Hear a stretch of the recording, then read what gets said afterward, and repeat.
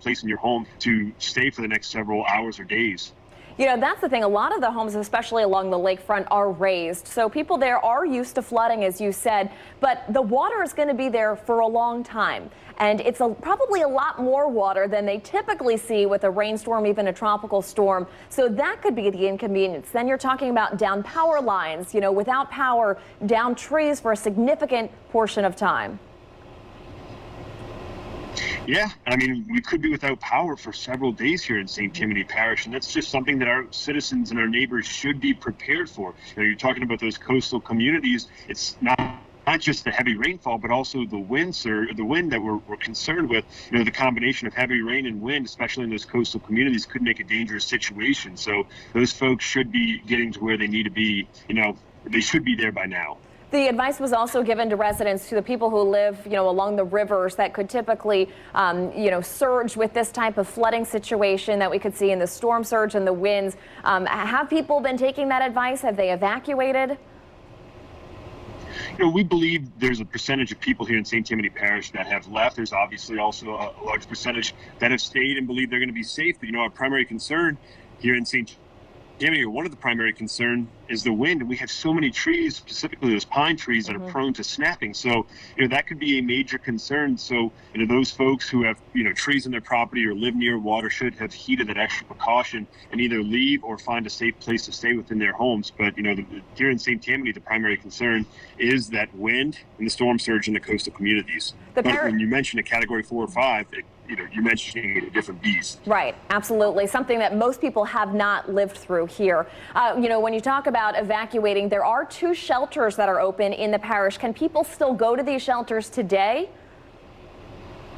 Yes, so Creekside and Lee Road Junior High, those are on each end of the parish, where those are open for the general population to go to. If you do go there, you do have to bring your own sleeping arrangements, you know, the food and necessities like medicine or anything that you may need. We are just providing a roof over our citizens' heads to stay, to be safe, you know, for the duration of the storm, and it's safe for them to go home or to go somewhere else. But it is at Creekside and at Lee Road Junior High, 2 ends of the parish. You know, we're talking about the downed trees, the power outages that are likely. In fact, we had already heard thousands of residents already without power this morning, and we haven't even seen the worst of it yet with this storm.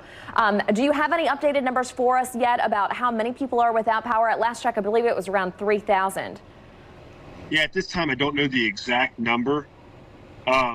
But it's just that we are prepared to lose power. Our residents should expect to lose power here in St. Tammany Parish, and not just for a few hours. It could be days, you know, especially as those power crews have to deal with possible downed trees or water on the road, and they have to get through and use chainsaws to clear out the road and then put the power back into place. So, you know, we're really asking for our residents to be vigilant and aware today, but also be patient through this process, because there's only so much you can do through a certain amount of time. Absolutely. All right. And the parish president, Mike Cooper, is actually going to be providing an update a little later this morning, 10:15, right? In just about an hour or so, you'll hear from President Mike Cooper about the status of St. Tammany Parish and going forward. All right. Michael Vincino, the spokesman for St. Tammany Parish, thank you very much. We appreciate it. Thank you. Take care. Thanks. We'll send it over to John and Kelsey. All right, Meg, thanks so much. And we want to get a check on what's happening closer into the New Orleans area with Garland Gillen. He's live on the lakefront here in New Orleans. That is right. I'm out here on the lakefront there on Lakeshore Drive. It is closed, obviously, right now, but the water is just whipping over onto Lakeshore Drive, completely flooded over onto the other side of the grass. The wind, it's a howling. There's no rain. I mean, you can tell the wind's going. I'm leaning forward right now, and it's kind of pushing me back there. There's a few onlookers in the back area kind of staying far away. But it's impressive how high these waves have gotten on Lakeshore Drive there. It has been quite a morning out here. It's getting pretty vicious out here as I keep going down on this path here.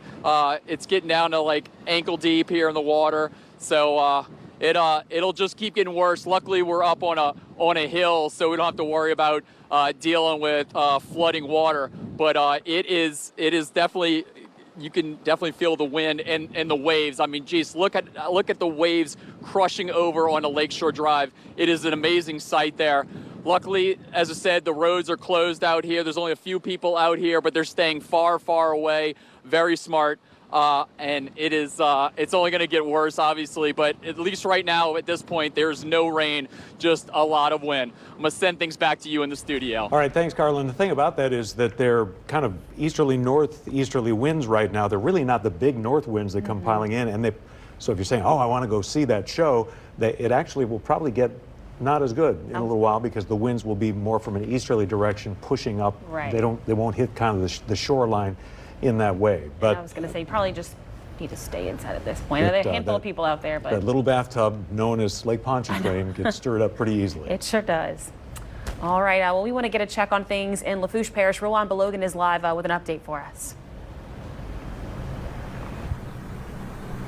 Hey, good morning. We are right off of Highway 1 here, where people are still driving up and down the roadway, letting people know that curfew is still in effect. We have seen deputies stopping a number of vehicles here, asking them exactly why are they on the roadways. They're telling them they need to go somewhere safe. Now, you likely see a few folks over our shoulder here. We've talked to them. They say they're just securing some things before they head on out.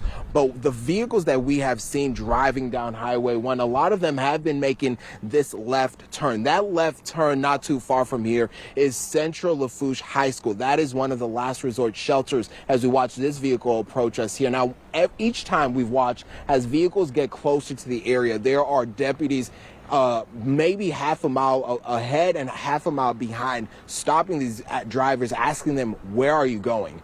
What is your plan?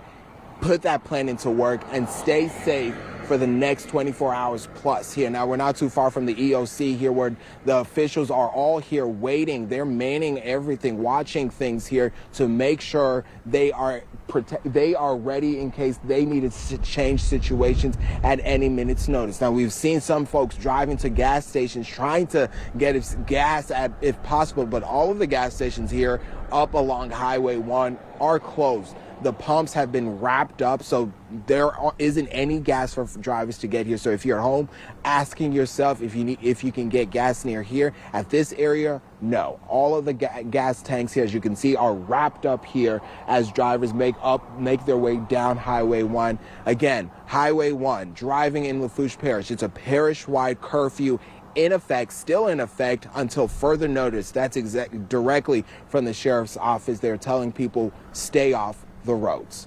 Reporting live from Lafourche Parish, Roland Belogan, Fox 8, Local First. All right, thanks for that, Rowan. Jefferson Parish Councilman Ricky Templin talked about the burrito levee, that levee where they put sand material in a man-made material and then stuff it inside a sand dune, a man-made sand dune, and the concern about how that will hold up. Well, as we speak, the burrito levee hasn't been hit yet. The water's rising now. So the levee hasn't taken a pounding yet across the border on the island. You know, this is the concern that the burrito levee will hold together. This is truly going to be a test of the burrito levee. If you look at the radar track that we had up just a moment ago, you'll notice that they keep talking about in the kind of Fourchon area, and what we learned, or what we know from Laura as an example last year.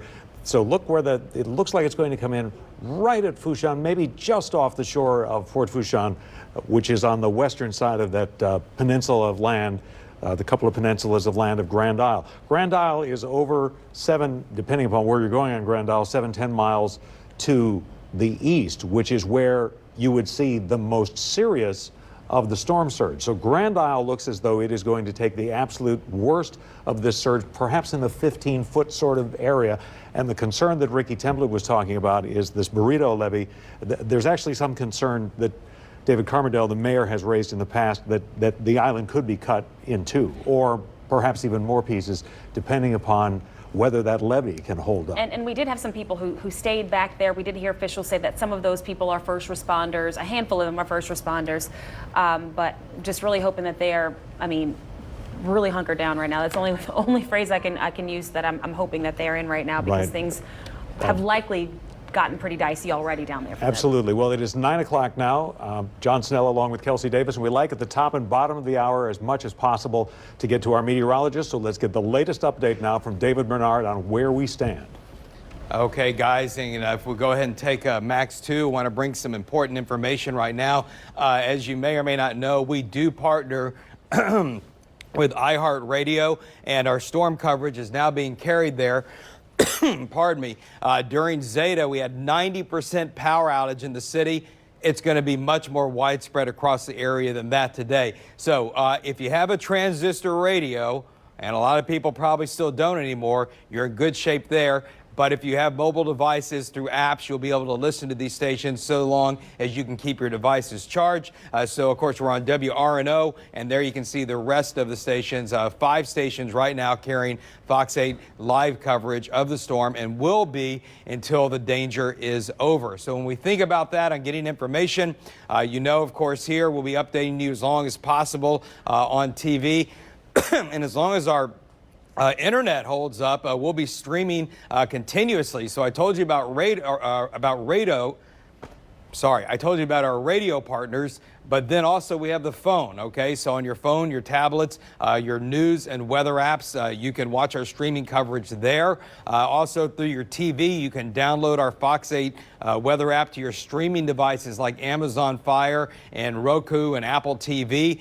You'll be able to watch us through that as well, as long as your internet stays connected. And of course, our social media channels are constantly being updated. And then on your desktop, you can go to our actual website, fox8live.com. And that's where we're streaming this coverage as well. So multiple ways to get information. The radio, kind of the last ditch effort if we lose power and you're still able to use your internet devices. Hurricane Ida, eyewall wind warning. This is now in effect for this morning. This is for 115 mile per hour plus sustained winds coming into the coastal parishes as it appears that Ida is about to make that landfall. The Viper tornado detection we were showing you, especially that eastern side of the hurricane, we're finding winds 120 at one times 130, 140 miles per hour.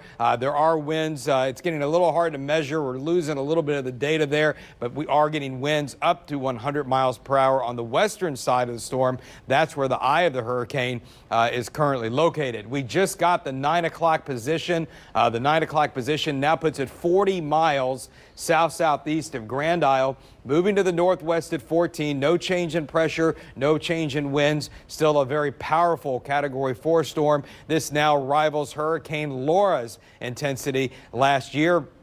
And the 2 strongest storms on record, the last island hurricane and Hurricane Laura to hit Louisiana. So we're in unprecedented record territory right now as far as the intensity of this particular storm. All right, visible satellite picture this morning. No question there is the eye. And we were just mentioning on that 9 o'clock update, that's now 40 miles south of Grand Isle. And that would put it about the same distance from Port Fourchon, where it's heading in that general direction.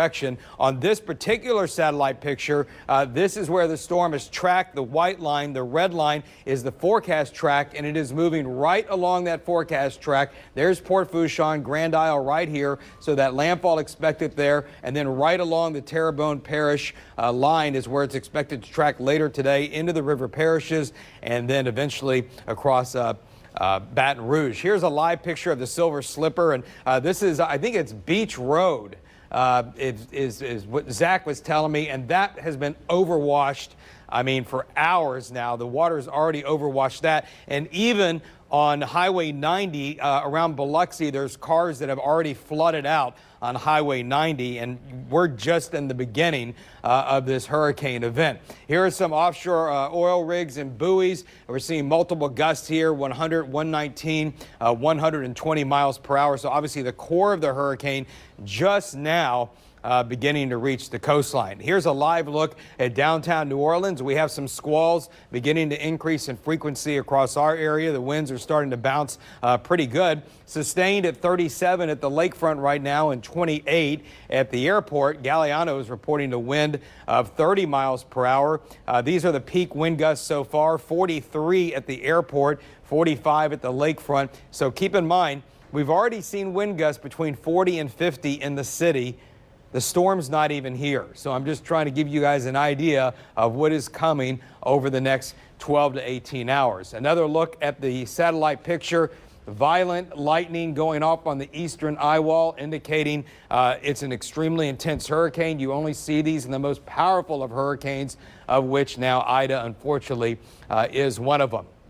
Across the rest of the area, we do have these showers going by. They're producing wind gusts between 40 and 50 miles per hour. The good news at this point is that the extreme rain has not started. So the flooding situation has not kicked in, but obviously the storm surge, that water is rising. Here's another look at the eye wall. Look at all this lightning.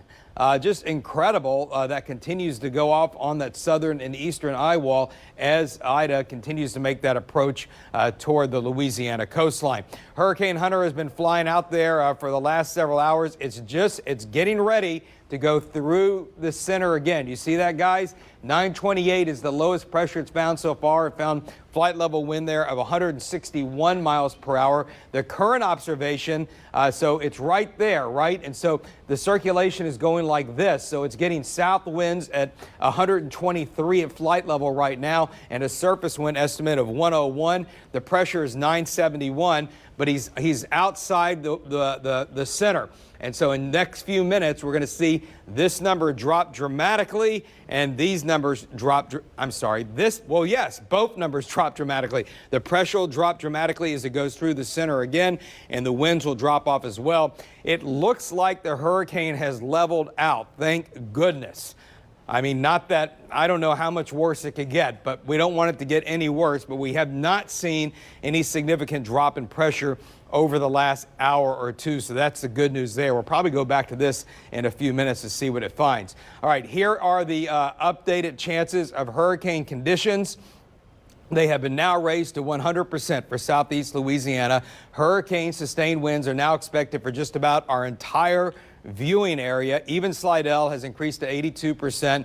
And there you can see Bogalusa and Bay St. Louis, it drops off, but at least tropical storm force winds with hurricane gusts are going to be possible. The hurricane force winds are just now touching the coast. We could see on our tornado detection, Viper tornado detection, that we were already getting hurricane conditions at the mouth of the river.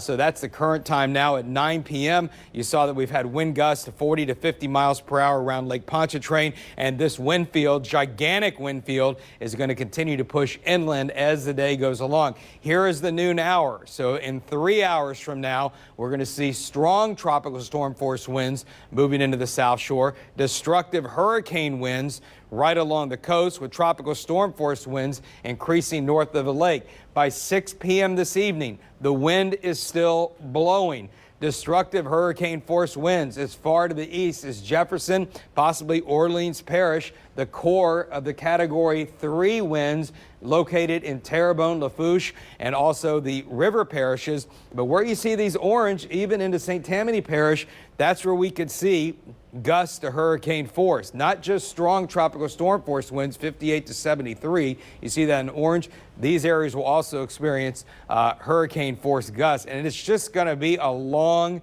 slog. This is midnight tonight, and we still have very strong winds across the North Shore. We're going to have trees coming down, multiple massive power outages, and hurricane conditions impacting the areas around Baton Rouge. Once we go into Monday morning at 6 a.m., the wind field starts to shrink in as overall the storm begins to decrease. There still could be some tropical storm force gusts even over southeast Louisiana, but at least from the wind perspective, it looks like things should start to get a little bit better. Here's our storm surge warning in effect. That now includes all the way to Mobile Bay. So, you know, I told folks, I said, don't go to Mobile Bay. We had a few people that wanted to head there, and I said they've got a storm surge watch in effect, and you don't want to be in that location. Peak storm surge 12 to 16 feet. Now Grand Isle, Barataria Bay, west side of the river, and Plaquemines Parish. Then for Cocodrie, Terrebonne Bay, 8 to 12 feet of surge is going to be possible, and same for areas on the east of the river. Breton Sound also for Shell Beach with a surge as high as 5 to 8 feet across portions of Lake Pontchartrain. We'll get back to our QRIS storm surge model in just a minute. We'll probably show you that coming up in the next half hour. Let's time out the rain now and see how that's going to go along through the day. Here's our current setup. There's the hurricane, the biggest rain band still offshore. conditions getting worse by noon. Strong winds, very heavy rain moving in. Our rain probably gets most intense around Lake Pontchartrain late around midday into the afternoon. This is 6 o'clock. So, I mean, from noon to midnight tonight, really bad. Those are probably our worst 12 hours. And then we get to midnight, we still have heavy bands across the area. The hurricane is lifting out to the north and west and gradually weakening. But even on Monday morning, there's still going to be some very heavy rain as far east as portions of Alabama and Mobile Bay, where we could see really significant flooding that far to the east. Level 4, high risk of flooding. Don't think we need to stress that much more. On Monday, we still are going to have this flood risk. It's going to take a while to get this moisture out of here. And even into Tuesday, we could still have what's called the tail of Ida as it departs, leaving some heavy storms across the area. There are high-resolution models showing widespread 5 to 10 inches of rain expected with Ida.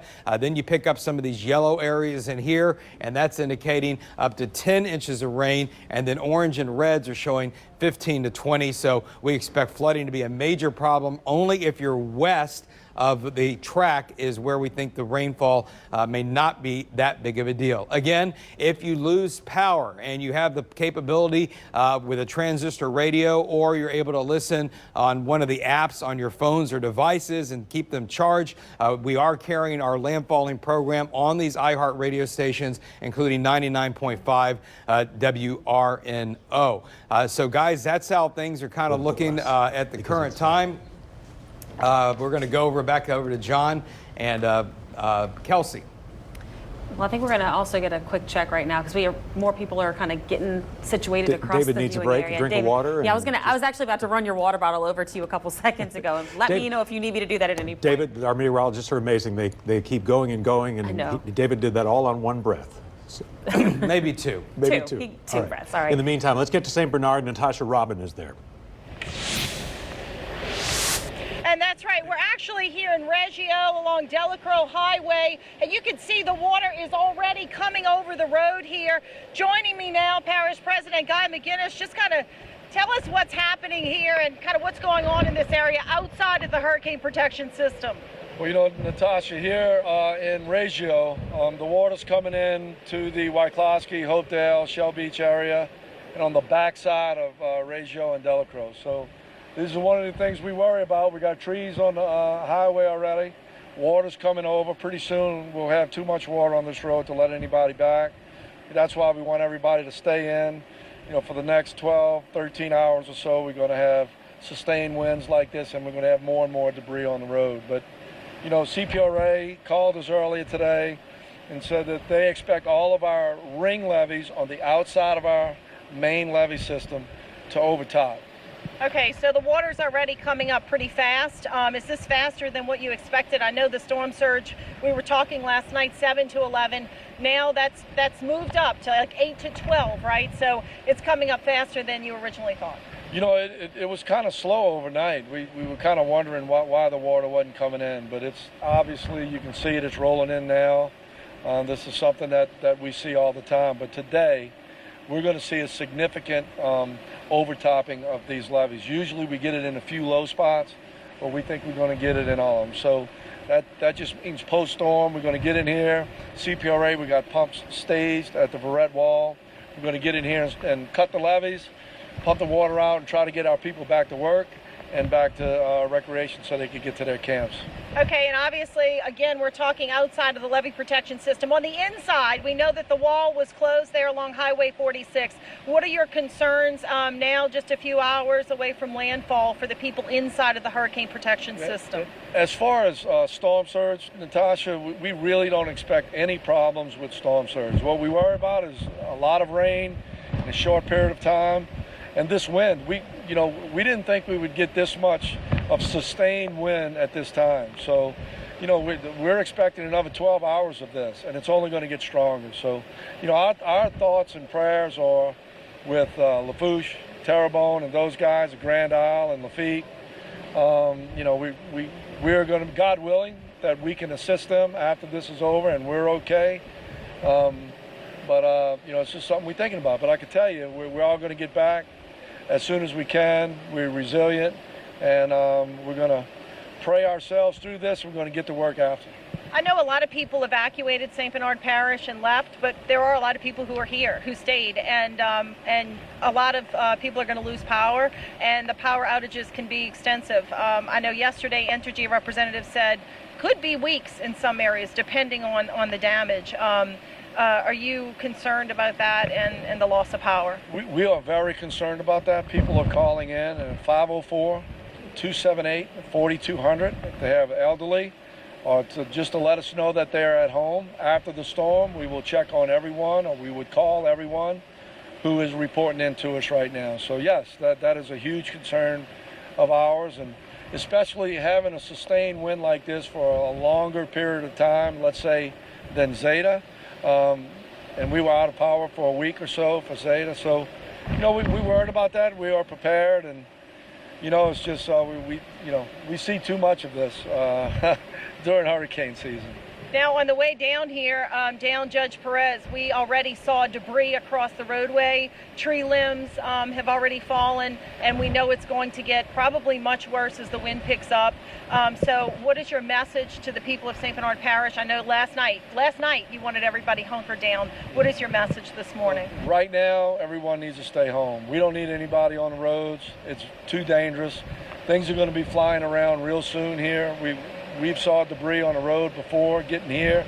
I'm worried about all those camps and boats again on Highway 46. We're going to have some of those topple over. So we know what to expect with this. We know we're going to have overtopping of our levees. Our crews are ready. We're just asking everyone to be safe. And if something happens during this storm, please call that number. And if there's an emergency, call 911. But it looks like sooner rather than later, our first responders will not be able to get out. All right, thank you so much, Parish President Guy McGuinness. And of course, we're going to be checking in with you. We'll be here for the duration of the storm, and we'll be checking in with updates throughout the day, tonight, tomorrow, and of course, again, throughout this evening. But you can see the water here over the road. Pretty serious conditions. We are beyond the hurricane protection and levee, and we are going to be going back over on the other side because the conditions are deteriorating very quickly. Here in Lower St. Bernard Parish, Natasha Robin, Fox 8, Local First. I was about to say, Natasha, what are you driving or riding in? we're in the Fox 8 vehicle. So let's see, we're in a Ford Explorer. Ford Explorer. We're in a Ford Explorer. Well, in that case, so we will. The water's already coming over the road. We will not keep you. We will let you get away from there. Okay. And hopefully those cows can get up on the hurricane levee exactly down the highway. Yes, and John, if you can still hear me, can you hear me, John? I can. Go ahead. So I don't know if you can see, those but we are have hogs. some wildlife. We have some those are hogs. That's hogs. Yes, here. We thought they were cows. Okay. Trying to get away from the rising water. No, that's hogs. So the wildlife, we're seeing some of that happen here too as well. I'll bet you. All right, Natasha Robin in St. Bernard for a very brief period of time before she heads back on the other side of those hurricane risk reduction levies. Right. Well, John, we've already got reports of power outages on the North Shore, thousands of CLECO customers. We want to get a check now with Entergy to see how customers are faring so far this morning. On the line, we have John Hawkins with Entergy Louisiana. Good morning, John. Can you hear us? Hey, good morning. Yes, I can. So we're watching, or we're looking at rather, an Entergy outage map, and it looks like we already have reports of outages in areas we'd expect: Grand Isle, Port Sulphur, Empire, Galliano. Pretty expected in those areas, but what else can you tell us? We can tell you that we're starting to see those bands from Hurricane Ida having those impacts that we expected. But I will tell you the storm is increasing. We just got off a weather call, possibly making land as a Cat 5. So this is a very dangerous storm. So I would ask everyone to focus on their personal safety and shelter in place if they haven't already evacuated. Are the conditions such that you can't even really address these outages at this point? I know something like 30-mile-an-hour winds is the cutoff point, or is there what's the forecast here, if you will? Yeah, for us, at 30 miles an hour, we can't put our buckets in the air. And so that is the cutoff point for us. And down in that southeast area that you mentioned, Grand Isle, Terrebonne, Lafourche, we're over that point. So right now, all of our workers are sheltering in place and focused on their safety. I'm sorry, go ahead, Kirsten. I was just going to say, speaking of your workers, John, I would imagine you all have brought in extra teams and stationed them around to be ready for this. But as you mentioned, they can't really do anything until the storm passes. How many extra crews have you all brought in?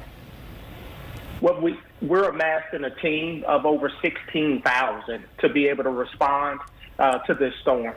So we started making those requests via mutual assistance and not non-IOU partners. We started that 3 days ago. So we've been working to secure additional resources to be able to respond to outages. And we've had folks that started arriving yesterday, some arrived today, and then others will arrive tomorrow. Well, as you point out, this is a strong Category 4 hurricane. Our meteorologist, David Bernard, was seeing some evidence that perhaps it might be peaking, so hopefully we won't get to a 5. But either way, one of the vulnerable spots in the past has been these high voltage transmission lines way out sometimes in the marsh. They have been hardened since, Hurricane Gustav. But is there enough? Do you have the infrastructure out there or that can withstand this kind of wind, or what's your outlook? Yeah, we've made significant investments in our transmission systems, but I will tell you, every storm is unique, and that's the challenge for us, and we just have to see what the actual impact is. And then one thing I want to get to very quickly is, because I think we have a lot of people who stayed this time for a very serious situation. So if you would tell us when people want to get out because they've been cooped up for maybe 2 days or a day and a half, and they want to go outside in their yard and see what it looks like. When you see, power lines down, standing water, what is the assumption people should make about the electricity? We would tell everyone that you should assume that any down wire, whether you think it's telephone or electrical, is energized. Do not touch any down wire. We would also advise anyone that if you're driving down the street and you can't see, there's a strong possibility that street is flooded. So don't traverse down that street. And then we'd also tell folks to, stay alert for natural gas leaks, be careful with generators because of backfeed, and really just focus on executing your personal plan. Everyone should have a personal storm plan, and this is the time to activate that plan. All right, well, we appreciate your taking the time to talk to us, give us an update on where things stand with Energy. John Hawkins. Let me go out of line here for just a moment, guys. Toss back to David because you have some quick thoughts on intensity. Yes, I do. Okay, so when I was looking at, let's go to Max 1. And I know we've been bouncing around on you guys. We saw this came in a surface wind of 166 miles per hour. However, it appears that observation may be contaminated by rain. So that may not be valid, but certainly 150 or 155. So if anything, we're still looking at an extremely strong Category 4 storm, but some additional analysis that I saw coming in from the Hurricane Center says they're not quite sure if that is valid or not, but that is Category 5 winds, and that is a surface wind that was measured, and they found the lowest pressure of 928 millibars. So we can say whatever we want to say about that. Hopefully it's not 166, but what it does say is this storm is not any weaker at this time. We're going to have a new advisory coming up in the next 20 or 25 minutes from the Hurricane Center, and the plane may try to circle around and come back once more before that happens. All right, thanks for that, David. Let's go to Josh Robertson in Terrebonne Parish. Hey, John. Yeah, just an update on the conditions. Obviously, we're down here in Terrebonne Parish, expected to get hit very hard by Ida. And so right now we are seeing the winds really ramp up. The rain really has not been an issue for maybe the past couple of hours, but doesn't mean it's not coming. We've had rain on and off early this morning. The conditions are deteriorating with the wind. I mean, wind is we're actually getting protected a little bit where we're standing. We're out in front of the EOC Command Center. And so, yeah, the winds are definitely picking up. You can feel it looking at a lot of the flags around here. It's definitely whipping, appears to be whipping to the south pretty hard, it looks like. But anyway, we're talking to Mark Black, the PIO here with Terrebonne Parish. He just kind of walked out and checked to see if we needed anything. I asked him just any updates. He said they've all of their emergency capabilities. I mean, everything. He said, and they've got basically every branch of official that you can think of in this building right now, all getting everything in a row. They said all their emergency capabilities, the levees, everything that needs to be in place is in place. The pumps, everything that it should be up and running is up and running. And right now, it's really become kind of a waiting game. They keep kind of walking out periodically. I've talked to Mart a couple times. He's just walking out, kind of checking, seeing what the conditions are doing, and it's just not here yet. It's almost like the deep breath before the plunge. You're just kind of waiting for it to hit, waiting for it to deteriorate rapidly, and I'm sure it's definitely coming. So people here, their command center is very intense right now. They've got all the everything in place, and so of course we're going to kind of be hunkering down here when it does get really bad, and keep bringing you all the information as those conditions do change. And again, at this point, they say, you know, they don't want anybody trying to evacuate. If you're in, and just try to stay put. But they do believe that maybe around half of the people here in the parish did take that warning and did evacuate. And obviously they talked earlier about all the storm surge starting to creep up past the levee system. And so any updates, we will bring them to you right here, of course, in Terrebonne Parish. But for now, we will send it back to you. All right. Thanks very much for that, Josh. An important update on the roads.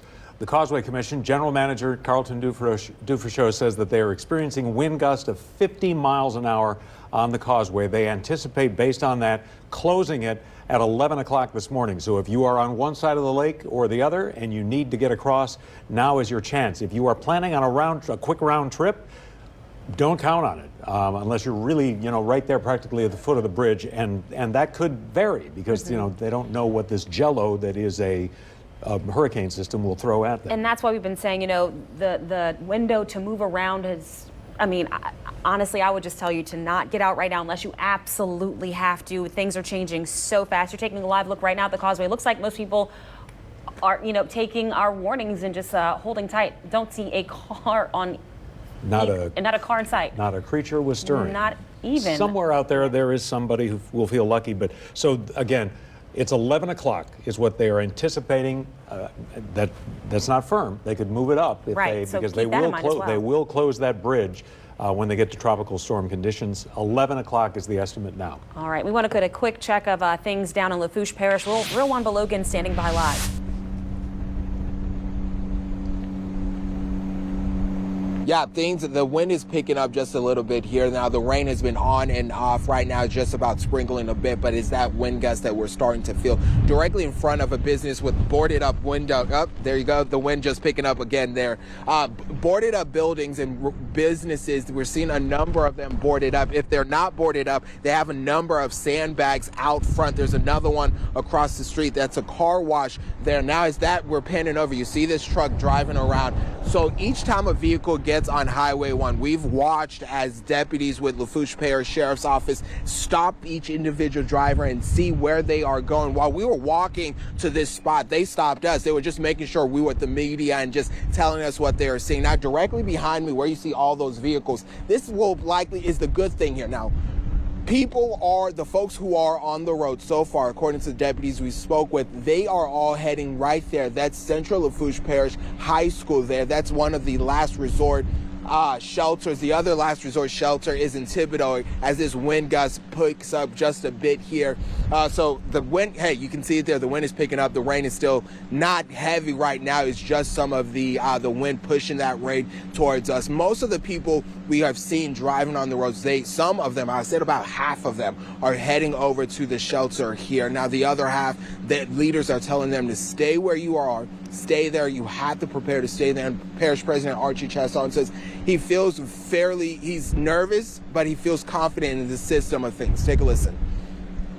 Now's the time to figure out in your house where's the safest location to be should you see a sporadic spin-off tornado, should you get some of those 145 mile an hour gusty winds. Pick an interior room, a bathroom, a kitchen, something with no windows that you can kind of hunker down in should it get kind of rough. Out of a 7, out of 10, I'm about a 7 right now on the worried factor.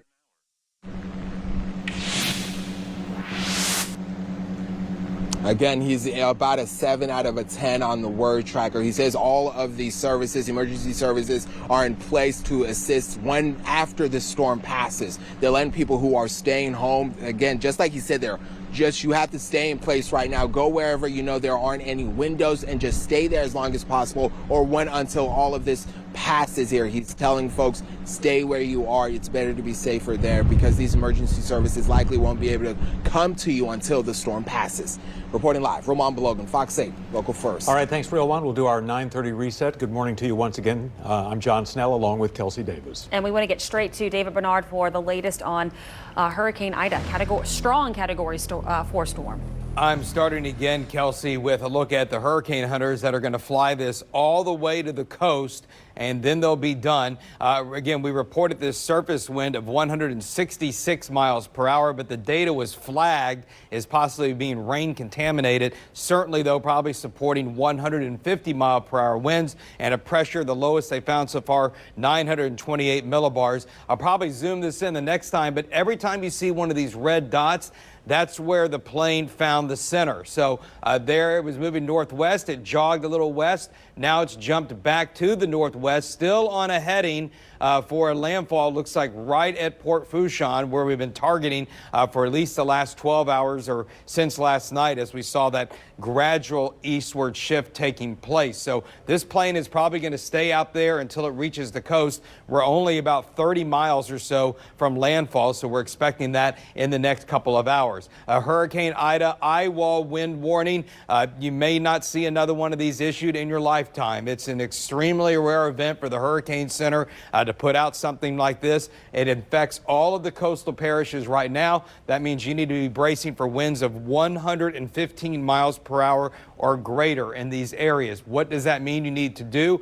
You need to shelter like this was a tornado situation. You need to be on the lowest level of your house. You need to put as many walls between you and the outside of your house as possible. Stay away from glass. If you're in a closet or in a room that does not have windows, on the windward side of that room, if that's where the door is, brace a mattress against it in case you do lose that door. It is possible with the winds coming in, especially right at the coast, that we could start to see homes come apart, roofs could start to fall off. So if anybody remains in these areas, those are the precautions you should take, and cover your head and your children's heads with blankets and pillows while this eye wall is going through. And this is going to go on for a number of hours. So again, a life-threatening situation. Eye wall wind warning now for all of our coastal parishes for violent hurricane-force winds moving through the area as Ida makes landfall. Currently, it's located 40 miles south of Grand Isle, moving at 14. That means in 2 or 3 hours, it's going to cross the coast, either near Grand Isle or more likely closer to Port Fourchon. Highest sustained winds 150, pressure 930. We did see that pressure of 928, though. That did show up on the Hurricane Hunter aircraft. And again, we are going to see a new advisory coming out between now and 10 o'clock. It's probably not going to change all that much, and it's not going to change the reality of what we're facing over the next 24 hours. Here's our satellite picture. This is the previous track of the storm. The red line is the forecast track, and the eye is moving right along the red line. So Ida is staying right on track. Here's Grand Isle, and there's Port Fourchon right there. That's where it is indeed heading in that direction, and then for a second landfall in Terrebonne Parish after it moves through portions of lower Lafourche. Some of our gusts that we've seen offshore, 117, 119 for some buoys and some oil platforms, and then we're seeing some of the data disappearing, so it's possible that we're going to lose a lot of data here in the northern Gulf. That would not be a surprise. And here are some of the, there's Grand Isle. That just popped. Let's see, I think we saw a 65, 62 mile per hour gust, and obviously those are going to go higher than that. Back home, this is what Landry's lake camera looks at the lakefront right now. It's getting bad, folks. And as you heard, Carl with the Causeway Boulevard said they were getting 50 mile per hour gusts. They're probably even higher than that now. And we're going to be seeing hurricane force gusts again in the city developing around midday today is what I'm estimating. The sustained wind, the last report was 37. That's sustained at the airport. We've seen that peak gust, as he mentioned, near near 50, 52 at Galliano, 46 at Buras, 46 at Gulfport so far. Kenner has had a wind gust to 43 miles per hour. Here's another look on radar. And we can see some of the lightning. I'm going to take a closer look at that, but still lots of lightning going off on the eye wall. You only see that in the most intense destructive hurricanes. A really nasty band looks like is moving across Grand Isle right now, one of the outer bands, but then here is the really violent part of the hurricane, the eye wall there with that lightning going off, and that's where those 150-mile-per-hour winds are located. Now, what about the rest of the South Shore right now? These are those strong gusty showers we were just showing you on our lakefront camera, and so the rain is not particularly heavy at this point, but the wind is picking up, and it's certainly the rain rates are going to increase as we go into the afternoon. North of the lake, it's the same story, same within South Mississippi. Gusty showers passing from east to west. We'll see that increase in frequency and also in intensity as we go throughout the afternoon. And then also on the Mississippi Gulf Coast, we saw around Gulfport, they've had some gusts of 40, 50 miles per hour. We have strong showers blowing through Diamond Head and Bay St. Louis right now as well. There's Grand Isle. There is that eye of the hurricane. I mean, just 20 or 30 miles south of Grand Isle. Tremendous storm surge now pushing into Grand Isle. Lots of lightning now going off around the hurricane eye, as we mentioned. Timing out the wind field, this is what it looks like. This is the 9:30 analysis. And again, this is a wind analysis that's put out by the Hurricane Center to give us an idea of just how big the storm is. Look how far out tropical storm force winds are. The ones that are between 39 and 57 miles per hour. They extend all the way across the Gulf Coast and all the way west to Morgan City. And the hurricane force winds, those are just now beginning to touch the coast. As we go into the noon hour, there you can see the violent winds continuing to move across southeast Louisiana. And this is going to go all day and all into the evening. Even by midnight, we're talking about bad winds in Tangipahoa Parish. Hurricane force gusts, sustained hurricane force winds still forecast to make it not only through the river parishes, but also into Baton Rouge. And on Monday morning, we'll finally get to see some improvements, but some tropical storm force gusts still are going to be possible. Storm surge warnings are in effect. We know about that. Peak surges of 12 to 16 feet just east of where the center makes landfall, as high as 8 to 12 feet possible east of the river, Breton Sound and Shell Beach, 5 to 8 feet. We're looking at for Lake Pontchartrain,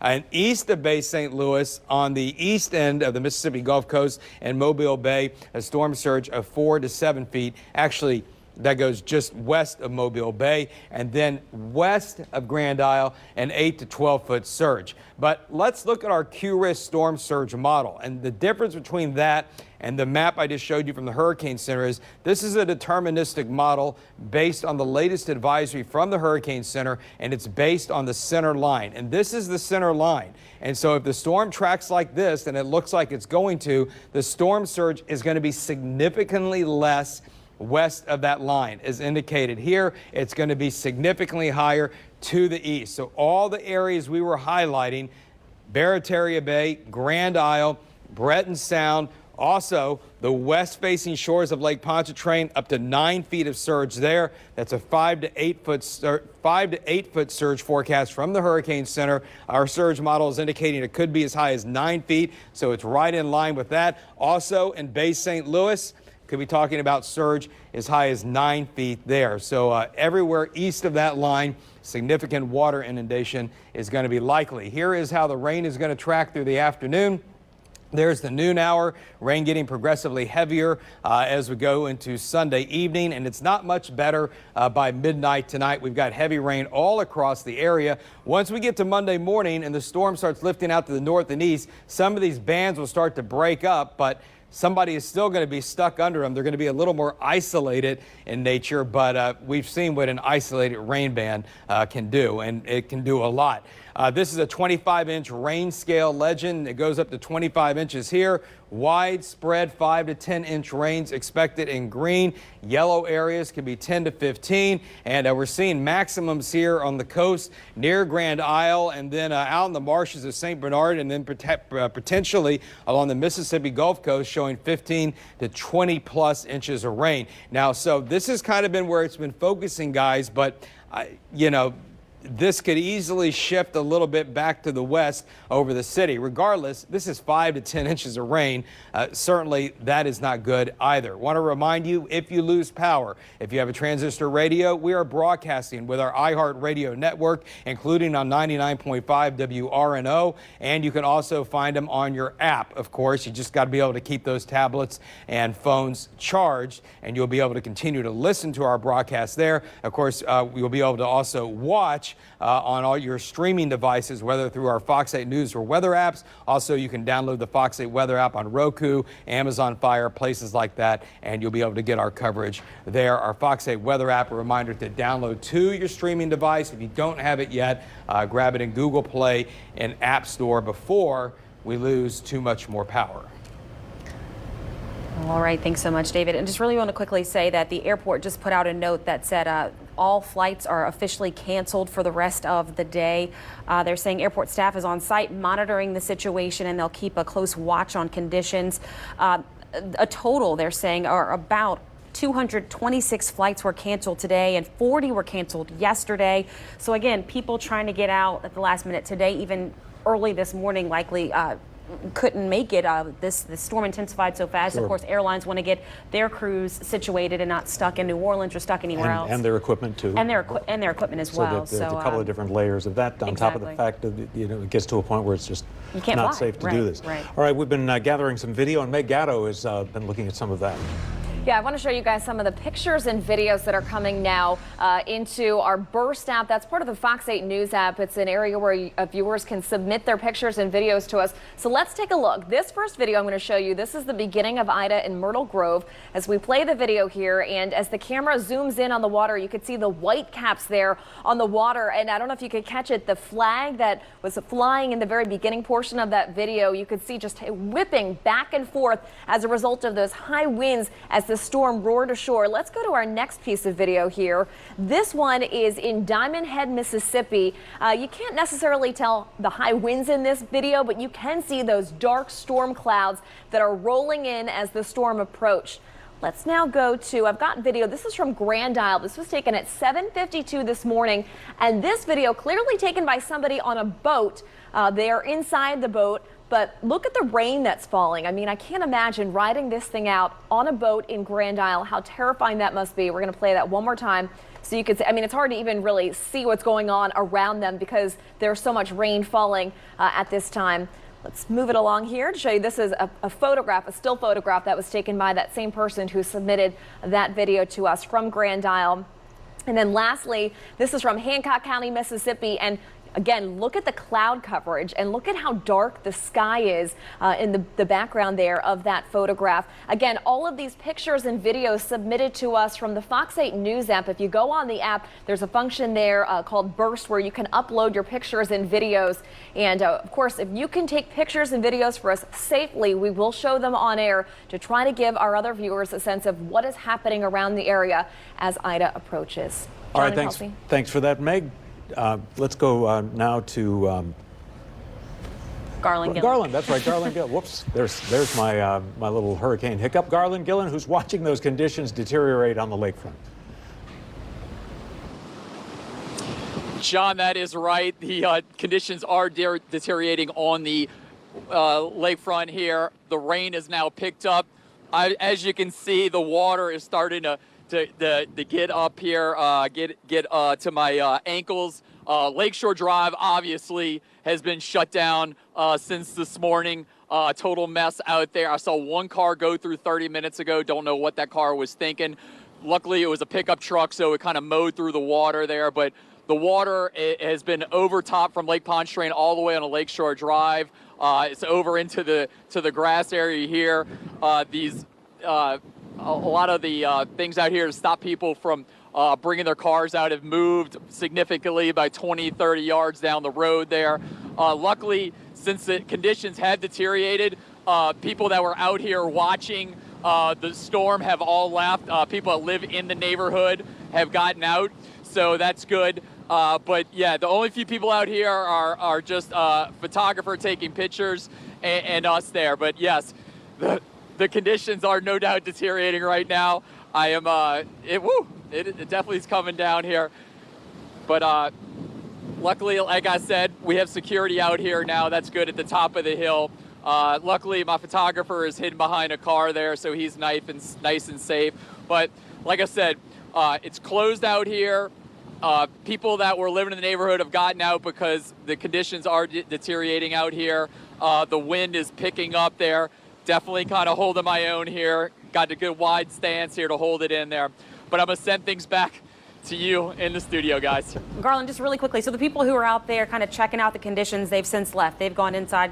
They're not out there with you anymore. Yeah, they had guy even brought his dog out here. They have now left. They have security out here now, so I think that people that live in the neighborhood will stop there. Like I said, there's only one other crew out here and us, and it has gotten quiet. Luckily, we have not seen another car come out in the last 30 minutes. That was the last time there. I don't think that's a wise move now. I mean, it'll overtop there. I mean, it's right now, as I keep going further on the Lakeshore Drive, it's going to get up to my knees. So it has gotten really, it's gotten flooded on the roads here. The waves are just whipping. I mean, Lake Pontchartrain is vicious right now with those waves overtopping Lakeshore Drive. So, yeah, no one's out here. So at least everybody's gotten inside there. They've gotten smart. But, yeah, the waves are definitely over top Lakeshore Drive, and the water is getting up to my ankles right now, and in some other spots it get up to my knees. I was about to say, I know you can see where you are. Just watch your step out there. Yes, sir. I'm on the road right now, John. So luckily, I'm holding down here. This is a road going up over into to West End. So yeah, this is luckily we're high up on the levee. Our car is. So yeah, I'm on the bottom of this. But yeah, I'm standing on a road right now. This isn't grass. This is roadway. So definitely do not come drive out here. Bad idea there. I don't know how that last person got around possibly barriers, but don't come out here anymore there. It's not a smart idea. Garland, you're standing in the lake right now. I mean, or it's come and surrounded you, but quite a sight from Garland Gillen. In Lake Pontchartrain. Yeah, you're right. Yeah, the lake is, you're right. The lake is into the water, into the road now. Yeah, I'm gonna start moving up here because yeah, it's definitely pushing me in. I mean, I don't, you know, I'm not that too big of a person here, so I can definitely get pushed around with the swim. But yeah, the lake is now under the road there, and it's gonna keep going up. When we got here, the water was just getting over top on a Lakeshore Drive. Now it's just, I mean, the start of Lakeshore Drive is right over here where these barriers are, and now the water has gotten significantly up. I'm probably walking about 15 to 20 yards in flooding water there. So before you know it, it'll start getting to the top of the hill. Back to y'all in the studio. All right, Garland Gillen, who normally does sports for us, out there being a trooper and bringing us those conditions. And consider that's not really the most dramatic angle for the lake. You normally need more northerly winds, but they're so strong that's whipping it up. And we were talking about how normally it's that little kind of curve in the lake closer to where the restaurants are that you normally see that wind and water kind of churning. So to see it overlapping and as much as it is on the kind of the straightaway of the road, right. It's a little more. On a serious note, Garland's right there on the edge of the water or the road. He knows where he's going. If you get into a situation where you do have flooding, just bear in mind you may not know where, if you've got something up to your thighs, you may not know where the manhole cover is in a particular community. So you really have to be careful about knowing where you're going. Absolutely. Let's get an update on Lafourche Parish. Here's Real Juan Valogan. Hey, we're in Lafourche Parish. I was just looking around, just trying to get an idea exactly where these vehicles are going because that curfew is still in effect, and deputies with Lafourche Parish are stopping these folks as they approach different locations to make sure wherever they are going, they're doing it safely and they're ready to stay put. So as we pan out to the far left here, what you're taking a look shortly here is Central Lafourche High School. This is one of the last resort shelters. As you can see, that parking lot is full. We were here this morning. We counted maybe 20 vehicles. Now it's filling up at the front here and along on the side to the left there as well. That means more people are listening to parish leaders. They're leaving their homes really quickly and heading over here. Now, that's what they want people to do. But if wherever you are now, if you are comfortable, the best thing to do is stay there.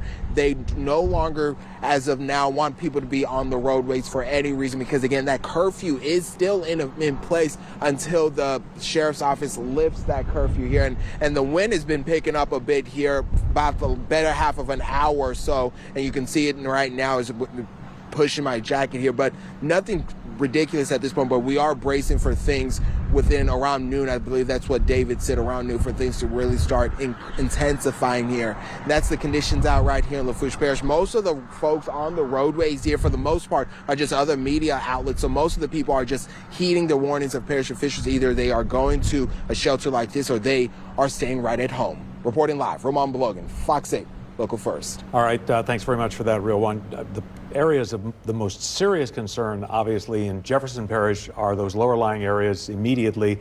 Grand Isle, which is getting punched right now, and then Lafitte. Ricky Templet, the longtime parish councilman, talked about the issues.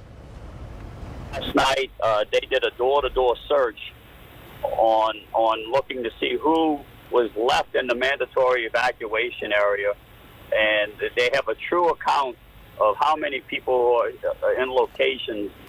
They're talking about roughly about 485 individuals, 182 households are still down in Crown Point, Barataria, Lafitte, and Lower Lafitte. And those numbers will truly help out when we have to do any search and rescue operations. And of course, that's the lower part of the parish. But right now we have Sabrina Wilson live in Jefferson Parish, and she is actually with Parish President Cynthia Lee Shang. That's right. We're here at the Jefferson Parish EOC, where we hope to hunker down during the worst of Ida. I want to bring in Cynthia Lee Shang, Jefferson Parish President. So, Ms. Shang, can you tell us how things are going around the parish, especially Grand Isle and Lafitte? Obviously, yeah, Grand Isle is our most vulnerable part of the parish, and we're watching them closely. We had a camera on Grand Isle. We lost that camera view of the island at about 5 a.m. They lost electricity within the past hour and a half or so, and we're expecting that eye wall is about to hit Grand Isle now. And of course, you know, our concern is for Lafitte, which will be next up. So even though we haven't really felt major effects here, we know the lower lying areas of the parish are really feeling it. What have you heard about evacuation order compliance in those low-lying areas? I was in Lafitte last night and talked to people, longtime residents, who said, we're staying. Yeah, that's unfortunate. I mean, we had I called a mandatory evacuation for outside the hurricane protection system. I do feel like many people left Grand Isle. But I think that I spoke to the mayor yesterday, and I'm in touch with him. He probably thinks there were 40 people that remained on the island, and of course that is our big concern. Probably a few hundred people in the Lafitte area. So as soon as it's possible to get out, you know, our sheriff's offices and our firefighters and the National Guard, who's working in conjunction with us, will be looking to those areas first, probably, to do some search and rescue. To speak to the seriousness of it, while I was in Lafitte, Sheriff Joe Pinto actually arrived to start knocking on doors and urging people to get out.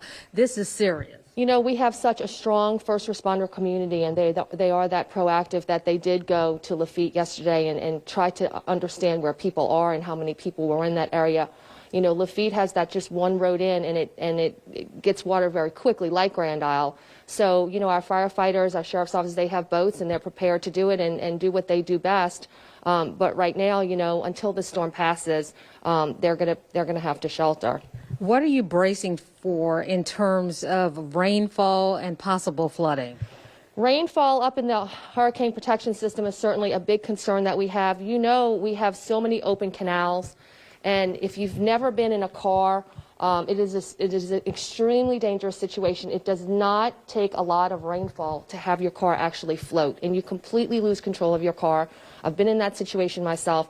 Next to an open body of water is really a life-threatening situation. So we want to remind everyone, when this storm passes and there is flooding, we need to just stay off the streets. We need to let our first responders have full control of the streets, let them do what they need to do. And if you're fine and you're at home, we really need you to stay at home when this passes. Yesterday you said you thought with the storm surge that in some low-lying areas it could be unsurvivable.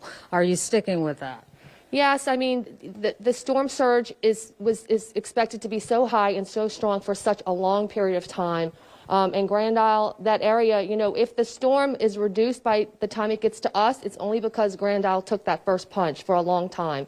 And so our concern is really with those residents that will stay on the island. But hopefully they got into strong shelter and are able to withstand it. Aside from those low-lying areas, there is improved flood protection since Hurricane Katrina. But what are you concerned about as we speak? I'm concerned about, obviously, the rainwater up here, the loss of electricity with the grid. We are expecting major electricity loss. Obviously, Entergy is going to do their best to restore power to us, but it's going to take some time. If you think about the roads that have to be cleared, and, you know, there are teams that are going to have to come from outside our area. And, you know, this storm is so wide that the roads outside of our area could be impassable. So people need to remember, look at the size of this storm. This is a historic storm, and we're going to have to give the people patience to get our life back to normal. And I know we're going to want our life back to normal as soon as possible. We're going to work as hard as we can to make that happen. But everybody needs to understand the severity of this storm and just the sheer magnitude of what it's going to take to get the grid back into play. Driving over here, we saw people out walking around. Not advisable. Not advisable to walk around. You need to start getting to where you are. You need to shelter in place. You need to get your supplies nearby where you are. And even the most common sense things of staying in your house, understanding how the trees are around your house. If that tree were to fall, where would it fall on your house and be in a different section of your house? Because we did lose somebody last year in Louisiana for that kind of situation. So very common sense things. Do not go outside.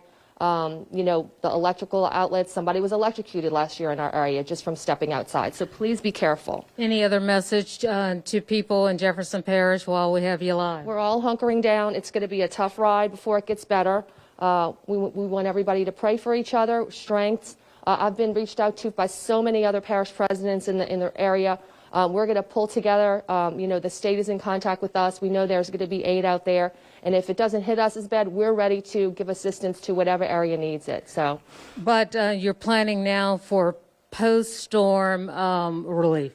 Yeah, I think we all want to do our work. Right now, I think a lot of us feel helpless. You know, last night it was kind of eerie. I think we're all feeling very eerie with the anniversary of things.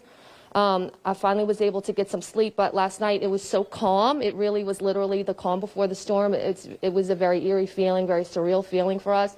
But really, everybody here, we have the energy. We're anxious to get out there, but we want this storm to come and pass over us so we can do our work. Thank you very much, Jefferson Parish. President Cynthia Lee Shang updating us on conditions here in Jefferson Parish and preparing for Ida. We'll be here throughout the worst of it. Reporting live from Jefferson Parish, I'm Sabrina Wilson, Fox 8 Local First. Back to you. All right, Sabrina, thank you so much. And just really want to quickly say that the Orleans Parish Emergency 911 Center is saying that they are experiencing technical difficulties with the 911 line. They're asking that if you have an emergency at this time to call the following number, 504-821-2222. That's to report an emergency. They tell us they'll update everyone once the technology has been restored and that issue has been resolved. All right, in the meantime, let's take a couple quick minutes and get a fresh look at some video and pictures from Meg. You guys just heard from Cynthia Lee Shang there, the parish president of Jefferson Parish, talking about the possibility of downed trees. And I want to show you, we just got our first picture of a tree that's fallen in Harvey. Now, Dee, who sent us this picture just about 15 minutes ago, says this tree, a portion of it fell on a house. You can't exactly make that out in this photograph. But again, we know that this is bound to happen. As the winds pick up, we will see more trees fall, as well as power lines as well. All right, let's take a look now at some video. This was sent in by Richard in Hopedale. You can see the water rising. These are from his security cameras there around his home, and you can see his dock. If I can fast forward here, I'm going to show you. Okay, here we go. Another section, and you can see the water rising, and you can kind of make out in the background the wind that's pushing this water closer and closer to Richard's house. We're going to go a little bit further into this video to show you another view here. And again, look at the water rising. Of course, you know, living in this area, he is used to seeing a significant amount of water at his dock there in Hopedale, but still the water is rising at a pretty quick rate there in Hopedale at the moment. This is video from Lower Terrebonne Parish where the winds are starting to pick up. This video sent to us by Zachary. And as you take a look around, the rain is falling. This was sent just a short time ago from Zachary. The trees blowing in the wind there, and hopefully that debris, what looks like some wood from what may have been a shed, doesn't go flying, as we know that the winds are bound to pick up here as Ida rolls ashore. All right, now let's see if we have another. There's a closer view there of that tree that fell in Harvey from Dee, again, that sent just about 15 minutes ago. The important thing is here, you know, we're asking viewers to send us pictures and videos. You could do that via the Fox 8 News app. Of course, only if you could do that safely. There are so many people that are watching us, too, on the Fox 8 News app, streaming us from around the country. I've actually got family watching right now up in Buffalo, New York. People are trying to see what the situation is here in our area and also checking on their loved ones if maybe they can't reach them, especially as we're about to experience power outages. So if you can upload these pictures and videos to burst through the Fox 8 News app, we would appreciate it. All right, we'll send it back to John and Kelsey in the studio. All right, Meg, thank you so much. And just want to reiterate, in case you missed it a couple seconds ago, reported that the Orleans Parish Emergency Communication Center, they're saying that they're experiencing some issues with the 911 technology. They say if you have an emergency, until they get this situation resolved, call the number there on your screen. That's 504-821-2222. And of course, they'll update us as soon as things get correct. All right, in the meantime, it's coming up on 10:01 now. Good morning. Once again, I'm John Snell along with Kelsey Davis. And let's get at the top of the hour to David Bernard and the 10 o'clock advisory. All right, so the latest on Ida is that it has slowed down. This is expected. The gradual turn is going to happen in the next couple of hours. It's moving northwest now at 13 miles per hour. No change in the wind. A powerful Category 4 at 150 miles per hour. The pressure has leveled off now after hitting a low of around 929. It's at 933, and it's likely that we're not going to see any additional intensification because it is so close to the coast. Currently, it's 80 miles south of New Orleans and just a few miles south of Grand Isle. Right now, they're getting 100-mile-per-hour winds on Grand Isle. Horrific storm surge, and of course, the power is now gone there. By this evening, a Category 2 storm still forecast to track right along the spine of Lafourche Parish into the river parishes with damaging hurricane-force winds. The last measurement was the hurricane-force winds extend out about 50 miles from the center. All right, and so the tropical storm force winds about 130 miles. By Monday morning, still a strong tropical storm into southwest Mississippi. Because of the nature of this storm, it's a Category 4 storm. Anything greater than a Category 3, they issue an eye-wall wind warning, and that's what we have for all of the coastal parishes. That means Category 3 or stronger winds 115 miles per hour or greater are possible or expected, I should say. It's a warning, expected in these areas. Some areas could see winds even higher than that, especially right where the center makes landfall. The most powerful winds likely to be in Grand Isle, Lower Lafourche, Golden Meadow, into parts of eastern Terrebonne, and then even into Lafitte. That is where we're likely going to see the most destructive winds. So that is the past track of the storm. Here's the new forecast line that was just issued. It has not changed. It has the center just now approaching Port Fourchon. So I think we're going to have a landfall called here in the next hour or two, if not sooner, as this continues to move off to the northwest, then gradually bending a little more north across St. James Parish and then approaching Baton Rouge just a bit later on tonight. Some wind gusts offshore, lots of, you kind of see them go 117, 119 showing up there. There was a 62 in Grand Isle, and then we lost that. We're not really seeing much more observation there. This is our lakefront camera at Landry's. I got down at the parking lot, and we're getting lots and lots of overwash. We've seen this picture many times, but the storm hasn't even started for us, really. And so you know it's going to get worse. Our wind gusts continue to increase in the metro area. 52 in Kenner now, 51 in Belle Chase, 53 at the lakefront, 52 at Galliano are the peak gusts so far, and 46 at Gulfport. So those are at least the observations we have. Obviously, we're not getting anything from Port Fourchon right now and any reliable information from Grand Isle, but that purple indicating where the hurricane force winds are beginning to spread into the area.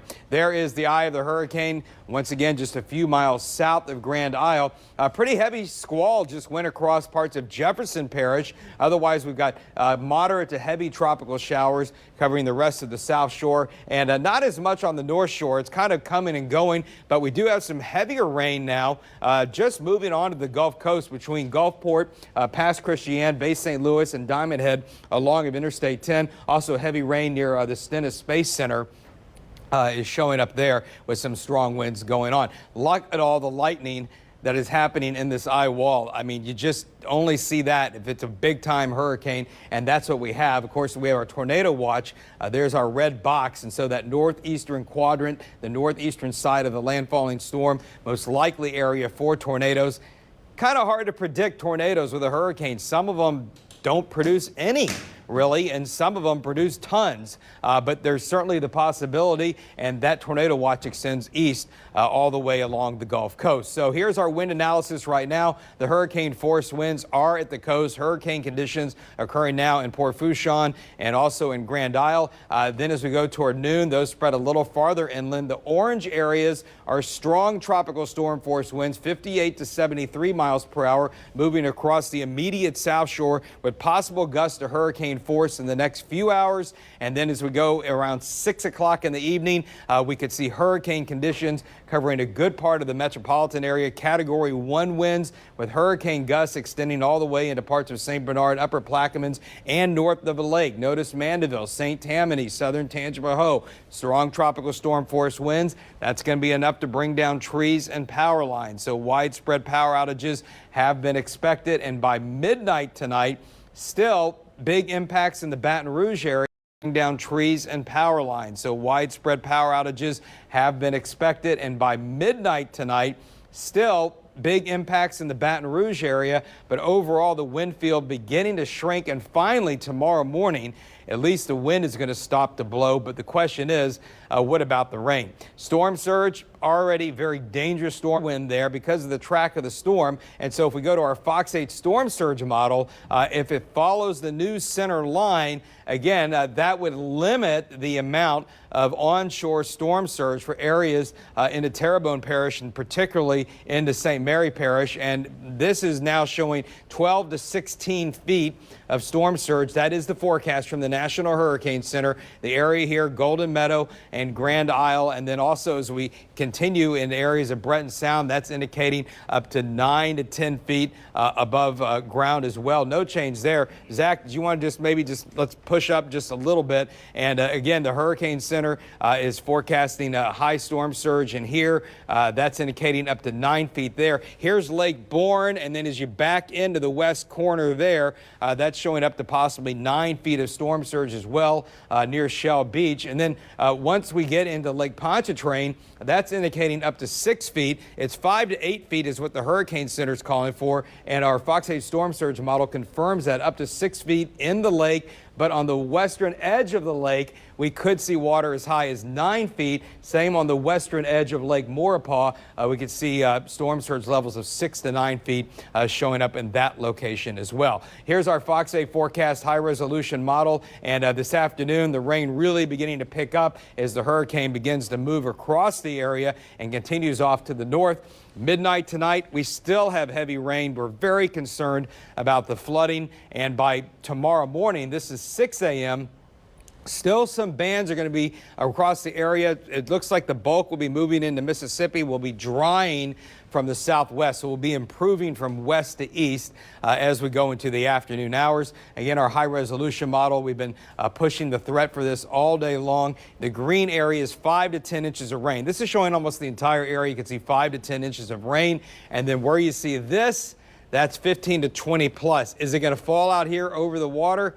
that would be great. There's no guarantee that might shift a little bit more to the west, but even 10 inches of rain is going to be enough to cause problems around here. A reminder, you have our Fox 8 weather app. We're streaming our live coverage there. In addition, if you have a transistor radio and you lose power, we're broadcasting on these iHeart radio stations, including 99.5 WRNO. A lot of people after Zeta, guys, said to me, we had a 90% power outage in the city. Something tells me it's going to be at least that on this go-around, plus across a wider range of the area, and said, hey, that was the only way we heard you, was listening on the radio. But nevertheless, you can also download our Fox 8 News and weather apps to your streaming device. If you want to watch through Amazon Fire or Roku, we're available there as well. So that's where things stands right now. We are just a couple of hours away from a landfall, John and Kelsey, which is likely going to be around Port Fourchon. You know, I talked to, or actually texted with a friend in Kenner a little while ago who said, I'm kind of regretting my decision to stay, and talked to a loved one on the North Shore who said, I'm scared. And I think there are a lot of, for understandable reasons, there are a lot of scared people. But I think it's important, David, and maybe you could expand upon this. This is bad. This is a wind event we haven't had. Everything David is saying is true. But I think you have to, at this point, if you've decided to stay, and push back if you disagree, kind of take a deep breath and realize that if you are in a structure, especially a solid structure, not a mobile home, you're away from the coast, you're away from the worst of the winds, the odds are overwhelmingly in your favor. You can have tornadoes, you can have bad things happen, but you know, you kind of, as Zach said yesterday, you run from the surge and you hide from the winds indoors. Thoughts? That is exactly the case. Now, of course, in these coastal areas and maybe some areas that haven't evacuated, you have to know how well your house is built. And the building codes in Louisiana, especially for homes that may have been built 20, 30, 40 years ago, weren't necessarily meant to withstand 150-mile-per-hour winds. Now, we're talking about those winds in the immediate coastal areas, and hopefully a lot of these people have evacuated. So I can't discount the possibility there could be structural failure of some homes, maybe some roofs coming off, something like that. The farther inland you go, the less likely that's going to be. But what people need to do in that case, you're right, John. First of all, if you're away from areas that are in danger of rising water from storm surge, that puts you in a good position as well. But it's really about this wind, and the best way to do that is to stay away from your windows, find interior rooms and closets, and if it's really getting bad out there, you know, just go ahead and shelter in place there with some pillows and blankets, and if you have a mattress, lean it up against the windward side of those doors of where the wind could be blowing against. And this is going to be particularly true in Terrebonne and Lafourche and into the river parishes where we think the most intense hurricane force winds are going to be moving. And I think that that's an important point is, you know, we've spent a lot of time this morning for obvious reasons talking about this thing kind of splits the difference between Houma and Lockport, for example, if you go right down the center line. For understandable reasons, we're focusing more on Lafourche and Terrebonne, where there's the most life-threatening situation, and we will continue to do so throughout the day.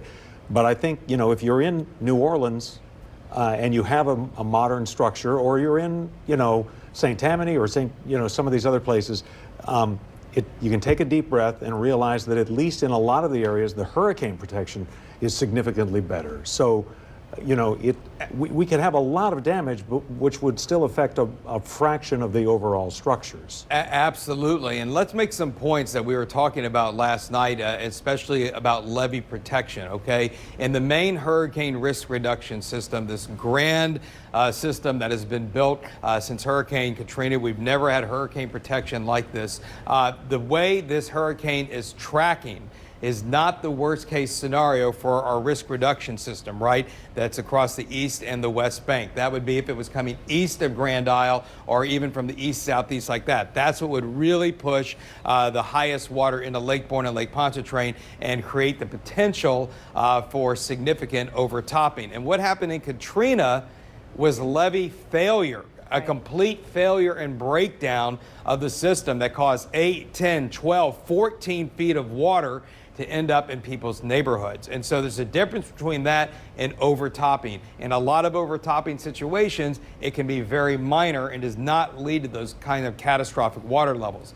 That being said, The rain situation in the urban areas around Orleans, Jefferson Parish, St. Bernard, that's going to have to be watched because that could become quite severe later today. That's a different story, but if you have water coming into your home because of it's raining, hopefully you have a second floor or somewhere you can go to get away from that water. That's the one thing you would want to watch for if we have flooding that's going to be, actually that bad. And then down the road, we'll have to see how heavy the water is, or how high the rain totals are on the North Shore, because we will have to watch the river situation. And I'm not trying to downplay it by any means, and if you're in a mobile home in certain places, you probably ought to take this opportunity to go see a friend or a neighbor or a family member. I moved two people last night had called me. One was an email, one was a call. They were in mobile homes in St. Tammany Parish, and I said, I'm not comfortable with that. And they said, that's fine.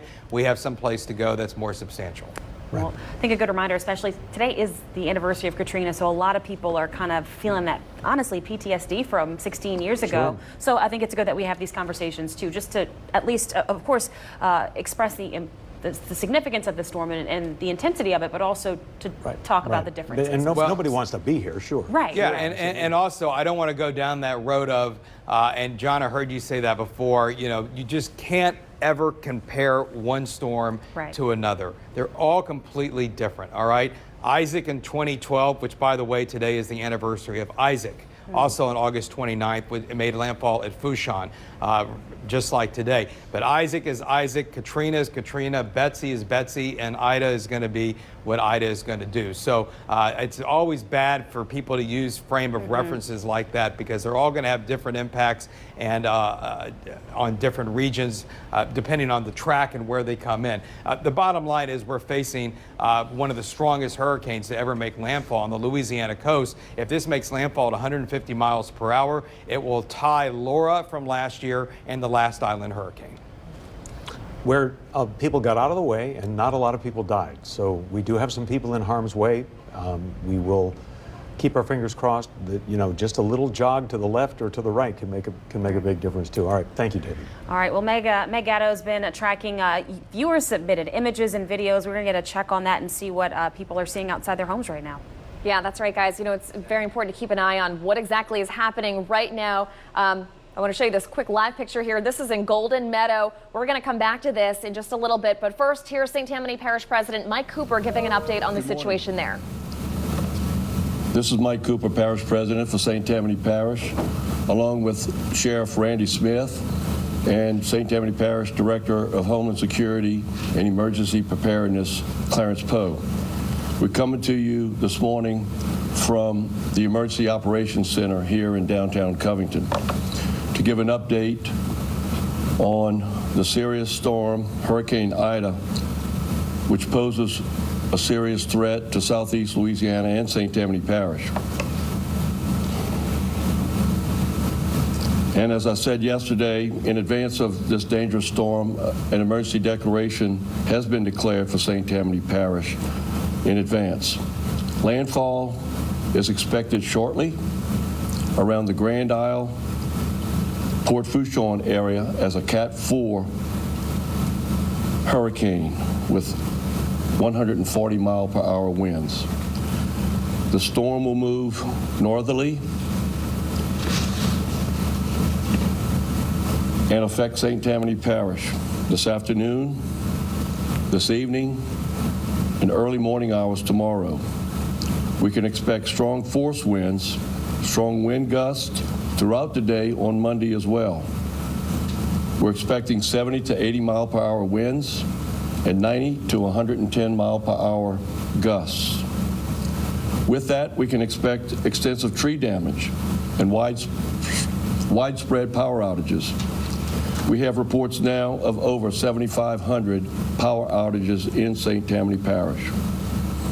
In addition, we can expect a 5 to 8 foot storm surge along Lake Pontchartrain from Gus Island in Madisonville to the Wrigley's area in Slidell and all points in between, Madisonville, Mandeville, Lacombe, and Slidell. If you live in low-lying areas, you can expect to experience flooding. We know what flooding we experience when we have normal high tides or tropical storms or just hard thunderstorms. This you're going to experience much greater. The hurricane is expected to bring 10 inches or more of rain to our area. And because we're on the east side of the eye, there's a possibility of tornadoes. There's a tornado watch in St. Tammany until 7 p.m. tonight. Yesterday we opened 2 shelters for the general public. They remain open. Creekside Junior High School in the Pearl River area. It's a general population and electrical dependent shelter. And Lee Road Junior High School north of Covington is a general population shelter as well. You must bring your own food, water, and bedding. But it's getting kind of late to leave to get to a shelter. What else can our citizens expect due to the effects of the storm? Local roadways will be inundated and impassable because of high water and downed trees and downed power lines. Widespread power outages for an extended period of time, and inland and riverine flooding. We are monitoring rivers throughout St. Tammany Parish, and most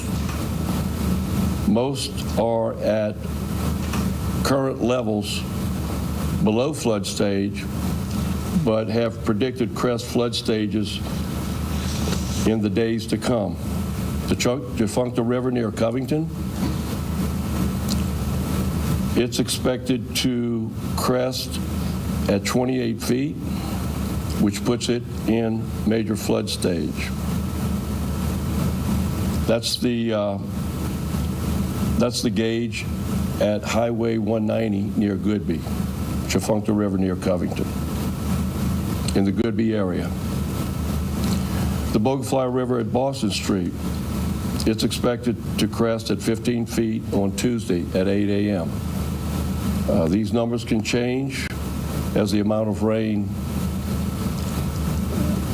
is determined.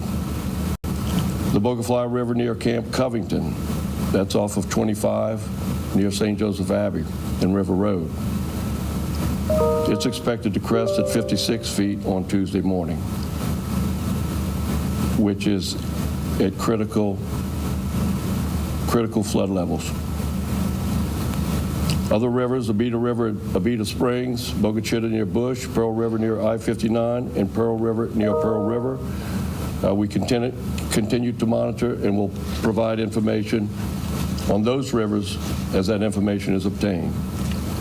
During and after Hurricane Ida passes, if you're using generators, please use outside only to avoid carbon monoxide poisoning.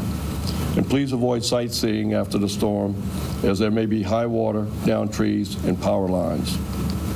Help your neighbors in time of need, now and after the storm. We have contact information for our citizens who need to report. 985-898-2323, 985-898-2323. We have stakeholders representing law enforcement, first responders, DOTD, utilities, faith-based, and other agencies that are here to serve and respond immediately. For true emergencies, please call 911. A flash flood watch remains in St. Tammany through Tuesday at 7 a.m. Of course, tomorrow, Monday, we announced closings before. Schools, North Shore Technical Community College, parish government offices, St. Tammany Parish Justice Center, parish libraries, and I'm sure many others will be closed tomorrow based on the effects of the storm. Out of abundance of precaution, Meadow Lake and French Branch Estates in the Slidell area are under a boil advisory, a water boil advisory, due to a power outage. The electric provider is en route to restore power as quick as possible. I'm announcing at this time that I have signed an executive order declaring a parish-wide curfew effective at 12 noon today. It's parish-wide, including all municipalities. While the curfew is in effect, the only vehicles allowed on the streets within the parish shall be those necessary to address life-threatening emergencies and those vehicles under the direction of first responders and utilities. Please, I urge all of our citizens to heed these precautions, as it will be dangerous. Dangerous winds, dangerous gusts, rising water down power lines.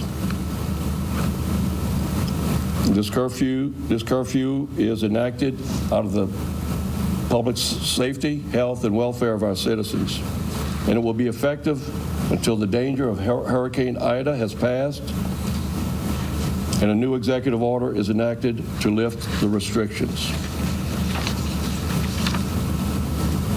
And I'm sure Sheriff Smith will provide information regarding the enforcement of that.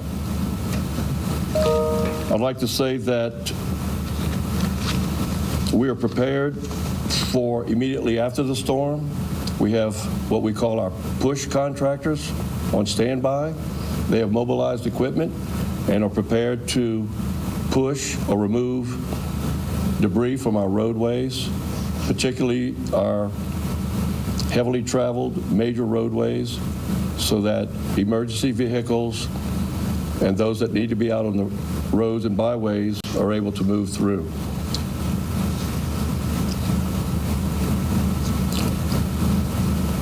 Ida relief funds have been set up. I'm just going to give that information now so that we can push that information. The United Way of Southeast Louisiana, their website is unitedwaysela.org/Ida relief. And the North Shore Community Foundation, northshorefoundation.org. I'm sure people are going to want to support and help those in need, and those are two ways to do so. At this time, I'm going to turn over to Sheriff Smith for his comments. Thank you. Thank you, President Cooper. This is common sense, folks, common sense, and we need to follow these rules that are being put in place. Let this storm pass. We're expecting flooding down in the lower lying areas of Lake Pontchartrain, again, throughout St. Tammany Parish. Trees down, power outages, and power lines down. We appreciate the curfew. I've been in touch with the mayors and municipalities, law enforcement, fire chiefs, and also all first responders, because we're working together. Once this storm passes, we will be eligible to go out and provide rescues for people who are stranded, trapped, and need emergency services. Once the storm is gone through and it's safe, we will respond to those emergencies. If you need us, call 911. After that, we will do a damage assessment. We will be out and about doing damage assessment, videotaping and taking pictures of the areas most damaged here in St. Tammany Parish. We are here through the duration. If you're at home, stay off the streets. This is very important for first responders when we are trying to provide safety to not only your property, but to lives here in St. Tammany Parish that may be affected from this storm. The worst is among us and should be here in the next couple hours. Again, we are doubled up and ready. We have our high water equipment, high water vehicles, our boats, and other resources available to work with us to provide these safety measures. Thank the media for covering this story, all our first responders, our EOC, and the people of St. Tammany Parish. We know you're going to be dedicated to listen. We've been through this before. We'll get through it. And again, preparing for the worst and hope for the best. Thank you. Thank you, Sheriff. And by all means, our St. Tammany Parish Sheriff's Department is prepared, experienced. They've been through this before. We've all been through this before, and we appreciate the coordination and cooperation with our sheriffs, law enforcement agencies, and all of the agencies. Yesterday we had a press conference here that included representatives, mayors of our municipalities, fire districts, and others. We're all prepared and working to assist our citizens. I did want to make mention before ask Clarence to come is if I did not already do so, in anticipation of damages to your homes, ask our citizens to email damage at stpgov.org. That's DAMAGE at stpgov.org. That's a means of reporting to us your damage of your homes. You can also urge to contact your insurance company as well. This will allow us to receive information along with the sheriff's assessment of properties, and we'll be doing self-assessments as well. At this time, Clarence Poe. All right, that's the St. Tammany Parish President, Mike Cooper. We'll take just a minute here as we adjust our shot in Pointe-aux-Chenes, down one of the very end of the levee areas, one of the 5 fingers of Terrebonne Parish. And our apology, our crew is, Rob Krieger is just setting up now, and he's taken actually a police escort down there to take a very brief look at the Pointe-aux-Chenes area. Rob. Yeah, that's right, John. Yeah, we're down here just lower Pointe-aux-Chenes, lower part of Terrebonne Parish right now, here at Madison Canal. You can actually take a look just beyond where they have, this is the kind of the last line of levee system defense here for those folks up north in Montague here. You can see just a massive amount of these giant sandbags that they've put up here to kind of shore up this effort even more. Now, if you take a look behind, I don't know if you were following us yesterday and the day before, we were talking about the system here that Terrebonne Parish has all throughout this area. You can see all of this marshland. That's Zone 1 right behind there. That was a mandatory evacuation as early as Friday morning, and you can see those homes right there all raised up off the ground. It's very likely that the water will come up pretty high right here. Obviously, we're still waiting to see if any of the storm surge impacts this area right here in Lower Terrebonne, but right now, we really just wanted to get a look at this. I want you to take a look back behind here. You can see this is the bayou that runs right by Montague, right in between those areas, in between Village and Montague here. That bayou has begun just barely to overtop, just right at the portion of the side of the road here in the lower area of this portion of the parish. However, it seems to be holding a little bit up north. You know, being out here in other storms, Barry, we saw a lot of water impacting this area, almost up to the top in some of these places here. And I think I can tell you right now, the wind is really picking up.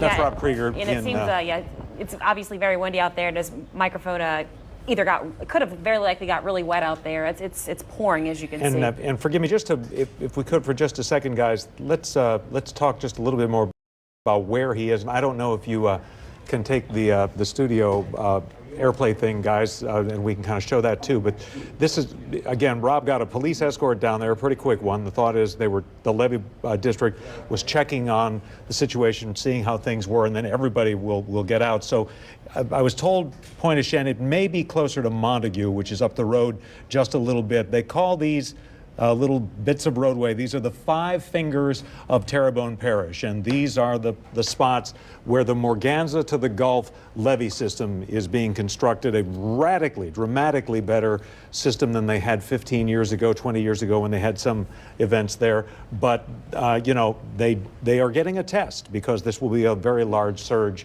that will come their way. So thank you very much, Rob Krieger and the Terrebonne Sheriff's Office for allowing us to see what was happening there. And hopefully that crew is getting back out of there pretty quickly. Bruce is saying it's getting getting to be a little bit too dangerous. Well, and before we get to Bruce, let's go to Garland Gillen, who's live with a look at the scene on the lakefront. Hey, John. Yeah, we're still out here at the lakefront. The water keeps rising and rising, as you can see. We've backed up. The water's starting to rise up Canal Street, right off of Lakeshore Drive.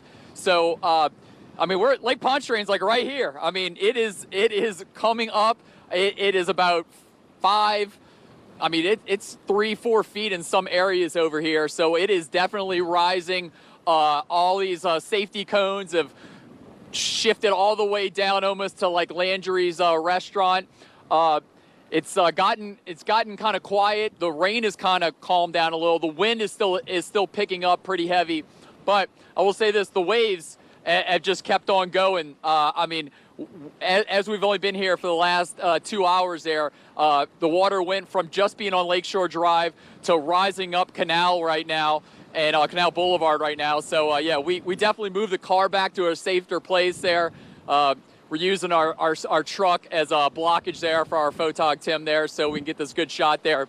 But, yeah, only 1 or 2 onlookers have come since the last time there, so it's been kind of quiet with people in the neighborhood there. But hold down here for a second there. The wind definitely starting to kick up here. Let me there we go.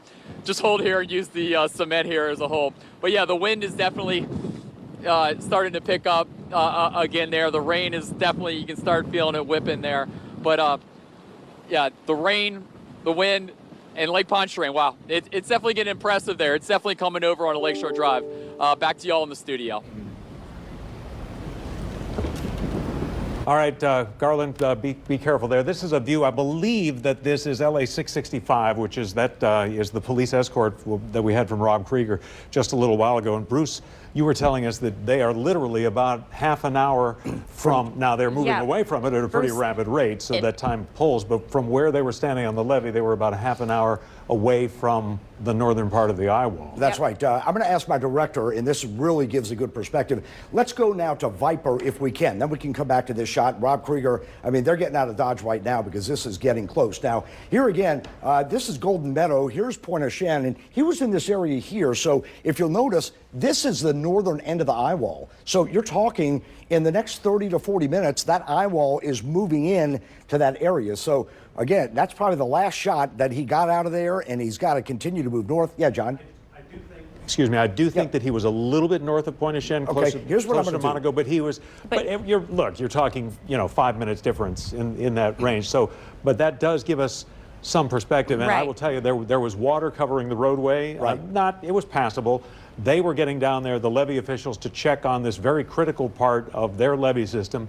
And Rob took a ride in that pretty dramatic scene. But that sheriff's deputy is booking it to get out of there. I was going to say, too, we watched, because this cameras had been up as they were making their way to that levee, and we could see, that, as John mentioned, a little water on the roadway, but the wind, and they've only been down there for 10 minutes max. Right, and I don't know if we're in a position to take that shot or now. But what you'll notice about this, and it's frozen for a minute, but it should come back on here in just a second.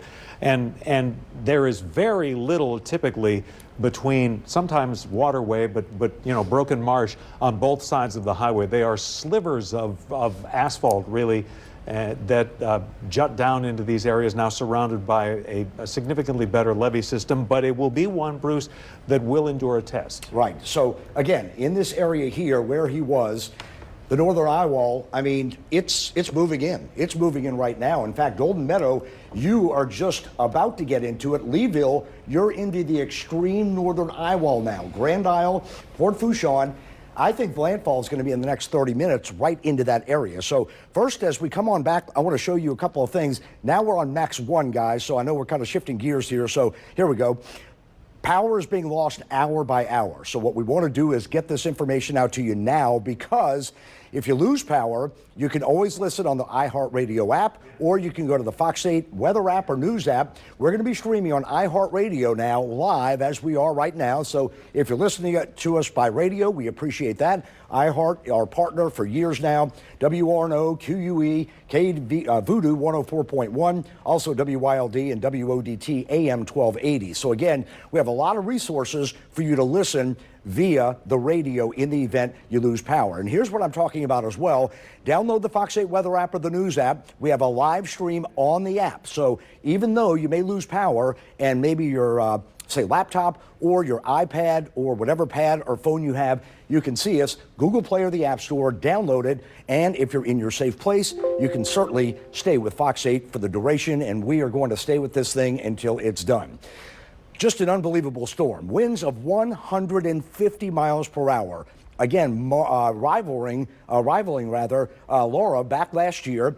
Category 4, moving northwest at 13. Now, again, it's slowed down a little bit because it's getting interaction with land very soon. As it moves inland, anywhere from Port Fourchon just to the east of Houma. This is the border of Terrebonne and Lafourche, so right up the gut for central areas of Lafourche, and then moving in south and east towards St. Charles and St. John Parish. And you can see just how close this is to the river parishes and actually even the city. So as we put this in, you'll notice around Baton Rouge moving northward, we are expecting this to be a category 1 to a 2, and eventually it will begin to die down beyond that. Now, as David's been mentioning, Hurricane Ida eye-wall wind warning, a very rare event when you have a major storm. This is a product that's been out for a while, but we haven't used it much. This is an eye-wall wind warning event, meaning that, as we just showed you on Viper, the eye wall is moving in right into the coast and moving northward toward Leeville. So this entire area, Houma, Lockport, Chauvin, de Lafitte, Port Sulphur, as that eye moves in, it's large. We're going to see that wind up to 140 to 150, even gust even higher. So here's our track, and we've been showing you this over the last couple of days. This was the historical track. This is the future track in red. And the storm has really been on that track, moving pretty good at a clip, wobbling a little bit, maybe a little west or east, but at this point, it's inevitable. Here is the lower end of Lafourche and also areas of Grand Isle, so Port Fourchon. I think we're going to see that landfall coming in probably within the next half hour, if not sooner. Take a look at this close-up shot. Here's Grand Isle, Galliano, Golden Meadow. Here's the eye wall getting ready to move in on the western edge toward Port Fourchon on the western side of the island. And on that eastern end, Grand Isle is going to get hit incredibly hard. I mean, this is going to be a devastating blow. And, there's been some talk of, could that eye wall cut this in half? It's going to be interesting to see what happens. It's a very small sliver of land. And again, we are taking it right, basically, Grand Isle up the gut as it's moving in right now. Again, just an incredible sight of Mother Nature. Here's a look now at Ida on radar, and you can see a lot of lightning, very intense thunderstorms. We're talking 60, 70,000 foot, and with that, we're seeing all that lightning moving in. So Grand Isle, Port Fourchon, eventually Lafitte to Galliano. Your weather is going to deteriorate now through late morning into the afternoon. So now's the time, if you did stay and you didn't heed the warning, now's the time to get into the interior and try and ride this thing out. This is an incredibly dangerous and catastrophic storm. I don't use words like that and just throw them around willy-nilly, but this is going to be an incredible punch to southeast Louisiana. Here's what we're looking at on the eastern side. We had some of the wind gust on the buoys up to 117 to 120. Now, of course, in the main core of the eye wall, that's where those winds are up to 150. But as you'll notice, as it moves inland, we've had some big gusts at the airport up to 40 to 45 already, and the storm is still basically just offshore. So we have got a long day, afternoon, night ahead of us, even into tomorrow. Winds right now sustained 30 to 40 at the lakefront, 30 down south, 15 to 20 north, Mississippi Gulf Coast at 15 to 20. But look at some of the winds now. Wind gust near 60 at the lakefront, 52 at Kenner, 52 Galliano. These numbers are going to be growing within the next hour, incredibly, with probably triple digits coming into Galliano in the next hour. Hurricane Ida and the wind surge and also the storm surge, we have that warning in effect, and we have upgraded it now that it is on basically the higher end of the Category 4 status. 8 to 12 at Cocodrie, 12 to 16 Grand Isle to Venice, and then the eastern-facing shores, Orleans, St. Bernard, into areas of Lake Borgne and into Lake Pontchartrain, especially on the western side, and also Mandeville on the western side of Lake Borgne. And we will see in Maurepas as well, we will see anywhere from 5 to 8 foot rises in that water. So we showed you this earlier. Here comes the storm. Port Fourchon here, getting ready to move into the northern eye wall. So it is on. The storm is going to be making landfall in the next 30 minutes to an hour, and the wind field has actually expanded. This wind field earlier was a little bit further west, but now as it's expanding, look where these hurricane force winds are. This is 3:30 this afternoon. All of the metropolitan New Orleans area is going to be getting hurricane force winds moving northward through 6 o'clock, through 9 o'clock. So this is going to be a long and painful day and evening as we go by. So again, we're going to toss it back to John. John, this thing is just on the verge of making landfall right near Port Fourchon. We're getting a little eye wall replacement here. What we're thinking is this eye is going to kind of fade out. Another eye is going to develop, and then it's going to come pretty concentrated, where the unfortunate thing is these winds are going to be shifting north. And if that replacement does take place, which it looks like it will, these bands will have those strong hurricane force winds, and they will be pivoting by 3 or 4 into New Orleans. So again, southeast Louisiana getting hit pretty hard, and especially the Gulf Coast right now down to the south. Worst case scenario, John, no, but nevertheless, this is going to be a devastating blow to many areas farther south. And a worst case scenario perhaps for if you're in Lafourche Parish. Absolutely. By all means. Absolutely. So we're going to be watching it, and again, I think landfall 30 minutes from now, if not sooner. And I was going to ask you that. Landfall pretty soon. Okay, so back up for a second, because that was a critical point. Okay. I want you to, because some of us don't have meteorology degrees, we just have communications degrees. The eye reformation, run through that again if you could, and the consequences, what that possibly might mean. Okay, if we come back to the map, here's what we're looking at. Notice the eye earlier was very small. It's kind of expanded, and notice here we're starting to get some open areas where we don't see any precipitation. What's happening is sometimes a hurricane overworks itself, and it's got to gain back any type of information. So, John, we're going to toss it back to you. I think we need you. Thanks so much for that, Bruce. Lane Landry is the former police chief on Grand Island. Chief, you are there right now, I understand? Yes, I am. I'm in Grand Isle right now. So we're obviously watching conditions in several parts of the viewing area, but tell us what's happening where you are right now. I would say right now the winds are blowing 130 plus miles an hour. We do have a good bit of water surge. I'm right now stationed with the Grand Isle Fire Department. I'm part of their organization. We're up over here stationed here, and we have a lot of flooding on the neighborhood. All of Highway 1 is underwater. Back streets are underwater. Sometimes Grand Isle will get hit on both sides. It's I guess, given the direction, it's mostly a Gulf front issue right now, or what are you dealing with?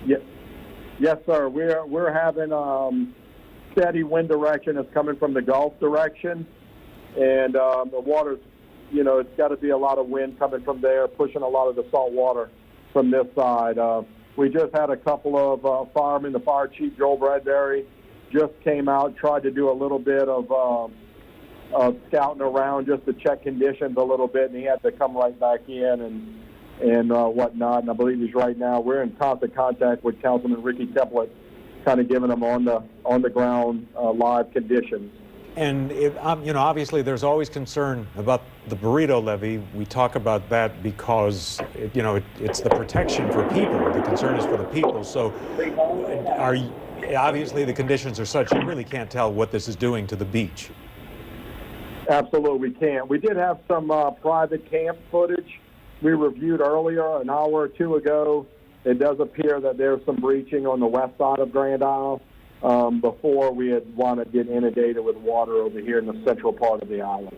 And you were saying you guys were trying to get out there to check to check those reports, but it was too dangerous for the firefighters to get out there. They had to come back in. That's what you just said, correct? Yeah, absolutely. Chief Bradbury tried to go out in one of his Army Deuces just to do a quick survey, and they had to be turned around very quickly. Mr. Landry, it appears as though you will be just outside the levee, the hurricane eye wall. You might get in on it a little bit here in a matter of minutes, really. Okay. So we're experiencing eye wall, outer eye wall conditions at this time. Bruce is saying yes. You got that's what you guys are likely dealing with right now. And we'll bring up Bruce Katz's microphone, and he can actually talk to you a little bit. If you have any questions for him about what you might experience, by all means. If we can, guys, can we bring up Viper real quick, and I'll show exactly where he is and what's happening there. So if we can pull up Viper, I'd appreciate that. On the weather key, here we go. Okay, Grand Isle, Port Fourchon. Here's the northern eye wall, touching basically within the next 2, 3, 5 minutes. Port Fourchon, so where you are, you're about, I would say, maybe 20, 25 minutes from the northern and eastern eye wall. So I'm not sure if you have a television, you can watch it with me, actually live, but Grand Isle, you all absolutely will be in the northeastern and eastern side of that eye wall. So right now, some of the winds that you're seeing, more than likely at that 130 range that you're saying, these are some major band squalls coming in.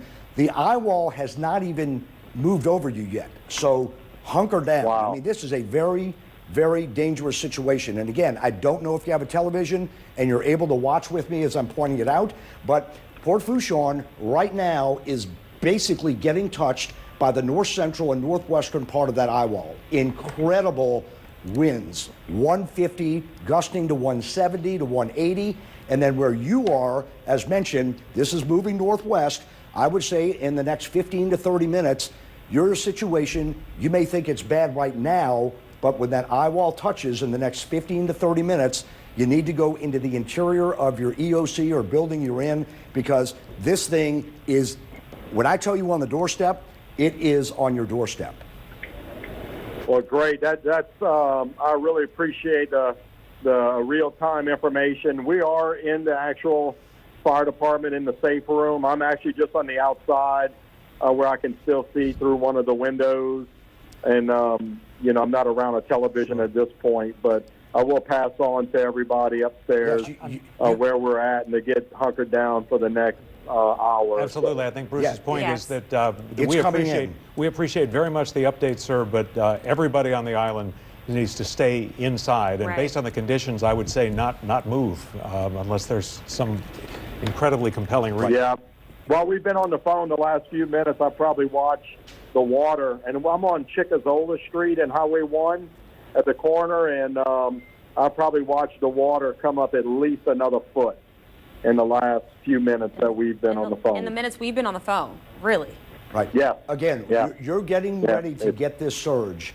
Again, I can't be more specific, and I don't want to be an alarmist. If we can go back to Viper, you all, right now, you should probably get off the phone with us, go into the interior, because you all are about to see a massive surge, as well as just an extreme wall of wind on that northern and part of that eastern eye wall, which is the absolute worst. And again, right now I'm looking, really, Port Fourchon, the eye wall is moving right now onto Port Fourchon. I mean, right at this moment, the last image is showing right on Port Fourchon.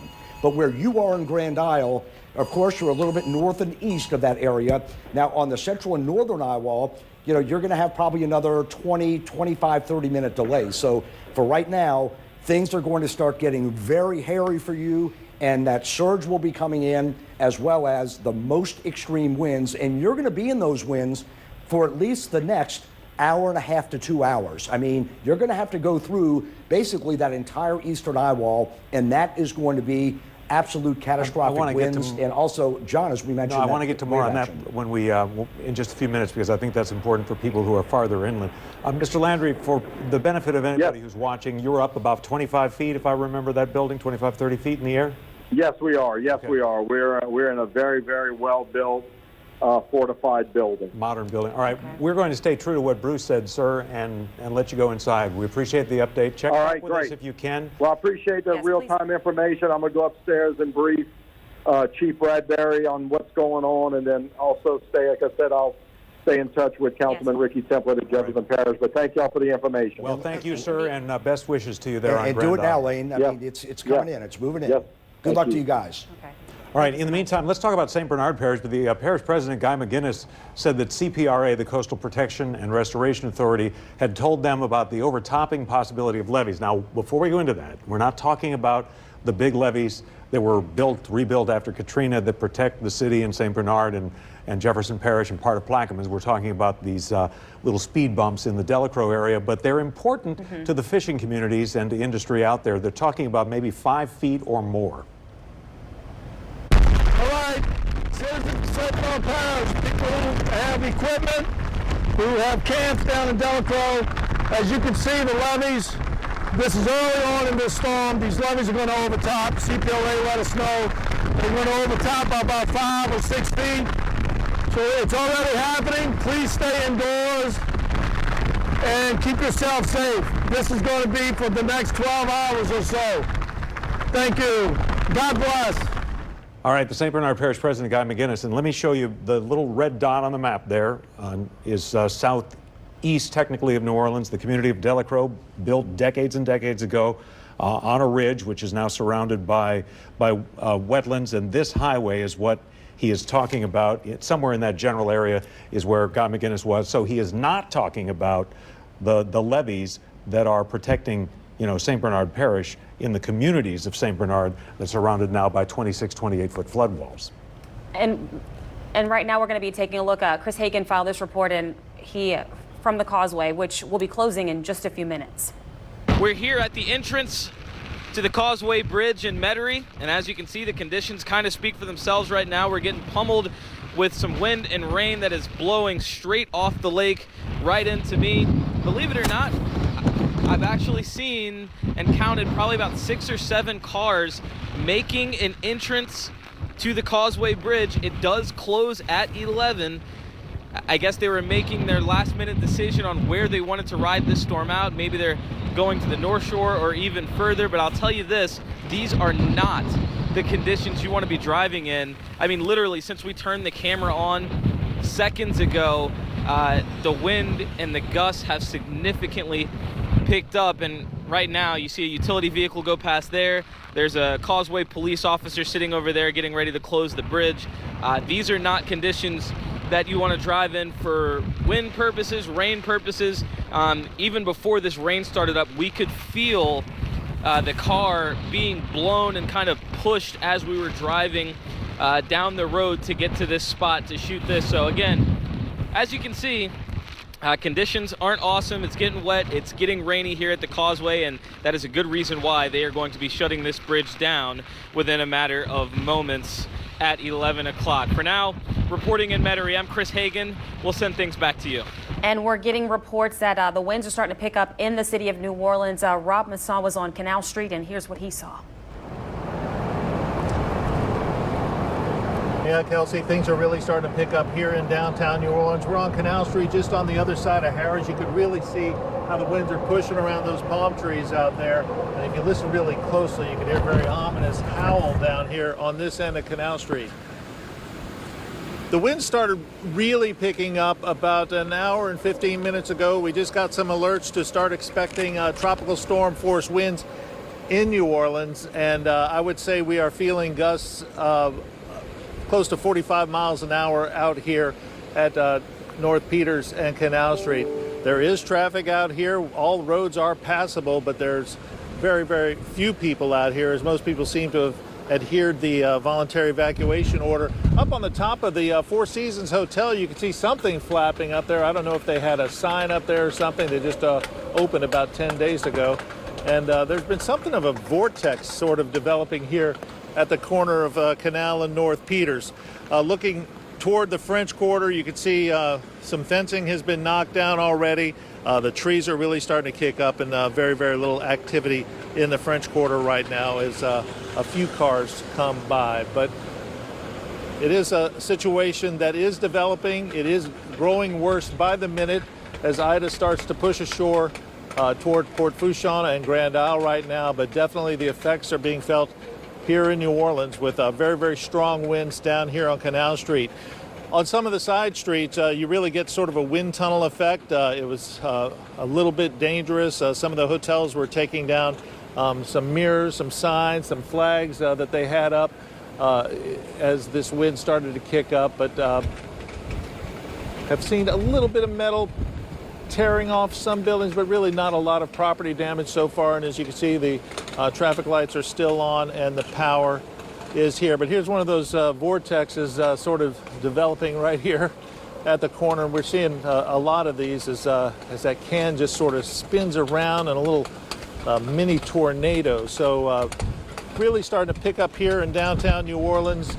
We haven't seen much rain so far, and that's a good thing. We don't want the pump system to be tested too badly, but clearly that's probably not going to be the case as Ida pushes ashore. So we are just seeing very little traffic out here. There are very few people out here, hardly anybody on the streets, but the wind definitely starting to pick up as Ida starts to make her presence felt in downtown New Orleans. That's the story from Canal Street. Rob Masson, Fox 8 Local First, back to you. And Rob, I was going to ask you, I saw a couple cars passing by during your report just now. Any people at all walking around still? I checked the Earth Cam on Bourbon Street earlier this morning. I did see a couple people walking around. Any people out there still today? We have one.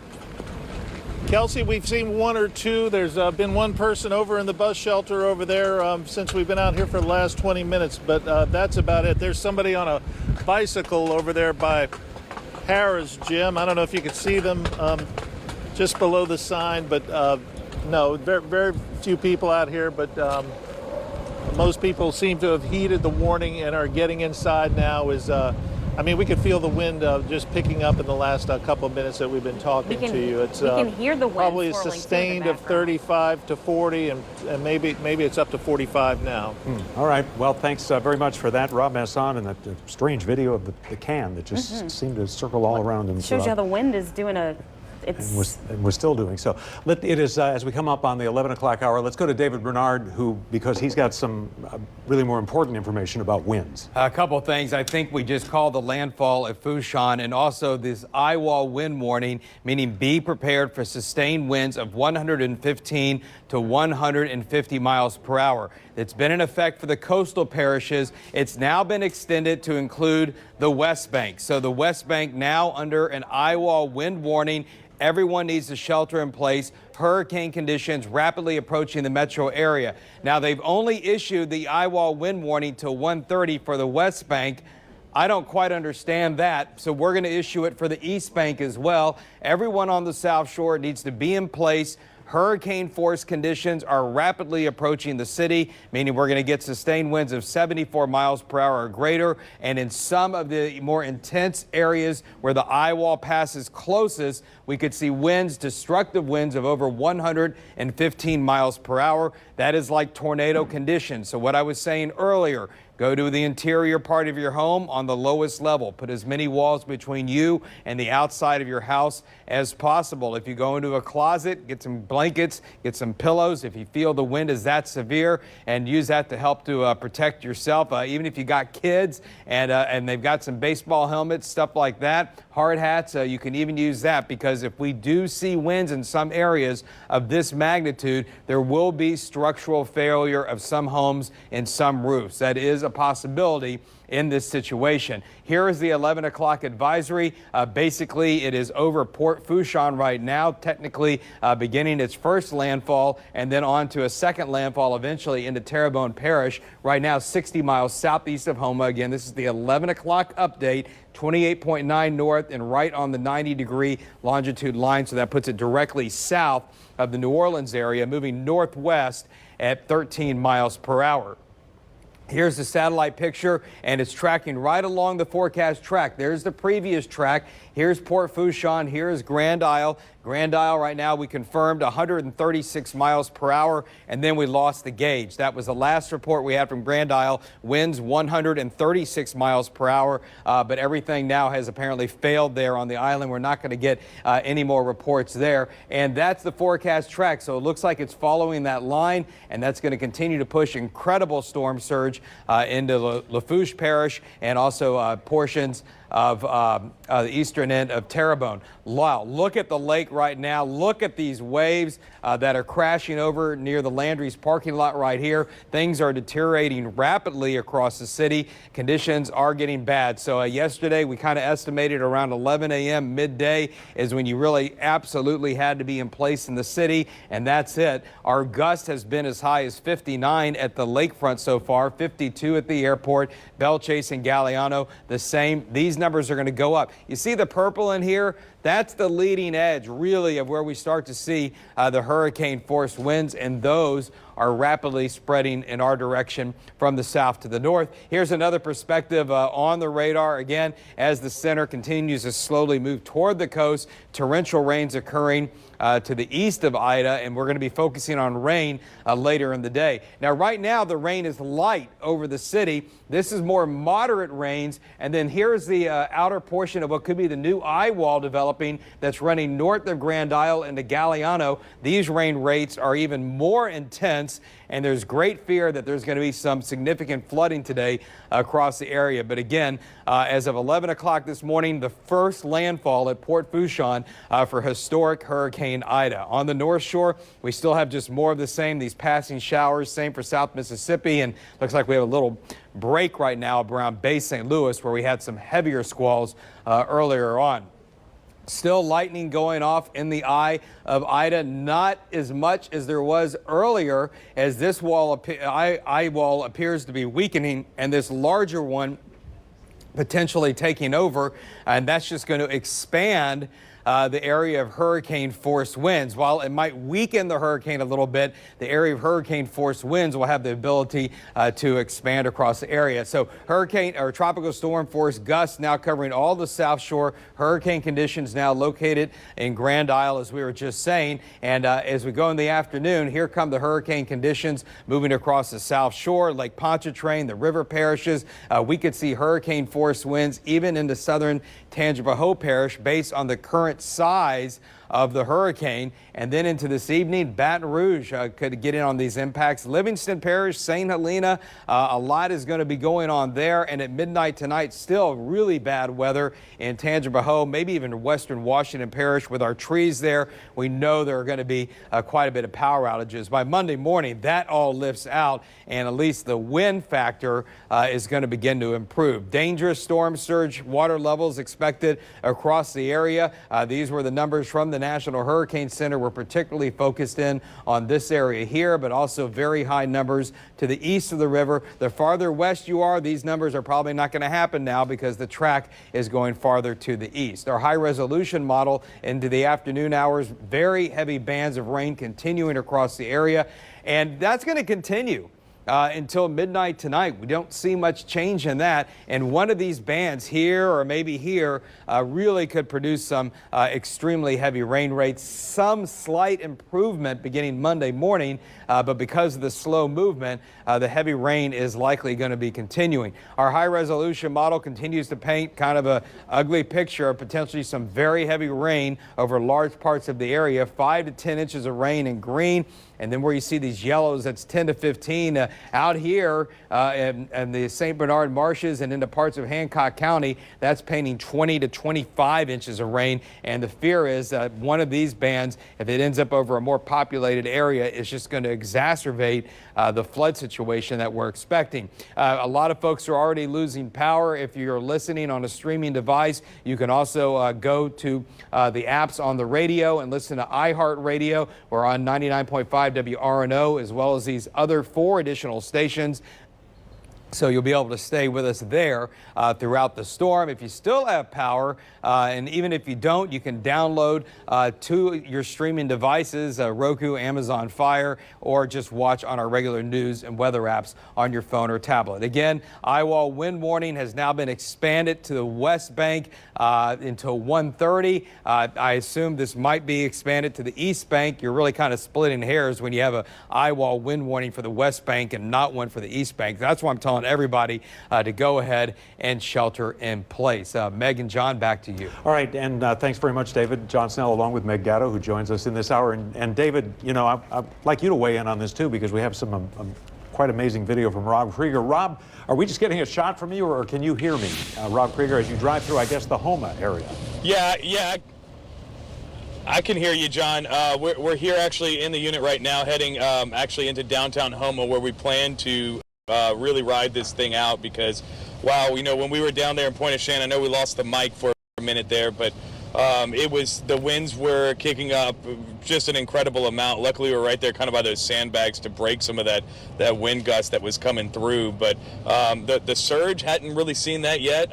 But as far as the winds the rain, that's been one of the biggest things that we've been concerned about. I'm here with photojournalist Steve Wolfram as well, and like the big thing that we are worried about are these winds that could be like incredibly catastrophic, damaging some of the trees. As we were driving back from Pointe-aux-Chenes, there's actually this road that you go through that's beautiful oaks on either side, and they were swaying just an immense amount over the road. At one point, we thought a branch was going to be coming down on us. So right now, our priority kind of getting into this downtown Houma area.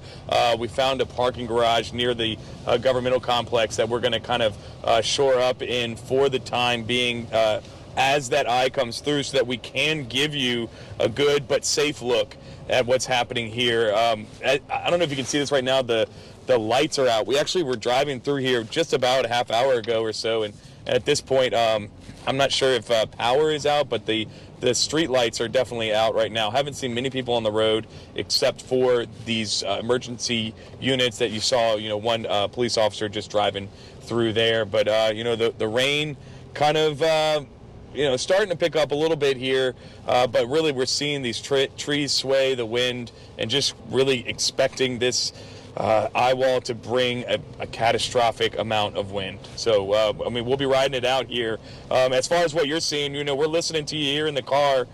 David doing an excellent job of really forecasting this thing and giving us a good idea of where this is going so that we can be on the western side of this storm as we ride it out. But I'm not sure if there's any sort of talk on that end about kind of how long we might have to expect before it starts to come into this area here in Terrebonne. Y'all hearing anything there? Well, let's get David Bernard to weigh in on this. David, if you have a second, Rob, driving through Houma, they're showing us the situation. First of all, he said in Pointe-aux-Chenes he saw some giant old oaks that were already starting to sway with the sheer force of that wind. When do you expect conditions to deteriorate more there in the Houma area? All right, well, if we look at our track also, maybe we can split the box here between Rob and myself. And what I have is the track from the National Hurricane Center, and that will give you an idea on the timing. But basically, the conditions there should continue to deteriorate. I would say in the next 2 or 3 hours, that outer eye wall is going to be there maybe next hour or two, and then by mid-afternoon, conditions should get even worse there. So here's what we're talking about. That's something that we're. Well, I was going to say, Rob, what I'm showing right now, I've got the center line on here, and so it's expected to pass. The center is supposed to pass near or just over Houma, and so. You'll be on that western side there, okay? Not on the eastern side, but you're still going to probably be getting hurricane force winds on that northern side, and that's going to be happening over the next couple or 3 hours. Yeah, there's a lot of debris right now on the road already, and that's just kind of what you would normally expect through something like this, even just a tropical storm. You would see some of this debris, and we're just looking at a lot of this stuff right here that could certainly become projectiles, stuff that was kind of left out as people got out of town. We still see a lot of cars in the area. I think that we might be in an area that still has power. We drove through one street. All the street lights were out. You can see this street light up here. The green light is still on. But I do believe that power may have been lost in some places. We're kind of, categorizing the things that we see as we go around. A lot of trees, as people know, in this area over those power lines. So certainly that's a big worry. All it takes is just one branch to really snap a power line, and then an entire neighborhood could be out, depending on where that might happen. So certainly we are going to continue to follow this. Right here, I think it's Bayou Cane that we're in. The water there doesn't seem to be too bad, but as far as the levee system, Houma is expecting to kind of hold off on that. It's once again, like you keep saying, David, this is a wind event that we're really concerned about. Obviously, this driving rain is going to be a pain for a while, and if we get a lot of rain over here, that certainly isn't something that anyone looks forward to. But the event over the next few hours, the wind is something that we're going to be hoping to be sheltered from. At least into the late afternoon. That's right. The strongest part of the hurricane is not on your side right now. So you're in the northwestern quadrant of the storm. The most violent part of the hurricane now is in Lower Lafourche and Grand Isle. But certainly Yeah, some of those I got to stronger. say, you know, that was a strategic call from us. You know, we didn't want to be on that strong side. You know, obviously we're going to do everything we can to bring the folks the impacts that are happening here. You know, I've heard from a lot of people on Facebook who live down here in Houma, Terrebonne, even Lafourche. You know, we were down in Grand Isle yesterday, and a lot of folks are I know watching. And I just want to let all you folks know right now who are watching, whether it be from where you've evacuated from, whether you are hunkering down, that we've got this taken care of. We're going to make sure that we're in a safe situation so that we can bring you these images and you can stay safe without having to go out and put yourself in harm's way. So we certainly don't want to see anyone else out here right now, but we'll be shored up here in just a little bit so that we can ride this thing out and continue to bring you live reports here. Obviously, Fox 8, we've got you covered. This is going to be your best case for information on this storm throughout the next 24 hours. All right, thanks very much for that, Rob Krieger. We appreciate that. We do want to mention the mayor, Mayor Cantrell, is expected sometime in the next few minutes to hold a briefing. We'll bring that to you live as it happens. But first, let's get more on Terrebonne from Josh Robertson. We're here at Pointe aux Chenes right now, where we are really starting to see the effects from Hurricane Ida. She starts to make landfall, and right now we're here right where they have this levee set up, and over this is a few homes, some waterways, and we walk over here. Oh, just lost that. That's what we're afraid of right there. But as you can see, we are really starting to see those winds whip. This is not where you want to be. Actually, officials let us come down here to get some video, and they are already telling us time to go. So we're going to keep giving you updates from higher up in Terrebonne Parish, but just to give you guys a look at what this looks like. It starts to get closer and closer, but for now, we will go ahead and send it back to you. All right, Josh Robertson, thank you. And of course, we've been seeing those conditions continue to deteriorate in Terrebonne Parish. In St. Bernard Parish, preparations, of course, are in place to keep residents safe. Guy McGinnis has this update on the Florissant Rock Dam. It's so important for people to stay inside, stay hunkered down. Right now, we're already at 45 miles an hour sustained winds. Our first responders cannot get to you. So please stay where you're at.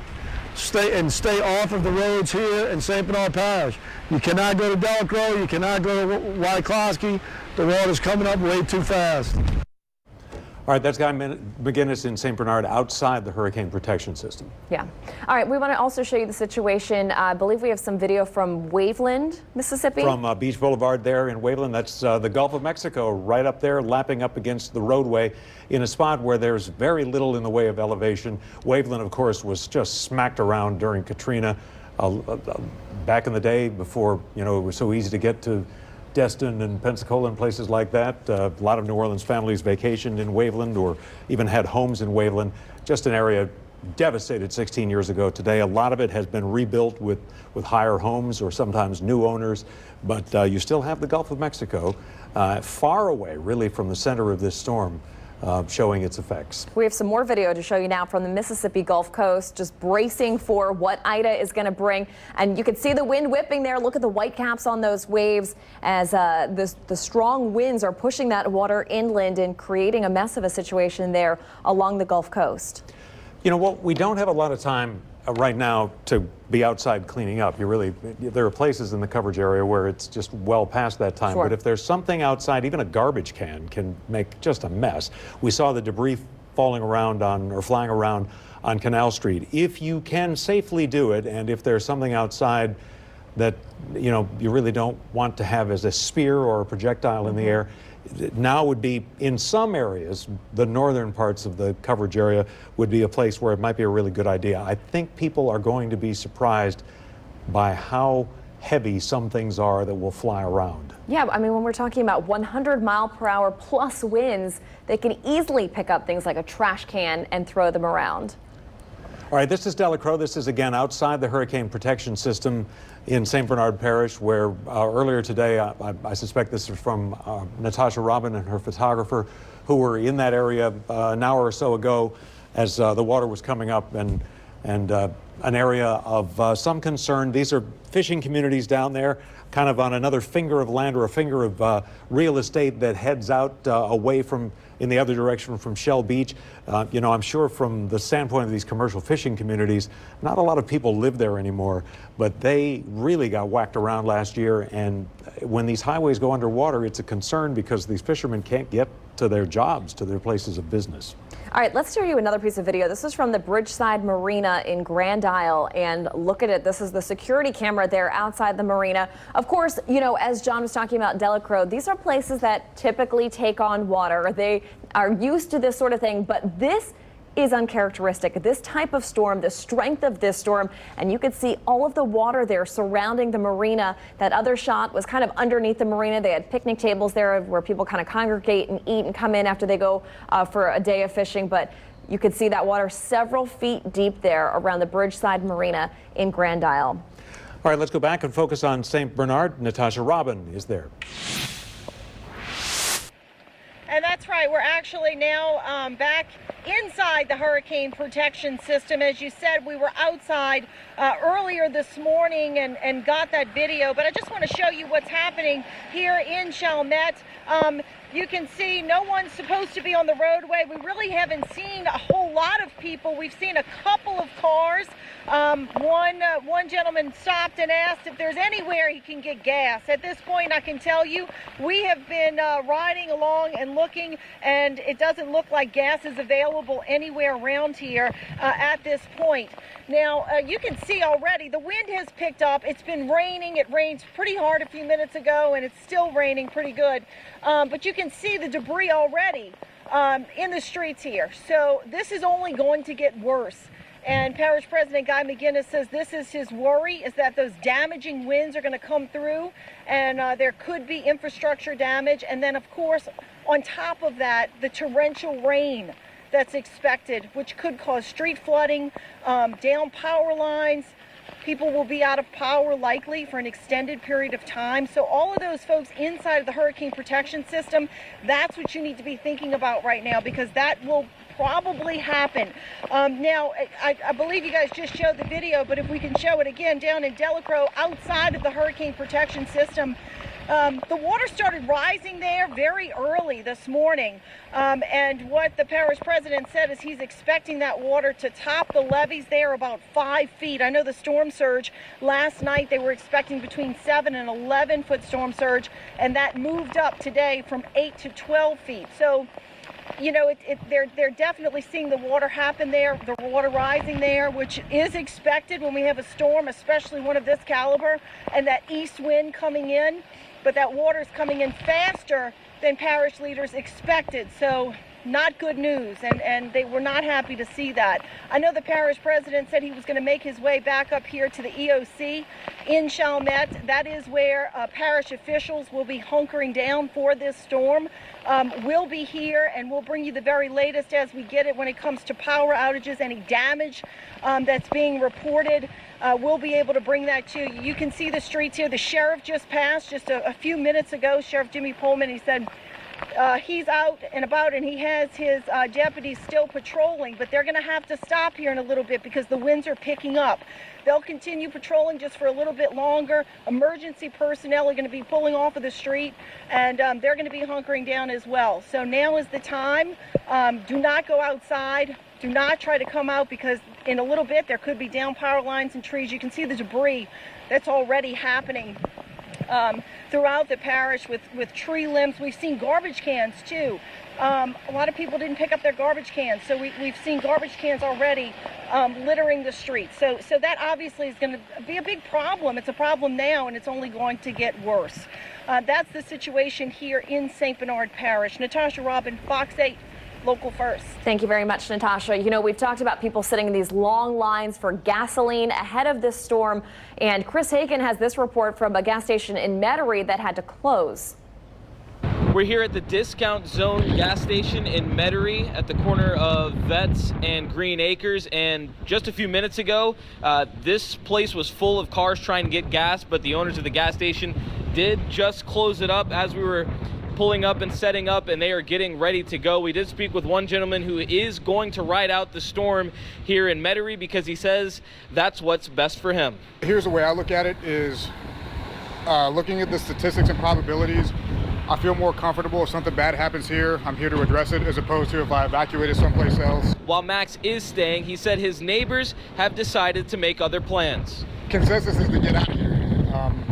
But they're going to do what's comfortable for them, what's right for them. I'm going to do what's right for me. So now at an empty gas station, as it probably should be with conditions starting to get worse, I would say that most people in the area are now prepared to ride it out wherever they are. Reporting in Metairie, Chris Hagan, we'll send things back to you. All right, thank you very much, Chris. We get lots of video and pictures from our viewers, and Kelsey Davis has been looking through some of that. Hey, John and Meg, I actually want to start off with this video. The National Hurricane Center just tweeted this video of a hurricane hunter's flight from earlier this morning, and this is absolutely stunning. This is from inside the eye of Hurricane Ida. Based on what we're seeing as far as damage is concerned already across parts of the coastal areas, it is absolutely amazing to know that things are so calm inside of the eyes of these storms. But this is from the hurricane hunter's flight earlier this morning. The National Hurricane Center tweeted out this video. Also wanted to show you a couple of videos. We did have some viewer submitted pictures. Got to find that tab there. Of stuff they're already seeing in their backyard. Stephen in Belle Chase posted this quick video here. I'm going to make that full screen so you could see it. And you can see the winds definitely picking up there in the area he's in. And he's showing you the rain as well. Kind of an industrial area he's in, but already seeing the impacts of the weather there in Belle Chase. Had one other video I wanted to show you quickly. Just bear with me because I have to close things and reopen it. This is a video. I think we may have shown you this one before, but just in case you haven't seen it, this is from Christy Anglet in Grand Isle, excuse me.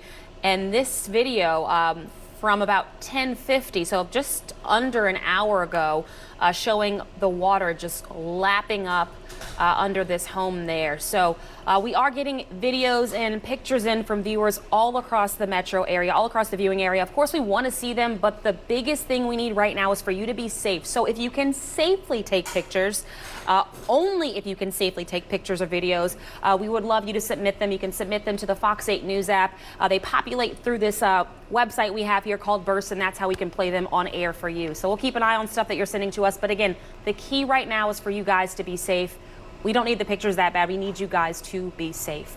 John and Meg, back to you in the studio. All right, thanks, Kelsey. We have an update now on power outages. We've just heard that 31,000 customers in Jefferson Parish are currently without power. The number in Orleans Parish, 24,000. We know there are also outages in other parishes. We were reporting on the North Shore, thousands of people without power. And you're taking a look at Entergy's map right there. All of those red spots, those are the neighborhoods currently without power, and unfortunately the situation is going to continue to get worse. You know, you may have a scattered situation where the lights come back on because there was some switch they could, you know, flip somewhere, but for the most part, it could be a very long haul, and you just hope that it's not a function of days or weeks, because at least in terms of the effort, you know, we're looking here at a day-long event. They have something like 16,000 personnel that they've stationed here ready to go out or brought in from around the country from other utilities, but they can't go out in 30-mile-an-hour winds. So we're not close to the point where the winds will die down to 30 miles an hour, you know, after the hurricane areas. We've seen those widespread outages in some of the lower coastal areas right now. So, you know, it unfortunately will be a long haul. Absolutely. You know, and what a difference a day makes. Last night, R1 Kincaid was on Bourbon Street. There were people out there. They were drinking. They were hanging out, not really totally aware of what was going to happen today. This morning, a much different story. Let's get to Garland Gillen. He is live on Bourbon. Hey, Meg and John, you are so right. I left the lakefront, which was pretty quiet, and now I'm in the French Quarter, and it's the same thing. It is quiet in the quarter. It's Sunday morning. Pat O'Brien's, they got the chains on the doors. That's not happening. No Pat O'Brien's there. We have all the bars and restaurants boarded up. They have sandbags out on the street. There is no one. I mean, you can go all the way down to Canal. It is completely quiet down here. It's extremely bizarre for a Sunday to see Bourbon Street. I mean, walking down the street this time of the day, And hey, it's clean also. I mean, the roads have been clean this morning there, expecting possibly, people coming in this weekend, but it's not happening. Like you said, Meg, they did have a wedding last night. Today, there's no bars open. Last night, there was bars open. There was bars open on Charter Street, Bourbon Street. This place was happening. There's a few people, I saw stragglers over on Decatur Street that were kind of just walking, hanging out there, trying to figure out what to do. But Bourbon Street, it is just completely silent. I haven't seen it this empty since obviously in the pandemic and during Zeta last year when electricity was out, it was pitch black and there was no one on Bourbon there. So it's very rare to see Bourbon Street this empty, no one out here. But at least that means that people have paid attention. They're watching our newscast. They're being told to stay inside, and they are, because there's no one in the French Quarter right now. No stray bicycler, no jogger. Every now and then I would see one of those guys. None of that in the quarter right now. I'll send it back to y'all in the studio. One lone soul there coming into view in the background. All right, thanks very much, Garland Gillen, for that. All right, let's check out the situation now in Treme. That's where we find our Rob Masson. Hey, Kelsey, and you guys have been reporting on the power outages, and we can tell you the power is out here in Treme at the very, very busy interchange of Orleans Avenue and Claiborne, North Claiborne. And as you can see, an emergency vehicle going by. This is why conditions are so unsafe right now. Everyone is sort of at risk. These winds are only going to get worse as the time goes by. We're expecting the height of the storm to hit here in the New Orleans area in the next hour or two. But a very dangerous situation with the lights out at this intersection. Please, when you see these lights out, approach with caution. These emergency vehicles are flying by. We've seen some people totally disregard it. So if you're coming down Claiborne, you might think you have the right of way, but people on Orleans, this is a pretty major intersection too. They might think they have the right of way, so just be safe and pause. The power has been out here for at least a good 15 or 20 minutes. There is a voluntary evacuation in place here in Orleans Parish, but as you can see, there are people milling about, but law enforcement and first responders are still out, apparently able to handle emergencies. Public officials have told us over and over again, don't call unless you have a dire emergency. Don't call just to ask if some street is still open or anything like that. Stay tuned to Fox 8 for all the general information, but keep the 911 lines clear for real emergencies. And so far, it looks like they are still able to handle those. However, it is a situation that's getting dicier by the minute. You see a little leafy debris looking toward the lake down Orleans Avenue, but certainly no major structural damage as yet. We were down on Canal Street a short while ago. Felt like some winds were gusting up to maybe 45 miles an hour. It doesn't feel quite so bad here. Perhaps it's because of the wind tunnel effect that you get downtown, but here it feels like the winds are more like 25 or 30 miles an hour. But as you can see, the power is out. Part of the problem down here is, like, you see that power line going through that oak tree right there. That's what we have all over the city, all over New Orleans, really. Big trees and power lines everywhere. And of course, as the storm comes in, those limbs will break, and that might cause some localized power outages in certain areas. And that's the situation that we're seeing here in Treme. We can tell you Orleans Avenue, the power is out all the way going down into the French Quarter. We were just down there. There are very few people out. But please be careful as you traverse these streets. You're not supposed to be out in them. You're advised to stay home. This is another example why. This could be a very, very dangerous situation.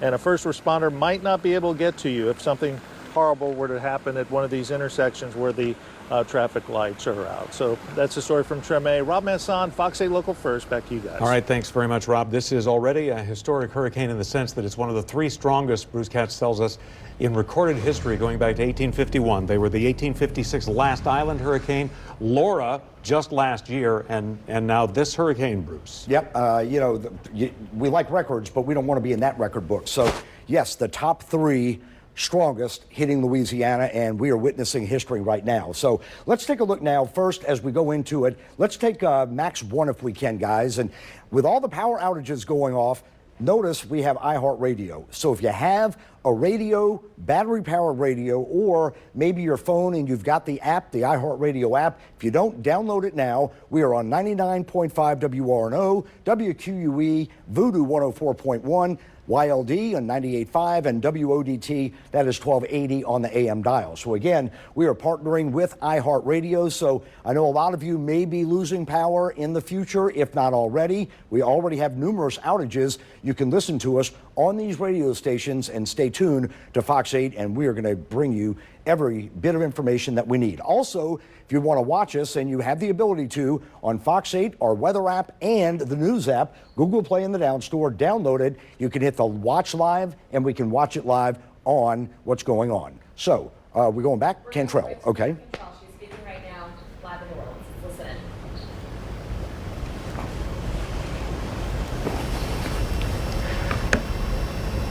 All right, we're working on getting the sound up here. We're working on getting the sound up here from Mayor LaToya Cantrell. You can see that she's there gathered at City Hall with some city council members, the police chief, Sean Ferguson, some other members of the city government. And let's see if we can hear. Okay, looks like we're still trying to work on getting that feed. All right, while we wait on getting that, Bruce, why don't you take it from here? All right, we're going to have that recorded, and we will replay that for you when we get it online. All right, winds of 150, again, making it the top 3 historical storms. Let's go back now to Mayor Cantrell. It's been a unified command approach. It has been embedded in the EOC that is fully activated. What we know is Ida is a 155 miles per hour Category 4 hurricane. Dangerous and a very real situation. My message to the community at this time, all of our residents, even visitors who are here, this is the time to stay inside. Do not venture out. No sightseeing. This is very serious. We need you to stay in from this point forward all morning, all afternoon, all evening. As it relates to Monday morning, we should see some signs that we're moving out of this, but you are not to come out until you receive more information from the city of New Orleans. Now is the time that we have been preparing for and even waiting for as it relates to Hurricane Ida. Again, this is the time. Heed all warnings. Ensure that you shelter in place, you hunker down. We understand that we have residents that are now without power. We do understand that wind miles are over 35 miles per hour, which means that there will be no action, no activity from Entergy New Orleans at this time. Also, as it relates to other responses, the New Orleans Fire Department, we are now on emergency alert. As it relates to 911 calls, you will hear more from our leaders following me. So what I'm going to do now, I'm going to ask Colin Arnold, our Director of Homeland Security, to come forth. We'll move through, trying to be as fast as possible, again, so that everyone can get out of harm's way. Thank you. Colin? Morning. We've talked for several days. We've gone over this. This is short and sweet. Hurricane Ida is here. Tropical storm winds have arrived. As Ida moves closer, it is near certainly that we will see sustained winds of 75 miles per hour or higher, up to 110 miles per hour in New Orleans. Let me be clear, these are life-threatening winds. They will cause down power lines, structure damage, down trees, and projectiles. You absolutely need to be indoors for the remainder of this storm. Hunker down and stay put. We'll be with you through the storm. Text NOLA ready to 77295 for text alerts so you know what's going on throughout the rest of the day. Please understand that public safety officials will likely not be able to respond during dangerous conditions. This will likely include overnight when storm impacts have passed, but debris will still be blocking the roadways. It's dangerous now. It's going to be dangerous this afternoon, even more so because of the wind. It's going to be extremely dangerous overnight because of the wind and because of darkness. They're not going to be able to come to you. You need to stay inside until tomorrow. We'll look at this at the first light of day. Our emergency operations center is activated. We've got 70 people up there. They're risking COVID. They're communicating. They're communicating with everyone outside that is working this. It includes infrastructure, transportation, and human service agencies. We are coordinating response efforts. This will include immediate public safety needs throughout the duration of the storm, but as I said, There's nobody coming right now. You need to stay inside.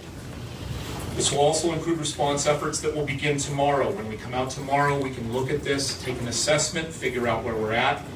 Search and rescue operations, potential post-storm evacuations, we can deal with all that, but now is not that time. Now is the time to stay inside. More information will be made possible through every medium that we have, including the media, primarily the media, when we can do that. The most important thing is to stay inside. Thank you. Thank you. Ramsey Green, Deputy CA Weather. Thank you. Thank you so much, Mayor. To our residents who are both here and outside of our city, it's important to acknowledge our city again is in a very different place than it was 16 years ago today. Our levee system, or what we call the HISDR system, is strong. It's unprecedented. It is, if not the most powerful protected system in the planet, it is certainly one of the top of them in the planet, in the country. Excuse me, in the planet. This is a system that, we've done a tremendous amount of data. The folks from both levee authorities, the Army Corps of Engineers, they have great confidence, and we share that confidence. So water coming from outside of the city, penetrating the levee system is not a huge concern. It's not a concern of ours right now. What our concern mostly is, as it relates to flooding, is rainfall cells getting above our city within the levee system and inundating our city with a high rate of rain. That is water that we cannot protect ourselves from a levee. That is water that falls within our city. At the moment, and Lauren will go over this, we're projected to potentially reach 15 to 20 inches of rain over the period of today and into tomorrow, at times exceeding a rainfall rate of 3 inches per hour, which greatly exceeds our existing drainage ability. What that means is we would see flooding in this city along public right-of-ways, in places where water typically congregates, low-lying areas, etc. Again, stay away, stay safe, wait for that water to go away, wait for it to get pumped out of our city.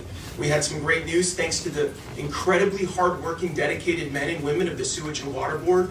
Turbine 4 came back on late last night, so we now at the moment have 72 megawatts or thereabouts of total power dedicated to the Sewage and Water Board, around 50 plus megawatts of self-generated power. Again, it's an incredibly fragile system. That system can change at any point, and what we always have to be prepared for that.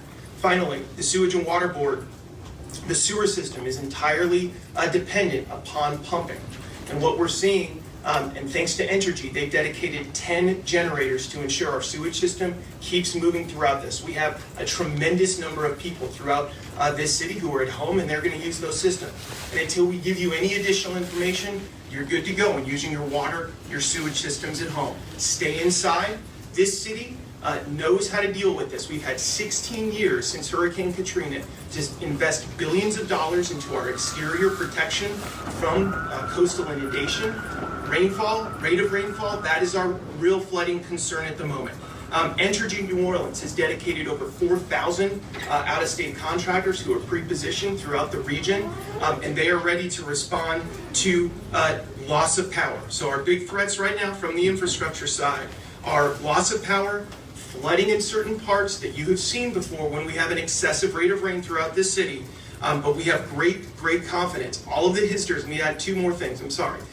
The HISDR system, all of the gates were closed at about midnight last night. The last gates were closed at midnight, and the outfall pumping stations, the PCCPs that pump water out of our city into Lake Pontchartrain are active and moving. Again, thank you so much to the folks at the flood authorities, the United States Army Corps of Engineers. We have great confidence in any water from coming from out of this city into it. It's the real concern of the water that falls within our city. Thank you, ma'am.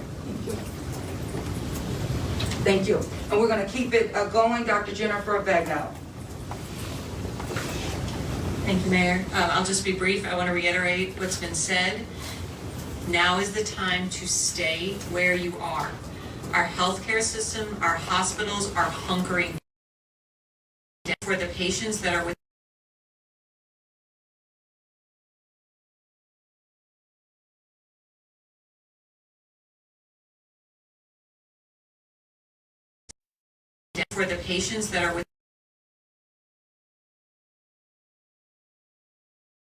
Our sewage system keeps moving throughout this. We have a tremendous number of people throughout this city who are at home, and they're going to use those systems. And until we give you any additional information, you're good to go in using your water, your sewage systems at home. Stay inside.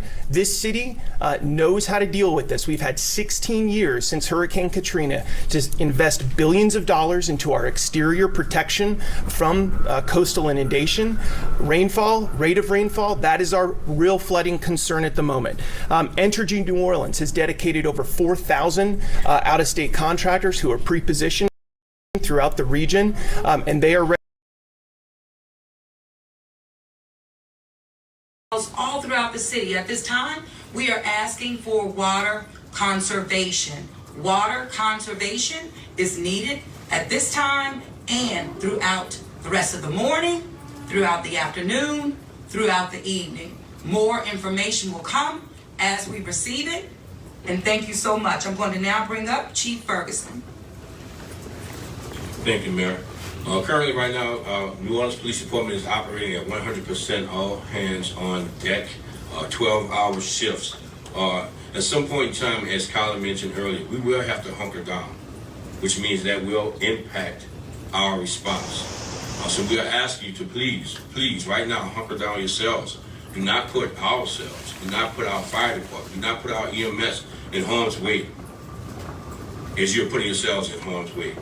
Now is the time, and over the next 24 hours, perhaps, we need to, just hunker down. I will say also, we are prepared to assist with whatever recovery efforts we will have to assist with after this, but also anti-looting. We will not allow any looting throughout this process, and we will be out there to enforce that. So as I'm asking and begging and pleading with you, please hunker down now, as we will have to hunker down at some point in time ourselves, where we will not be able to respond. But as soon as we are able to do so, as conditions improve, we will be able to do so. But please, right now, do your due diligence. Thank you, Mayor. Thank you, Chief. Thank you so much. Director Morris. Thank you, Mayor. At 10 a.m. this morning, OPCD advised the public of an intermittent 911 outage that we were experiencing calls coming to the center that would begin to drop. We've engaged our technology partners and our state and federal regulators to ensure that 911 service could quickly restored. I'm happy to report about 10 minutes after the reported outage, 911 service in the city of New Orleans has been fully restored at this time. So again, 911 is for life-threatening emergencies only. At this point, I've been speaking to the past 2 days about that point when public safety responses will be reduced or altered. We are at that point. All the public safety agencies at this point are making decisions when or will they will no longer respond. So if you call 911, the call taker may be telling you, we will see you or get to you when it is safe. That does not mean after the storm is over. The moment that our public safety agencies get an opportunity to safely get to you, they will try their best to do so. But please only call us when you absolutely have an emergency. Please don't call 911 also because you didn't evacuate and now you want someone to come get you. I'm sorry, we're past that point. Our advice to you now is get to shelter in place and protect yourself indoors. Do not be outside. Thank you. Thank you so much. And now I have to bring up Colonel Bailey. Thank you, Madam Mayor. Good afternoon, everyone. I'm Colonel Bailey from the Louisiana National Guard. Your National Guard is trained and ready to respond, and we're here with you here in the city of New Orleans on the ground. I have 260 Army and Air National Guardsmen. Those members are staged and stationed throughout the city to respond to activities and requirements immediately after the storm as soon as it's safe. As it relates to our equipment, we have boat teams, high water rescue vehicles, security forces in accordance with or in support of NOPD. We have also, in the event they're needed after the storm, we have helicopters and aviation to follow on search and rescue as soon as they can fly, and that'll probably be on tomorrow. We're working with the mayor and her staff to facilitate an after the storm, after the event, evacuation and onward integration from MCC for those who wish to evacuate. And I'll close with this very quickly. We're here and we're with you, with your friends, your relatives, your neighbors. I myself, the rest of the Louisiana National Guard, we value every one of you. You all matter, and we're going to protect what matters. Thank you, Colonel. Thank you, Colonel Warren. Hi, good morning, everybody. In terms of the weather, everything's pretty much already been reiterated here. You know, potential for sustained winds 74 to 110, possibly higher gusts, flooding 15 to 20 inches. Currently, the storm is in the process of moving onshore, I guess you could call it that, in Port Fourchon and Grand Isle. So it should be making very water levels down there are rapidly rising. Wind speeds are also rapidly rising. In terms of winds in the city, we're already seeing 50 to 70 mile per hour gusts. So we are basically there for hurricane force wind gusts right now as 11:45 a.m. We're seeing sustained 30 to 40 miles per hour. Some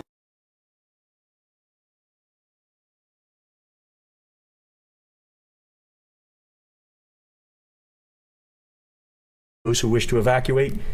And I'll close with this very quickly. We're here and we're with you, with your friends, your relatives, your neighbors.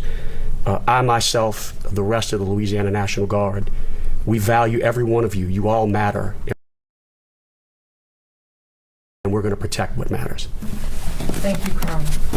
Thank you, Colonel Lauren. Hi, good morning, everybody. In terms of the weather, everything's pretty much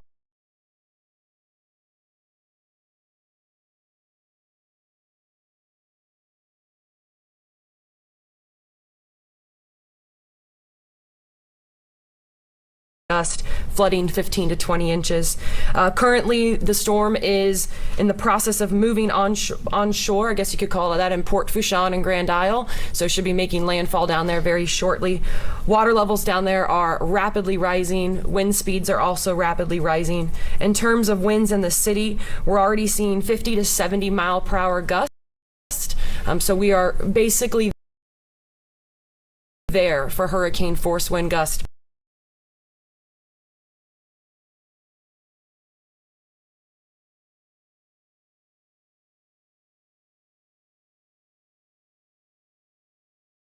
Right now as 11:45 a.m. We're seeing sustained 30 to 40 miles per hour, some more. For those of you in the building, we can hear it outside the windows right now. So as we sit, as everybody else has been saying, it's only going to get worse from here. Hunker down, be careful, be safe, and we will just be safe after the storm as well if you have generators. The winds will be slow to come down tonight into the overnight hours. And just be prepared for anything at this point. Okay. Thank you so much, Lauren. As Ramsey indicated during his briefing, that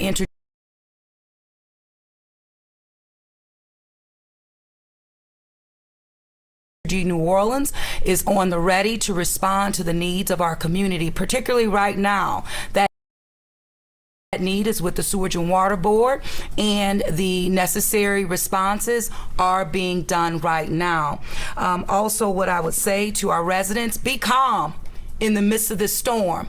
You can be calm. You have everything that you need. We will get through this together. So be prepared, stay where you are, continue to heed the messages that come throughout the city of New Orleans, but we will get through this together.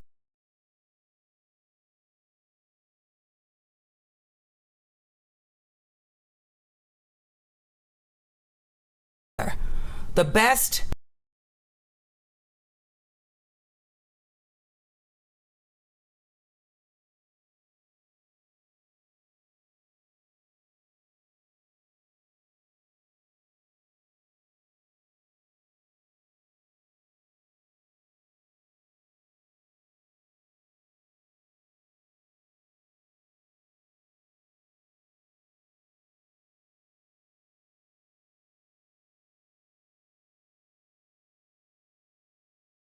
but we will now. Also, what I would say to our residents, be calm in the midst of this storm. You can be calm. You have everything that you need. We will get through. Still kind of in the investigation point right now. So as we learn more, everything that you need, we will get through. when it will be safe to go back outside to check on the property. Sure, when we have assessed. Go outside after the storm. When are you telling people it's going to be safe to come back? When it will be safe to go back outside to check on their property? Sure, when we have assessed the situation, and after doing so, we will inform the public. Until that point, stay inside. We, again, will investigate. The good news is that this storm should be nearing completion in the early morning, so by day. And so that is on our side, because immediately we will be able to go out and assess, but only after a thorough assessment by public safety officials across the board. People are supposed to stay put until otherwise notified. Next question, Tim Craig, Washington Post.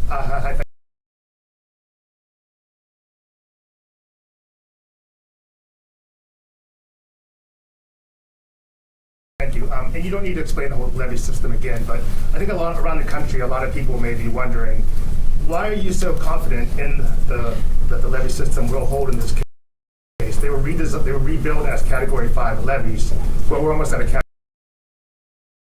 Category 5 hurricane. We're just a couple miles short. So can you just briefly say why this confidence that there's no water from the outside going to be coming into the city through the newly built levees? And then also one follow-up question, could you just also clarify that your hospitals, many of which I believe are very full because of the COVID situation, do they all have generators and backup energy supplies? That's not going to become an issue if power goes out? Sure. So on the front end of that question relative to our levee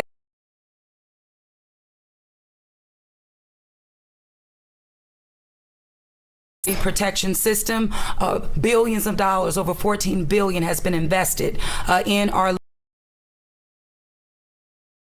levee protection system. We have more technology and science in terms of its advancement that gives us the comfort and the confidence that's needed to ensure that those who are inside the levee protection system will not be compromised. Of course, as we move through this hurricane, we will learn more, right? But at this time, that's where our focus is, in the city of New Orleans, in the state of Louisiana. We appreciate the concern nationally, but right now, our focus is on our people right now. Ramsey, anything you need to add? Yeah, I appreciate the question, but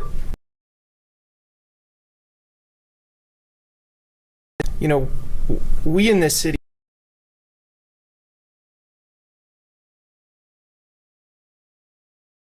have had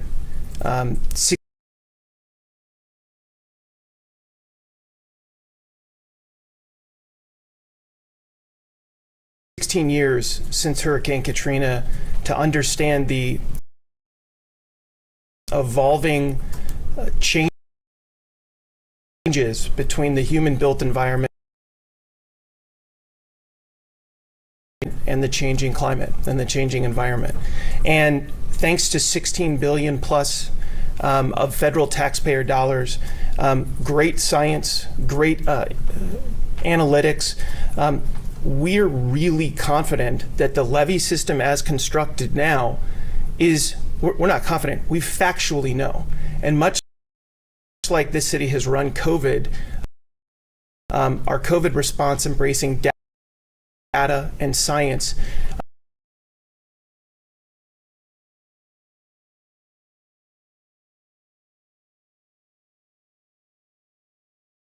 we're very confident that that levee system, which as a community, this city went through a lot of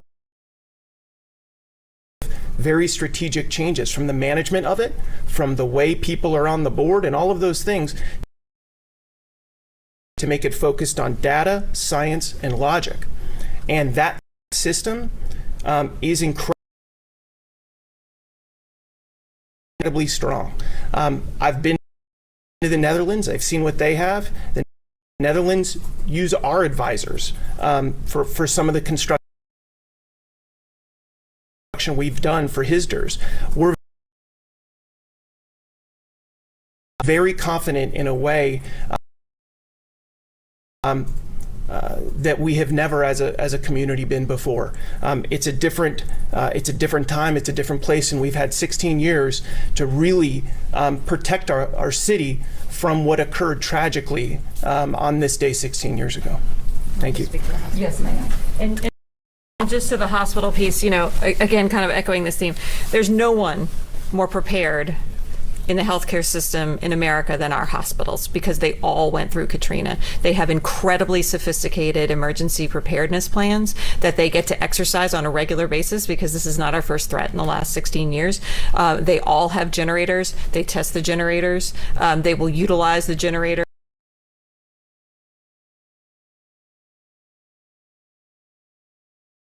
if and when they deem that it's necessary. And so again, I can say this from personal experience, as well as professionally, the hospitals are prepared. Thank you, Dr. Vagno. Allison, that's it. Thank you all so much, and you should know that our unified command will continue to be in place. Direct communication with the White House has happened, and we do and will continue with that direct line and link, as well as our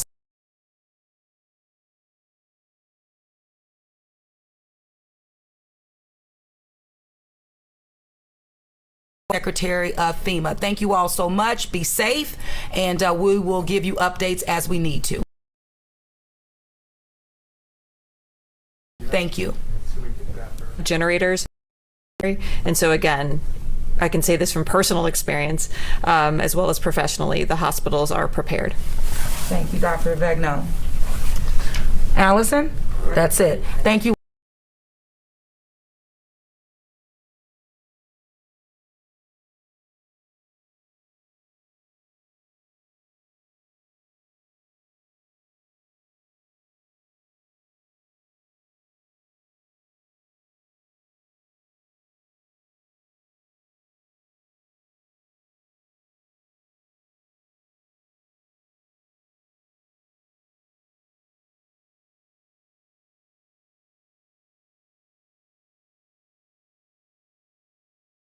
Do and will continue with that direct line and link, as well as our Secretary of FEMA. Thank you. History to hit Louisiana. Take a look at this. Look at the lightning. I'll tell you, this thing wrapping around almost looks kind of like a merry-go-round, doesn't it? I mean, this lightning is popping. These are intense storms and winds, with those winds up to 150 sustained, gusting to maybe 170. And where's Grand Isle? They are right in the north and northeastern end of the eye wall. So I'll tell you what, they are getting hit extremely hard. And, you know, we still have some of the authorities and officials there. Our hearts go out to them. We're thinking about them. Hopefully they are safe and sound right now, because right now Grand Isle is bearing the brunt of all of the state right now in southeast Louisiana. This is going to move off to the northwest. Lafitte, you're going to be next on the northern part of the eye wall. So hour by hour now, the weather's going to go down and down and down, and now is the time to stay inside. We've seen with some of the live shots, a few people driving around. Now's the time just to stay put, pay attention, watch us on TV or iHeartRadio, several radio stations there if you lose power, and you'll notice that we have already had now some of the wind gusts up to 61 at the airport at Kenner. So these winds are really beginning to pick up, and some of these anemometers are actually being, if not destroyed, power is out. So we're getting numerous areas where power is either out or will be going out soon. So something to be a little bit concerned about, because as we go into nightfall, we're still going to have a lot of wind and a lot of rain and a lot of issues. So hopefully you have the flashlights and the batteries, because as this continues to move north, we're going to see huge areas of power outages continuing to move in. Already we have numerous power outages as we speak, and the storm is just beginning to make landfall.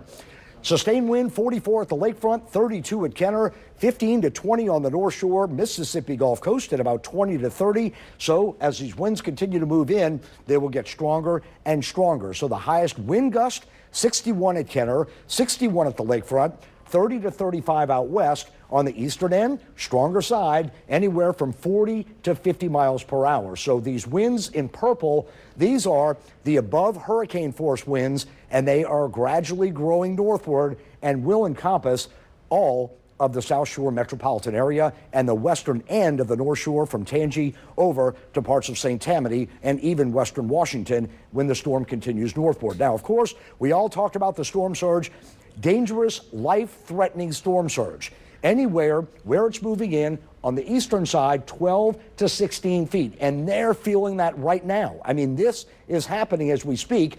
8 to 12 on the eastern side from areas of Plaquemines Parish over to St. Bernard, Lake Bourne, into Lake Pontchartrain, and especially we're going to be watching the western and northwestern end of the lake as those winds pile up from the southeast off to the northwest, as well as areas of Lake Maurepas out to the west, moving in toward areas of Livingston Parish.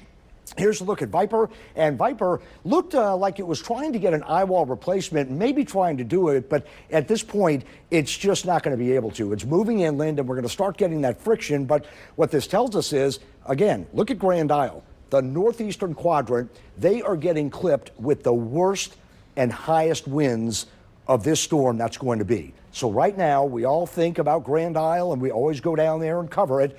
Well, right now, they're getting the brunt and the worst of this storm. Moving north to Golden Meadow, cut off, you're not far away. You're going to be in the eastern eye wall as well. So the weather, I know you're getting it right now, but it's going to get even worse. So if you're up in these areas and you're thinking it is bad, well, you've got more to come. So you need to pay attention, stay into the interior of your home. And as we take a look, the wind field of this storm, it's actually grown because the storm is much larger with winds of 150, a category 4.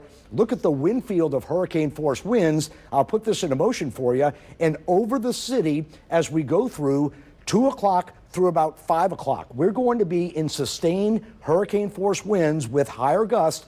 This is going to be a situation where it's going to be very dangerous in terms of power outages, things blowing around, possible broken windows, and even to the west where the center is and just east of that area, maybe the river parishes westward, we could see actually roof failure or any type of structure that isn't well built, we could see failure as well. So this is the extreme. When you start getting up into these category 4s, near 5, those are the high-end destruction values you can get, and certainly we're going to have a lot of reports of a lot of damage. Take a look, even at 6 o'clock, we're not done. That's why I'm saying this is going to be a long-duration situation. Right now, it is 12:04. This is 6 o'clock. I mean, we're talking right now over 6 hours of hurricane force winds, and even through 8 o'clock, although they pull out, we're still going to have tropical storm force, even hurricane force gusts, all the way through 10 o'clock this evening. And then as we go into midnight, the storm begins to lift north of Baton Rouge. Still, you can see some hurricane force winds north of Baton Rouge, moving into St. Helena Parish and the Florida parishes. Franklinton, down I-55, anywhere from, say, Kentwood, all the way to Hammond and Ponchatoula, Lee's Landing, these areas, Denham Springs, heavy, heavy winds, and also very heavy rainfall. And then after midnight into the morning hours, finally by 6 a.m., some of those winds begin to lift on out and things begin to settle down as we go through late morning tomorrow. So from now through daybreak and just after, we're going to have to hunker down because this is going to be a long duration storm. Here's a look now at live radar, and you can see storm made landfall right near Port Fourchon. And as we come in closer, here we go. Jean Lafitte, you're in a big feeder band right now moving in.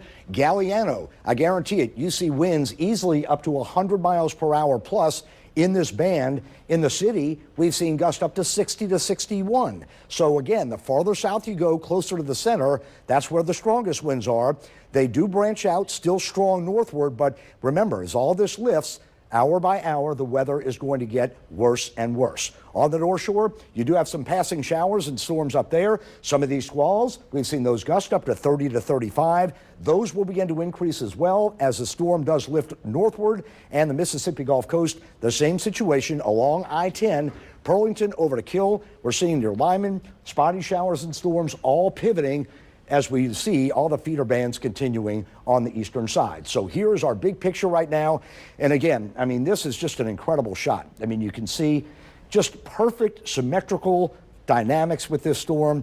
The shear went away, which we expected. The loop current was there. We expected those temperatures of the water to be 85, 88.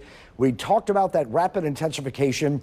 We were hopeful yesterday at this time, where we were at winds of 105 to 110 for several hours, that, well, maybe it won't be as strong, but all the indications were, as it got closer to the coast and these waters in the upper 80s, we would see rapid intensification, and that happened last night. I got a little sleep last night, woke up this morning, saw the 4 a.m. advisory at 1:50. Was I surprised? No. But was I saddened? Yes, because this is what we're going to be dealing with now for many people and property as well. So this is going to be a long duration storm. If you stayed, you made the decision, just kind of settle down. You can't do anything about it now. Get into the interior. You know your home. You know your situation if you're in an apartment. So just try and stay calm. I know it's going to sound pretty eerie at times, because if you stay for a storm, you're going to hear a lot of things banging around and maybe trees going down, losing power. But if you made that decision, now's the time. Just stay with us. We're going to keep it calm for you. We're going to keep it real. We're going to let you know what's happening. And of course, during our weathercast, we're going to be showing what is happening in your area and then what is yet to come as well. Here's a look now at the high resolution Fox 8 forecast model. And I want to show you 430. Look at all this dynamic and heavy storm activity that's going to spiral in. So that's at 4:30. So we're going to continue to see all this moving in, and the center coming in just to the east or around Baton Rouge. And then as it moves northward, 6 p.m., even more big bands moving in. This is the actual eastern eye wall to this point, but the outer bands just outside of the eye wall, we could easily see wind gusts up to 100 miles per hour in the city. And I don't want to discount on the western side from, say, central areas of St. Tammany over to Tangipahoa Parish into Livingston. You could easily see wind gusts up to 70 to 80 miles per hour. So this is going to be a long duration. 10 o'clock, still a lot more rain, a lot more possible flooding, a lot of wind gusts, a lot of trees down, power outages, everything that goes with a major landfalling hurricane. Here's midnight. Hopefully this band doesn't show up, but look at this.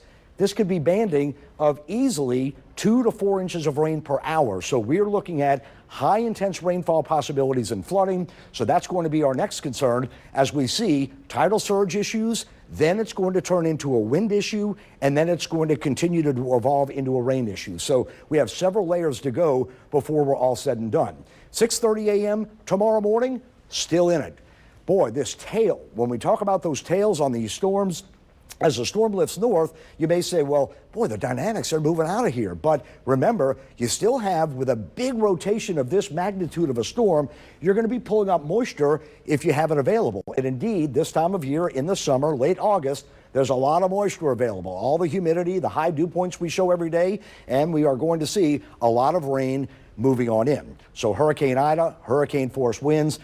Again, even around Slidell, you're going to see some winds up to 74 miles per hour at times. Hammond, we talked about it. You're going to see 70, 80, up to maybe 90 on the gust. You kind of peel back a little bit, but still Slidell, you're not out of it either, 82%. Bay St. Louis and Biloxi, of course, that begins to really ramp down. And notice on the western side, that's the better side. We always talk about, boy, if you're to the left or to the left of that storm, this is where you want to be, because from 99 to 24, Morgan City to Gonzales, but from New Orleans to Slidell, a much larger distance, we have a lot more action. So you can see a big swath here, much wider on the eastern side, then much more narrow on the western side on that system. So again, flood risk today through tonight, we're going to be watching out for a lot of rain, numerous inches per hour at times, and as we go into tomorrow, although we're not into a 4, we're still in a level 3. So moderate rainfall, this is going to be a long situation with a lot of rain. And then even as we go into Tuesday, although we ramp down, we're still with that tail hanging in for the last gasp, we're at a level 2. So although the storm may move out by tomorrow midday, we're going to have still a lot of moisture moving in through tomorrow night, and then finally by Tuesday, things will begin to settle down. Here's our high resolution model indicating how much rainfall we can get. Now, of course, this can't be specific. So what we have to say is, this is the condition and this is the environment where we could have up to 20 plus inches of rain in some areas. Will this be here? Probably not. Could it set up with training over the city? It absolutely could. Could it come in toward Galliano on that western side with a lot of rain wrapping? It could. Covington, pretty much the same. So this is why we're looking at not only the wind action, but of course this is going to bring a lot of rain even when the worst of the winds begin to move away. So I'll close with a very angry Lake Pontchartrain. This is Landry's. This is right out of their parking lots here, and you'll notice that the water is really piling up all in this area. You know, Karen and I actually, Meg and John, 2 nights ago, we went and we ate at one of the restaurants, and we walked out here, and I was telling her, in the next 2 or 3 days, this could be a whole different story. It was calm, it was quiet, it was really nice, and you look at what this storm can do, and remember, the storm is just making landfall now. So this is just kind of a little indication of what is yet to come. Tidal surge flooding in the lake. This lake is going to swell. We're going to see those eastern-facing shores. And of course, this is a dangerous situation. Don't go out. Don't go try and check out the seawall like we always do. Let things settle down. And of course, let's hope for the best. And, it's going to be bad. I mean, there's just no two ways about it. I mean, we're going to see a lot of devastation, a lot of areas washed away down along the coast, and the power outages, a lot of issues with hopefully not long, but refrigerators taped up again and all that. Those just bring back bad memories. And what is today? August 29th.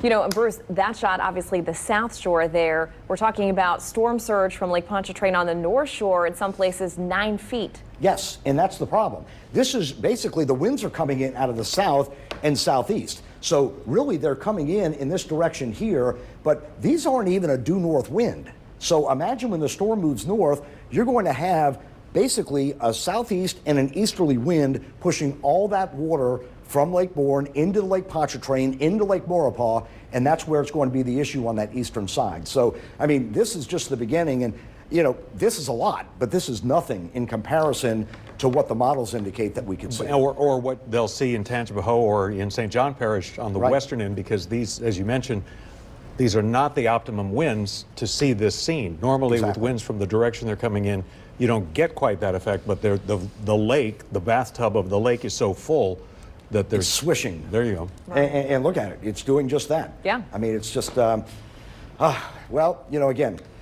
stay calm, stay cool, stay collected. We're going to drive you through this thing. And again, if you made the decision to stay, and the reason why I'm saying this is because I have a couple of friends who actually texted me, I made the wrong decision and I shouldn't be here now. And, if you made the decision and you're here, you're going to have to make the best of it and just be calm and just use common sense.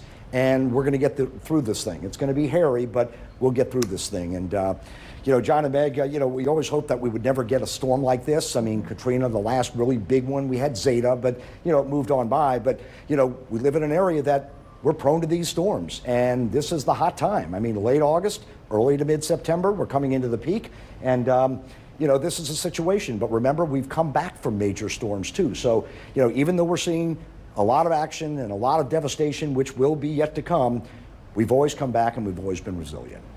Well, and we are far, I say our hearts go out to everybody. I've got friends in Lafourche Parish who I'm concerned about. So we, as all of us throughout the entire news market, if you will, including in Mississippi. But for those in the city who are within the great, 1 million people who are within the flood walls, relatively remote compared to others from, the eye, you're probably going to be all right. Yeah. You're not going to have surge. There will be damage. There could be catastrophic damage in some, if your roof comes off and your neighbor's doesn't, that's pretty catastrophic to you. But sure. I think it's important, and I think you're absolutely right, Bruce, to take a deep breath and realize that if you are in your home, the people that die in hurricanes are those that get out too early, that have some fluky thing happen, that are on some coastal road that they mistakenly get on through a mistake of their own or some circumstance. And if you're in a modern structure, the odds are overwhelmingly in your favor that you're going to be all right. And I hope that doesn't mean to downplay it in any way, because this is about as serious as it gets. But I think that it's good to take a deep breath from time to time and remember these many layers of protection that we have. Anyway. Yeah, no, I think, John, you put it exactly right. I mean, you made the decision and you just have to deal with it. I mean, at this point, we're going to steer you through this thing. And if you're inside the flood protection levee, you are in good shape. Will we get flooding with rain? Probably will, but we're not going to get the major flooding from the surge, and that is the main thing. So once again, at this point, we're just going to have to, wait and see. The reporters, after everything settles down, will be back out over the community and letting you know what's going on. But of course, the meteorologist here at Fox 8, we're going to keep you going. And again, we're going to be giving you the weather, more information. Probably we're not going to have a lot of live reports, guys, coming up, because we don't want to put our people in harm's way either. But as soon as it's safe to get out, we're going to get out. And remember, if you have no power and you're listening on the app or you're listening out to us on iHeartRadio, and John and Meg, I had a couple of texts as well. Remember, we're out of power. Please talk radio because they want to hear it. And I'm trying to kind of give that and paint that picture for people listening on the radio. Do your as best well. Vin Scully imitation. Exactly. The legendary play-by-play. I'm not going to throw on the radio. Hold on, we're not letting you go away just yet because I think Meg wants to talk about Galliano. Yes, we want to get your thoughts on this, Bruce. We've got a live picture here from Galliano and Lafourche Parish, and you can see there just how bad conditions have really deteriorated at this point. The wind is whipping, the amount of rain falling, and you can see, several feet in front of you. Right. Well, I think, we lost the shot for a moment, but, again, I mean, they're coming into it. I mean, on that northeastern quadrant, that eye wall, it's moving in, and, the weather's just going to continue to actually get a little bit worse. And, that's a situation you don't want to be in. I mean, you're going to have power outages, you're going to have trees going down, you're going to have things, across the roadway. You may even get overwash, and roadways may actually wash out that we've seen before. So, this is just the beginning, and we're going to bring you pictures as much as we can to kind of show you what's going on. But as you can see, John, sometimes within these squalls, you get the big burst, and then things settle down a little bit. So it's kind of a tricky. It fools you a little bit, and. Now's the time, as read. There it goes. There's that big gust. You see the tree just, bending over at this point. So, and as we look at this, Bruce, that's one of the reasons why they called for a mandatory evacuation in Lafourche Parish, as you see the conditions there. And they have to, because they can't get out and help you. Right. I mean, the reality is, if you get hurt or something happens, you're on your own. And they're not being selfish saying, we're not coming out to help you. They don't want to put their people in harm's way either. Sure. So, it's a really delicate dance here. And it's one of those things that you really have to have common sense, and you have to just kind of understand what the community leaders are telling us and not buck the system, because really it's for your own good. And I think these evacuations that were mandatory, I think it was a great call. A lot of people didn't want to leave. They didn't want to go. But, at this point, you look at this, and if you're watching us, say, in another market or online, and you left, you're saying, you know what? Thank goodness I did leave. Right. How many people say they've stayed? Right. They've stayed, but with a storm of this magnitude, you may not stay again. By the way, our apologies to our friends in Galliano. There are two L's in Galliano. LL. We'll fix that next time. There's been some significant damage in Lafitte, and Kelsey Davis talked to Mayor Tim Kerner. Mayor, I know that you guys had some major issues with the storm there in Lafitte. Tell me what happened, and how are you feeling right now? Well, look, it's barely getting to us now, and the winds already getting too strong where you can't leave. A roof in the firefighter station in Lower Lafitte's roof came off, and that was before the storm had officially landed onto us. So that was just the outer bands. So look, it's a dangerous situation. A lot of people chose not to evacuate. As of yesterday, I'm hoping they changed their mind overnight and they left. But look, I'm just so worried. This is such a serious storm, and we are getting the absolute worst of it. And I tried my best to get them all out. And I think right now it's a life-threatening situation. That's family, and every single one of them. And I'm extremely worried right now. And Mayor, you had to leave the fire station. Where are you right now? We're at me and the crew came to West Jeff Hospital. Were there we injuries? just arrived. Were there some injuries? No injuries. So what we did, this is a safe place. We worked until we thought things were could pierce one of us. So until it became wind that could be life-threatening. Actually, on the road, on the way to the hospital, something hit one of our crew members' windows and shattered it. So. Look, it's a dangerous situation. So we made the right call leaving at that time, obviously, because there wasn't that window there, and could have killed them. And that's a little further north. So I think we made the call at the right time, and Mayor, I was going to say, you guys asked people to leave, and you guys, of course, are emergency responders, so you had to be where you were at the fire department, but things got so dangerous for you that you all had to leave, and you thankfully got out okay. To the people who stayed behind, who are still at home right now, who are going to see this message, what do you need them to know and understand about this storm, especially as we move through the next 5, 10, 12 hours? Don't leave your homes. Don't leave your homes. You know, what else can you do? You can't pray and I'll pray for you. And I mean, not much you can do.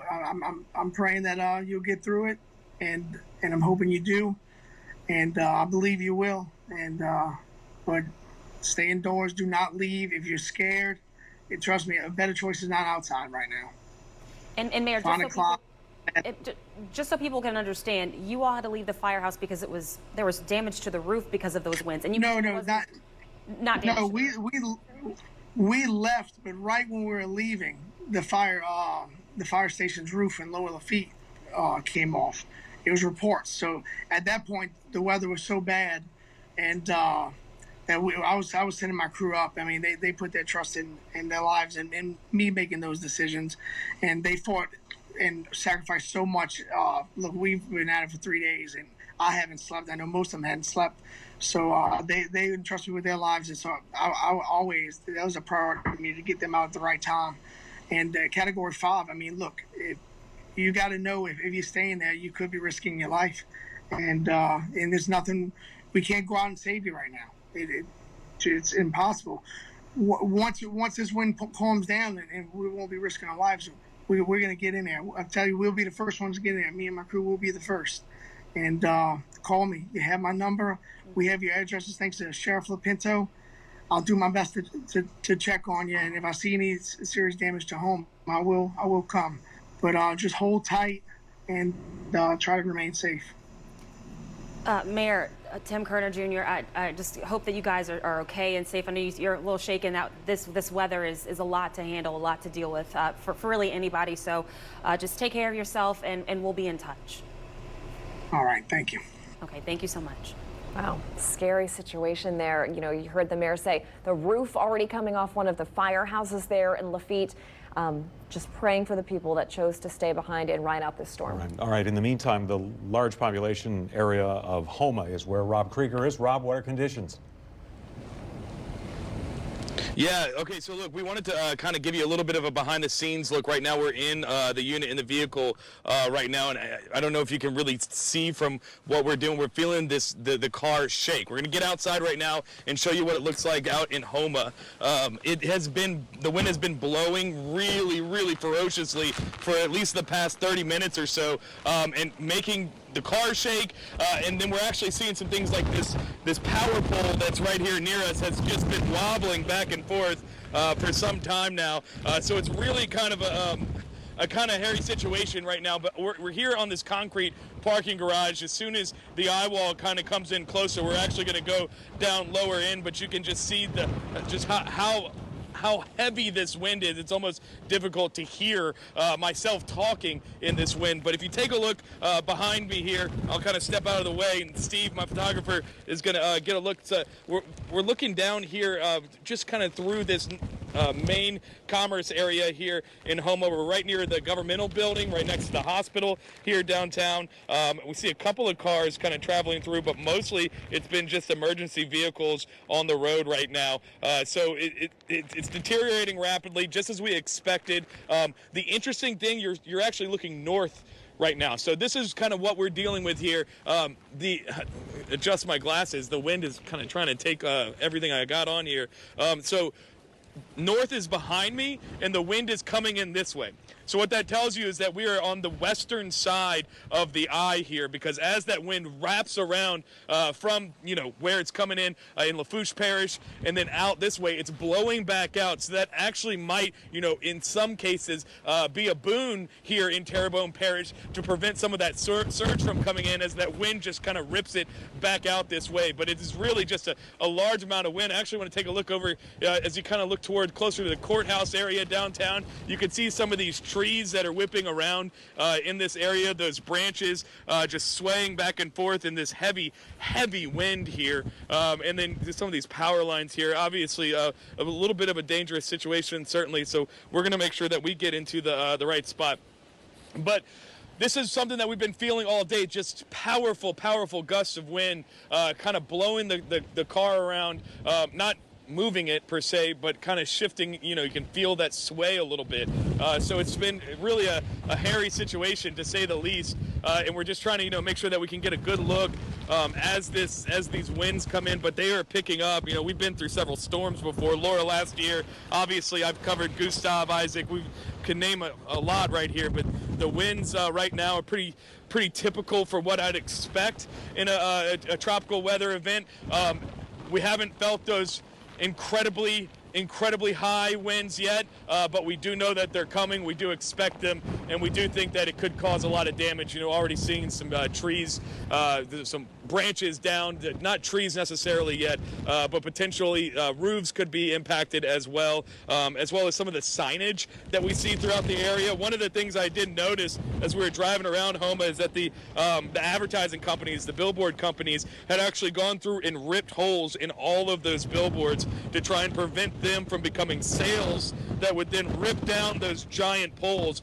So they've done the work to try and shore that up, but there's certainly some signage and whatnot around that may not be here this time tomorrow. So we're going to keep an eye on it. John, I know that this is, you were talking about the folks down in Lafourche Parish.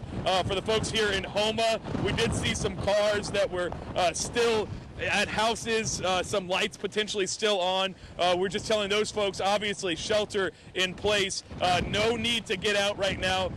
Stay where you are, stay safe, because we're going to have to ride this thing out for the next couple of hours. John? All right, well, the conditions look as though they might worsen there, Rob. It does appear, though, that there's a chance, that Houma might get on, in general, on the, quote, weaker side of this, so maybe not catastrophic damage. Right, and that's exactly why we decided to kind of come to this area, right? When we cover these events, we want to do it as safely as possible. Look, we're not out here trying to cowboy through the storm or whatnot. We want to bring you images that can kind of tell the story so that you can know about your community. But at the same time, we want to be safe, which is why we chose Houma, because as we followed that track, and really David and Bruce and everyone there back at the in the Weather Center have been doing a fantastic job. And that's what we were relying on to decide Houma would be a safer place to get a view of where this storm is coming through, out instead of on the eastern side, which, as they say, that eastern side can be have a lot more of the brunt of the storm. But if that's the brunt, this is pretty bad too. So, we'd hate to be over there on that side. But of course, we're going to, we'll be in a safe position. I know a lot of folks are reaching out on Facebook asking us to stay safe, and we certainly appreciate all their thoughts. And we are going to remain safe. But we'll be here for you through the duration as we ride through this. And I know everyone in the Weather Center there is going to take care of us as well. And Rob, John? I just want to point out that utility pole behind you has been swaying this entire time you're doing your live report. So that just shows the sheer force of this wind. Yeah, I mean, you can see some of these utility poles are like beginning to lean a little bit. Yeah. It is a really, goodness gracious. Wow, that was a gust right there. I'm just trying to hold my hat right now. I guess it's really the least of the concerns at this point. But these winds are just are unrelenting. They are continuing. They're not going to stop, at least for some time now. Just to kind of give you an idea, there's actually several other.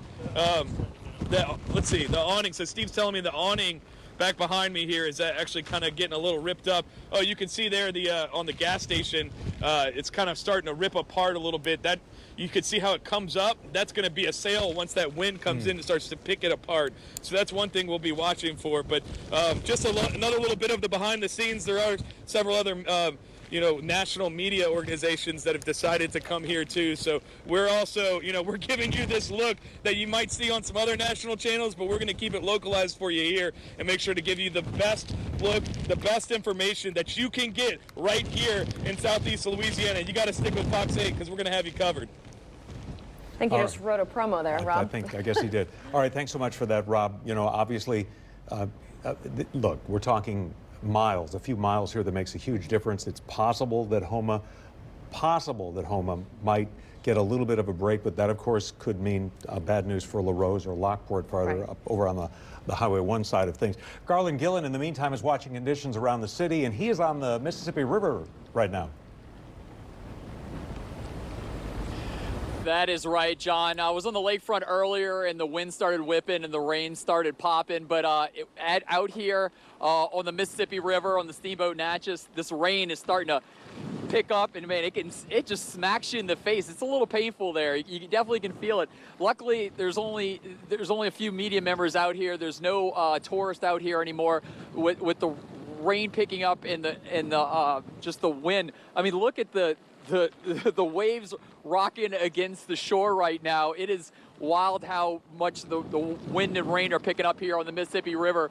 Jackson Brewery, which is on the other side of us right now, they actually have, as Tim Photog pulls around, you can see one of the doors got knocked out of one of the windows in Jack's Brewery.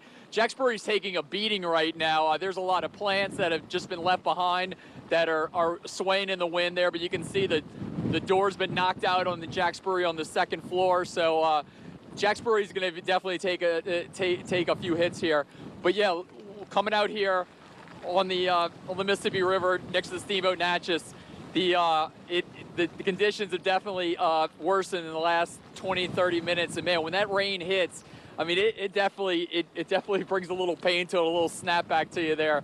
But luckily, the wind is not as vicious where I'm getting knocked over there. I got a good firm stance there, but it is no doubt picking up out here. It's gonna there you go.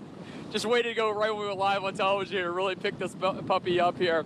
Yeah, the wind is no doubt picking up. I'm gonna send it back to y'all in the studio. Yeah, Garland, maybe take a few steps away from the water since that wind is picking up there. What's that, Meg? Come a little closer to shore, away from the water, Garland. A little closer to safety. All right. I'm gonna come in. Yeah, we're gonna. Yeah, my next shot will probably be at a different spot there. Right. But I wanted to at least let you see how crazy the water is right now in the Mississippi River. I mean, those waves are just completely wild right now. Steamboat Natchez is held up there. It looks pretty good right now, but I mean, those waves are impressive, and it's only going to increase as time goes on. And we've been back to y'all. We've been talking about those high winds, and one of the windows, the door too, Garland said, already blown out on Jack's Brewery.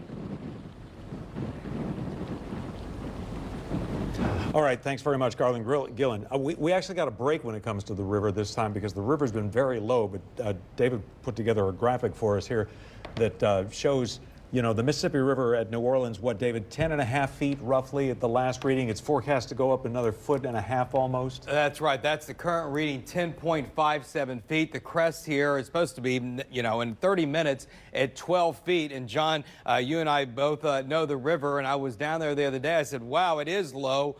This is where we started last night. I guess it was around 4 or 5 feet, somewhere in that vicinity. So this is all storm surge. That's now happened this morning, and we've seen that happen with other storms, and we're typically not worried about storm surge on the river because when we get to the peak of hurricane season in August and September and even in October, the river is traditionally low.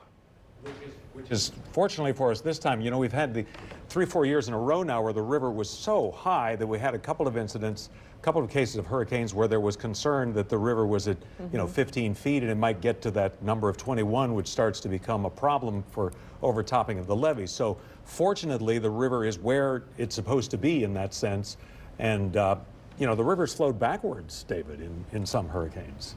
That's right, and that is probably what has maybe happened today as well. I mean, look at this. That's how we're getting the surge, right? It's pushing in from the Gulf of Mexico, and so the difference is from 4 to 12, that's about an 8-foot surge on the Mississippi River. Pretty significant. Notice, though, as the storm goes by and we get a reversal of the winds, that will rapidly be coming down later tonight and then tomorrow afternoon. So the Mississippi River safely within its banks at the current time. We've got the eyewall wind warning for the coastal parishes right now and also for the West Bank. We're expecting the winds to continue to increase across all of the immediate South Shore as we go through the afternoon. I always kind of pegged between 3 and 9 p.m. would be our worst time for winds. Then, of course, we've got the water situation, the rain that we're going to have to pile on top of that. 150-mile-per-hour winds. We just got this update 30 minutes ago. We're getting them hourly now. This is the noon update, and it's 45 miles to the southeast of Houma, moving northwest at 13. So when we started the morning, it was moving at 16. Now it's moving at 13, and so we've been projecting that this is going to slow down as it makes its turn and begins making more of a northerly movement. So there is where the storm was. See, it went like that, it did a little jog, and then went back on that northwest movement, and it's continuing to move right along the forecast track. So that's the forecast track in red, and there you can see where the center of the storm currently is. A live look now at our lakefront camera from the Landry's parking lot. Huge waves now on Lake Pontchartrain continuing to build as this hurricane moves even closer to our area. Galliano now reporting a wind gust of 78 miles per hour. 61 has been the highest gust at the airport in the lakefront. Belle Chase 51, 46 at Gulfport. Buras, we probably lost the instrument there. I know they have gusted higher than 46 miles per hour there. On the radar picture, there's Galliano. We've been showing you the images out of there. Hurricane conditions there, just getting pummeled in Grand Isle in the eastern eye wall here. And there you can see Lafitte. And there's Houma off to the north and west. And so this side of the storm is definitely drier and not near as strong as what we're seeing on the eastern side of the storm. In fact, coming up in a minute, we're going to show you our QRIS storm surge model, and I'm going to have meteorologist Zach Fradella do some Viper tornado detection to kind of show you the difference between the west and the east side of the hurricane. If we go farther to the north, notice that the bands have been increasing across all of the metro area. Moderate to occasionally heavy downpours now impacting all of the South Shore. North of the lake, still not much, but it's coming. Here's the mid-lake. You can see that rain shield is right there. And so not only is the water levels coming up on Lake Pontchartrain, the rain is going to be increasing on the North Shore. And right now, not too much going on across Hancock and Harrison County around Bay St. Louis and past Christiane. Continue to have quite a bit of lightning ongoing in the eye wall, indicating a very dynamic hurricane, a very strong hurricane with a lot of energy that it's releasing, that it's continuing to produce all of this lightning. Right here is the worst of what Ida has to offer, and Grand Isle and the areas around that, Lower Jefferson, are not getting a break. And so this gives you the general flavor of the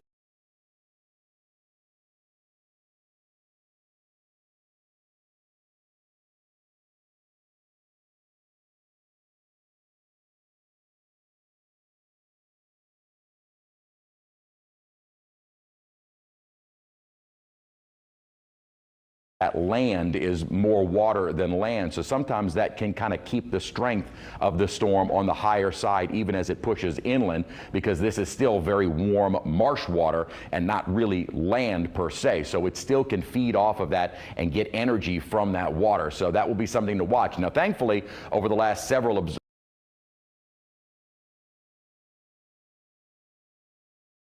observations, the pressure has been rising, so it doesn't look like at the moment that the pressures will be falling, which would indicate it's strengthening. They have been rising, which is a good sign, and a sign that hopefully the storm is starting to weaken, albeit not fast enough. They have been rising, which is a good sign, and a sign that hopefully the storm is starting to weaken, albeit not fast enough.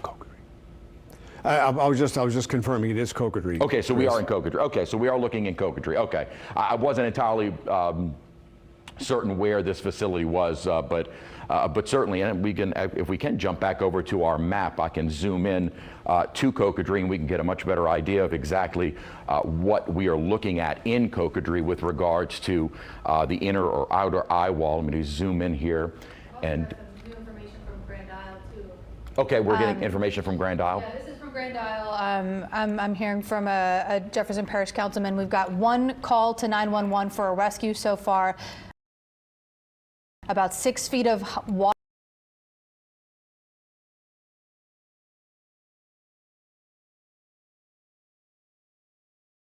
On Highway 1, and about 40 people stayed on the island and did not heed that warning. Wow. So, I mean, 40 people, that's a pretty significant number for, there's really not a... We've never had wind of this nature come on.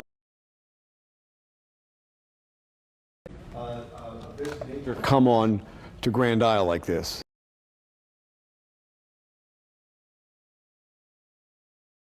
Now, you know, because there's never been a hurricane like this. Not like this, and we're going to have to look back and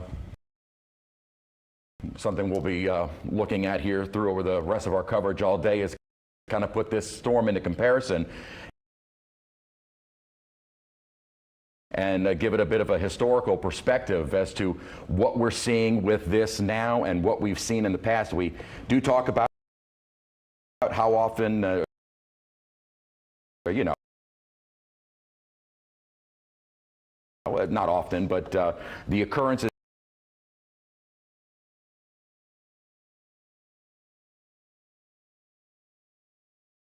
not often, but the occurrences here certainly through our long history of dealing with major hurricanes. But as we've said, each one is different. Each one has a different structure, a different strength, a different trajectory.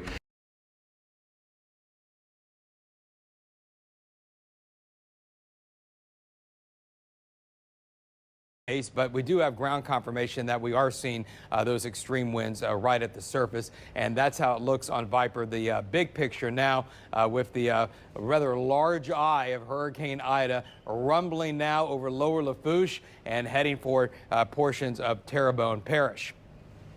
Let's go to our forecast model. Next concern that I'm going to have is rain, and by 6 p.m. this evening, look at this.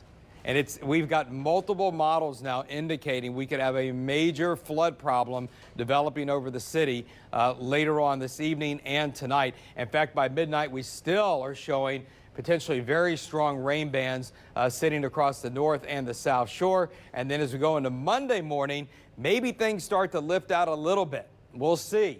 But nevertheless, that flood threat definitely is going to continue into Monday. I think I've got both of these models on here. Here's the high resolution model. And once again, that is showing widespread 5 to 10 inch rains in green. Where you see yellow areas, that's 10 to 15. And there you see a bullseye of 15 to 20 that is just offshore. This is the GFS model, which has not quite a higher resolution as the HRRR model I was just showing to you. The resolution is a little more coarse, but it's showing the same general idea. Very concerning 15 to 20 inch bullseye right over the city that could be developing later tonight and continuing into Monday. So you put all of those things together, and the models are trying to tell us that there's likely going to be some major rain and major flooding somewhere over southeast Louisiana. So again, we started off the segment talking about the Mississippi River. This is the Ida surge. The river now at 10.57 feet. Here it was at 8 p.m. last night, and it was around 4 feet. And so it's expected to crest here in the next hour or so at 12 feet before beginning a gradual decrease. It may stay elevated just a little bit longer, depending on the speed of the storm, the way things look now. John and Meg, back to you. So the rain totals were, when you showed the alarming graphic there of the rain total possibilities, that's through 3 o'clock tomorrow afternoon? Yes, that is through 3 o'clock tomorrow afternoon. And our apologies, we'll switch to graphics there. We're dealing with some Power outage. outages here that we'll try to deal with. Yeah, that is until, let me pull that back up. Yeah, that is until 3 o'clock in the afternoon. It could continue to rain after that, but the bulk of this is going to be happening during that time. So a lot of people are familiar with GFS, or the American model, as it's commonly called, people who look at these computer models a lot. Would you explain, I don't want to get too far into the weeds here, but I think it's important, these high-resolution models. So we hear you talk about Viper, that's a high-resolution model.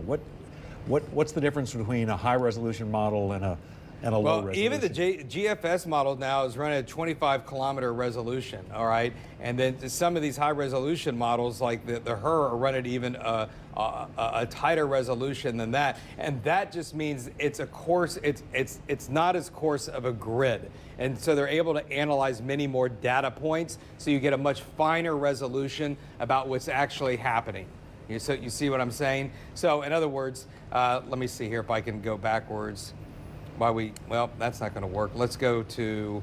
And they were kind of looked down upon, weren't they, by the Hurricane Center for a while, these high Well, I mean, models? not all of them are really specifically designed to forecast hurricanes. And of course, they are designed to forecast heavy rainfall events. I mean, the first time I thought, you know what?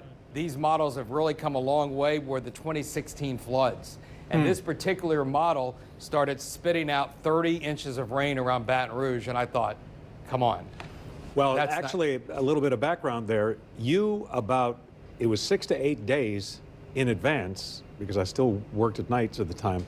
It was 6 to 8 days. I want to say it was 8 days or 7 days in advance. You looked at me one day and said, somebody's going to get a lot of rain next, Thursday or whatever it was. And I looked at you and thought, what is he talking about? Well, see, our models were good enough then that we were able to pick up a pattern like that, right? But I mean, I'm sure I didn't say to you, John, 30 inches of rain at that far out. No, and I think that was something like approaching 7 trillion gallons of water or something like that, which was about the amount of something like 80% of the water that went through the Bonnet Carré Spillway opening. So if you look at massive amounts. If you look at this high resolution model and then you switch to the GFS model, which is now run at a pretty high resolution globally 4 times a day, you see how this one is a little smoother and the other one has a little bit more detail.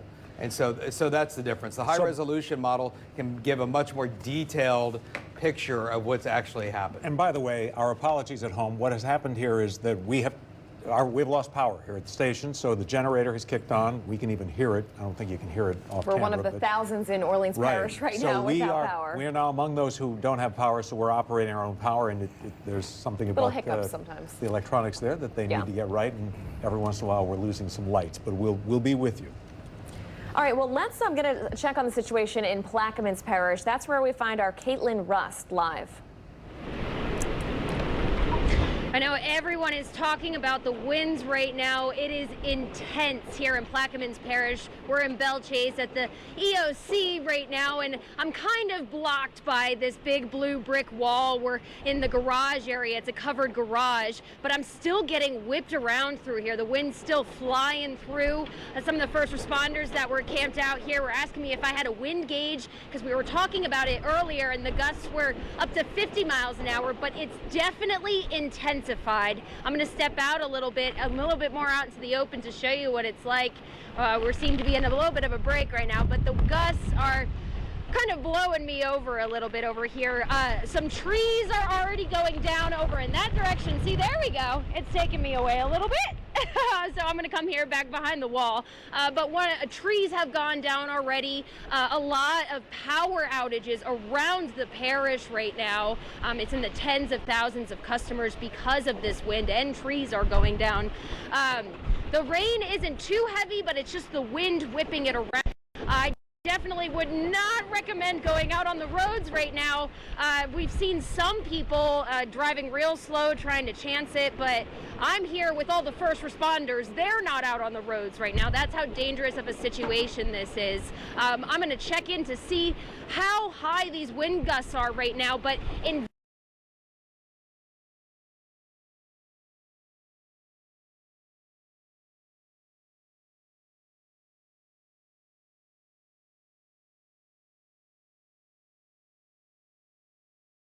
is on that part of the story for us. Of course, we need that power in order to power the pumps, Mike.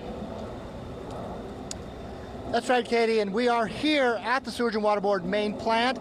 I can tell you that just in the 10 minutes since we have set up, we heard those loud EMDs, electromotive diesel generators, kick in. It sounds like a jet engine. You might be able to hear it in the background. But an even more urgent concern is that with the Entergy power, a major breaker tripped here at the main plant affecting sewage. So the Sewage and Water Board put out a notice urging people to not run appliances such as dishwashers, washing machines, and even limit toilet use as much as possible because many of the pumps for sewage are out. That could compound problems in addition to everything else that we're seeing in these deteriorating conditions. Obviously wind, flooding, but we could have an additional problem in some households of backed up sewage because of that breaker being out.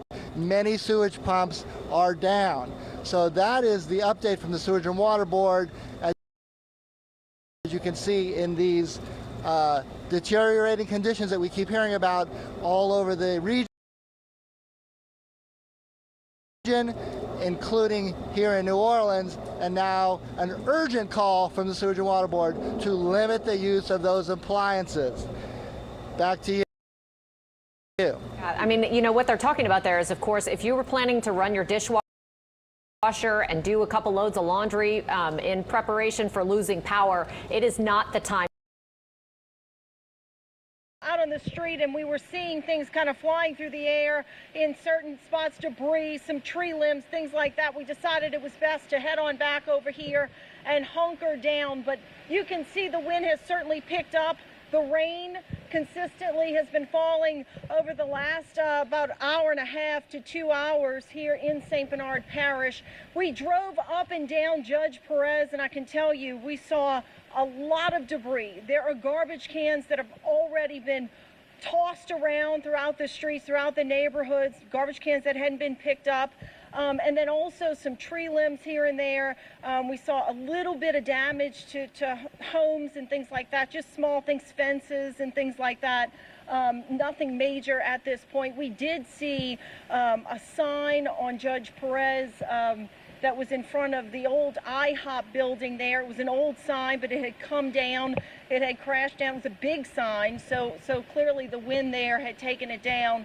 But this is really the situation here. We are getting word from the parish officials that 3,100 people throughout St. Bernard Parish are now without power, 3,100 people. And Parish President Guy McGinnis told me that that was his fear, is that a lot of people or everyone would lose power, and that the power would be out for an extended period of time. And so people really needed to prepare for that. We do know that a lot of people have evacuated here in St. Bernard Parish. They got out yesterday. A lot of people left yesterday morning and got on the roadways. A lot of people stuck in traffic, but they did get out, and a lot of people stayed. We saw the sandbagging locations very, very busy throughout the day. A lot of people preparing for what could be flooded streets, flooded neighborhoods with the torrential rain that's expected here today. And you can see we're getting some of that now. The wind gusts have been coming through here pretty significantly. I mean, we actually saw a trailer, like a tractor trailer that had flipped over in the parking lot of Home Depot. Looked like it was raised, so the wind probably got up underneath it, but it just goes to show you the power of the wind already here in St. Bernard Parish. On the lower end of St. Bernard Parish, outside of the hurricane protection system, we've seen flooding that started early this morning. Of course, that is expected because of the east wind. But that flooding started early, and the parish president said that they did not expect it to come up as fast as it did. They are getting word that the levees below the hurricane protection system will be overtopped, and probably by about 5 feet on the lower end of St. Bernard Parish. So they'll have about 5 feet of water over the roadways there. In the meantime, here inside the hurricane protection system, The flooding that could happen will be from the torrential rain, because the pumps will not be able to keep up, more than likely, if the rain continues to fall for a long period of time. And that's really the situation here. Of course, nobody should be on the road. Everyone should stay inside. It appears that the sheriff's office, the deputies have gotten off of the street. They were patrolling. We saw them riding around. We haven't seen them in quite some time, and I know that I talked to the sheriff about 45 minutes ago, and he said they were getting ready to pull everybody off of the street. So now is the time to hunker down here in St. Bernard Parish for the duration of this storm. In St. Bernard, Natasha Robin, Fox 8, Local First. All right, thanks, Natasha. Let's get a check on the situation in Lafourche Parish now with Real One Belogan. In Matthews, the wind is definitely picking up here. We've been getting a number of emergency service alerts going off on our phones telling us to prepare for, quotes, life-threatening winds. That's what parish leaders and city and state officials have been saying leading up to all of this. To show you just some of the strength of the wind here, take a look at just these tall branches on these trees. You can see how they're just moving all over the place. Shows the extent to the increasing winds here. Now, we're not really seeing too much rain, just a light drizzle or so, but it really increases as the wind itself intensifies. Now, for the last half hour or so, the good news, we haven't seen people on the roads. That was happening earlier this morning, just people driving up and down the roadway, and Lafourche Parish sheriff deputies have stopped everyone driving and asking them exactly where they are going. Fortunately, as we pan over where most of the people are going right now, most of them are going to the parish, one of the last resort centers here, that they're shelters rather than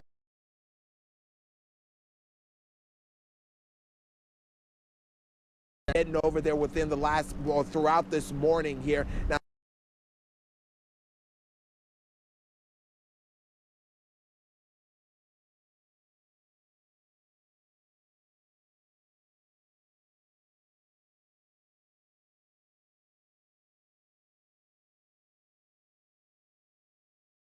activate those EMDs, in addition to the fact that they need some more power to power the pumps that get the sewage out of people's homes. And that's why the concern is that you could have a sewage backup, because if they can't pump it out to where it needs to go to be treated, then it's got nowhere to go. So the city basically is saying, you know, when I was a kid, they used to say, if it's yellow, let it mellow.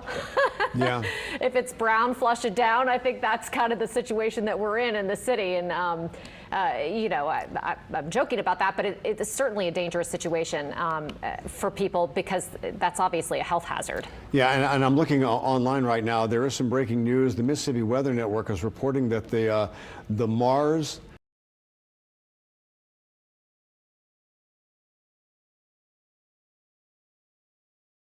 deep water platform may have broken loose in this storm.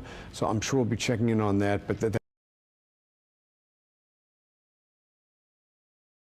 that according to the Mississippi Weather Network. We're also starting to get some reports. Alexandra Cranford, she's of course at our location in Baton Rouge. She's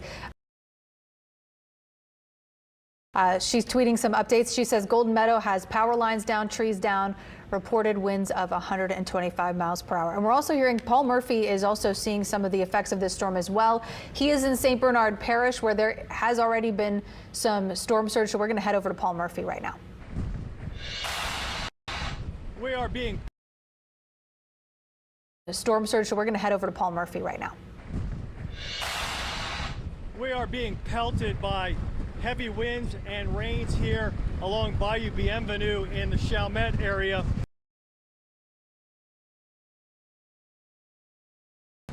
We are in probably the thick of it right here. The parish president, Guy McGinnis, did a video just a little while ago saying that the winds were already at about 65 miles per hour down on the eastern end of the parish.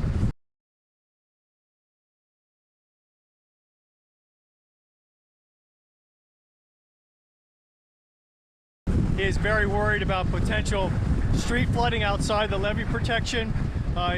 We've already seen some video from that area of levees being overtopped there. Those ring levees are not the same as those federal levees that are in the New Orleans area. These are these earthen levees that help protect the fishing communities down there in eastern St. Bernard. And we saw some video a short while ago where some of them were actually being overtopped. and they have pumps in place to help pump that water out once this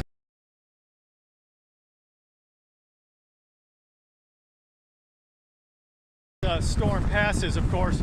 Earlier we spoke with Monty Montalongo, who is a former St. Bernard Parish councilman who now owns Parish Marina, about what he expected with this storm.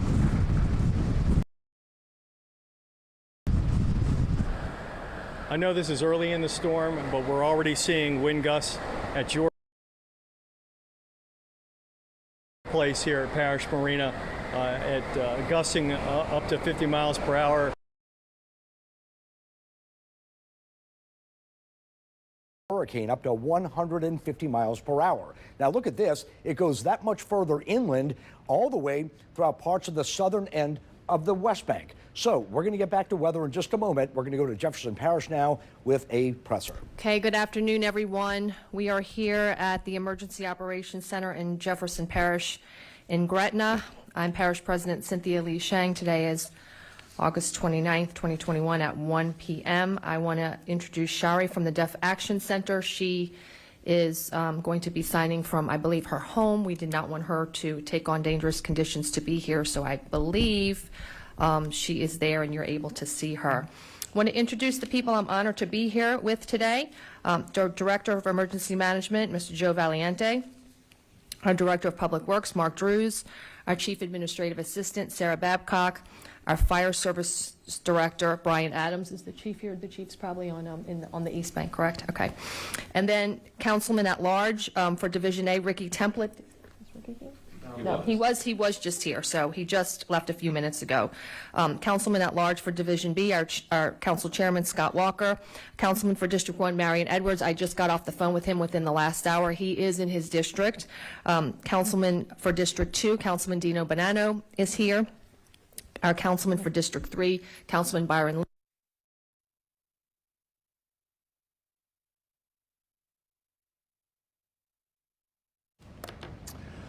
All right, we've lost our signal from Cynthia Lee Shang, so we'll get back to that in just a minute. But let's toss back to Bruce Katz for the very latest on this track. And it looked like there was a little wobble there at Grand Isle, but it's back on track.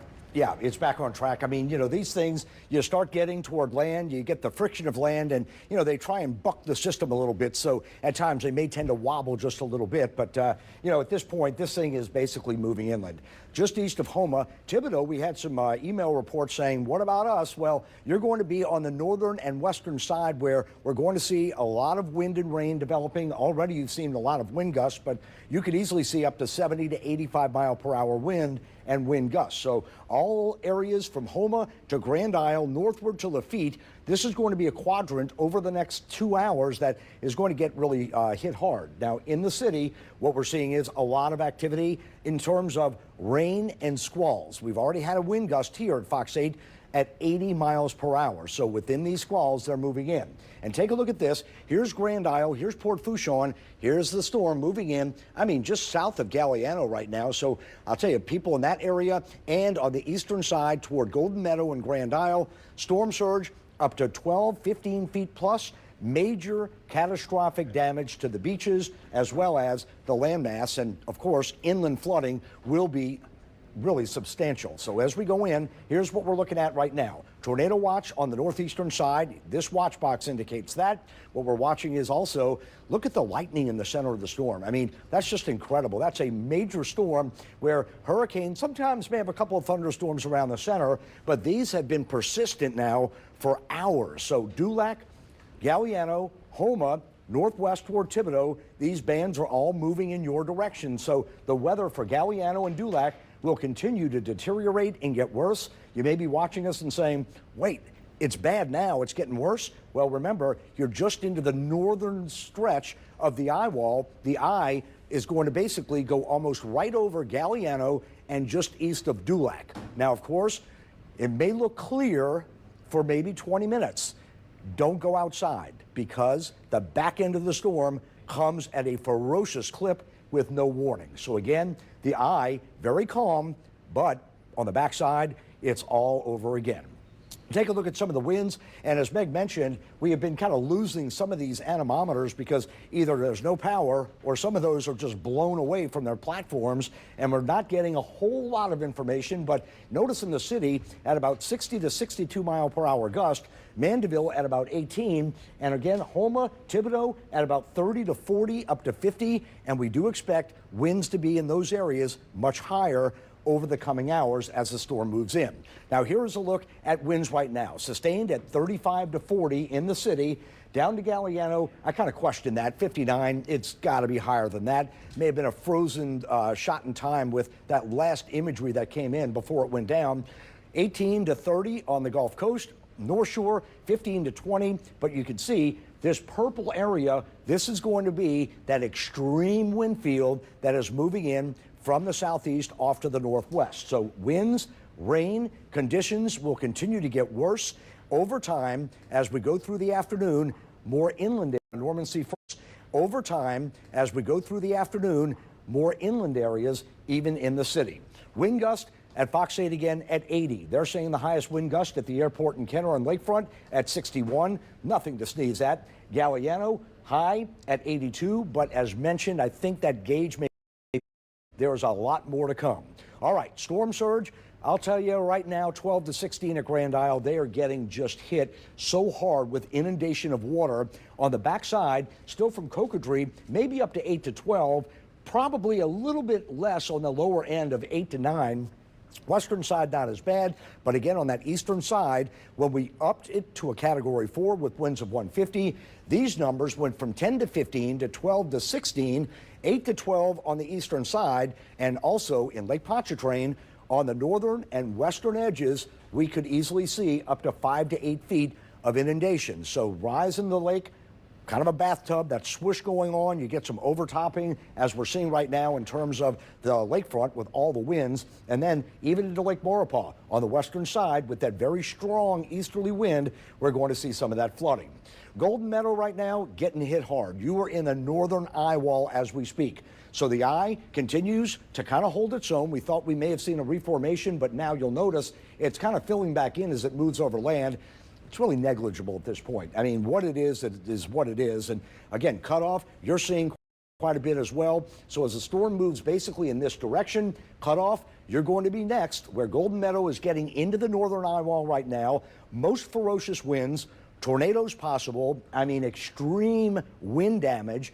It's going to be moving in to the western side of cutoff. And Houma, Dulac, it's going to be in your direction in the next hour to an hour and a half. So many of our communities that we report on and we talk about all the time, right now, extremely under the gun. Grand Isle, eye wall moving away from them, but look at some of the bands on the outer edge of the eye wall. Still Grand Isle, these are rainfall rates easily 4 to 5 inches an hour, and wind gusts easily up to 140 to 150 at times. We had 136. I'm sure some of those gusts, since we've seen that 136 is higher, so certainly they're getting pounded as we speak. Let's take a look at the wind timing as well as the wind field. Right now, we're getting those hurricane force winds moving into the city. That is verifying. On the outer edges, these are the higher end, 39 to 57. And of course, in the outer edges in yellow at 39 to 57. We're going to have a long way to go. Take a look at 5:30 this evening. The city's still in it. Houma, Gramercy, Thibodaux in it, moving in parts of the North Shore from Tangipahoa into western Washington. Then we go to 6 to about 9 o'clock. Still parts of the North Shore seeing those high, very strong gusty winds. By tonight, 10:30 to midnight, we're still going to have some tropical storm force winds, easily up to 50. So the winds tonight are still going to be kicking. Once this thing moves north of Baton Rouge, we just have so much energy to unwind. It's going to take a little bit of time as it begins to move northward. So we're going to wrap it up in just a moment, but here we have our broad radar shot. You can see the storm moving inland. Look at the city right now. Heavy bands and squalls moving in with some of those wind gusts up to 88 at Fox 8. Many of you have probably had easily up to 60 to 80 mile per hour gust. And of course, this is only going to increase. So here's the northern eye wall, and look from New Orleans, we're just not that far away. So when this begins to lift northwestward, we're going to see parts of the extreme outer edge of the eye wall as far east as Luling, Destrehan, and the river parishes. Just outside of that in the city, that's why we're looking at hurricane force winds.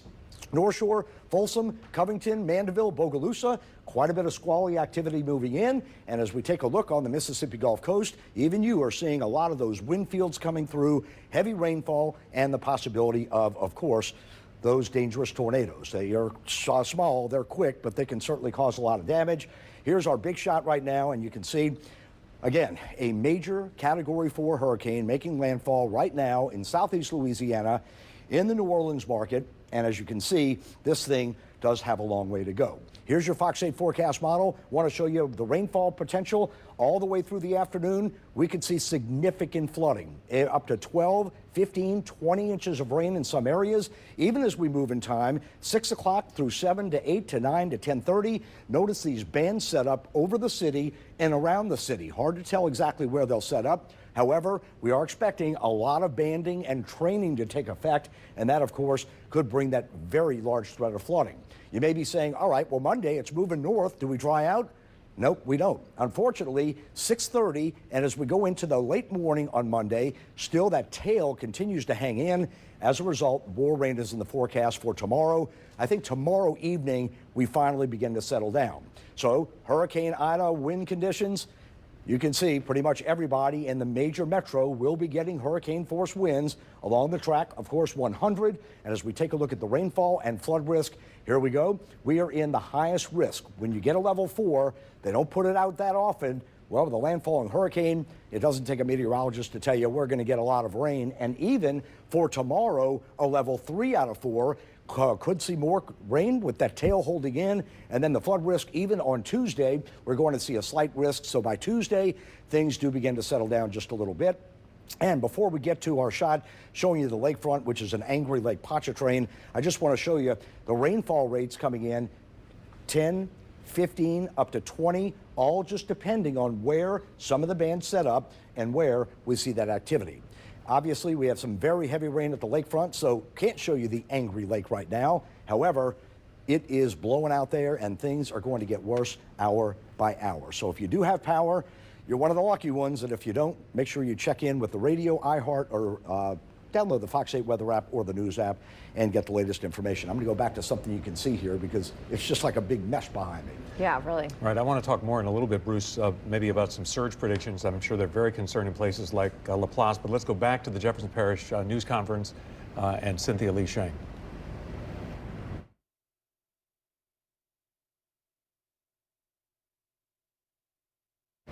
Wouldn't you know it? It's frozen again. Well, so, I mean, if I'm in Laplace and I'm looking there. at the, we do have some internet issues, as does the world, and that's affecting, you know, the modern world just floats. You used to float on paper, now you float on the internet. Right. And when the internet has issues, we have issues too. So if I were in Laplace, Bruce, and I went through Isaac, I would be concerned when I see Lake Pontchartrain and what's happening at the Landry Lake Cam, for example. What can you tell us about kind of the western shore of Lake Pontchartrain and what might happen? Well, let's take a look at Viper right now, guys. I know I'm throwing the directors, you guys are doing a great job. We're throwing you curveballs, but here we go. Thanks a lot. Well, you're talking about Laplace here, right? You're talking about Mandeville on that western side of the lake.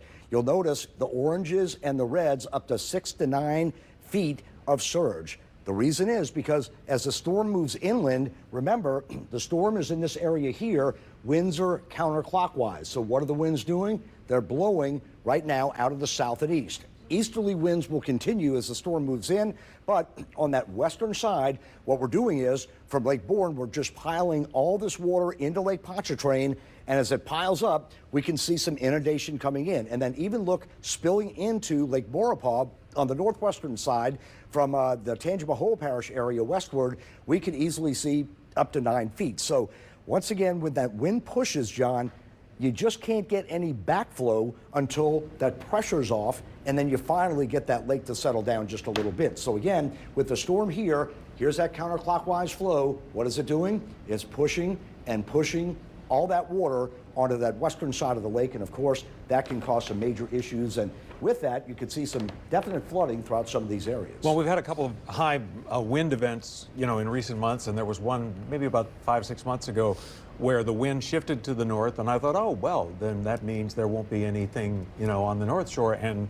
both of the lake roads as they're called, in Madisonville and Lacombe were flooded because there wasn't enough of an escape route for the water. And that's, I guess, part of what the threat could be. Yeah, definitely so. I mean, you know, the winds are going to shift direction. I mean, right now, as it's moving in, we're getting more of a southeasterly wind on this side. So what it's doing is pushing the water basically into the northern end of the lake. And then as the storm moves more north, we're going to get more of an easterly fetch. That's going to push it more west central lake down to the southwestern part of the lake itself toward Laplace. So again, even into Lake Maurepas, it's the same situation. So we're going to see very high water in these areas, and notice everything kind of pushed in from Lake Bourne right into that little valley area, Lake Pontchartrain into the western side, and of course down south, John, with the storm moving in, we're just pushing the Gulf of Mexico in. So that's why we're seeing all this inland flooding and storm surge, even here up to that 12 to 16 feet,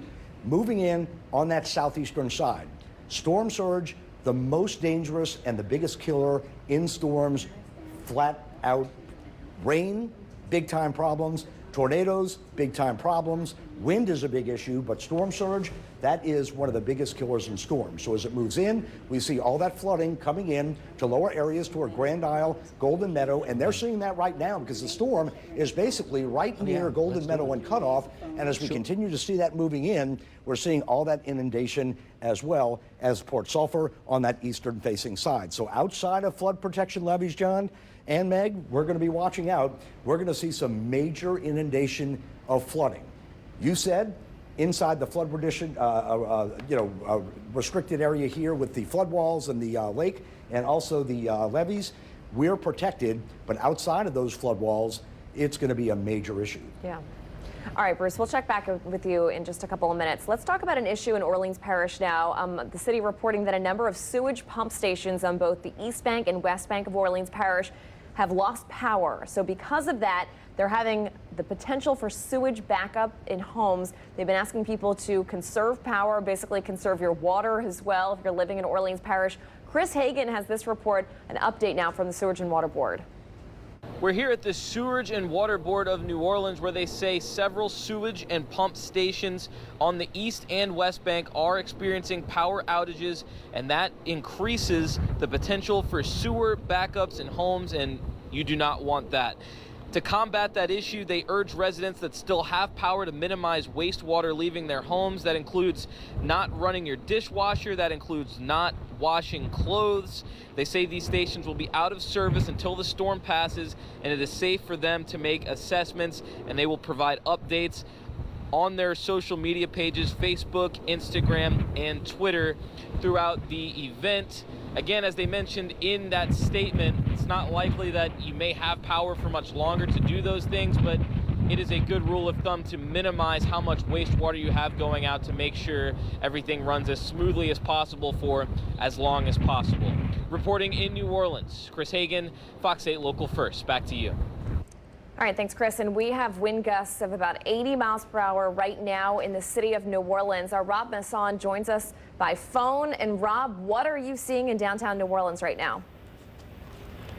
Well, Meg, we were in downtown earlier and we saw like mini tornadoes out on Canal Street. Right now, we're actually out at the lakefront where those gusts feel a little bit stronger than 80, perhaps as high as 90, but you can hardly stand up out here at the lakefront, and it's very, very difficult to even get a live shot up here. I can tell you that portions of Lakeshore Drive are covered with water, not an unusual situation in any rain event, but this is all from splashes. This water and wave action pushes onto the Lakeshore Drive levee area. The water is all the way to the top of the seawall, splashing up about 15 to 20 feet, but well within the confines of the levee system, which seems to be fine out here at the lakefront at this point. The winds have picked up dramatically in the last hour that we've been out here, probably starting out, it felt like around gusts of up to 50 or 60. Now those gusts feel much higher.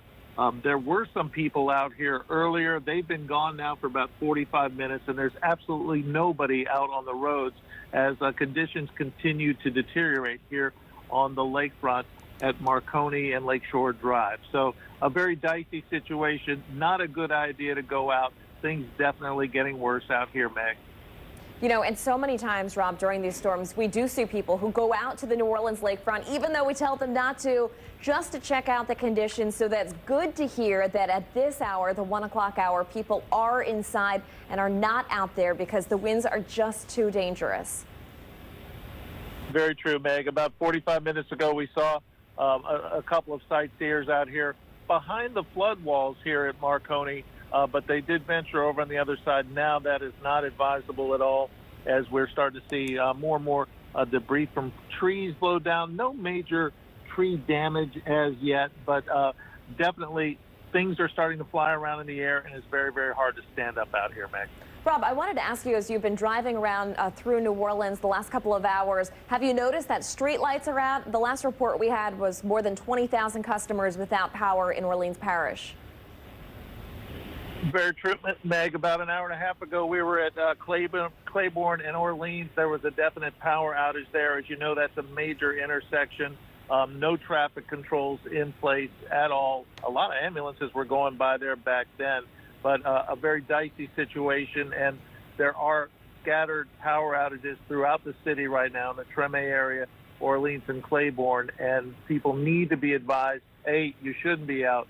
And B, if you are out and you come up on one of those intersections where the lights are out, please stop and look both ways and be careful. But for the next couple of hours, folks should stay inside. And again, Rob, you said you have not seen at this point any, big downed trees, anything of that nature. I'm not seeing anything major at this point. I'm looking out down Marconi right now. I see a couple branches, maybe 4 feet in length, but for the most part, just a lot of loose leafy debris has been blown out of the oak trees that line both sides of Marconi, and we have seen very, very little major tree damage so far, Meg. All right, our Rob Masson live along the New Orleans lakefront. Thank you, Rob. All right. All right. In the meantime, we want to focus a little bit, and I must confess, I'm not sure. Do we have Renee Poche with us? Okay, excuse me. We want to focus a little on the New Orleans area levees, this $14.6 billion system that the Army Corps of Engineers and its contractors installed in the wake of Katrina. And we're joined by Renee Poche, who is a spokesperson for the Army Corps. Mr. Poche, we're looking at the 17th Street Canal as one of the major components. How much better protected are we from a layman's standpoint than 16 years ago in the city and the areas around it? Well, if I could paraphrase what Ramsey Green said, there's really not a comparison between what we had in 2005 and today. A name only back then. Now we have a true system that borders the 5 parishes in the metro New Orleans area, from St. Charles Parish over to St. Bernard, down to Plaquemines Parish. And those pump stations are an integral part that will become very important as the storm passes through. Those gates, I'm sure, are already closed, and they'll be blocking storm surge from entering the outfall canals. So the way this works is these pumps actually only come on during a hurricane event. They close the gates, as you point out, and then they turn on these giant pumps.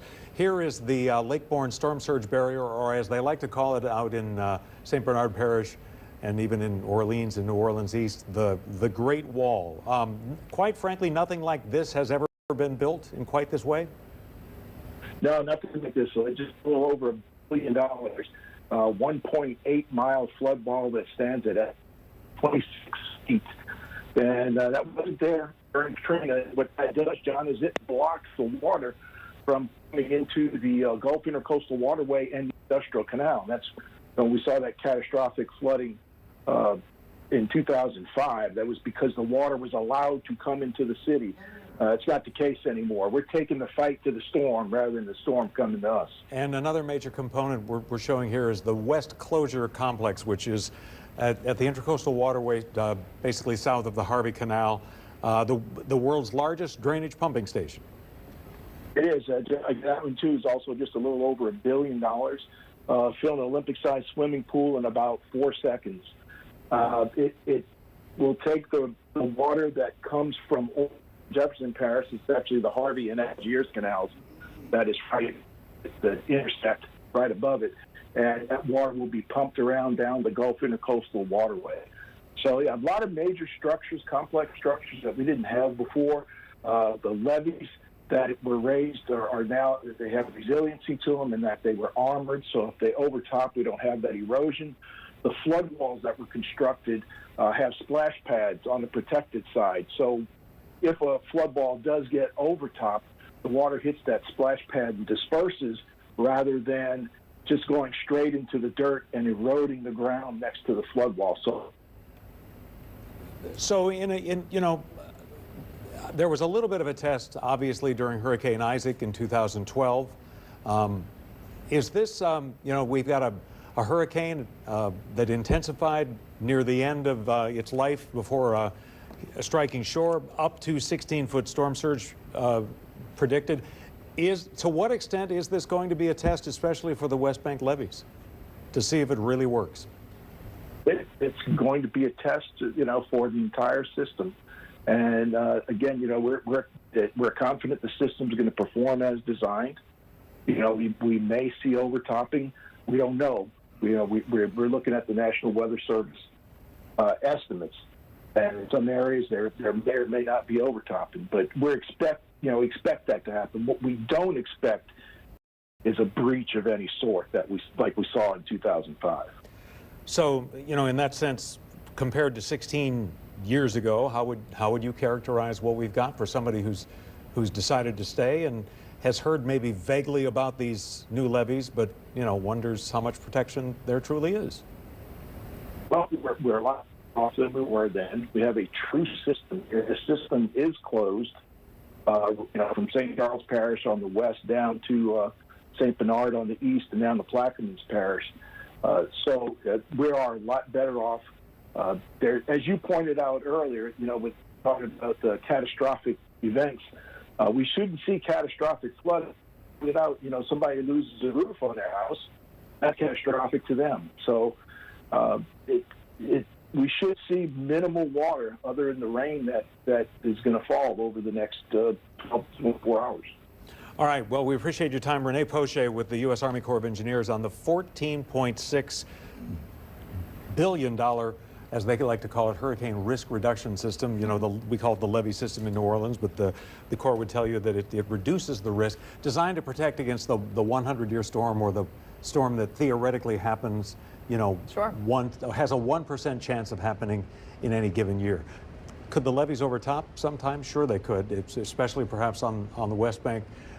But it wouldn't be a catastrophic failure, the engineers say, of marshmallow levees blowing apart in 24 places. Yeah, exactly. All right, well, let's get a look at the situation now along the New Orleans riverfront. That's where Garland Gillen filed this report.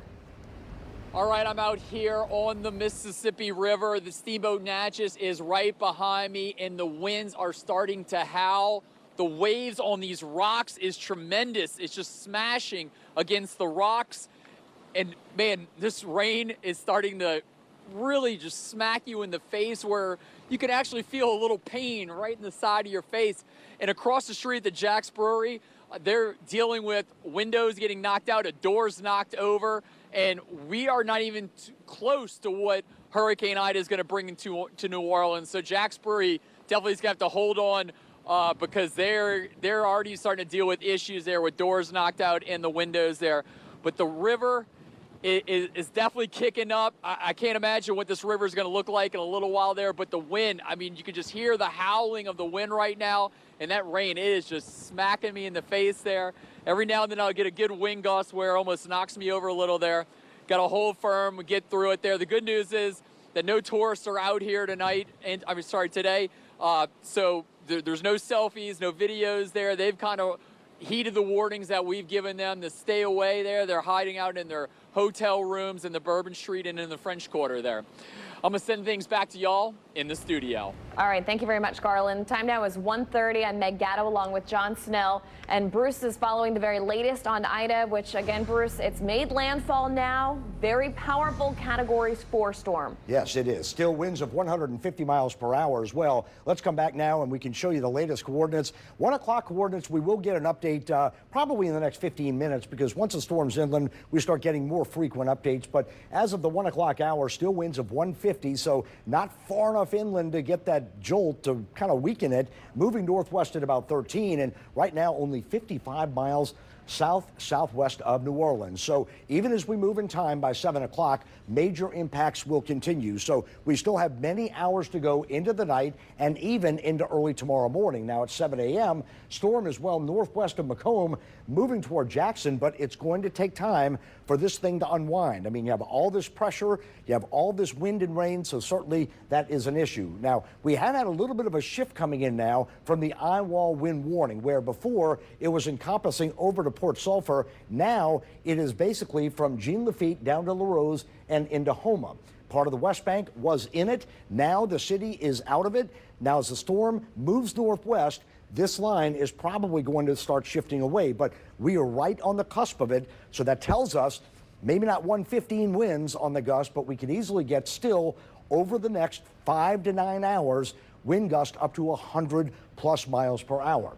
Here's a look now at the actual satellite. This is our enhanced shot, and you can see here is our past track. Here is our future track, and the storm is basically going right up the pipe, approaching areas of Houma to Golden Meadow. The eastern eye wall now beginning to slowly move away from Grand Isle. And as we come in closer here, look at this. I mean, boy, this is our daylight picture, moving in right near Port Fourchon, right near Galliano now. And again, Golden Meadow, you're right on that eastern side on the cusp of some of those incredible winds and rain. So here's our shot coming in. You'll notice Lafitte, you're right on that eastern edge of the eye wall. So things over the next few minutes are going to get very hairy. I mean, we're talking winds up to 80 to 100 sustained, possibly gust up to 120.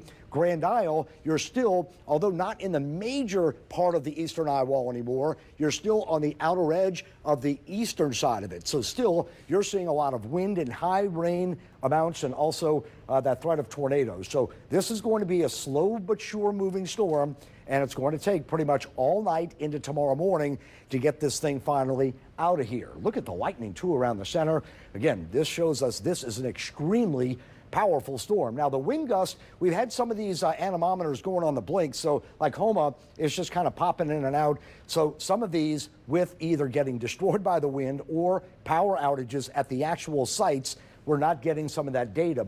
But in the city, we have a report up to 61 miles per hour at the lakefront. But I even question that now because we've had a gust here of 88 miles per hour at Fox 8. So we've had the higher end of the 80s, 85, 88. That's a pretty strong gust right here in Mid-City in the heart of New Orleans. So here's what we're watching now. The purple areas, highest winds. These are the hurricane force winds. They are continuing to spread northward in the city. 35 to 45. Now, these are sustained. Some of the higher gusts in the lower 60s. 82, that Galliano, I again think this is on the blink, much higher with the storm on the northern edge of the eye wall. I think that's definitely more than 82. Even at Belle Chase, probably around 50 to 55. Buras at 46. North Shore, you're getting some of these gusts up to 30 to 35. That's enough. Power outages, and you start approaching 40 to 45, in which you will. That could easily be trees coming down as well. Let's take a look at the actual flood risk in terms of your peak surge forecast. On the eastern end, Bay St. Louis, Shell Beach down to Venice, eastern facing shores, 8 to 12 with that push of water from the east, 5 to 8, and then most of that action is going to come in right around St. Charles Parish into areas of St. Tammany and also into Tangipahoa. So these are areas on the western side that we're going to be watching with that really big push of water. And already we have seen easily up to 12 to 16 foot surges as the storm moved inland. So here's a little better perspective of it. Eastern, western facing shores rather, notice here, this is all water that's just being piled up into the western part of the lake. It just can't go anywhere. Then it funnels in to Lake Maurepas, where you see another 9 to 12 feet, well, on the lower end maybe 10, and about 6 to 9 coming in on the western end of Lake Pontchartrain. So certainly an issue. And outside of the flood risk reduction area of the levees, you can see a lot of these areas could easily get up to 6 to 9 to 10 to 12 feet of inundation. Wind field and timing. Right now, some of those winds moving into the New Orleans area. We've already had these gusts up to 88 and all the way through 5:30, much of the same. Much of the metro area seeing winds up to 58 to 73. In the red, higher 74 plus hurricane force winds. And then as we move into the evening hours, 8:30, 9 to 10:30, some of that begins to move on out, but still tropical storm force winds easily up to 50 to 55. And then as we go into the overnight late and then into tomorrow morning, the storm finally pushes into southern Mississippi, although we still see quite a bit of rain as well as some of those gusty winds. So live radar, well, I think we may have lost Viper. Well, nevertheless, for what we've been seeing, I'm going to kind of push on through. Must have lost data with the hit here, but nevertheless, at this time, it looks like the rainfall will continue, and with that, we could see significant flooding anywhere from 5 to 10 inches of rain on the low end up to 12, 15, isolated up to 20. And here's the reason why.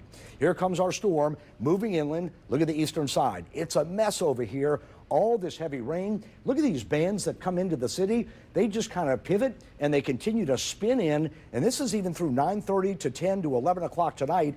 More rain pivoting in. Midnight thereafter, 3, 4, 5 in the morning, even more rain. So that tail is something we're going to have to watch as we move in time. Still a very large threat of flooding around southeast Louisiana and especially in the New Orleans metropolitan area. In this area here, most of us in the city and western part of the North Shore, 80, 90%, if not higher chance of hurricane force winds. And of course, with that rainfall, high, level 4, they don't put it out that often, but when you have a storm like this moving in, level 4 is no surprise. And of course, the high resolution model, although you can't actually show exactly where we're going to get the worst rainfall, 10 up to 15 inches of rain or even more isolated, this is just an indication that this rainfall could be a major issue. So we've been watching our camera now. We have kind of a blob of rain here, but you can see the trees just kind of blowing here right along Norman Francis Boulevard. Here's the old Coca-Cola bottling company across the street. So, you know the area. You get off at Howard Avenue and you come on by. So we've seen a lot of wind gust here. And, yep, it's been raining as well with a lot more rain to come. So just stay put. That rain could certainly bring some flooding very quickly. Okay. Bruce, are you in a position, I hate to do this to you, where you could call up the center of the storm, the eye, and maybe we could walk people who are about to be visited by this thing through the timing? I thought it was useful when we had Rob Krieger in Houma a little while ago, or in Pointe-aux-Chenes, excuse me, and you know, we were telling him, look, get out of Dodge, it's a half an hour away. Sure. Let me get to, you know, because I actually just had someone ask me, you know, we've been reporting right now 80, 85 mile per hour wind gusts in the city of New Orleans. You were just taking a live look there outside the Fox 8 studios. And, you know, someone saying to me, is this the worst of it? I said, no, not yet. And it's going to be several more hours, Bruce, right, until at least the New Orleans metro area gets through this. I mean, it's going to be almost through midnight tonight. I mean, we have a long way to go. I mean, 10, 12 hours to go of, you know, quite a bit of activity in terms of rainfall and, you know, the threat of tornadoes and, you know, pretty much everything is on the table right now. I mean, it is going to be a situation that is going to be pretty treacherous. So I'm getting Viper up right now for you, John and Meg, so we can kind of show you exactly where the eye wall is, as well as what's happening. So if we can take Viper, just punch it up again, throwing the curveball to the producers, to the directors rather, and that's all right. I threw a curveball to you. So this is basically this right now is mostly to the west of Golden Meadow. Yeah, let's come full screen now. All right, Golden Meadow. Part of Golden Meadow is in the eastern eye wall right now, John. So again, that's the worst winds. When you're in that eastern eye wall, that's the 150. That's the big surge coming in. I mean, Bruce, this thing is just marching up Highway 1. It is. Yeah. I mean, and Highway 1 is how you get to Grand Isle. So hopefully we don't wash things out. But, you know, it's amazing how we have a storm of this magnitude and we have the technology today to show you real time what's happening in communities in our viewing area. And, you know, like you say, right now, Golden Meadow up Highway 1, it is just getting nailed right now. This was over earlier Grand Isle. Now it's shifting off to the northwest. So as the storm is pulling away, again, it's only moving at 13 now. So it's, you know, it's moving, thank goodness, but it's slow. So it's prolonged battering of just high winds, high squalls, heavy rainfall amounts, and the longer it sits there, the worse the damage is going to be. Remember Zeta. Actually, it was upgraded to a 3. A lot of people may not realize that. It was like a 1-2 coming in, but with some of the damage at 3. But remember, Zeta was moving at like 35 miles per hour. I mean, it zipped on by, so we had a punch of damage, but it was in and out. This one moving at 13, you can see it's just going to be a painful move off to the north and east. And Golden Meadow right now, they are in it. So there's part. That's what I'm getting at. Is so they're kind of their Lockport is kind of up the road just a bit. The cutoff area certainly would be a concern. What are your thoughts? I guess they can do the math. It's 13 every 13 miles per hour. Right. So it'll take. I mean, 60 miles an hour. Is 1 minute. So you're talking probably 30, 45 minutes maybe, somewhere up in there. In that range, before they get the really, and then the really intense, you could see it there behind you, the really intense storms are on the upper right-hand corner. In this, it's a perfect almost northwest corner. Don't you always say the backside too? Northeast, After the eye goes through, the backside is really the worst. Yeah, well, once the eye moves north, the northeastern side is the worst. But you still have all this activity coming around the back end of it too. So the southeastern side certainly has a lot going on, but it's really more the energy on that northeastern quadrant. And that's where the worst of the winds and rain are. Now, I'm not going to discount at all the outer bands coming in from the outer eye wall, because I guarantee it, these winds sustained are easily at about 115 to 125.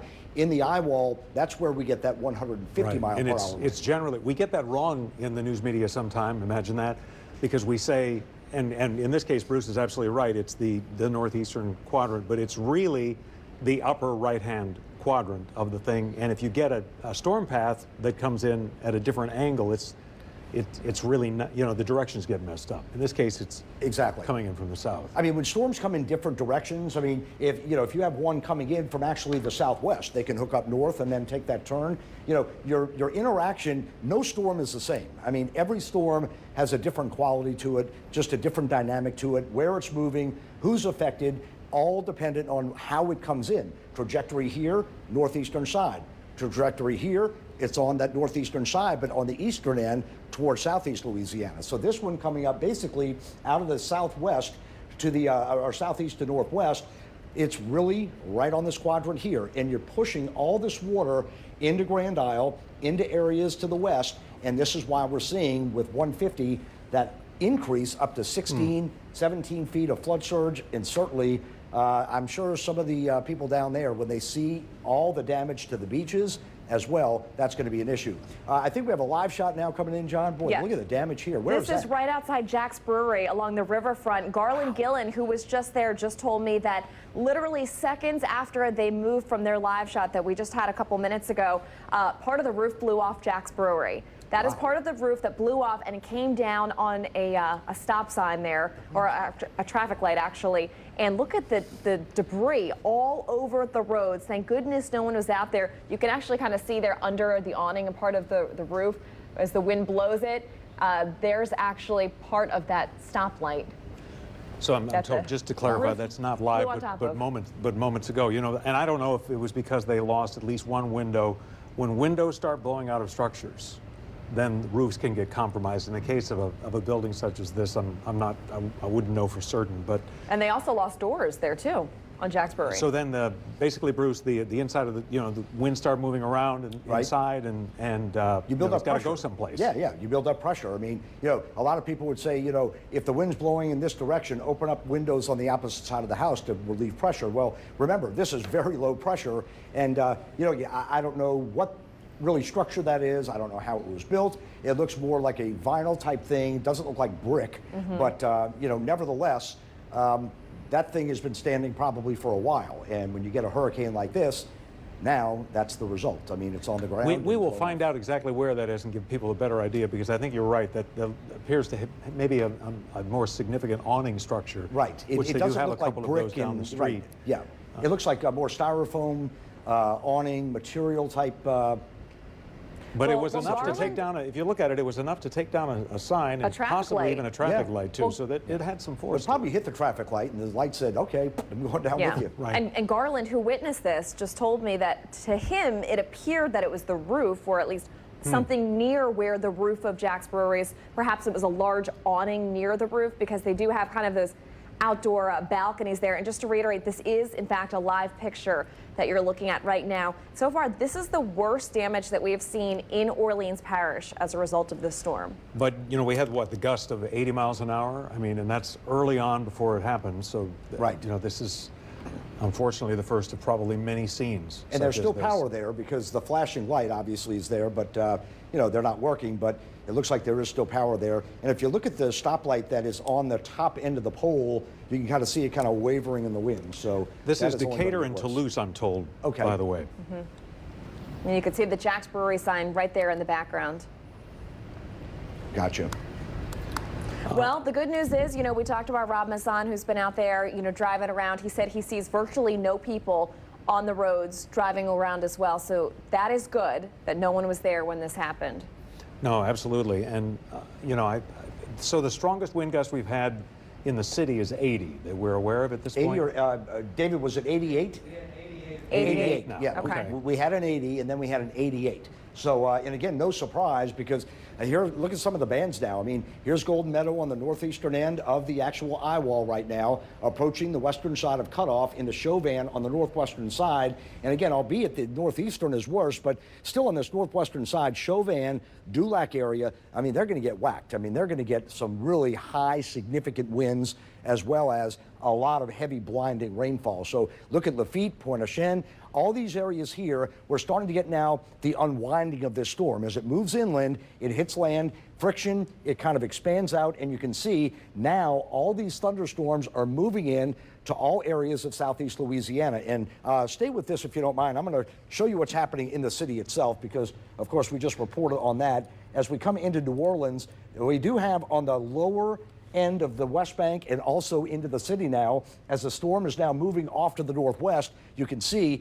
that the stronger wind bands are getting ready to move in to southeast Louisiana. So once again, we've seen some of these areas where we've seen the heavy rainfall. You get the squalls that move in, some of these like rogue storms that we've been watching, but really we're going to start getting more sustained type winds as this moves northwestward. All this activity from the West Bank to the city is on the way. So if you think right now it's windy out there and a lot of rain, in the next hour or two, it's going to only get worse and worse. And, you know, John and Meg, we talked about as the day goes on today for your Sunday, every hour by hour, it's going to deteriorate through nightfall. So it's going to be through the afternoon and into the evening. So this is not going to be that one-hit wonder in and out. It's going to take probably through tomorrow morning to get some of the worst of the winds out, but it's going to take most of the day tomorrow to kind of flush things out. And we're still tomorrow going to get easily some areas of tropical storm force wind gusts. It's just going to take that long to, you know, get the system out. So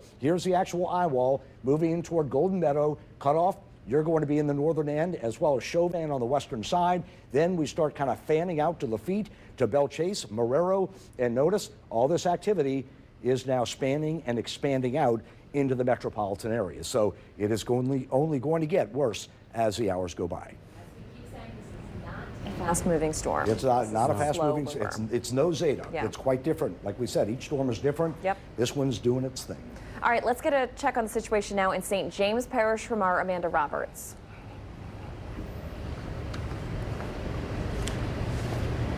Well, we are here in Convent in St. James Parish, where the rain is still kind of coming down a little bit. Nothing too concerning right now. We are seeing and feeling the wind, so these are just the conditions expecting before this storm really hits and hits this location here in Convent. So I know we just had an update with parish officials, with state officials, with emergency officials. I'm joined right now with Parish President Pete Dufresne. If you could tell me, Mr. President, what exactly is going on in the parish? What are you most concerned about?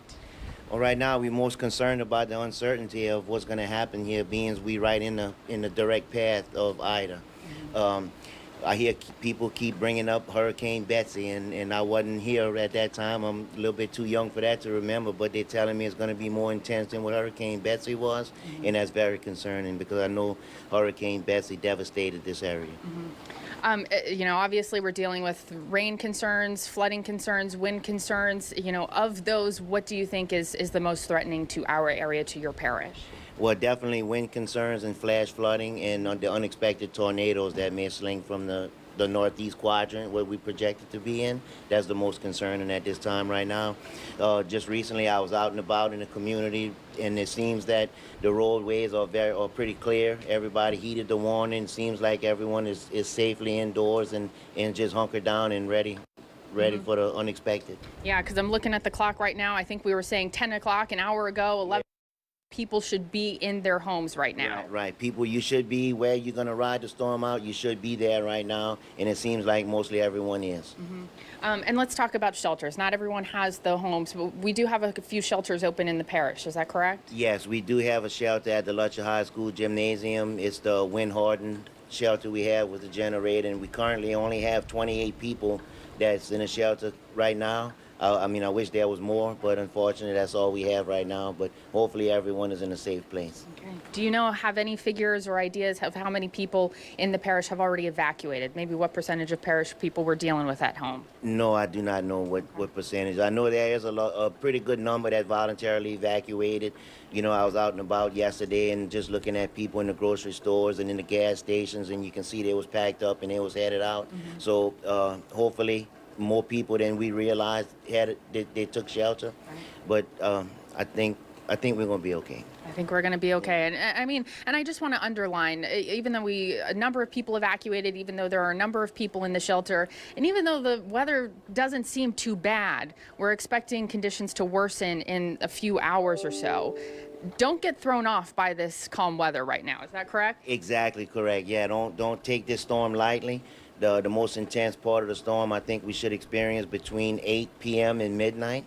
So just be expected to shelter and stay hunkered down. And that's going to be a dangerous time between 8 p.m. and midnight. Yes, Okay. that's what the officials are saying. All right. Well, we're going to listen. All right. Thank you so much. Thank you. But again, we're at the Emergency Operations Center here in St. James Parish. The really critical time, dangerous hours are going to be between 8 p.m. and midnight again. I know we're a few hours out and this weather can be a little misleading. We're used to dealing with this kind of stuff, but word from officials, word from emergency management is to just not let your guard up, to be prepared, because this is a very serious storm headed this way. So for now, reporting in St. James Parish, Amanda Roberts, Fox 8 Local First. Back to you. All right, thanks, Amanda. Well, of course, we've been talking about downed trees. We showed you the damage outside Jack's Brewery a few minutes ago in downtown New Orleans. Take a look at this of a tree that fell in Harvey, and it looks like this person actually may have captured this on their phone. You can see it kind of slowly going there, leaning, and then eventually I believe it breaks and does fall.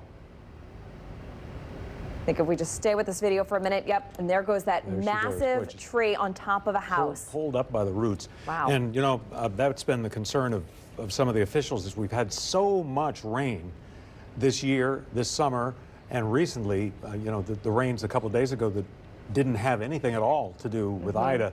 The ground is so saturated that you will see, some trees that are just uprooted.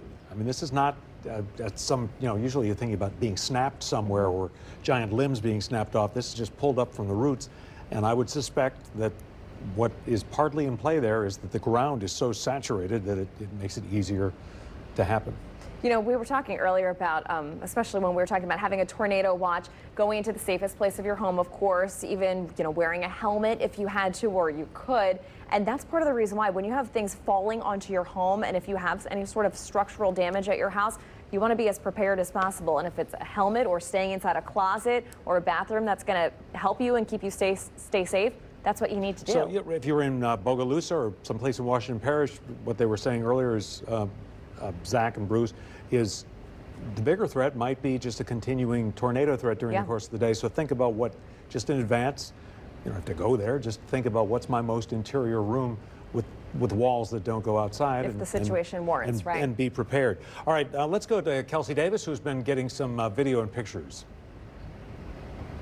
Rob Krieger, he's in Houma right now. And Rob, what's the latest from where you are this afternoon? Hey, Kelsey, yeah, we're here in this parking structure right now. You can take a look here. The wind is just picked up an incredible amount. It is absolutely difficult to walk to the edge of this parking garage right here. It's just, I don't know, Steve, you want to take a shot of kind of what's happening right here? This is just this wind that's whipping in, kind of died down just a second there, but it has just been blowing in just a ferocious amount of wind here in Houma. Luckily, we haven't seen anyone on the streets in the past while. It is pretty wild here, though. Take a look. Trying to hold on to my glasses here. That's kind of an...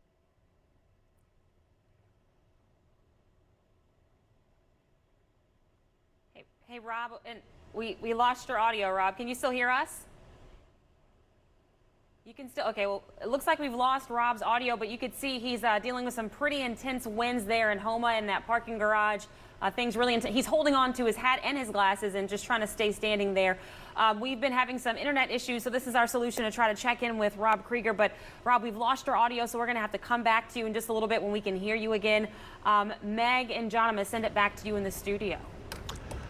Okay, thanks very much. And, you know, bear in mind that this eye wall is going to maybe clip the kind of eastern side of Houma, it appears.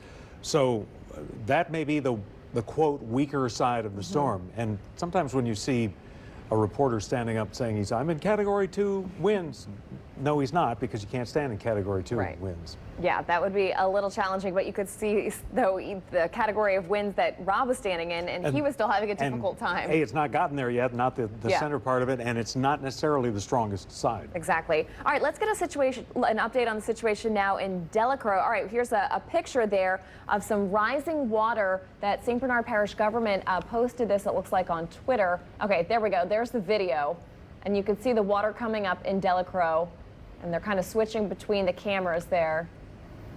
We're going to just stay with us for 1 second. Okay, and then take a look at that water. Wow. All right, that's from fire station number 12 within a 1-hour time span. So that's outside the hurricane protection levee, down the road, and here's another view that we've got too, a before and after, and again, a 1-hour time span. So, you know, water nowhere close, and then just wow, take inundated. A look at that. And there aren't really a lot of people. I think maybe 12 families live down in the Delacroix area now, as opposed to pre-Katrina. Look at that. But there are, you know, some pretty nice camps down there, and certainly a lot. There are, you know, a lot of fishing charter boats out of there over in the Shell Beach area down the road. Then you've got a very important fishing industry. So these are folks who may not be able to get out to those areas for some matter of days. Let's go back to Rob Krieger in Houma. Well, we still haven't been able to reestablish Rob's audio, and they're trying to work to get things back situated. We have video, but we still don't have audio from Rob. So, Rob, can you hear us?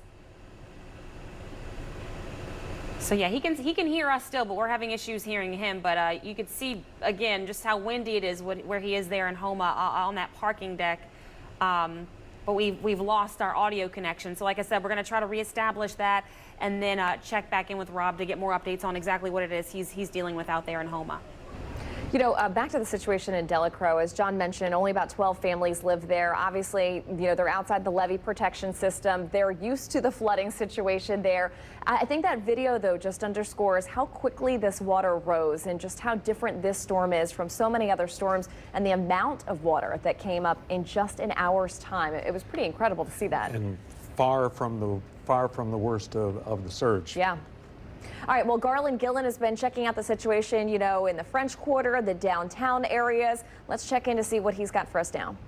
We're in the French Quarter on the corner of Decatur and Toulouse. This roof fell off of Jack's Brewery, landed across the street right here onto Toulouse.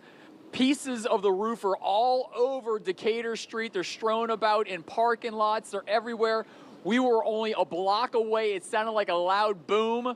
And sure enough, we pulled around the block, and this is it. I mean, geez, look at all of the roof just coming out into the street. Took out, look, there's a stoplight right here that is completely out. Amazing. The amount of force that the roof coming off of Jack's Brewery would land right on here on Toulouse there and take out the red light there. Wow, no wonder when we heard the boom, what happened. It's getting, as time goes on, the conditions are worsening here in the French Quarter, and it's obvious. The Jack's Brewery, as our earlier report we showed, some of the windows were getting knocked out, a door was knocked out, so now part of the roof of Jack's Brewery is coming off there, and it's now affecting red lights here on the corner of Decatur and Toulouse. We'll send things back to you. Right, Garland Gillen reporting there, and unfortunately the first of, or the latest, I suppose, of one of what we anticipate would be many scenes. Right. As we're not anywhere close to the, you know, the height of this thing. Do we have Rob Krieger now? We do, I believe. Okay. All right, let's send it over to Kelsey Davis. She's talking to Rob Krieger. We do have Rob Krieger back. Rob, you were in the middle of talking about those winds that you're dealing with there in Houma in that parking garage. Continue with what you were saying, if you can. Yeah, Kelsey. So, I mean, the problem was, you know, these winds are so incredibly high right now, and we're actually using a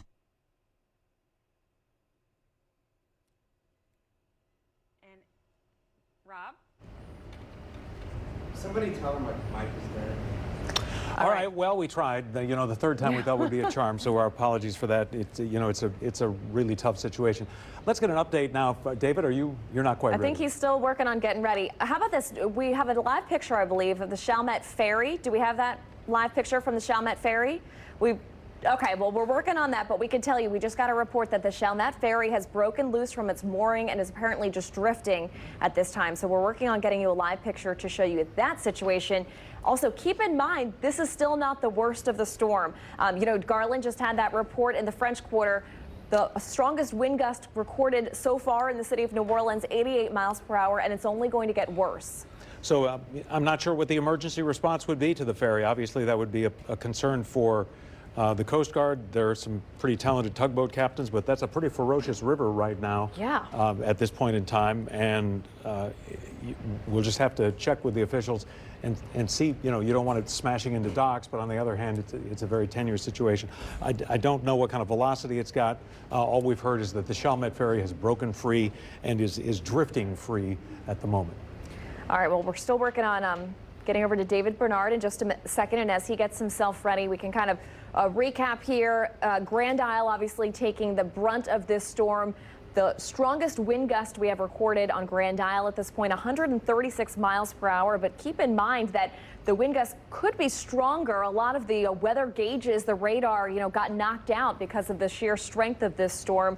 And so that is the situation in Grand Isle. We've had video showing that earlier today of just the water rushing in there. We've already seen a tree fall on a house in Harvey. So damage is already widespread across this region. So the storm itself is 25 miles southeast of Houma. So you're talking about a couple hours essentially away from the point where the center, the absolute center of the storm would go near Houma, with winds now of 145 miles an hour. So even though it's interacting with land, still a very powerful Category 4 hurricane. David Bernard. Landfall here in modern times. And as had been projected, Ida rapidly intensified at an unprecedented rate right up until landfall. And the fact of the matter is, an extremely strong Category 4 storm or a Category 5 storm doesn't really make much difference. I think there's, 5 or 6, 7 miles per hour difference between the winds that were measured on Hurricane Ida and a Category 5 storm. By now, if you're in Ida's path and you've not already begun to feel severe weather, we can just about absolutely assure you that you soon will.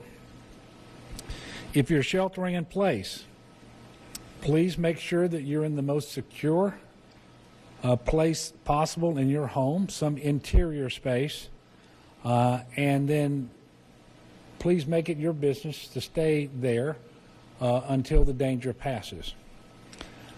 And because of the possibility that severe winds will damage your home, it is a good idea to have a mattress nearby that you can use to put over yourself and other family members to protect you from any falling debris. We urge you not to be tempted to go outside, to take a look and start sightseeing, and for goodness sake, don't drive around right now. It just isn't worth it. The same really goes by for the immediate aftermath of the storm after it's passed by, because there will be down power lines, there's going to be standing water, there's going to be debris, other dangers, and quite frankly, we can't tell you yet how soon it will be before first responders are going to be able to respond to calls for assistance. So please don't go out. And the extent to which individuals decide to get out and about will inhibit the flow of first responders and search and rescue assets, high water vehicles, and so forth. So please be patient. Once the storm has passed, you need to be prepared to shelter in place for the first 72 hours. We have every possible resource ready to go to help you. We'll get there sooner than 72 hours, if at all possible, in order to rescue people across the state of Louisiana. But this is the window of time that it may take in order to get first responders to you, depending upon conditions.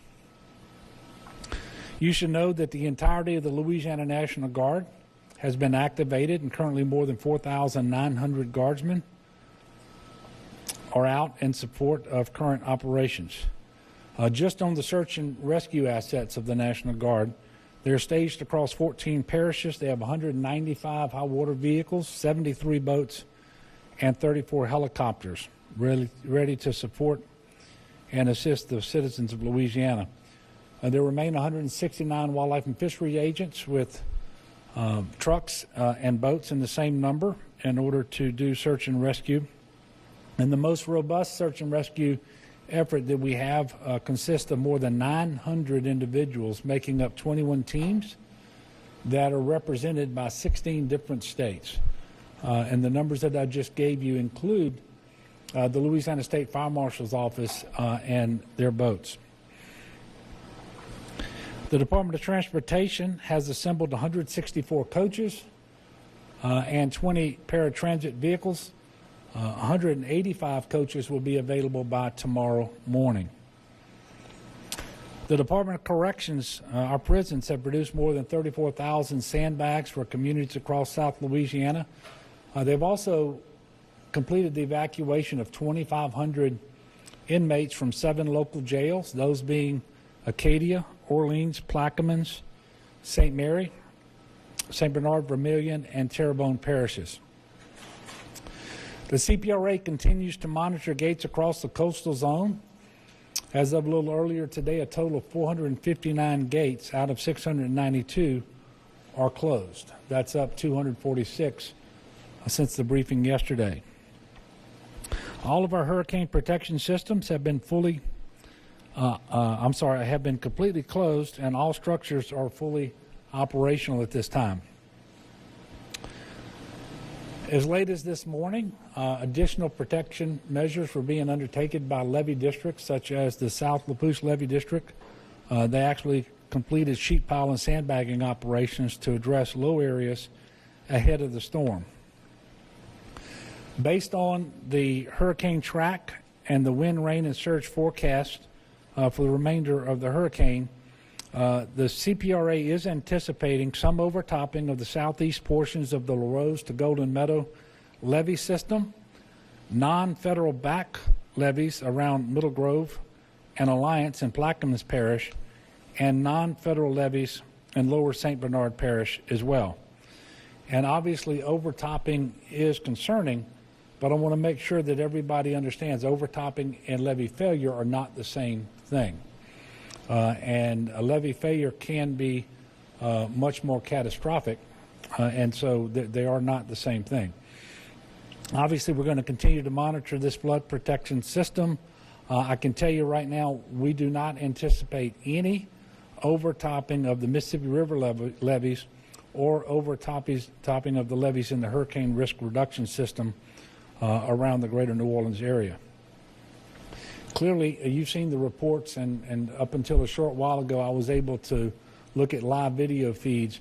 There are very significant storm surge impacts around Port Fourchon and Grand Isle, as well as in Plaquemines Parish near Point Lahache and Braithwaite. CPRA has pre-staged pumps throughout southeast Louisiana and will deploy flood fighting assets to coastal parishes in need of dewatering as soon as it is safe to do so. This is obviously a very fluid situation. It is rapidly changing, and that's why everyone needs to stay abreast by listening to news and following the guidance from your local officials.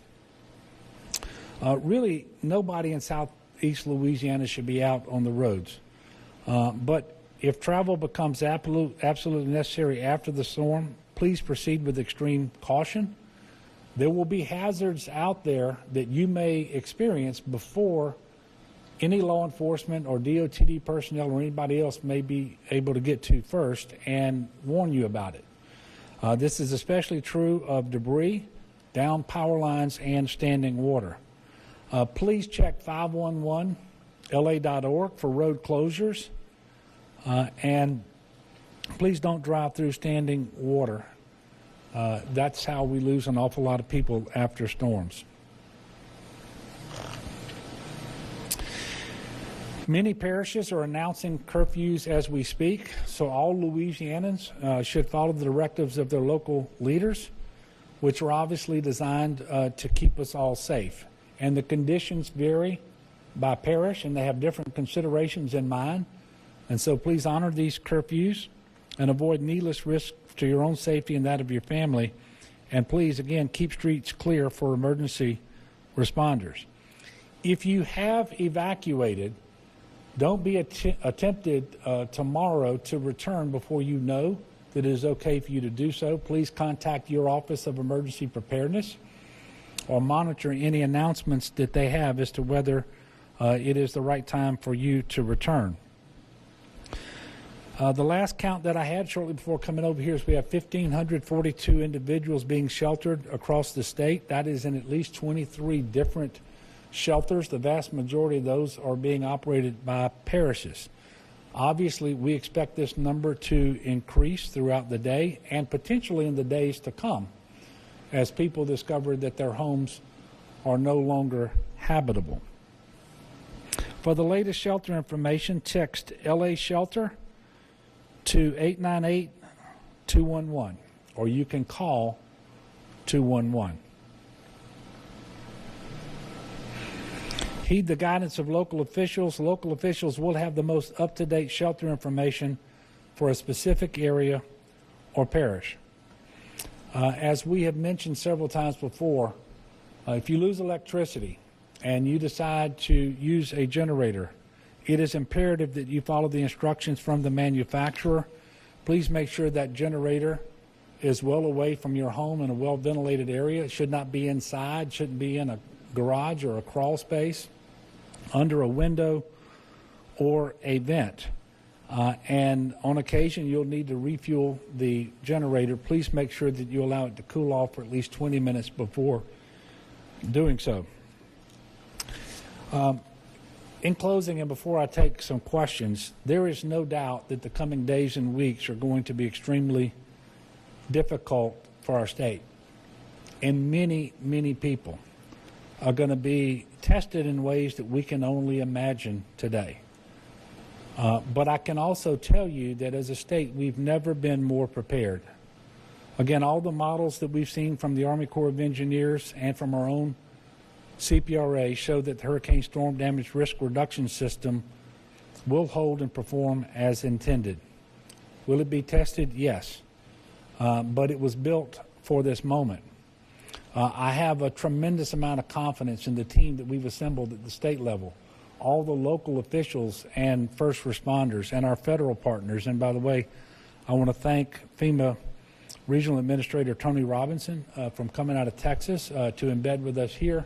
And I can tell you that a short while ago I had a call with Administrator Criswell of FEMA in Washington, and she is very closely watching what's happening here, coordinating with us, and already has various things en route so that we can employ them just as soon as possible, things like generators and so forth. And so I have a tremendous amount of confidence in our team, all the state and local officials and our federal partners, but I want you to know I also have confidence in the people of Louisiana. They always continue to inspire me with their goodness and their decency and their generosity. And I know that they're going to do everything they can to protect themselves and their families and their neighbors, especially those who may have special needs. Maybe they're elderly, so forth. Please make sure that you check on them and stay safe. And I know it may not seem this way right now for many people out there across our state, but there is always light after darkness, and I can assure you we're going to get through this. And I do invite everyone to offer up a prayer for our state, for the people of our state, that we get through this just as soon as possible and in the best possible shape with the least loss of life. You know, property is replaceable. Lives are not. So that is obviously our first order of priority. So I'm going to stop there and take a few questions, and please feel free to direct your questions to any of the people that we have assembled here. And depending on what you ask me, I may ask them to come up and answer the question anyway. Yes? I think you spoke before, but could you talk about how long it'll take to respond to those red tiles? Yeah.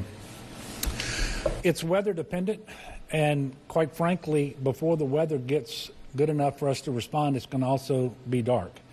So what I can tell you is our expectation is that we will be ready at first light tomorrow morning to go out to those areas that we know already have received the most damaging impacts from the storm, principally wind and storm surge. You mentioned Grand Isle. I can tell you that the video that I've seen and the reports that I've received are just tremendous amounts of storm surge there and wind damage.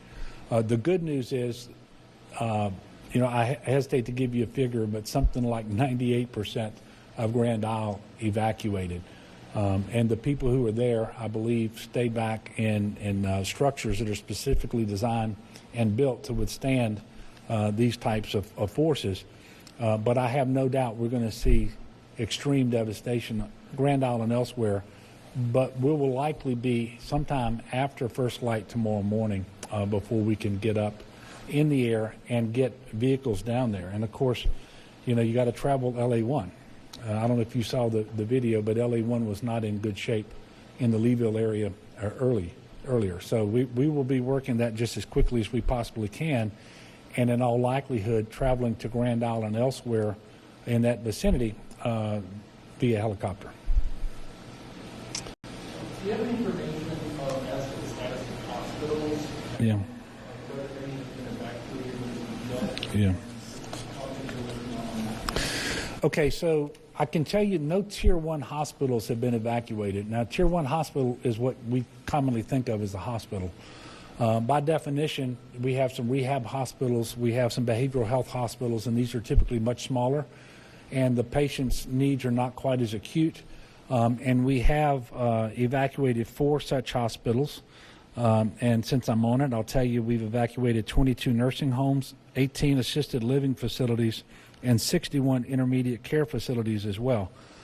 No hospitals have been evacuated, the Tier 1 hospitals, because quite simply put, there's nowhere to bring those individuals. They're in a hospital because they need that setting, and we don't have the capacity elsewhere. I mentioned yesterday that over the previous 11 days or so, we've been able to achieve a 20% reduction in our COVID inpatient census across the state of Louisiana. The good news is almost all of that happened in southeast Louisiana. But there's still 2,450 COVID patients in our hospitals across the state, in addition to all the other patients that remain. All right, we're going to dump out of this now. Governor John Bel Edwards with his update, because David's got a tornado warning. And this is something we have not really seen today. In fact, let's go over to Max 1. Sorry about that. Go to Max 1. We have not, fortunately, seen many tornadoes produced today. This is radar indicated just north of Diamond Head. This is for northern Hancock County and southern Pearl River County. And I'm going to show you the storm in question is north of Diamond Head, just north of Interstate 10, moving toward Interstate 59. That's going to be until 2:45.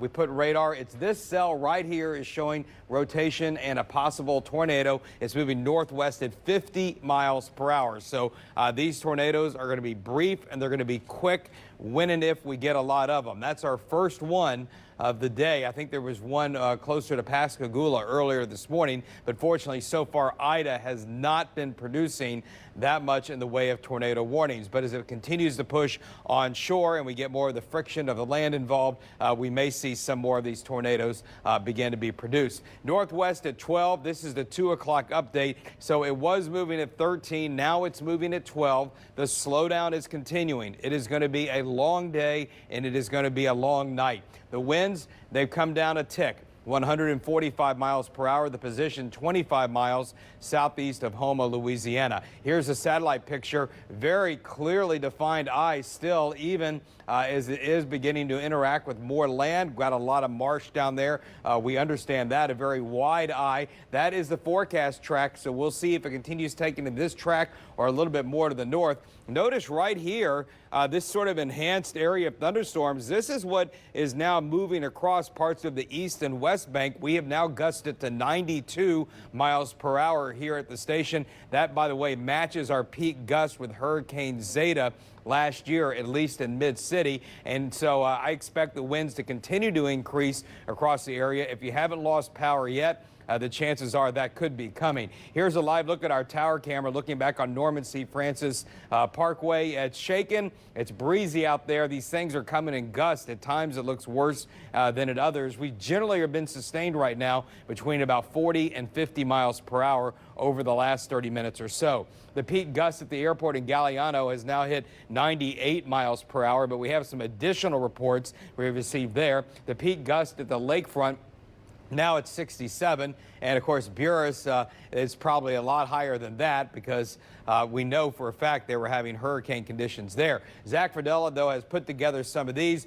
We had an anemometer off a boat, picture sent to me showing a gust of 153 at Port Fourchon, 146 in Grand Isle, Golden Meadow 125, and another report in Galliano of a gust of 101 miles per hour. These are wind speeds you do not see every day. This is a unique day in hurricane history, not only in the United States, but in Louisiana, which we're looking at one of the most powerful hurricanes to strike the Louisiana coast. And for southeast Louisiana, this is the most powerful hurricane to strike us since Hurricane Betsy directly in 1965 as far as overall impacts. Our hurricane wind profile, now the chance of hurricane force winds are expected on the South Shore. In southern Tangipahoa Parish, expect hurricane conditions later on tonight. The chances for hurricane force winds drop off dramatically once you're along the Pearl River, and we're not expecting winds that severe along the Mississippi Gulf Coast. Again, here is that latest track from the National Hurricane Center, which will take it basically up through Lafourche Parish and then near or just east of Baton Rouge. This is the east and west bank radar right now. It's just a lot of moderate rain. The good news is we're not getting any real torrential rain at this point. I think we've had between 1 and 2 inches of rain here in the city. We're going to look at some radar estimated rain totals in just a second. We're getting some pretty heavy rain along Interstate 12 now. Everybody from Lacombe and Slidell through Mandeville, Covington, near Abita Springs and back to Madisonville. You're having some moderate to occasionally heavy rain, but not causing any flooding. And again, that storm that is the possible tornado, that's already moved off well north of Diamond Head, but nevertheless, we still have some pretty strong and gusty showers near Bay St. Louis. Here's another look at the hurricane, and with the lightning that is still going off around this eye wall, indicating a very well-defined eye wall that circles from Dulac back to Galliano, and then here's Grand Isle that is continuing to have water poured in from the Gulf. This is only moving at 12 miles per hour. So it's just unbelievable amounts of water that's not only surging into Grand Isle, but also into Lafitte. These are the rainfall estimates of the last 24 hours, basically what we've seen today. We didn't really see too much in the way of rain yesterday for most of us. Here at the coast, anywhere from 3 to 5 inches of rain has fallen so far. In the city, generally, like I said, 1, and then we picked the greens up 2 inches, so 1 to nearly 2 inches on the west bank. Not any big deal as far as rainfall just yet. And on the North Shore, on average, a ½ inch to around an inch of rain has fallen so far. It looks like John might be interested in this. The Mississippi has crested just below that 12-foot estimate. They're now saying the crest was at noon at 11.06 inches. So I just ran the computer model again, and that's what we came out with at noon. It was at 11.06, and they don't indicate it going any higher after that. So it looks like the surge on the river from Ida is over, and it was about, let's see, it went to 11 feet, and it was almost a 4. It was about a 7-foot surge, 8-foot surge that we did have on the river. But again, unlike Barry, if you remember that from a couple of years ago, the river was not abnormally high. The river is usually at one of its lowest points in the year when we get to the peak of hurricane season, and indeed that was the case. Zach Verdella is on Viper this afternoon with our QRIS storm surge model, and I want to stay here on Hopedale just for a second, Zach, because I had a comment on Twitter, and they said in Hopedale the water is up 8 feet. Okay, so they said 8 feet in Hopedale, and if we look here, it's orange around Hopedale and Shell Beach, and that indicates 6 to 9 feet of storm surge. So QRIS is verifying in Hopedale. Surge right now is currently around 8 feet. If we pull out a little bit further and look across the rest of the area, obviously, devastating storm surges approaching 16 feet across Grand Isle and all into the lower part of the Barataria Bay. And then you push into Lafitte, it's indicating up to 9 feet of surge there. These numbers have been going up on each successful model run that we've had on our computer model. And so as a result, obviously, the most significant inundations are happening in and around Lower Lafourche and points to the east. Let's look at the entire South Shore because the center line now makes a difference. Now that we've had a landfall, notice that Cocodrie and areas to the west, we're not having a significant storm surge because they've got the water pushing out into the Gulf. So that's why it matters where that landfall is, and this storm surge map does a great job of showing just that. If we go into Lake Pontchartrain, again, we're looking at the forecast was for 5 to 8 feet of surge. Indeed, that's what this is showing. The yellow area is 3 to 6. The western end of Lake Pontchartrain, 6 to 9. There are some spots here in the western corner of the lake and in Lake Maurepas saying that we could achieve heights of 9 to 12 feet of storm surge before that is over. That is very bad for that corner of the lake, for those of you who are familiar with that. And also, we're pushing water into Bay St. Louis. No surprise there. 6 to 9 foot storm surge expected, and that is the forecast as well from the National Hurricane Center. So again, our QRIS storm surge model really allows us to focus in on details. 1 kilometer resolution, pretty fine resolution, in order to let us see what's happening in each bayou, inlet, and along all the coastlines. All right, by this evening, 6 p.m., if we're going to have heavy rain and flooding, it's going to develop later this afternoon and tonight when the storm kind of gets off to our north and west, and we really get on the backside and get these deep feeder bands coming in from the southeast, some of the southwest to the northeast, and they're going to continue to be oriented that way even by midnight tonight, increasing the chance for flooding in the area. Do we get a break tomorrow morning? Maybe, but not all of us. There still could be very heavy rains across the area, but drying from the south and west. Things should begin to get better as we move in from the south and the west. Our high-resolution model, though, continues to paint a scenario that we could see 5 to 10 inches of rain over most of southeast Louisiana tonight. That green is indicating 5 to 10. And that covers just about everybody, including into South Mississippi. And our GFS model is showing just about the same, with even higher amounts around Lake Pontchartrain of 10 to 15 inches of rain, and possibly even more than that. Let's hope that's not going to be the case. Again, we have this tornado warning for northern Hancock County and rural areas of Pearl River County, but it does extend along Interstate 59. That's going to be until 2:45. And that's from this one storm that's moving to the northwest at 50 miles per hour. Well, we appear to have lost radar data there for the time being, so we're not going to be able to show you that. Again, the 2 o'clock advisory, John and Kelsey, the storm is 25 miles to the southeast of Houma. And we started the day with it moving at 16, and now it's moving at 12. So that slowdown has begun. The devastating storm surge continues in the lower Barataria Bay and on Grand Isle, and it's not going to be letting up anytime soon. Agonizingly slow. Terrible. So, I mean, if you're looking in the river parishes, for example, and you're looking at maybe the most serious storm since Betsy in that area, the timing specifically would be what for when it really kicks up? The core of the hurricane force winds would likely, you know what, let me see if I can get back to the satellite. But yeah, let's use this. These are some pretty strong winds that are coming into the city now. But, you know, so here's St. Charles, and here's St. John, and here's St. James.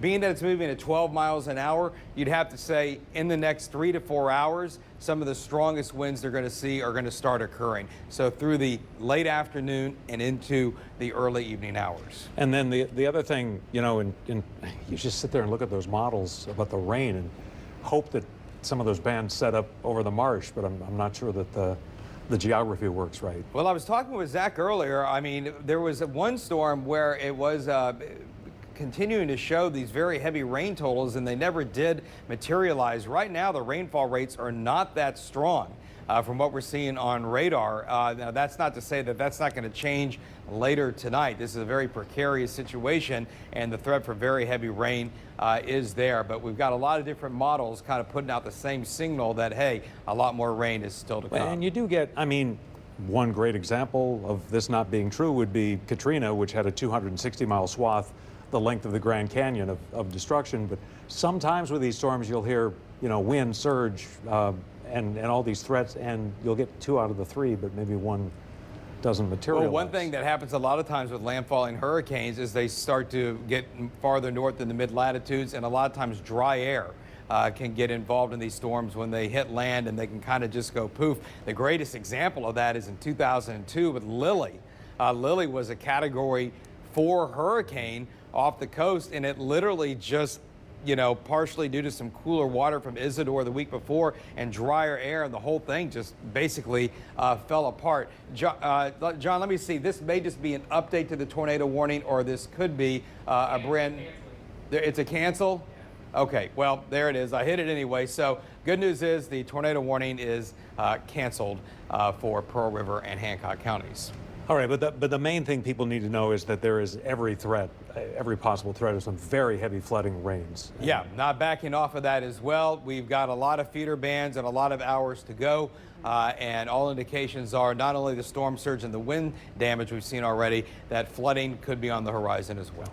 Right. All right, thanks so much.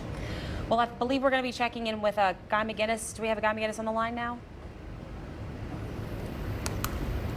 I guess that was a no. So Okay. before we get to Guy McGinnis, we do have some fresh video in from Grand Isle. And, you know, we've showed you a lot about the surge today. You can see some flooding there for a brief bit at the bottom of the frame. This is from Joshua Legan, just the winds. Wind. And, you know, they were over about 10 miles or so from the center of the storm in a spot where you would expect the surge to be worse. Let me listen for a second, see if there's any audio here. There does not appear to be, but, you know, oh, there we go. There it is.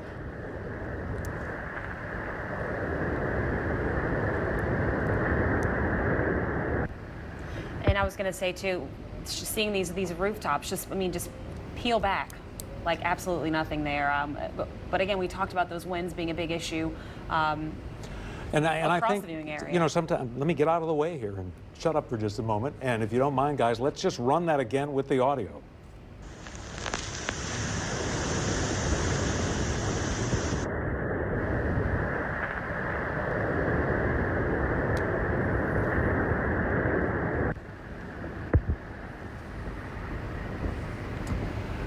That natural sound, as we call it in the business, tells the story. So our thanks for that, Joshua. We appreciate that. A little bit of a look from earlier today about the situation on Grand Isle. In the meantime, FEMA is mobilizing. And we have Gray TV's Kyle Madura has a report on that. 2,000 emergency responders are on the ground in Louisiana, Mississippi, Alabama, Georgia, Texas, and Florida, according to a FEMA press release. This video, provided by the agency, shows truckloads of supplies pulling into a staging area in Alexandria, Louisiana last night.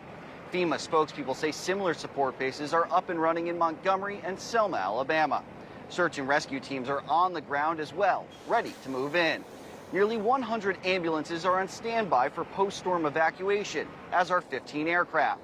Trucked-in supplies include 2.5 million meals, more than 800,000 gallons of drinking water, 76,000 tarps, and just short of 100 generators. FEMA's most recent guidance warns that those in the storm's path may be out of time to evacuate and should make final preparations to ride it out immediately. Monitor the news, check on neighbors if it's safe to do so, gather supplies, don't use a generator inside, stay off flooded roads, and avoid areas of your home where you could be trapped, like attics. And of course, as the region braces for a natural disaster, it's still coping with coronavirus. Federal health teams are in place, but the hurricane is expected to compound spiking caseloads and associated deaths. In Washington, I'm Kyle Madura. And we saw those trucks that FEMA has that says have been deployed here. We also just heard from Governor John Bel Edwards, who says he's been in constant contact with FEMA director. They are aware of our situation, he says, and ready, as you can see, to deploy help as soon as it's safe to do so. In the meantime, trees are a particular concern. We've seen a lot of videos so far of trees falling, and it's two things really. It's the snapping of the tree sometimes, which may have happened in that case, but then we had some video earlier of a tree just being yanked from the ground. We talk a lot about Laura in one of the storms that hit the Mobile Gulf Coast, or the Alabama Gulf Coast last year. These giant oak trees, and in Katrina, the oak trees along the Gulf Coast were about the only natural thing standing. These giant oak trees just were yanked out of the ground, and I think that's got to be a concern here, given the fact that we have these saturated grounds. Very much more easier for that to happen. And then the other layer of it is just the saturated grounds in general, and the fact that some of the rivers are going to be getting higher. So on the North Shore, for example, they're looking at an event that could stretch into Tuesday when they start getting these peaks of major flooding, subject to change depending upon the rainfall. So here, we'll watch this. This is the tree earlier.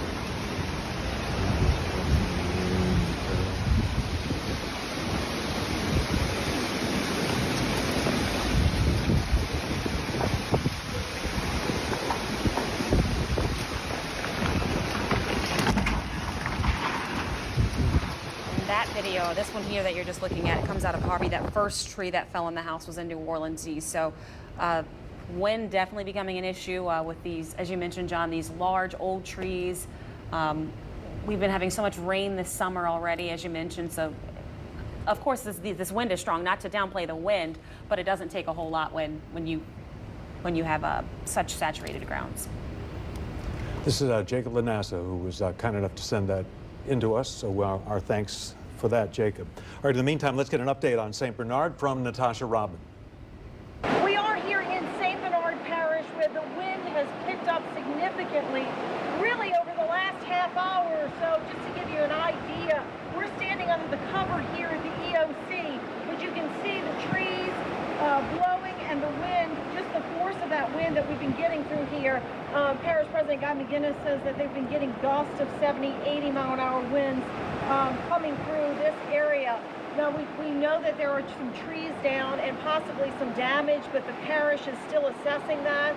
Parish President Guy McGinnis says he knows that there's some damage and some trees down, but they're still trying to get a handle on exactly what's going on. Also, a bit of breaking news. The parish president says that the Chalmette Ferry, or the RTA pedestrian ferry, has broken loose at mile marker 90. I'm not sure exactly where that is, but is being pushed upriver by the wind. But because of the conditions right now, there's nothing they can do about it.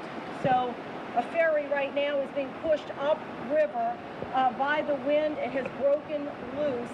We just got that news a short time ago. But here in St. Bernard Parish, inside of the hurricane protection system, the worry, the power outages, we know that there are thousands of people without power right now in St. Bernard Parish. They'll probably be without power for an extended period of time. We know that Entergy has some workers on standby waiting after the storm passes to come in and start restoring power, but they warn that it could be days, could be weeks. It just depends how big of an area they're going to have to service after Ida passes through. But we are expecting this to last a lot longer.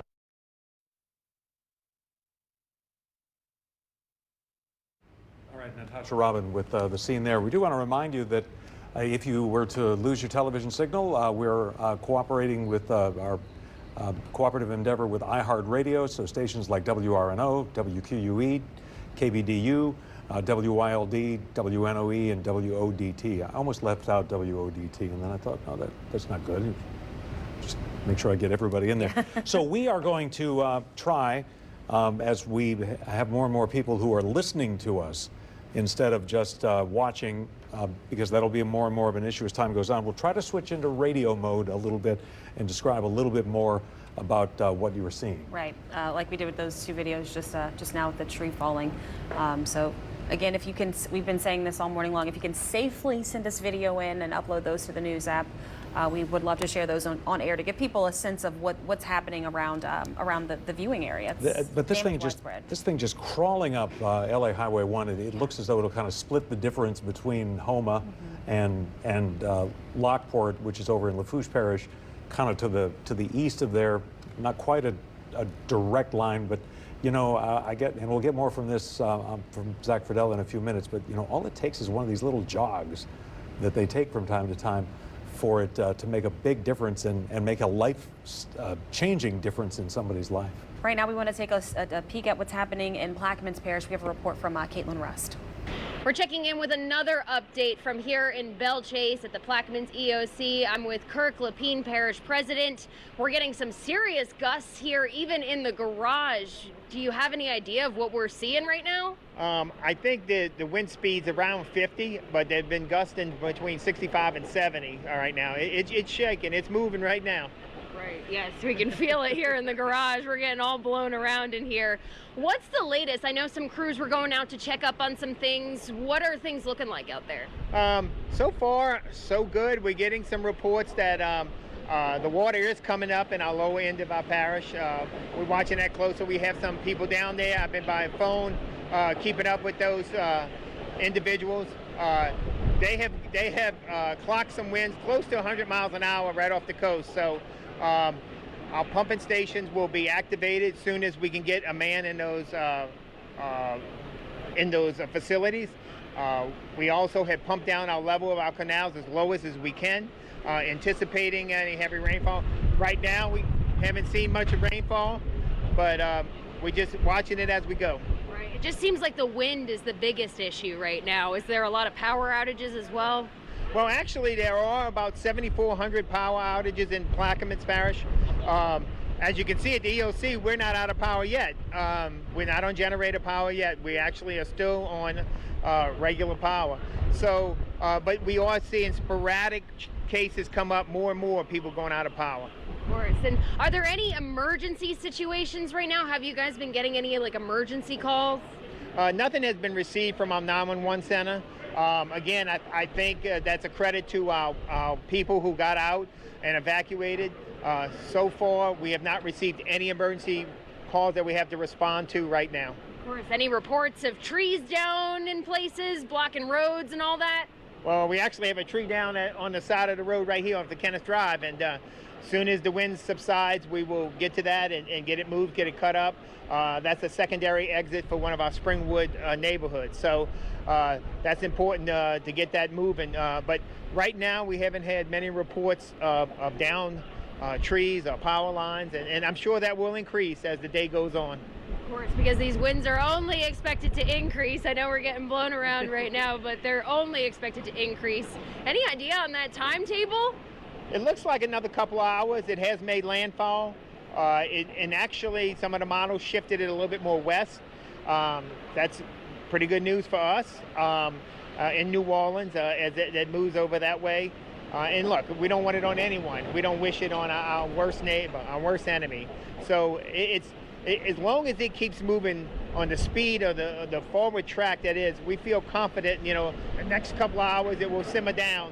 But it's going to get a little rocky here before that. Of course. Any other? Oh, gosh, we have some ceiling tiles. Well, that's an interesting point there, Zach Fradella, is that we are reaching a point here where for some of the extreme low-lying or southern areas of our coverage area, the worst will be over soon. Yeah, but for the majority of the area, the worst is still yet to come. And we have many, many more hours of this to go. That's what we were talking about before this whole event was going to happen. This is a 24-hour storm. It started this morning, and it's going to continue basically to tomorrow morning. Now, not to this extent, but the center of the storm, the eye of the storm, is still kind of in no man's land. It's in the northern marsh of northern Terrebonne Parish. It's missing all of LA1, Galliano, Golden Meadow, Leeville.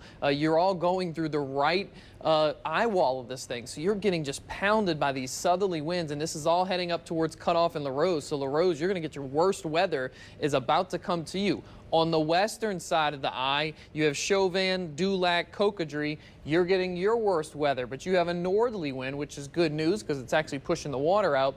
But it kind of shows you right now how nobody is really in the eye. The only location that has made it in the eye was down in Fouchon, where it originally made landfall. Outside of that, it's missing LA1 towns, and it's missing all the towns in Terrebonne Parish, but eventually it's actually going to move a little bit farther north, and that's when we're going to start to see people or some towns go into the eye of this storm. And again, you don't go out in the eye because on the back side of the eye, the weather is just going to be just as bad. Here are some of the preliminary wind gusts that we've seen reported from a boat captain in Fouchon. 153. That is an incredible wind gust there. 146 is the max that we've seen in Grand Isle. Golden Meadow 125, Galliano 101, and there's a reason why you don't see any up here, because the strongest winds for everybody else are coming next. We have not made it to the point where we've seen the strongest winds except for the mouth of the river. You got something? Our rooftop anemometer just hit 101.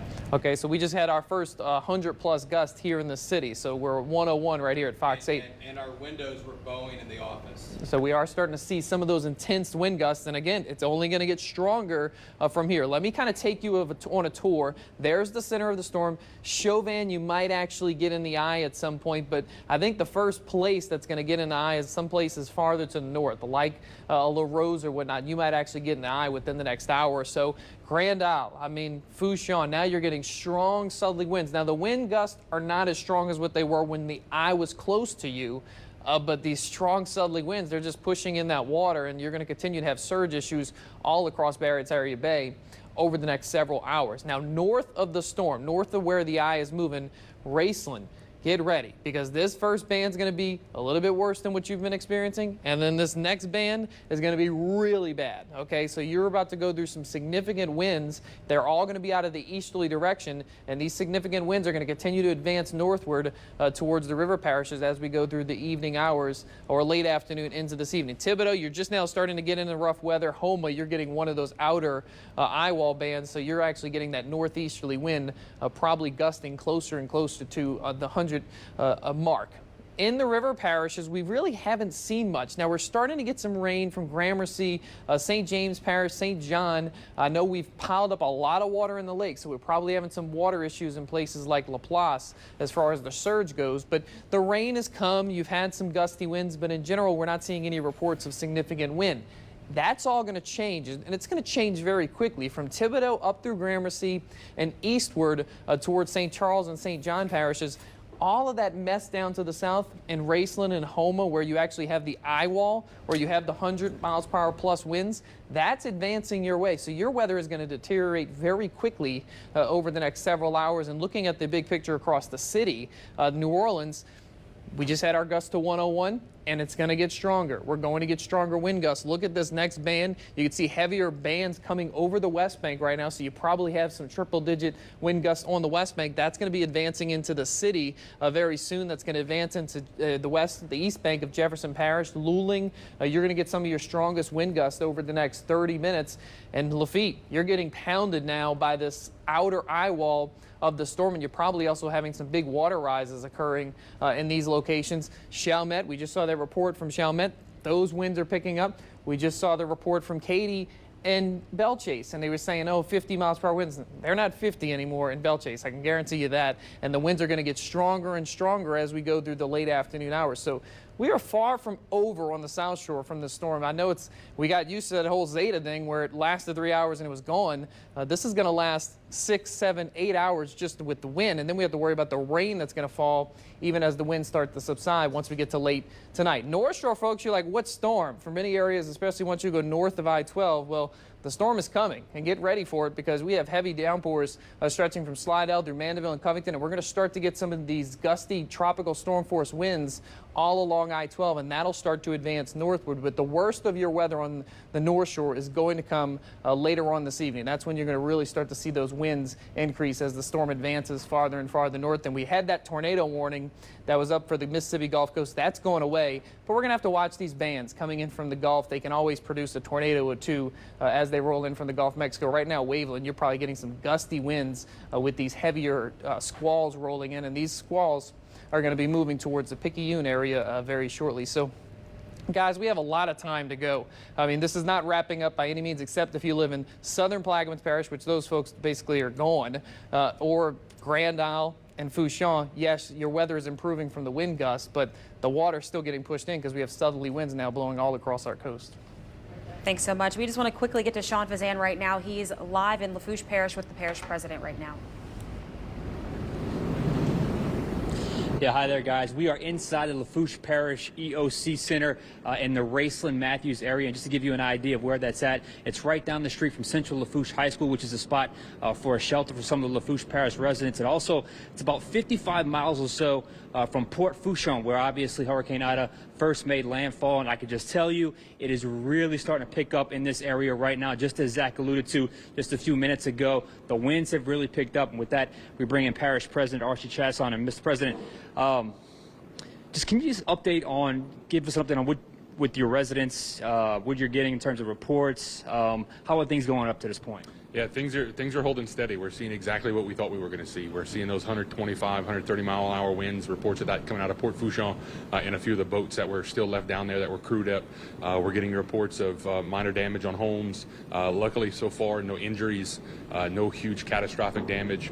We did get a lot of reports after the governor's press conference about a rumor about potential levee overtopping in the South Lafourche area. That is not true. I have confirmed that with Wendell Curall at the South Lafourche Levee District. We have no current levee overtopping. The flood stages, the flood surge that we thought we were going to see on the southern end is about what we are seeing, about 11, 12 foot. So there is some potential there, but we're positive now seeing the eye wall starting to move north. What you're hearing behind us is exactly the leading edge of that eye wall. We're seeing right here in the Central Lafourche area. So we should hopefully in the next half an hour or so see that eye wall come through. It'll calm for a minute, and then we'll have another couple hours of this as it moves past us. You and I were talking before. You said it's about a 50-50 split just in terms of those that evacuated, those that stayed. But for the most part, the ones that stayed understand they need to stay indoors or go to the shelter. Yeah, no doubt. We have about 200 people in our shelter between Thibodaux and Central. We think about 50% of the parish is quote-unquote evacuated. So that leaves us about half of the parish still here. I think a majority of those residents are going to be Highway 90 North. I think a lot of the southern residents left. But we do still know of some people down the bayou. We're in contact with our first responders from Fire District 3, Harbor Police, those guys who are down there. And we're relaying information back and forth as we see this thing move north. Obviously, we hear the wind. It's really coming through here. It really is coming through Hurricane Ida. What is your concern? Obviously, the storm is passing, but maybe even after the storm passes, what is some of your concerns as president? Yeah, it's the wind damage. I don't think water is going to be a huge issue. We're not seeing the rain dumping like some of what we thought was going to be forecasted. So it's going to be power lines, trees down, getting people to stay put. And I can't stress this enough. After it clears, and I know South Lafourche is going to see it first, then we're going to catch it here in Central and on up to Thibodaux in the northern part of the parish. Please stay put. I know you're going to want to check.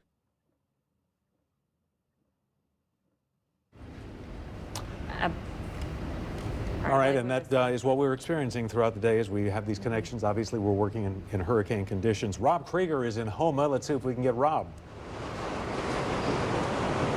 Yeah, hey, John. We're here. It's still inside this parking garage here, and each time you come back to us, the winds are picking up more and more. I was going to walk out this way, but I don't know if you can see this light fixture here was ripped out. The light bulbs cracked. Everything, there's another part of the fixture that's been flying around the garage, so we're not really going to go near there because of the potential danger there. But if you look out in this area, you can just see this rain ripping across all of these buildings as it cascades over the top of the roofs, and these trees are just starting to go almost at a 45-degree angle. We're going to walk up this way so we can give you a look at some of the other outdoor areas here. Again, on this governmental building here in Houma, we've been kind of monitoring it throughout the intensity of these winds. And what we're seeing is the sheeting that's on top of the roof here. Woo! That wind hits you. The sheeting on top of the roof is starting to peel off. And you can see the air conditioning units that also look like they are just taking whatever that may be, leaned over. Some more stuff on top of the roof is out. Hey, Rob, if you can hear me, come on back to where you were before. I don't know if you can hear or not because your signal's dropping out, but in the meantime, we'll break away from that pretty dramatic video of what could be the weak side of the storm from Rob Krieger. In the meantime, we've got a situation on the Mississippi River where a ferry from the Chalmette area has broken free of its moorings. It does not seem to be moving much as you zoom in on this. So in terms of what kind of navigation hazard it presents, I'm not quite sure, but you can see that river just kicked up. It's risen in the neighborhood of 6 feet or so just in the last 30 hours or so. The river actually had been quite low, fortunately for us, in what would normally be its kind of normal level for this time of year. But very treacherous spot. That when the Mississippi River gets high, it's certainly treacherous. And we do see these sorts of incidents happen where tugboats have broken free. Again, I'm not exactly sure how you deal with that from a Coast Guard navigation point of view.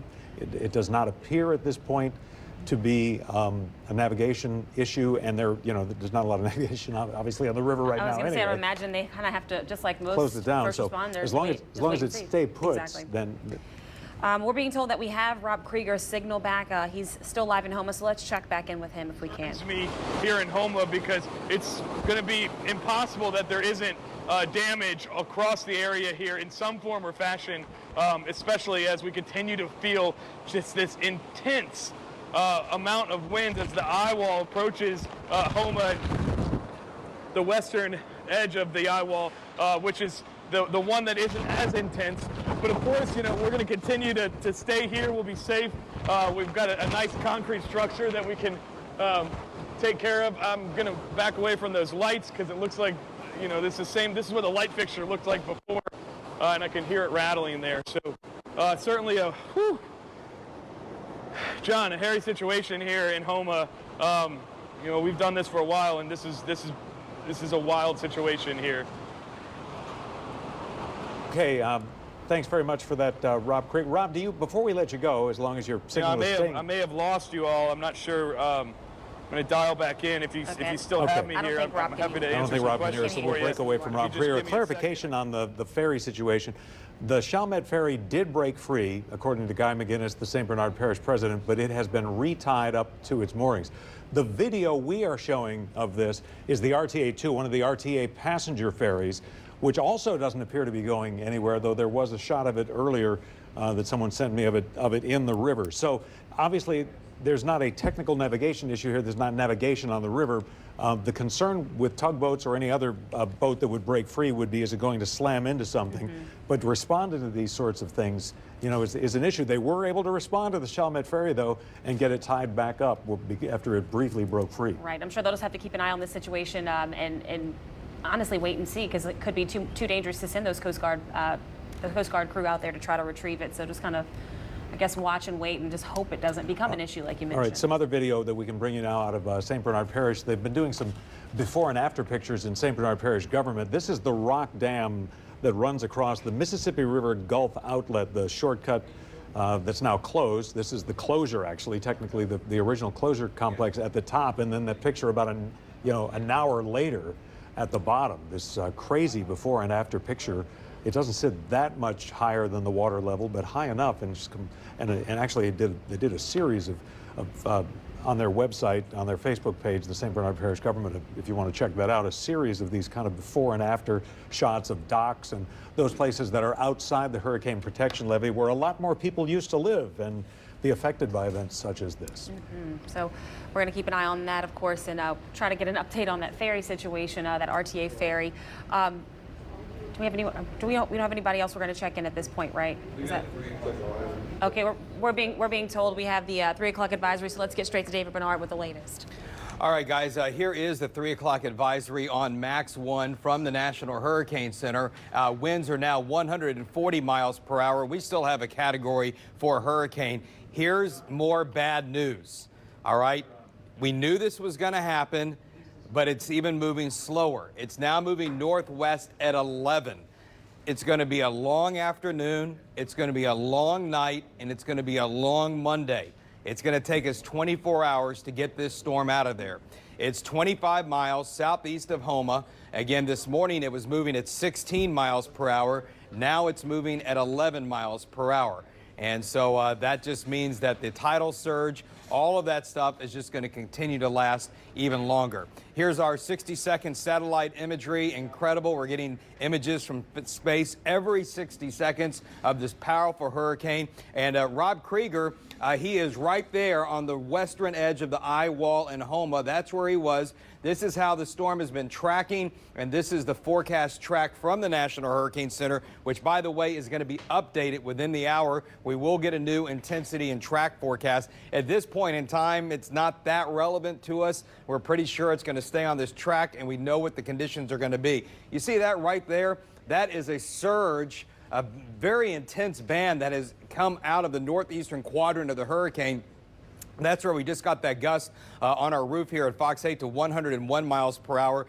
The airport just gusted to 81. Our highest gust during Zeta, by the way, at the station was 92 miles per hour. But we continue to see tremendous winds, tremendous surge into Grand Isle and also into the Barataria Bay because of the position of the storm and also the slow movement. Here's a live picture on Norman C. Francis Parkway looking from our Fox 8 studios. It's rainy, it's wet, and it's really windy at times. Our 1-minute wind speed average has been around 42. It's now jumped to 57 miles per hour. So we're averaging wind speeds around 50 to 60 miles per hour almost continuously in the city. Now, I guess you meant the lakefront was 81, Zach? Or did you, when you said, was it MSY? It was? Okay, this only updates every so often, but Zach just saw the airport is now gusted to 81. The lakefront is now gusted to 82 miles per hour. The airport in Galliano, 98, but we have another report from there that's a little bit stronger. And so we're going to take a look at those. So Fox 8, we have a peak gust of 101 now.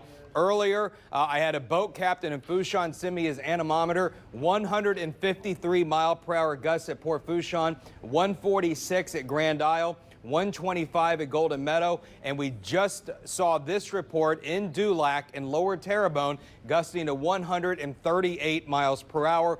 Incredible hurricane winds. These are historic hurricane winds, ones that we very rarely have seen along the Louisiana coast. Again, one of the strongest landfalling hurricanes in Louisiana history happening today, rivaling what happened with Laura just 1 year ago. We're going to go to Viper tornado detection, and Zach is going to plot some speeds on here. Now, normally we would use this when we're looking at small tornado circulations, and we can see where, you know, the winds are going away from the radar and where they're going toward the radar in green, and that creates this counterclockwise circulation. In this case, that's where the center of the hurricane is in this general area, and you can see 110, 125, and you get similar readings here on the eastern side of it as well. This is where the radar beam is kind of cutting right through the middle of it there, and so we may not be getting super accurate measurements where that radar beam is, but you get the idea. There are plenty of strong winds that are still involved with, not Zeta, with Ida. And as we lift north and into the metro area, it's the same story, especially out over the water. We're getting a little bit higher readings there. And of course, we just had that gust to 81 at the airport. So we've got plenty of wind to go. Ida is not really backing down all that much. Here's a 77 mile per hour wind. And some of this is working its way down to the surface. So this is being measured a little bit above the ground. But like I said, we just had that confirmation in Kenner of a gust to 81 miles per hour. So here is the track of where we think the hurricane force winds are going to go for the rest of the day. Notice the chances for hurricane force winds really drop off dramatically once we get here along the Mississippi Gulf Coast and say Bay St. Louis, but anywhere around Lake Pontchartrain, and I know this number at Slidell is at 28%, but you could definitely see some hurricane force gusts on the eastern end of Long Island, the eastern end of Lake Pontchartrain. And then there's the swath that you see going through the South Shore right now. And look, Hammond, pay attention. As this continues to track near or just to the east of Baton Rouge tonight, you're going to be on the east side of this, Livingston Parish into St. Helena as well. We could still see hurricane force gusts because by the time it gets here later tonight, Ida is still forecast to be a hurricane when it arrives. Here's the bigger picture on the radar. We've got multiple rain bands setting up. Right now, we don't have real intense rain rates, and that's good. Now, as the storm gets further inland and we go toward nighttime, we might start to see some of these rain bands become more intense and producing more rains. That's still what a lot of our model guidance is indicating, that there's going to be potential for flooding.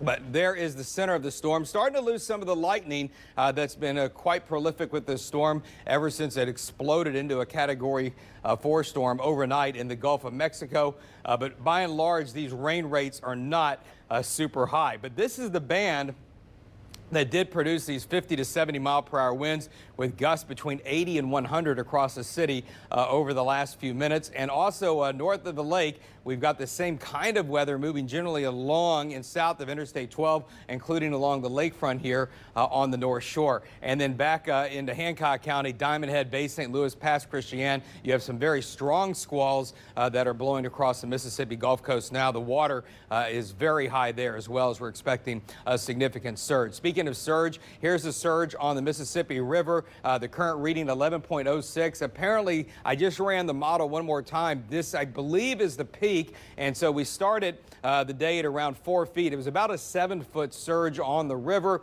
but of course, well below our flood stage of 17 feet. Because climatologically, this time of the year, the river is typically at its lowest level, but quite amazing to see the power of Hurricane Ida able to push all that water upriver and raise the level by nearly 7 feet. Our high-resolution model this afternoon, a perfect depiction of where the hurricane is currently located. This is the Hurricane Center forecast point by 6 o'clock in the evening, and these are the bands that we're going to be watching overnight to see if those intensify and start producing higher rainfall rates. If that happens, then we're going to be concerned, obviously, about flooding. Here is midnight. Again, lots of rain North Shore, and then there will be these bands extending down to the south that could produce the flooding rains. That'll be our big threat as we go into the overnight hours. And then by Monday morning, a lot of this is now moving into Mississippi, but look at these lines. These tails are going to be dragging behind, and that could still lead to some flooding in some areas. So we'll kind of be shifting gears a little bit toward that possibility. This is our new high-resolution model. Let's see if we have some updates on it. And it's not showing as much rain as it was. Now, that's all relative, isn't it? It's still showing wide swaths of 5 to 10 inches of rain in green. And don't let it mean anything just because in here it's 1 to 5 inches. That's not necessarily how it's going to play out. The way you should look at this is there's a possibility we could see quite a bit of rain across the area. We may have a new tornado warning that's just popped up. Let's see what that may be about.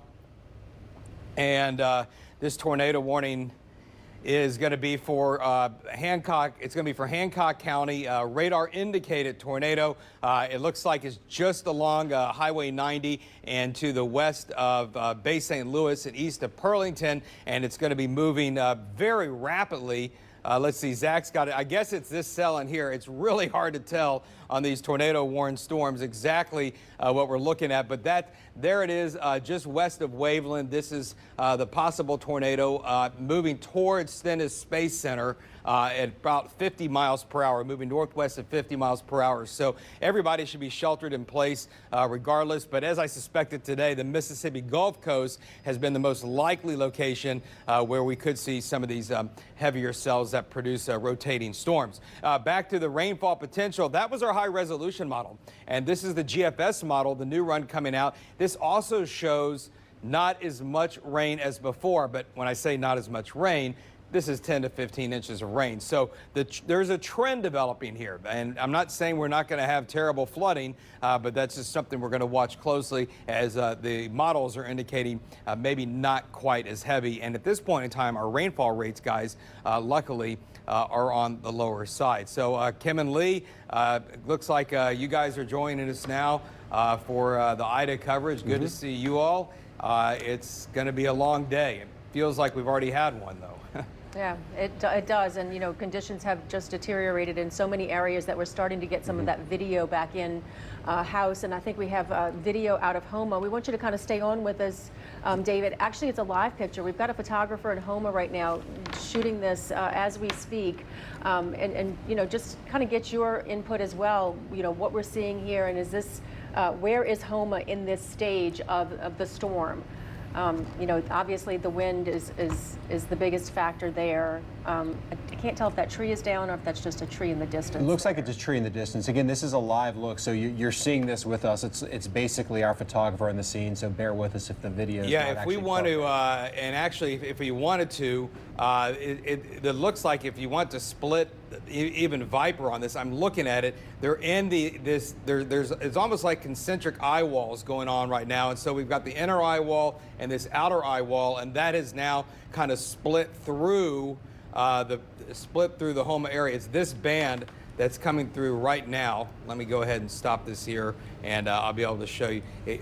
Well, I don't know why that's not working. Hold on a minute. Here we go. This is the area I'm talking about. This ring right here, that just rotated through Houma, and so that's probably what is producing those pretty strong winds. I imagine they're getting gusts close to 100 miles per hour there. We had on a weather flow station a wind gust of 138 at Dulac not long ago. Now, of course, Dulac is located you know, to the southeast of Houma, right in this area near Chauvin, and they are really right there on the true eye wall where the most violent winds are occurring. And you can see this is our photographer live on the scene, and you could see him walk up some stairs. Looks like he's in a parking lot, but look, this is live TV in a hurricane, and you can see, David, any idea what the wind speed would be there right now, approximately? There's probably, I'm sorry? Say 138. I mean, it's Dulac is down south, so. That's Zach, who's right Zach. Yeah, I mean, but we just south and east of there. Now, Dulac, of course, is, you know, they're on that inner eye wall there where it could be maybe just a little bit stronger, but I'm sure they're gusting to over 100 miles per hour there and easily sustained from those pictures between 60 and 80 miles per hour. Okay. Our shot, obviously, that we lost the video from the shot because of, you know, those winds. It's tough to keep those shots up sometimes. Okay, and David, I just have a question about that you said concentric eye wall, that second eye wall that we're seeing. Is that as strong as the original eye wall, the center eye wall? Well, for a while, we kind of thought that this inner eye wall might, you know, completely collapse. That hasn't been the case, but basically the radius of maximum winds have been expanding with Ida throughout the day, and so we are seeing these hurricane force winds extend farther out, and so they're not necessarily getting stronger the farther they are spread out, but they are becoming more widespread with the most intense gusts right around this inner eye wall, and here again where we had the 138 mile per hour gust, but we're seeing gusts from 80 to 100 in the city. So as Zach said, Houma certainly could see gusts over 100 miles per hour. Let me show you. So I'm coming up here into the city, and this is the band that's just coming through, and that's been producing the real strong winds over our area, and that's one of those outer bands as well. David, I know you've talked about this, but still, it can't hurt to reiterate. The number one question I've gotten from people texting me is, you know, how long will these conditions stay this bad for in the area? The storm is only moving northwest at 11 now. We started today at 16. We're going to continue with these conditions. Now, Houma is going to get better faster than, say, Port Sulphur and places like Lafitte and even New Orleans, because we're going to stay on the east side of this thing. We're going to get, when the circulation goes by Houma, they're going to get a west wind, which can still be strong, which will be the weaker side of the storm, though. So they're going to be improving faster in those areas. But for the rest of the area, it's going to blow like this for the rest of the afternoon and rest of the evening, well into the night. So overnight even, into the overnight hours? Even overnight, gradually improving from south to north after midnight, and so meaning from the coast north. So would just like St. Tammany Parish, it'll even go later in Washington and places like that? Right, that'll go all through the night because the storm is going to stay to the west of them the entire time. Has the eye actually moved over? I know it moved over Port Fourchon. Has it moved over another populated No, area? not really. In fact, Zach and I were talking about that. Okay, so here is where the eye is. keep hitting the wrong thing. Here's where the eye is located right now. I'm putting a circle between Chauvin and Golden Meadow, and then Port Fourchon, which for some reason we can't get the plot on here, but here's Port Fourchon down here, right? So there's nothing between there and where the storm has actually been tracking. And so Golden Meadow and Chauvin and Dulac and even Cocodrie, where we had that 138 mile per hour wind gust, the eye has been kind of just dancing around all of these communities. Probably, cut off. And definitely, it looks like Lockport and Raceland, the eye may directly go over those locations in the next, say, hour or so.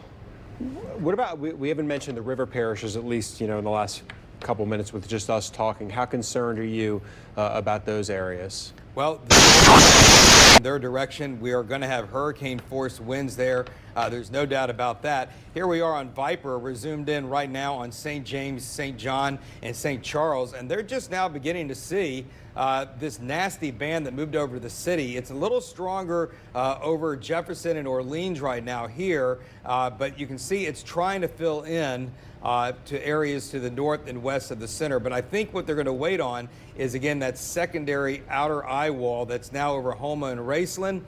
That is now moving toward St. John, St. James, and St. Charles. And so some of their worst weather is likely going to begin in the next hour or two.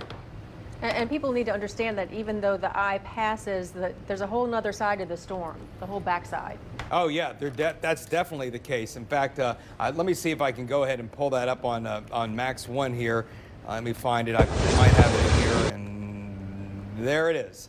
It's on Max 1. And so what we're looking at here is describing the various hurricane quadrants that we have with a storm moving from south to north, right? And so this storm is basically moving straight from south to north. And this is where the city is right now, okay? And this is where Cutoff is and parts of Lafitte. We're in the front right portion of the storm, and that's where the storm made landfall. So the storm made landfall here in Grand Isle was like sitting right here. So that's maximum hurricane impact, usually the strongest winds, the worst storm surge. Now we're in the back right portion for the coastal areas where they're still getting very strong winds. Now Houma, they're in the front left quadrant right now, which, if it's pertinent, would have significant storm surge, but also can have very strong winds as well. And the back left, which we call the, quote, weakest, but is still dangerous. And every storm can be different. It depends on what direction it's moving from. If you'll recall, during Zeta,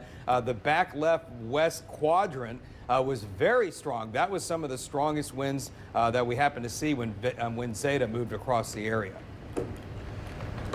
All right, David. Well, we will continue to check back with you and Zach and Bruce and the rest of the weather team throughout the day. We'll let you kind of take a look at all the stuff, information coming in, and check back with you in a little bit. All right, Terrebonne Parish, we know Terrebonne Parish is getting hammered by this storm, and Josh Robertson has been at Terrebonne High School this afternoon. And he filed this report a little while ago.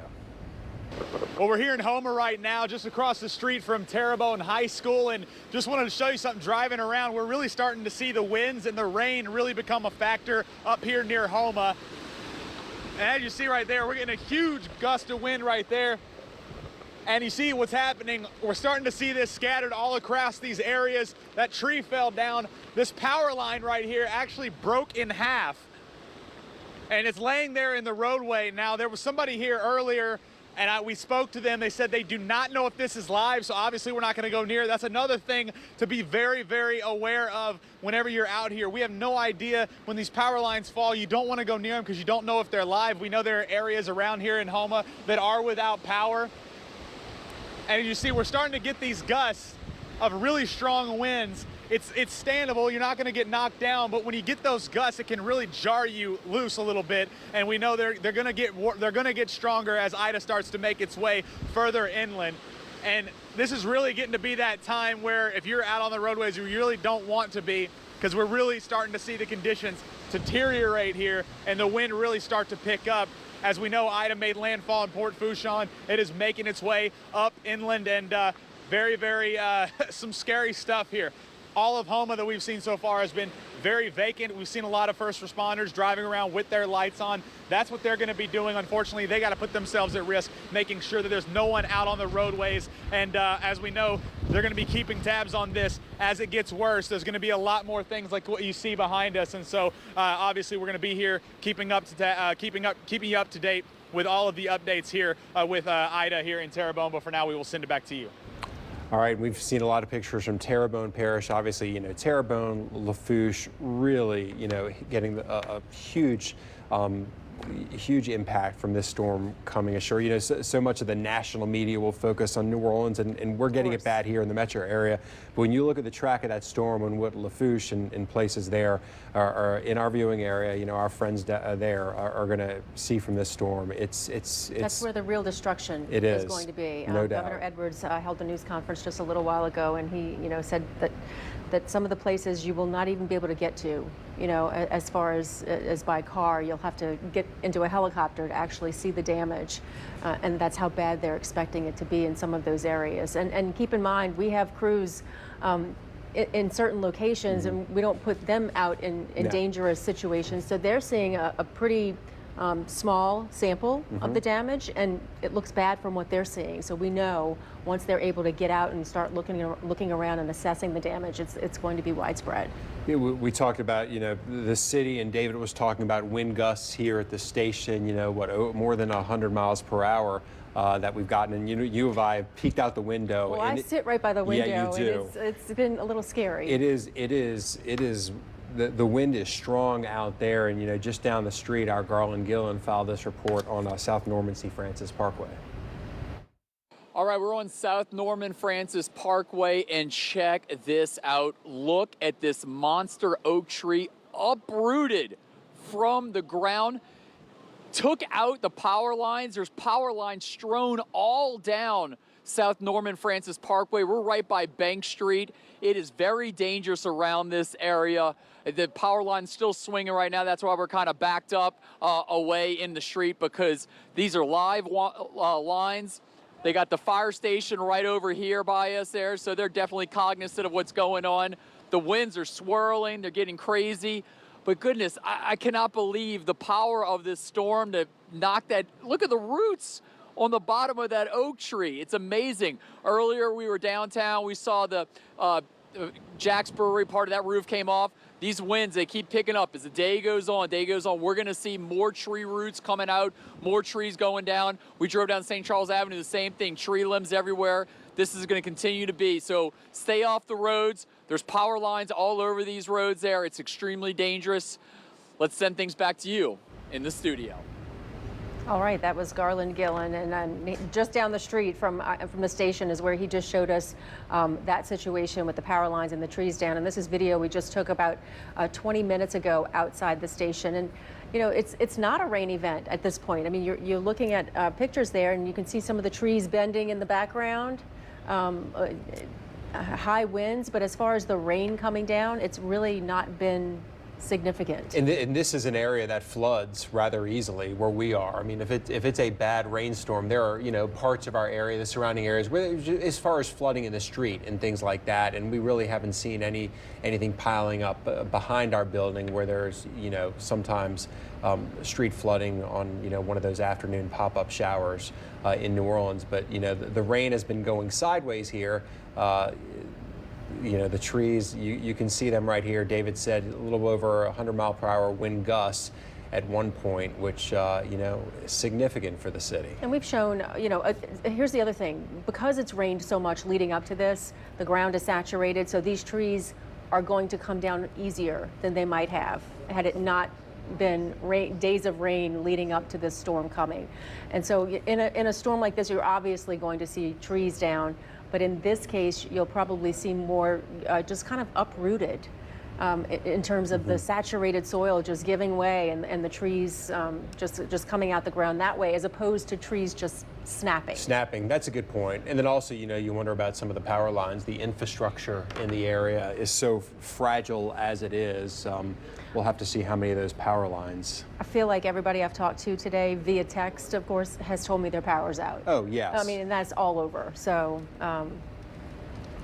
That is expected, and you know, as the night progresses, I think you'll see more people obviously lose power if you haven't yet. Most people I know have already lost it, but there are some people still with power in the area, and that's where it gets interesting on the backside of this storm with people who've evacuated.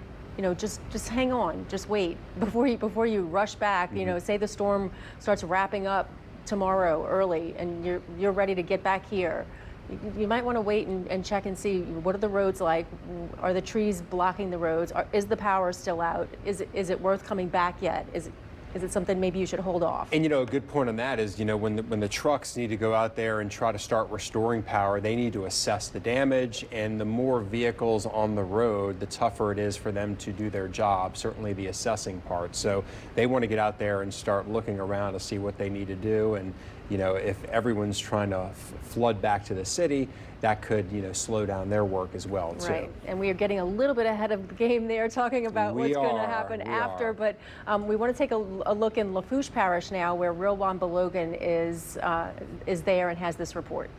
Hey, the wind has really picked up here in Matthews and Lafourche Parish. Actually, just moments ago, we saw a transformer blow just a few yards closer to the roadways here, and I just saw a vehicle driving by. This is not the conditions you want to drive in or be in because of this wind that's growing and just getting faster minute by minute, and it's getting difficult to stand. Now, the rain isn't really picking up. It's just like small drizzling rain, but the wind is just pushing and making it feel like little pellets are slamming on your face. You can see some of the wind here as we pan over to some of the branches again. You can see that wind gust there as it just continues to blow and pelt us here in Matthews as we continue to wait for more. Well, this is that impact. This is the impact from Ida. It's only getting worse by the hour here. Now, we're not too far for emergency services here, and the parish president says he is confident in the levee system here that it will hold.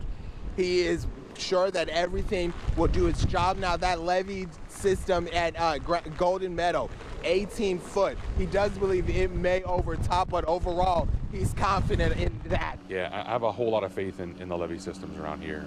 These things have been around since Hurricane Juan, you know, but we've never seen a storm like this before. So all bets are kind of off. Like I said, I have the faith in it, but we're going to truly test the system today and see what exactly is going to happen. As everything just continues to push here, that wind gust just continuing to grow, the strong gusts of wind here in Lafourche Parish. Roman Balogan, back to you. All right, that was Rowan having a little trouble with the wind and the rain hitting him in the face, but you can see the situation down in Lafourche. Again, those areas are taking the brunt of the storm. There, and as Kim said, you know, we have reporters all over. We're filing reports when it's safe and okay for them to do that. We wanted to show you now some video from Plaquemines Parish in Belle Chasse area. You can hear the wind.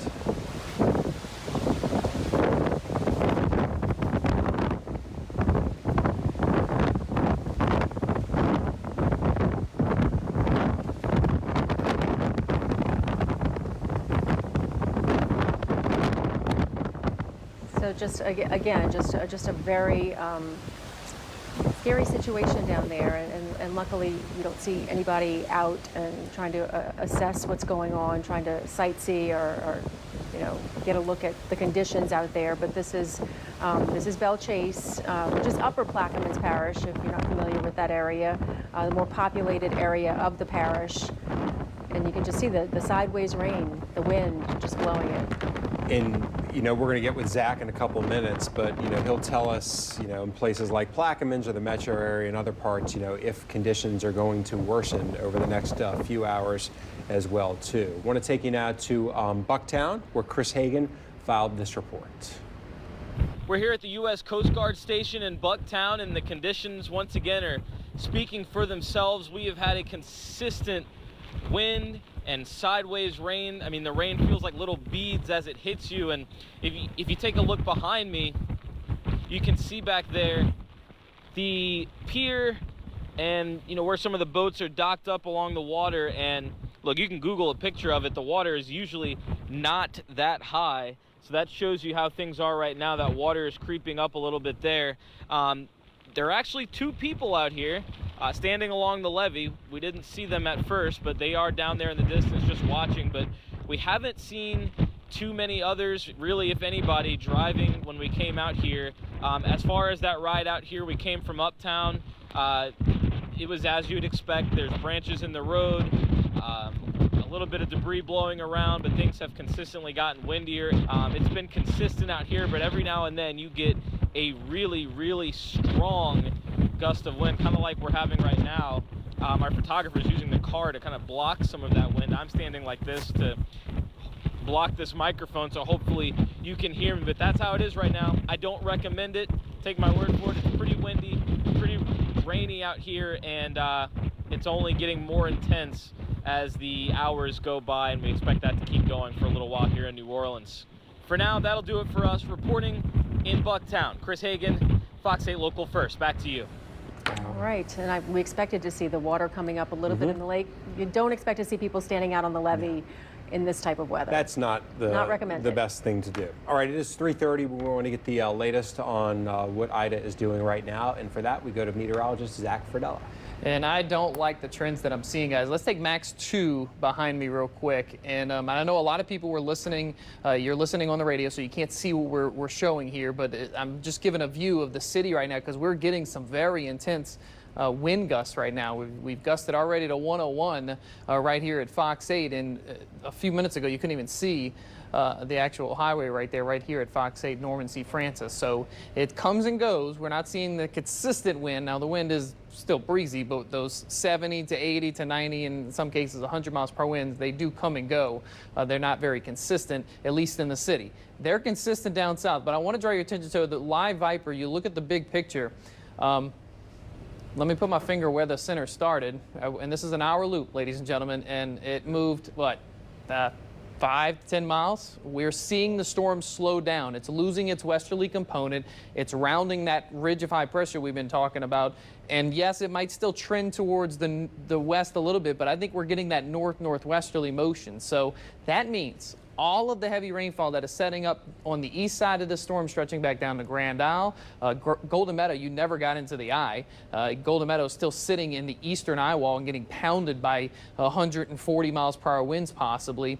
All of these bands are going to start to come into the city over the next several hours. So the worst of the weather is still yet to come for just about everybody from, say, the Alliance Finery over towards Lafitte, over towards Thibodaux and Houma. The worst of the weather still on the way. It's still going to come and points north. So that includes the city of New Orleans. That includes all of the river parishes, Laplace, St. James.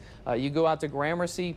It's not bad yet, but it's going to get bad as the center starts to slowly migrate its way off to the north-northwest. And when I say slowly, it's certainly slowing down in the last few frames. It's going to get below 10 miles per hour as we go through the afternoon and into this evening. North Shore, you're another place that you haven't seen much just yet, but the worst is yet to come. It's going to come more so later this evening. Here's some of the preliminary wind gusts we've seen. There's that 101 at Fox 8, but there's the really bad stuff, and that really bad stuff is now just starting to move northward as the center moves northward. Now, it's going to start the weekend. We're not going to see 150 miles per hour winds farther to the north, but that was from a ship. A captain in Fouchon said 153. He actually sent a picture of the anemometer reading 146 before it failed in Grand Isle, 138. In Dulac, that's a new one that we just came up with, and then you have that 125 in Golden Meadow. Those numbers are only going to advance inland as we go over the next really 6 to 12 hours. Now here's live radar, and I zoomed in on the eye of this thing. The eye of Ida still has yet to visit any specific town, specific city other than Fouchon. It's come right through the middle of Terrebonne Bay. It's now getting to the north side of Terrebonne Bay. So those of you a little bit farther north, La Rose, you might actually get in to the eye for a minute or two, but Galliano, Cut Off, all of these areas are in that northeastern eye wall, and you're getting pounded by some very intense winds. Those winds stretch all the way back to Grand Isle, which it's not as strong as it was earlier, but you're getting southerly winds in Grand Isle and Fouchon, and that's a problem because you're obviously pushing more and more water. The storm surge is not going down along the coast. It's actually only increasing. You're going to have to wait for those winds to die down a little bit more until you actually see big improvement on those surge levels. the heaviest rain, the heaviest, strongest winds are now entering Lafitte, now entering Bayou Gauche, Raceland, Houma. This is just a powerful band of, really it's the outer ring of the eye. We have concentric eye walls, and if this was still out over the Gulf of Mexico, it would probably be going through an eye wall replacement cycle. But since it's moving inland, it's weakening. But this is what happens, and when these things are out in the middle of the ocean, they actually regenerate their eye wall every once in a while, and that's what's happening. That's why you have very strong winds in this outer eye wall, and then you get the really strong winds in this inner eye wall, and this little moat in the middle gives you a small break where you're not seeing as strong of those wind gusts. Thibodaux, you haven't seen much, but I can tell you your winds are certainly starting to pick up out of the northeasterly direction now, and they're only going to get stronger as that band from Raceland gets closer to you. There's Gramercy, there's all the river parishes. Heavy rains, you're getting the wind gusts, they're picking up. You're probably going to start to see significant power outages build with time, but the strongest winds, they're coming within the next maybe 1 to 2 hours. You'll see those strongest winds increase from south to north. In the city, we're getting those strong wind gusts, and it's only going to get stronger. This band setting up down to the south near Lafitte, we're going to get our closest approach to the eye probably in the next 3 to 4 hours in the city. So if you're in St. Charles Parish, Jefferson, Northern Jefferson, Orleans, St. Bernard, even Northern Plaquemines, you're going to get the closest approach to the eye, I think, in about 2 to 3 hours. So the worst of the wind is going to come in about 2 or 3 hours, and I don't even know what time it is anymore. It's 3:30. Okay, so at about 5:30, 6:30, that's when you're going to get the strongest winds in the heart of the city, in the heart of the metro area. And that'll also probably coincide with those of you in the river parishes. North Shore, you're just starting to see the rains pick up. You're just starting to see your wind pick up, and you're going to really notice the wind's going to blow along the Mandeville lakefront right now. Still an easterly to now coming more southeasterly wind, so we are going to see those water levels rise on the North Shore. But your strongest push of water that's going to give you the most surge, it's not going to come until late tonight. That's when we're going to see that surge go towards the North Shore from the Lake Pontchartrain. We put a lot of water in the lake, and it's going to actually advance to the North Shore as we turn those winds subtly as the storm lifts to the north. Hammond, I think you probably have the best chance out of everybody else to see some of those really intense wind gusts as we go into later tonight. Live radar along the Mississippi Gulf Coast. We've had a few tornado warnings along the Mississippi Gulf Coast. No tornado warnings right now, but we are seeing those very heavy bands coming in from the Gulf. At any point, one of these can spin off a little tornado or two, or have a waterspout that moves inland. But in general, it's basically probably the same as what's going on right now. You're already getting those wind gusts and those tropical storm force conditions heading your way at this time. There's the satellite. Still looks pretty good. That's the bad thing. I mean, look at that. This thing has been somewhat inland, if you want to call it inland. I mean, the reality is we live with a whole bunch of marsh along the coast. That marsh has very warm water, so it's still getting its fuel, even though technically it's made landfall a couple of hours ago. But this is going to start to erode quickly. The whole eye is going to start to erode as it lifts over more land mass. When you talk about Raceland and beyond towards the river parishes, there's a lot more land areas. There's a lot more grassy areas. So we should see that eye erode, but the storm is still going to be powerful. The winds are going to take their time to come down. So that's kind of a look at the radar, guys. We've seen this whole process where the storm, it's slowly making that turn. And when I say slowly, the storm is slowing down. We started this morning at 16 miles per hour.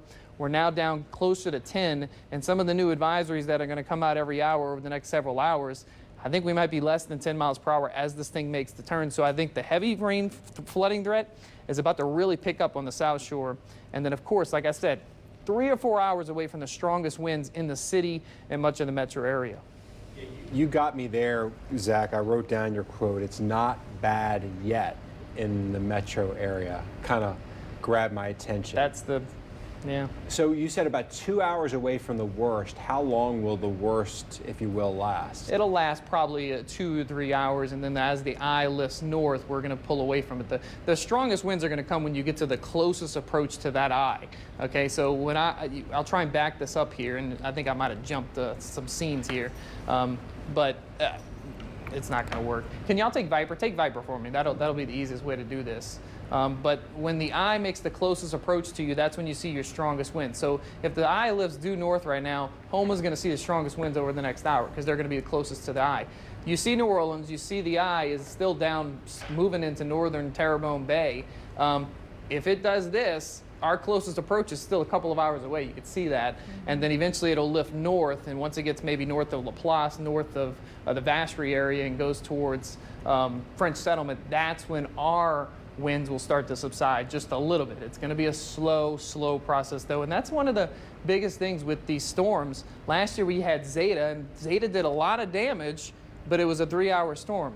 This storm is going to do a lot of damage. Number one, it's producing stronger winds in many more areas, but the longer you pound those trees, the longer you wet the ground, the more trees are going to fall over, the more damage they're going to do. Is there anything that could speed this up? Not really. I mean, we kind of saw this slowdown and this turn coming to fruition. I mean, all the track models agreed on it, so we're just going to have to deal with it, I guess. I mean, it's just I wish we can go out there and push it, but that's not possible. Now, how big is the eye wall in terms of, is it miles? The eye is about 16 miles wide, so, and you can see you probably add an extra maybe 5 miles on each side, so about 10 miles wide is the eye wall. But you see there's a secondary eye wall. It's concentric eye walls. This also has some very strong 100+ miles per hour winds in it. So you almost get the double whammy. You get the eye wall, okay, but you also get this concentric eye wall. So you go through one where you have the 100+ miles per hour winds, and then you go through another one depending on how the storm lifts north. You can see they measured it. It's 15 miles across right now, the actual eye. So you add about 5 miles on each side for that eye wall, and you have about a 10-mile or a 5-mile wide eye wall. So it is weakening because it's over land. It's over land. Yeah. Metro area 2 hours away from the worst. So if it's weakening and it's 2 hours away, approximately what does the worst mean? I think what's going to happen is those 100 miles per hour wind gusts, they're going to become a lot more consistent. They might not go up to 120 and do that to us, but when we get into this band right here, the winds are going to become more consistent. So you're going to have more of those 100 miles per hour wind gusts, and that's just going to beat the trees down even more, and it's going to cause more damage. So I think the consistency of those strong wind gusts that you're experiencing right now, they're only going to get more consistent as the storm gets closer. They may not exactly get stronger just because it is losing steam because it's on land. And if it's 2 hours away from the metro area and the South Shore, what about the North Shore? When will the worst be there? That'll be this evening. The North Shore, I mean, everybody on the North Shore is probably like, okay, a lot of us still have power. A lot of us are just doing just fine. It's it's a breeze outside. Your weather's coming tonight. You're going to have a very rough night of weather if you're on the North Shore. Number one, most of you are probably going to lose power as we go into the evening hours. And number two, nobody likes these storms at night. And the North Shore, you're going to get a nighttime storm. And it's interesting you said, they're going to get the worst of it later, because my husband said just a little while ago, the water's not even high. We live on the water. He said it's not even over the dock yet. And that might have changed in the last, hour or so. Yeah. And his question was, well, when is that going to start happening? We're seeing all this bad weather come in, but it'll be interesting because over in Slidell, it'll be interesting because in Slidell, you're in that weird predicament where usually a southeasterly wind might produce a lot of surge for you. I think the biggest surge this evening, once the storm gets north of us and moves to the North Shore, it's going to be Mandeville and Madisonville. That's the area that's going to really get pounded by that south to north wind across the lake. And when that happens, we're going to see an extensive water level rise. David's got something? David's trying to... Yeah, and we may be having some... Hold on, can we get David's mic on? It's on. You're yeah. on. Okay, you're good. We may be having some communication issues, but we have a flash flood warning now for Lafourche and Terrebonne, for northeastern Terrebonne, until 9:30. So we have torrential rainfall now developing with Hurricane Ida. So flash flood warning now for parts of central Lafourche and northeast Terrebonne, which is areas around the Houma area. So that's a flash flood warning for them. Zach, we'll get another advisory from the Hurricane Center coming up any minute, right? Yeah, we get them every hour now. Do you think, what do you expect it to be, a Category what storm? Right now it's still 140, so they might drop to 130, which is still technically a Category 4. It will drop because the storm is on land, so the winds are going to come down just a little bit, but they're not going to come down fast until this thing gets farther inland. I think the biggest concern and the biggest issue with that new advisory, you're going to realize that the speed of the storm is dropping very quickly as well, in addition to the wind. So that's a problem because we know so far we've been fine where we have not experienced much flash flooding across the area. Now we're seeing it happen in the bayou parishes now with that center, with the eye and the eye wall. wall. And I'm worried. I think we're going to get flash flood warnings starting to pile in here for the city as this band sets up right over us over the coming hours. And you know, that's an important point because you know, years ago when the Corps building this new risk reduction system, and they labeled a faster moving storm 15 miles per hour, you know, a slow moving storm 5 miles per hour, and those are the ones that kind of crawl, that cause concern. What do you think this one could slow to? It's not going to slow to a stall. I mean, we would see that within the models, but it's going to probably get to be less than 10 miles per hour. Right now it's sitting at 12, so it's going to get less than that as it lifts north, but it will still keep moving. It is not going to totally stall out. We're not concerned about that, but any type of pivot, which we're seeing that pivot right now where it's not giving that westerly component anymore, and it almost seems like it wants to turn due north now. With that happening, all of these bands are going to set up south to north right over the city as it lifts to our west. So not only are we going to have the heaviest, the strongest winds or the more consistent winds coming as the eye gets closer to us.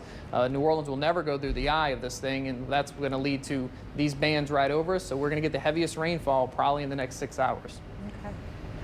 All right. Thanks a lot, Zach. We'll check with y'all again. You know, Homa right now, as you saw in that Viper radar, Homa's going through that outer eye wall, basically, and that's where we have Rob Krieger, who filed this report just a little while ago.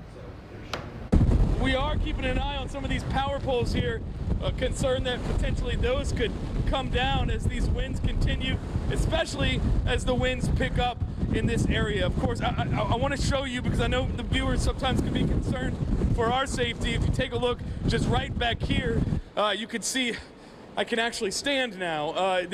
It's a whole different situation, especially with these brick walls here, and that's what we bolstered ourselves against. So we're okay in this area, but it also gives us the opportunity to be able to show you just the difference, right? This is almost what you would consider, you know, a protected space right here, and then just 5 feet this way, the wind is just kicking. It is an incredible amount to talk at times, and it's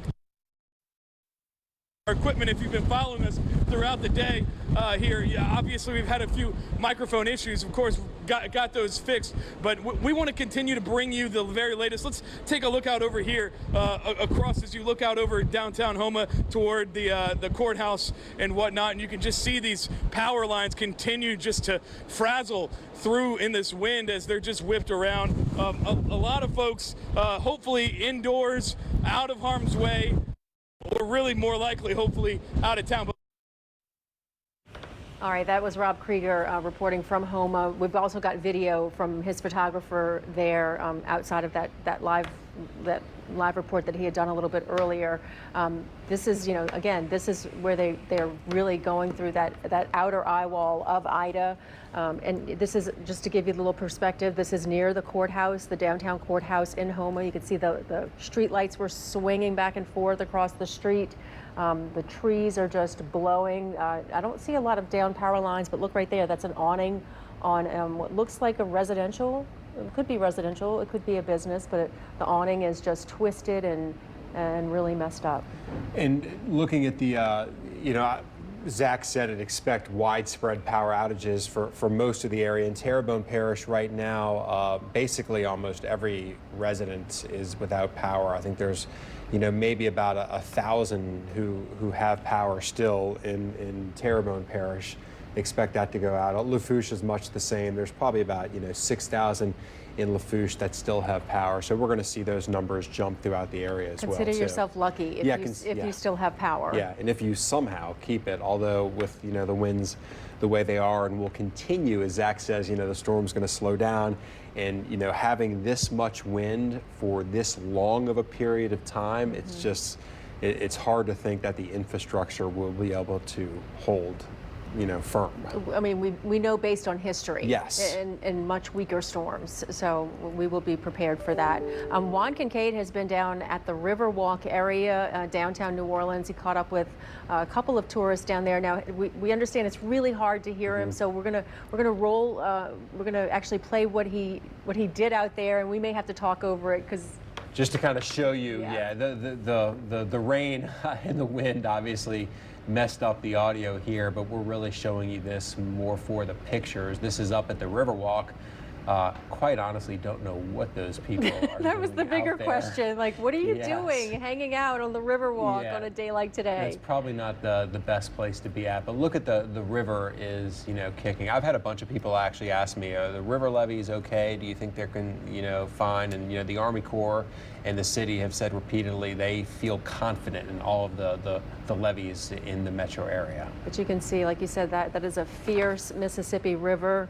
As Ida is not even the worst of it has gotten to the city of New Orleans yet. And that's, when you think about what Zach said, it's not that bad yet. And he said, look, he doesn't know, our highest wind gust was a little over 100 miles per hour. He doesn't know if it'll get that much more than, maybe what you're seeing now, but it'll just be sustained for a longer period of time. So that's a significant strain on the infrastructure as we take a look down Canal Street as we drive down and see, a deserted Canal Street, many of the buildings boarded up there as well, too. This one looks like it's going towards the river on Canal Street. And the wind doesn't look terrible. I mean, you're looking at the palm trees, and they're not blowing terrible down there, but a deserted Canal Street, which is a good thing. And again, not a lot of rain. That's Harrah's right there on the right. Not a lot of rain, but we saw this even at the station here where it would really pick up and you'd see some wind. Look like the wind right there on the left of your TV. You get some wind tunnels down there. Yeah, you get some wind tunnels, and then it'll slow down. But even that, look at that. That's a pretty major wind tunnel right there, is taking a right. But yeah, I mean, it's the worst is yet to come for much of the area. And remember, even for those of you watching us in St. Tammany, if you're just joining us, Zach Fradella said, the worst is going to be more towards the night and overnight. So, and I think that's a really good point that he made, is that, a lot of people, and I had a lot of people tell me, I'm so happy the storm is coming in. Not happy, yeah, but I'm happy that it's coming in during the day. And yes, it did. It came ashore during the day. But when you hear Zach say, okay, guess what, St. Tammany, it's going to be nighttime before you really start seeing the worst of it. That's scary with no power. It is. And like you look, even people in the South Shore who have texted me, oh, this isn't bad, but doing this over a sustained period of time, let's just all stay inside and see what happens and assess the damage afterwards. We do have some other video, and where's this video from? This is in Gretna on the West Bank, and you can see, part of a roof kind of blowing off, and we've seen some damage throughout the area. There's some power lines shaking as well, too. And those red lights, Yeah. Earlier we saw that one red light. Well, it was down by Jack's Brewery, where the roof had come off the building and just gone into the street and taken the whole red light down. But when you see those red lights swinging, if that crashes, that is a huge crash. I'm not really sure what that is. I don't know. I mean, it's a perfect reason why. It's just stay off the roads and just let the storm do what it's going to do, and then we'll all assess after. But again, that's some new video we got in from Gretna. All right, so Amanda Roberts is in St. James Parish. Again, now St. James Parish is going to be, Gramercy, Vacherie, those places that haven't quite gotten the worst of the storm yet. The eye wall is headed that way. The eye of the storm is headed that way. Amanda Roberts filed this report. Well, we are here in Convent in St. James Parish, where the rain is still kind of coming down a little bit. Nothing too concerning right now. We are seeing and feeling the wind, so these are just the conditions expecting before this storm really hits this location here in Convent. So I know we just had an update with parish officials, with state officials, with emergency officials. I'm joined right now with Parish President Pete Dufresne. If you could tell me, Mr. President, what exactly is going on in the parish? What are you most concerned about? Well, right now we're most concerned about the uncertainty of what's going to happen here, being we right in the direct path of Ida. I hear people keep bringing up Hurricane Betsy, and I wasn't here at that time. I'm a little bit too young for that to remember, but they're telling me it's going to be more intense than what Hurricane Betsy was, and that's very concerning because I know Hurricane Betsy devastated this area. Obviously we're dealing with rain concerns, flooding concerns, wind concerns. Of those, what do you think is the most threatening to our area, to your parish? Well, definitely wind concerns and flash flooding and the unexpected tornadoes that may sling from the the northeast quadrant where we projected to be in. That's the most concerning at this time right now.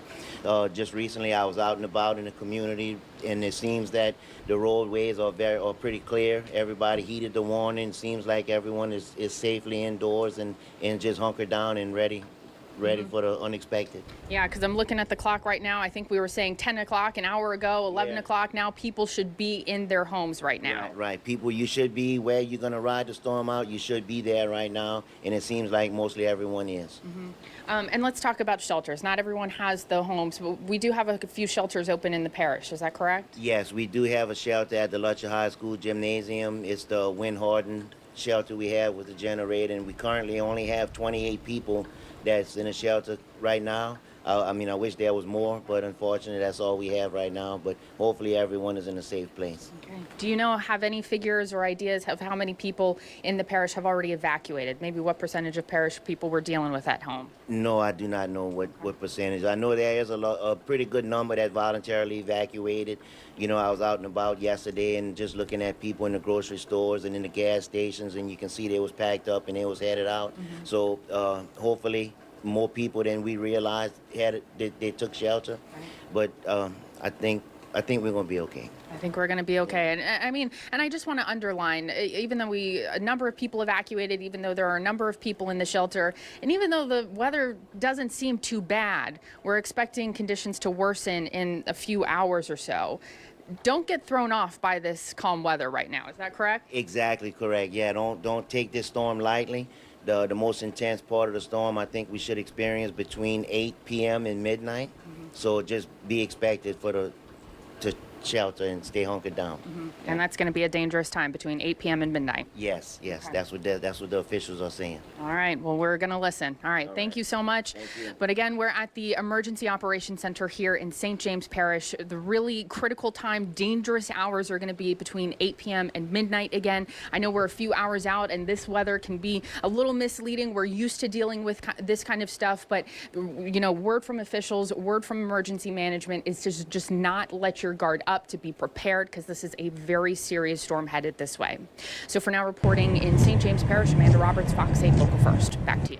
All right, Amanda, St. James obviously hasn't seen the worst yet. I can tell you 9,900 customers for power companies there, 6,400 without power right now. So the majority of the parish without power, and obviously the worst is yet to come. Yeah, I have a friend in Vacherie who just texted and said that they lost their cable. They're losing it. It's coming. They're a little bit at a time. Yes, it's snowballing. Snowballing. It's be safe, stay inside. But if you can't see us, you can listen to us on the radio. So we want to make sure that you know that we are on all of these stations right here. We are simulcasting on iHeartRadio, WRNO, that's 99.5. WQUE 93.3, 104.1, that's KVDU, also 98.5, WILD. 1280 AM. That is AM, yes. Yes, AM, and then 101.1 WNOE. So I sent another friend over to the radio, and she just sent me a message that she can hear us on her crank radio. Her crank radio. What is a crank radio? I wasn't really sure about that. I don't know. I don't know. That's crank radio, so yes. I'm trying to find that out. But hey, however you can listen to us, that's what's important. We want to be able to get this emergency news and the emergency situation across to you any way we can. So we are glad you're able to listen on the radio. And we want to let you know, what you can expect. We're going to give you, the truth, what to expect. We're not going to hype it. We're just going to tell you what you can expect, how long it's going to happen, and try to give you the best information available to get you through this. Like, we're trying to get through it ourselves as well. We have a lot of meteorologists here for sure. We have, what, three? We have three of them in the studio with us right now, and they are huddling. They sure are. Yes. Meantime, we want to go to some video from earlier from Port Fourchon, where right around where the eye of the storm came ashore, and look at that, Kim. That just shows you the power of this Category 4 storm as it came ashore this morning. What, about 4 hours ago, a little less than 4 hours ago in southeast Louisiana. And expect Port Fourchon, which is right there at the tip. I mean, Port Fourchon is so vulnerable anyway, to just see catastrophic damage once the sky's clear. And that looks like it's probably a boat dock. Yeah, it looks like it. Or some sort of structure. I'm a little surprised that it's still standing. You know, I know that when you're talking about these storms of this magnitude coming ashore, you never know what you're going to see when you go back. And that's, you know, for the people who've evacuated Port Fourchon and also Grand Isle, they're saying, you know, the damage is so widespread that they wait to get back to see if it's even habitable. And how long does it take to get back, just to be able to, you know, drive down like LA1 or something like that? It's going to be, you know, look, they've gone through it before, but still, this in a way will likely be different than, you know, some of the storms they've gone through lately. But the repairing from this will take a significant amount of time, quite frankly, in much of the area. Okay, we do have some video from NOAA, a satellite image of the eye of the storm. This is always fascinating to me, how perfect it usually is. I mean, it's just, you know, when you're looking at it from outer space like that, it's just like a little funnel going down in the middle there. So, and we talked to Zach Fradella a little bit earlier about, you know, how big is this eye? I think he said they just measured it, and it was about 15 miles, 16 miles, 16 miles across. So that is always quite the sight to see from outer space. It is a sight. We are approaching the top of the hour, 4 o'clock. What we like to do at the top and the bottom of every hour is to get the latest from our team of meteorologists. And at the top of 4, we are going to go to our chief meteorologist, Ava Bernard. And I'm going to give you the information I can give you right now. We're very limited right now with interrupted internet access. Our tower camera is working, and this is a live picture of Norman C. Francis Parkway in Mid-City in Fox 8. We've been sustained between 40 and 60 miles per hour with frequent gusts to 80. Our peak gust has been 101 miles per hour. We do have a flash flood warning that's now in effect for Lafourche from Raceland to La Rose, including Cutoff and Galliano, and then extends back into Houma just to the north of Chauvin. That's going to be until 9:30. That is in that northern portion of the eye wall of Ida, where we're getting very intense rainfall rates, and flash flooding, if it's not already occurring in some spots, is expected to occur over the next hour or two, mainly because Ida is not really even moving right now. It's moving very slow. This is the new 4 o'clock advisory, and this is what we should point out. This morning, it was moving at 16 miles per hour. Then it was moving at 15. Then it was moving at 14.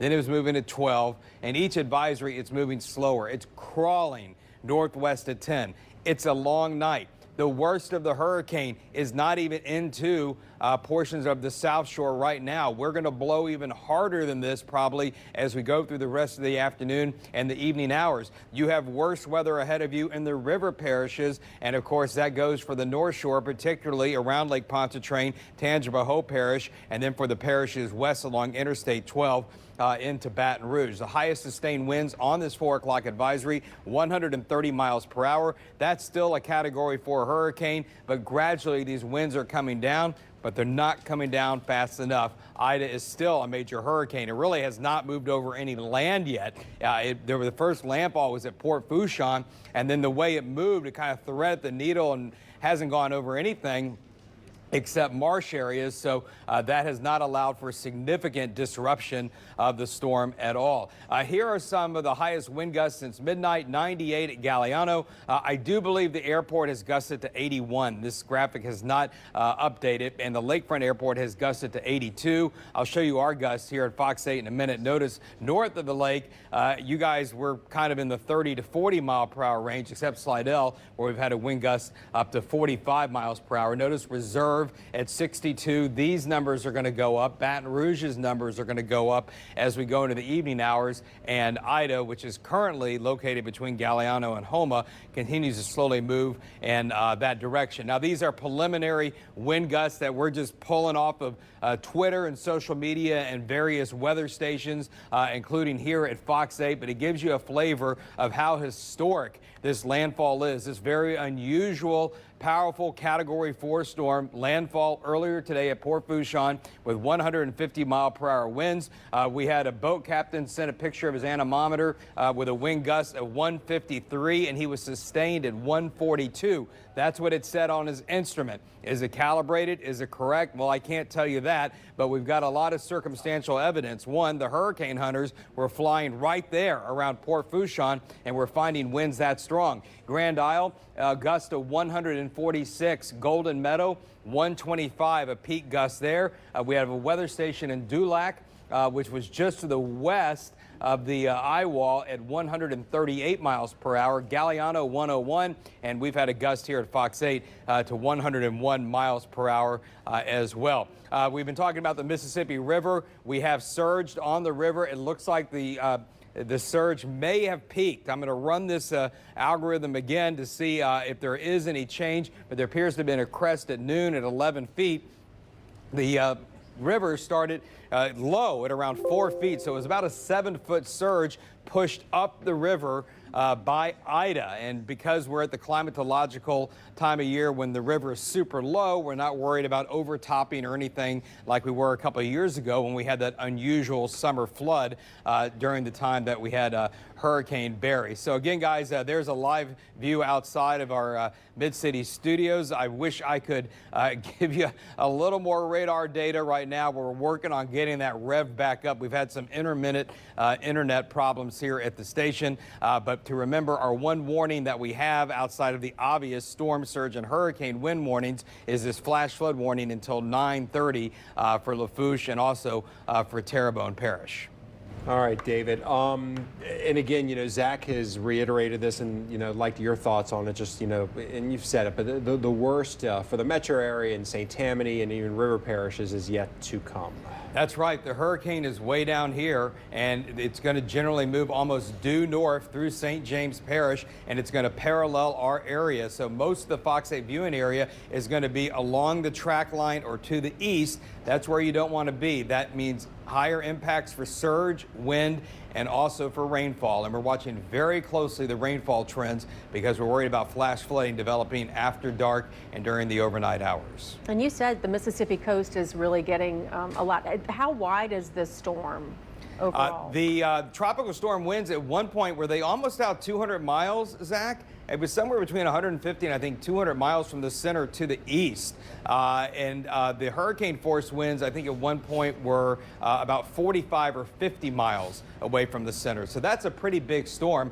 We've been getting tropical storm conditions all the way to the Mississippi Gulf Coast, and the storm surge has been very significant there. The water came up very fast on the Mississippi Gulf Coast. That was early this morning that we started to see the water wash over the roads there. Even some cars getting stuck on Highway 90, like around, I don't know when that was, 10 o'clock in the morning, something like that. It was the Waveland area, wasn't it? Yes. I believe so. Yeah. David, forgive me if you had already mentioned this in the last couple of minutes. I was busy doing one other thing, trying to get ready for some other stuff here. But so that is the 4 o'clock advisory behind you, right? It is. It is the 4 o'clock advisory. So what do you think? Can we take David full right now? What do you? So the move northwest 10. Is that the speed you expected right now? Because I know you and Zach have been talking, you expect this to start slowing down, and that is obviously a concern for us. That has been the forecast. That's what we thought would happen. That's what the Hurricane Center thought would happen. You remember, I don't know if you remember the last couple of nights, I kept pointing out it's going to be here at 4 o'clock in the afternoon or 7 in the evening, something like that, and it won't get to Baton Rouge until the next morning at 4 a.m. It's going to take 12 hours to get from here to Baton Rouge. So that's why we're going to be in this all night. Yeah, I also remember 2 nights ago you told me you thought it was going to go Port Fourchon to Grand Isle, and that was basically where it went, right? Mm-hmm. Is that what I said? That's what you said, yes. All right, if you said that's what I said. That's what you said. I know, a lot of forecasts have gone flying by. We certainly, I can tell you, were worried everywhere from New Iberia to the east, and the Hurricane Center track has been right on target as well. It's been clear for a couple of 3 days that we were going to have a problem. And they, you know, we've talked before how the Hurricane Center can sometimes be off on the intensity, but they seem to have pretty much gotten that fairly right too, right? Well, or a little low maybe. It was underdone. Yeah. Again, this is another overperforming Gulf storm right near the coast. And I got to say, I'm just going to point this out because, and we did a story on this in our Weathering the Storm 2021 because we talked about Michael that did this forecast at one point to have winds of 140. That and sometimes be off on the intensity, but they seem to have pretty much gotten that fairly right too, right? Well, or a little low maybe. It was underdone. Yeah. Again, this is another over forecast at one point to have winds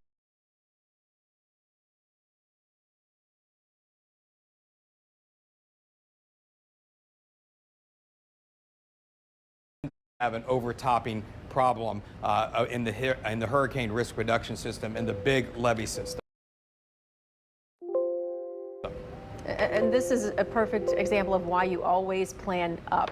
You always plan up. When you say it's going to be a category 3, you plan for a 4. And that's why we kept asking yesterday, okay, they're saying a 4. Is there a chance it could go to a 5? Like you said, it almost did. Well, the 72-hour error rate on intensity is 20 miles per hour. So if you have a 100-mile-per-hour storm, you could be off by an entire category. That's the difference between a Category 2 and a Category 3. There's a possible new flood warning. I'm going to see if my this is for New Orleans. Okay, let's see, flash flood warning. So here, this is a new flash flood warning for the city. If you see the green box, it's from Lafitte to New Orleans, back to Boutte, Laplace, and then Gramercy. So it basically runs along the river and through the New Orleans metropolitan area. It looks like on both sides of the river. And so this is radar and rain gauge indicated that flash flood warning as some of these heavier bands are now beginning to move across the area. Here's the outline on Viper right now. And so does it include St. Bernard? It looks like it does. Yes, Zach. Okay, so it includes the upper. Right, okay, the upper part of the parish, so it runs from Arabi to Violet, including Chalmette, and then right along the river through Kenner, Luling, Boutte, Norco, and Laplace. That's a flash flood warning. So this is the next stage that we're concerned about, guys, is that we're heading into a flood situation, and it could be happening, it will be happening overnight and during the dark, which is something that's not ideal, to say the least. And look, you know, New Orleans area, we've talked about this, an afternoon rainstorm, you can get flooding. You know, how much rain and how concerned are you about some flooding in, the New Orleans area over the next 6 to 12 hours? I've lost some of my model data earlier that I was showing you. It may be coming back, but I'm not going to stop to check, but I can answer the question regardless. Widespread 5 to 10 inch rain seems to be on the table. From everything we've looked at, 2 or 3 different short range and longer range models, all indicating that between now and Monday afternoon, widespread totals of 5 to 10 inches are possible. Now, how much of a period of time does that fall?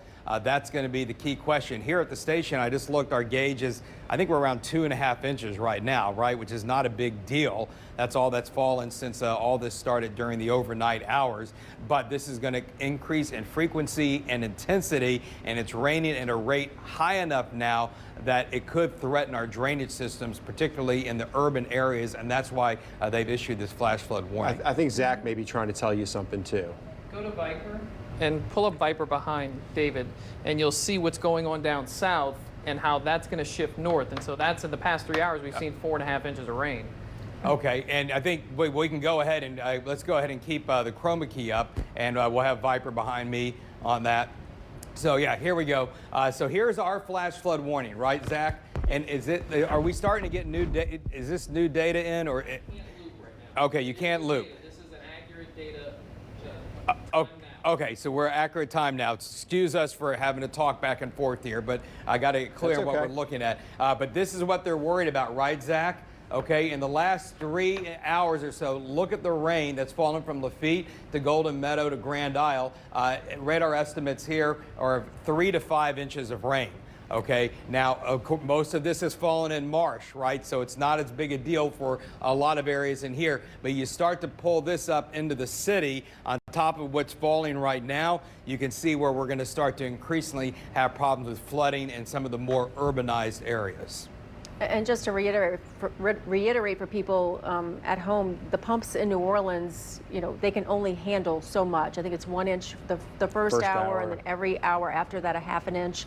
And so it is important how quickly the rain falls. And that's when they're all working, too. And that's when they're all working. We know that I think it's 96 out of 99 pumps are working. I know there was some power issues earlier. I don't know where that stands with Sewerage and Water Board, but I know they were having some problems earlier regarding all of that. The bottom line is the pumps working or not, we're in a hurricane situation, and when we start getting rainfall rates like this, it's just going to be too much. That's what Zach is plotting right now. So here's our Viper rainfall rate inches per hour. So you see this, guys, 4 inches an hour, 3.78 inches an hour. So that's pretty significant, and that starts moving up in our direction. And if that sits over us for an hour, we're going to have what's going on? We just hear some major wind outside here. So we didn't hit back over 100. We didn't hit over 100 though? Okay. 91 when I first. 91? We just hit 91. Some stuff was crashing into the studio, so I just want to make sure what was going on. We're okay though. We're nothing crashing. Is it like we're no, in danger? Objects are blowing around outside like they are at everyone else's house. And at any rate, the point is, if it's 4 inches an hour and this rotates over the city, that may sit over us for an hour, 2 hours, and you can see why we would be getting into trouble. All right, we'll let you regroup. Go get you have the internet back, so you can go do all that you do with your numbers and everything. That was a little scary just now. No, that was loud, wasn't it? When that wind. Yeah, and that was then loud. Bruce and Zach went running. They went to go back. see how fast it was. No, they I wanted to realize see. that now. Yeah. They were going over to look at our anemometers. Yeah. But Kim. All right. Okay, put Zach's mic up. We've been sustaining, since we hit that 91, we've been sustaining 70, 80 miles per hour. So if you take that over, so we have hurricane conditions. We have sustained hurricane conditions in the city. So that's right Cat 1 speed. That's right, Cat 1, and we can expect gusts to continue to Category 2 over the next several hours. Again, the worst of the hurricane is beginning to happen. So just to reiterate, just so everybody's clear, like in the metro area, we're seeing Cat 1 conditions starting to be sustained, and we should expect that over the next few hours. Is that right? More than a few hours, probably. More than a few hours. Yes, and into the night. Sit tight. Okay, and then the North Shore, that's coming to you later when it's darker. Yeah, I hate to even, I hid most of the stuff on there, guys. Let's go. If you want to try something, try it and see. Well, at any rate, okay, so here we are. This is our current data, right? We just can't loop it. All right. No, we're not getting, okay, but that's fine. But we got, this is current, that's all. Let's do a quick radar tour, guys, because let's come into the South Shore. And again, this is the outline of the flash flood warning that we have. And in fact, if we can go ahead and we do have it going. Okay, so we do have our flash flood warning crawl going. This is producing flash flooding rains, the northern end of the eye wall there, which, I mean, really is not degrading at all because it basically has not moved over any land areas of any significance. And then we've got this band here that's prompting the flash flood warning over the city. And then this outer band, this outer eye wall, the secondary eye wall, as you might say, this is the one that Zach was saying that has the 4-inch-an-hour rainfall totals, and that's coming up in our direction. So obviously the flood threat is increasing as the worst of the storm, this northeastern quadrant, is now moving into areas south of Lake Pontchartrain. It seems like the worst should be over, right? Because it's been blowing for hours and hours and hours, but the fact is it's not, and we're on the wrong side of things. Okay. All right, David. We'll check back with you in a little bit. Thanks, David. We're feeling all this wind gusts here at the station, the hurricane force winds. We actually had Garland Gillen outside the station just a little while ago, so he may not have been feeling exactly what we just felt here, but he did file this report. All right, we're out here on South Norman Francis Parkway, right across the street from Fox State Studios. I saw this at the lakefront. I saw it on the moonwalk, the Mississippi River by the Steamboat Natchez, and I'm seeing it here. As the day just transpires, the wind just gets so vicious, and the rain, it just starts piercing the side of your face. It's like just smacking you, and the intensity comes up. I will caution it. If you don't need to be out in this stuff, do not go out in this rain, okay? Because it just the pain from this rain is not fun.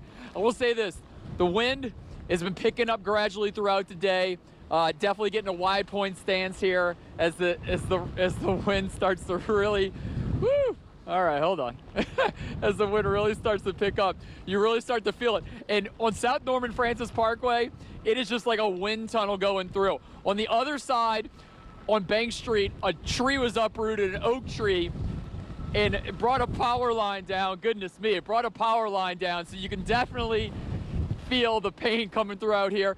Knocked over a tree right over there. So as it keeps going, as the day keeps going on, just got to get a low stance. Gonna fight through it. We'll get through it. But like I've said before, if you don't need to be out in this, don't come out in this. The worst stuff is still to come later today, and we're just fighting through this rain and this wind. There, it's gonna sooner or later this will end. But right now it's heating up. I'm gonna send things back to y'all in the studio. All right, Garland Gillen, right in front of the station. Right in front of the station. We don't send him too far because, I mean, obviously the conditions are getting worse out there, but he's got his little stance down and he braces himself. And he files that and comes back in. We're not going to leave people out there very long. And, you know, we're looking to make sure there's no flying stuff around there because we want all of our crews safe. Yes, in we the do. fields. All right, we want to take a look now at some of the conditions around, not too far from the station. This is I guess this is Washington Avenue, the Washington Avenue look at the canal. You know, this is always a pretty good gauge of, you know, really any rainstorm in the city. When this canal fills up, you just get a little nervous. You know, that's the drainage. And for those of you, you know, who maybe don't live in this area or New Orleans, this is, you know, near Xavier University, the old Coca-Cola bottling plant, Blue Plate. This is all pictures from right around there, and that canal that goes, you know, down Washington Avenue to Palmetto, and you can see where's this one? That looks to be, is that on the Pontchartrain Expressway? Looks like maybe driving. Yeah, it looked like it was driving the Pontchartrain Expressway, and this is. That's the CBD. That's downtown. Yeah, and then that's back by the station here, so you can see just we're kind of sprinkling in some shots around in Orleans Parish. All right, Sabrina Wilson is riding out the storm at the Jefferson Parish Emergency Operations Center. Let's see what she has to say. Ida's potent winds have really started to push inland, as you can see behind me. The trees are swaying. The rain is coming in sideways. Now we're here at the Jefferson Parish Emergency Operations Center, which is near the Mississippi River in Gretna. As expected, Ida battered Grand Isle and also is hitting the Lafitte area hard, low-lying communities here in Jefferson Parish. Jefferson Parish President Cynthia Lee Sheng says there are calls for rescues from those who didn't evacuate on Grand Isle. And Council Chair Ricky Templis says earlier during the onslaught, there was like 6 feet of water on Highway 1, the main road on Grand Isle. Lee Sheng is disappointed everyone on Grand Isle and in Jean Lafitte did not evacuate. That's unfortunate. I mean, we had I called a mandatory evacuation for outside the hurricane protection system. I do feel like many people left Grand Isle. But I think that I spoke to the mayor yesterday and I'm in touch with him. He probably thinks there were 40 people that remained on the island, and of course that is our big concern. Probably a few hundred people in the Lafitte area. So as soon as it's possible to get out, you know, our sheriff's offices and our firefighters and the National Guard, who's working in conjunction with us, will be looking to those areas first, probably to do some search and rescue. As you can see, the weather is constantly deteriorating here in Jefferson Parish and throughout the New Orleans area. Cynthia Lee Sheng said earlier there had been over 50,000 reports of power outages, and of course those numbers will go up as this wind is really strong as Ida pushes in more inland. She's urging patience, and of course parish officials are urging everyone to stay indoors. You don't want to be outside in these conditions. Reporting from Gretna, I'm Sabrina Wilson, Fox 8 Local First. All right, we want to bring back in our chief meteorologist, David Bernard, who has some perspective on what's happening right now and what to expect. Well, Zach is talking with a friend in Lafitte, and he says this is the worst it has been so far. And so what Zach has done on our Viper tornado detection is plotted the velocities around Lafitte, 108, 120 miles per hour, to give us an estimate of what is possible in these locations. Now, what I also want to stress is, and we're going to switch to rainfall in just a minute, because remember,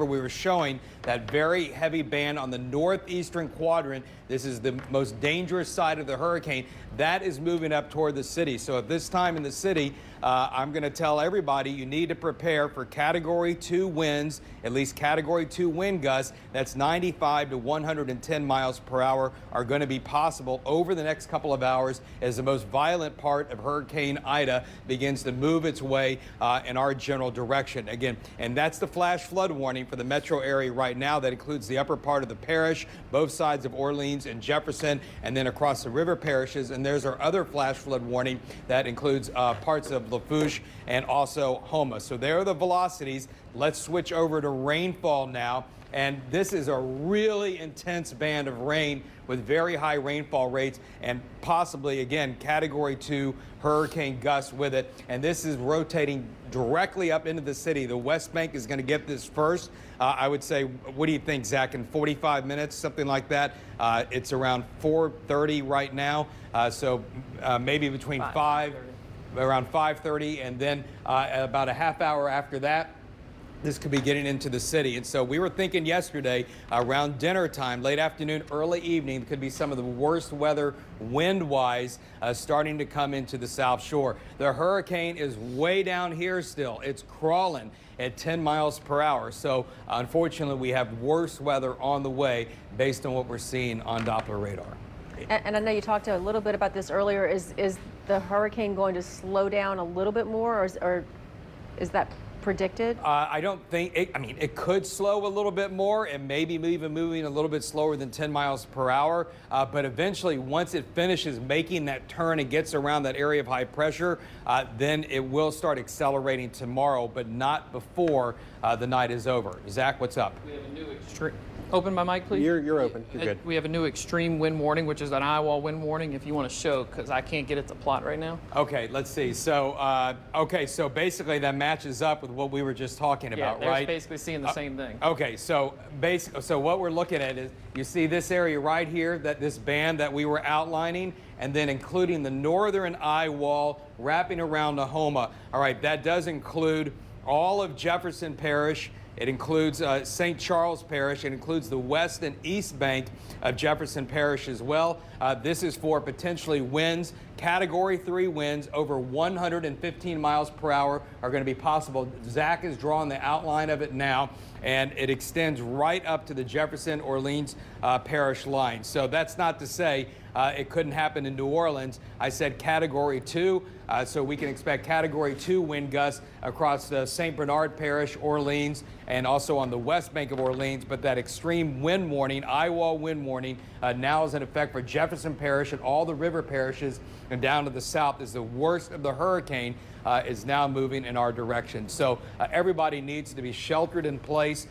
These are going to be violent, dangerous winds moving across parts of the metropolitan area. Remember what I said earlier, if you're feeling unsafe in your house or you feel it could be vulnerable, the key is to put as many walls between you and the outside of your house as possible. Don't do windows. Don't be a YouTuber. Now is not the time, not with these winds coming in. And when you go into a closet, or if you're in a room that doesn't have windows, or there may be smaller windows, if you think about the way the wind is coming, the wind is going to be coming from the southeast to the northwest. So it's going to be, if you're on the east bank, the wind's going to be coming from the west bank. If you're on the west bank, think about it's coming from the Gulf. You maybe want to get a mattress or something and lead it against the windward direction of that wall or that door. These kind of winds that the eye-wall wind warning is calling for leads to the possibility that we could have some structural failure with some people's homes and buildings. Get another one, 80. All right, David, we're going to get back to you in a second. We want to go to the phone lines where we have St. Bernard Parish President Guy McGinnis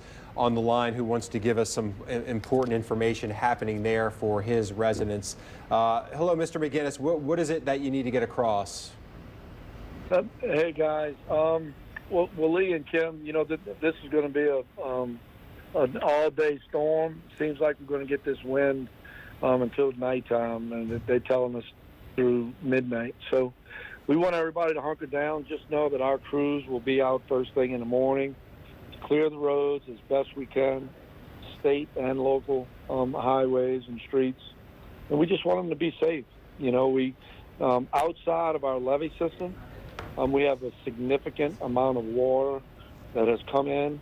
We're getting videos from different people, and it's devastating of the pictures that we're seeing. So we're not going to be able to get outside of our levee system for some time, and we're going to have to come up with a plan for people to be able to assess their damage safely. So we're going to be meeting with the Sheriff's Department and the National Guard to see if we can get that done sooner rather than later. So, you know, we have a video from Mr. Wimpy Serenay at the Delacroix Yacht Club. We're showing that right now. We've got that on right now. Okay. And that's what we well, wanted that water is coming from over the back levee in Delacroix toward Bayou Terrebonne, and you can't see any levee and you can't see any road.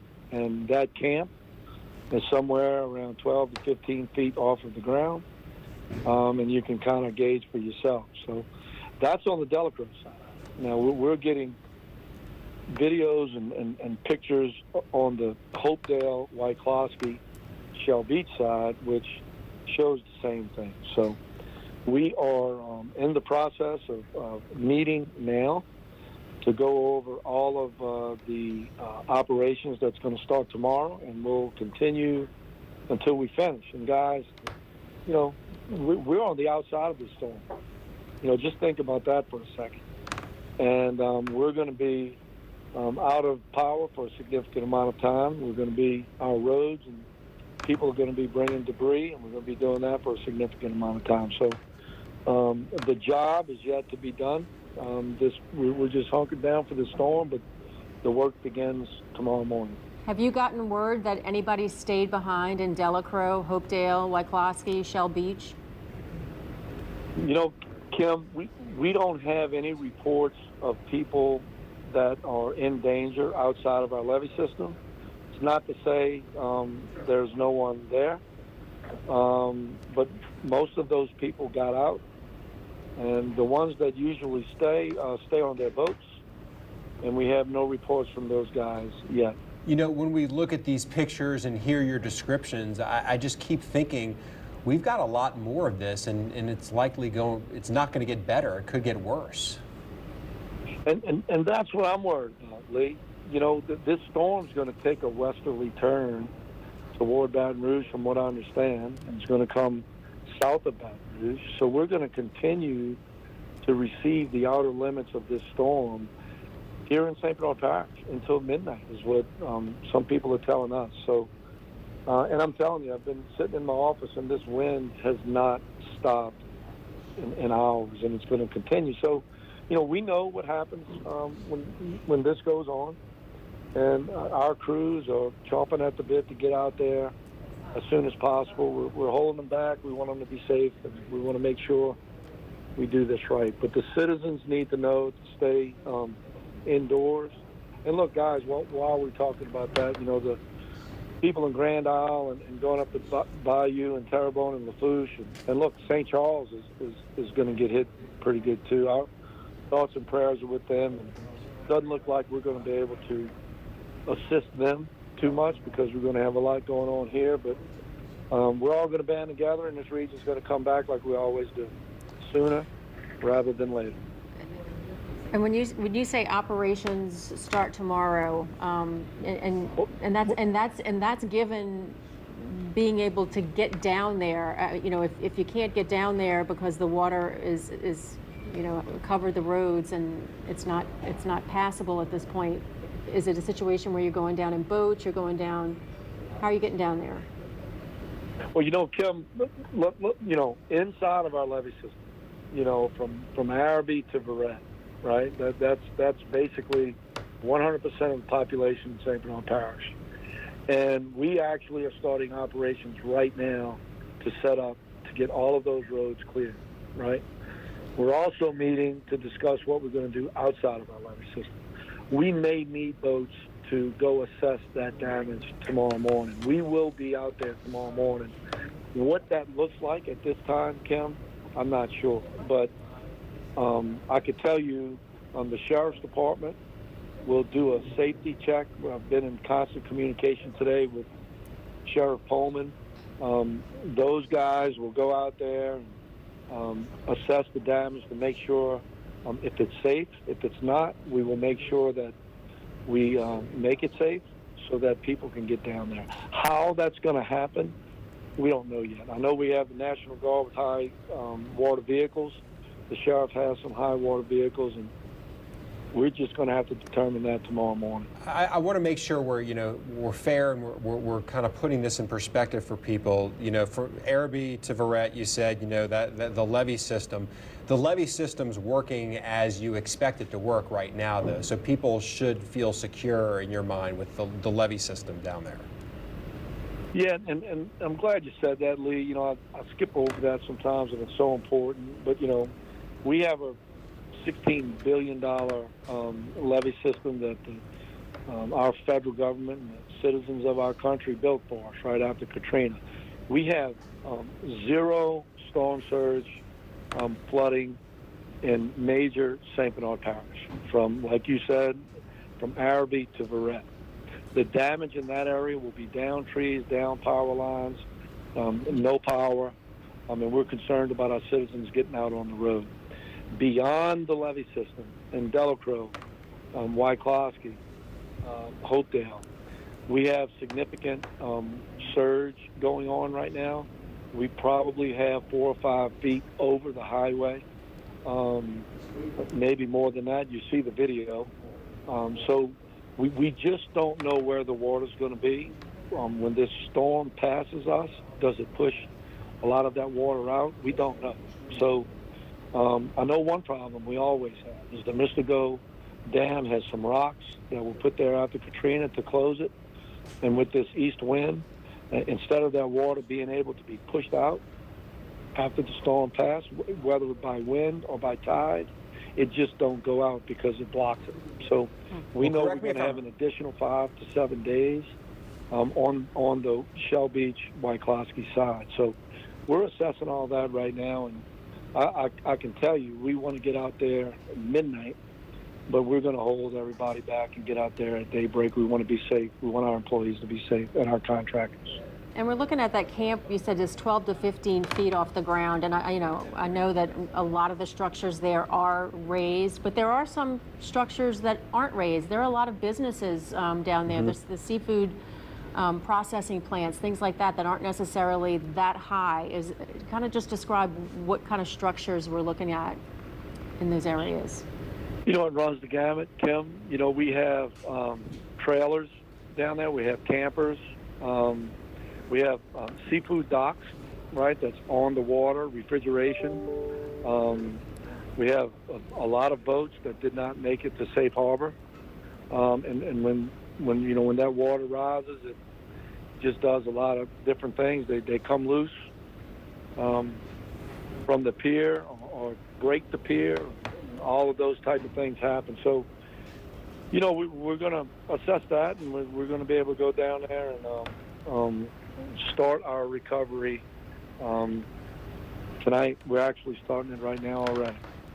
Do us a favor. I know you're busy tonight, but if you have the opportunity to give us a call back later tonight, we'd love to get an update from you. First of all, to hear the conditions, but also, yep. Those levee systems, as you said, that's a big investment, and we expect those to hold up. And if they are, as we expect them to do, we want people to know that, because that's important news for people as well too. That we can say, the populated part, if you will, of the parish, the hurricane risk reduction system is doing its job there. We want to be able to continue to update people on that as well too. So give us a call back if you can.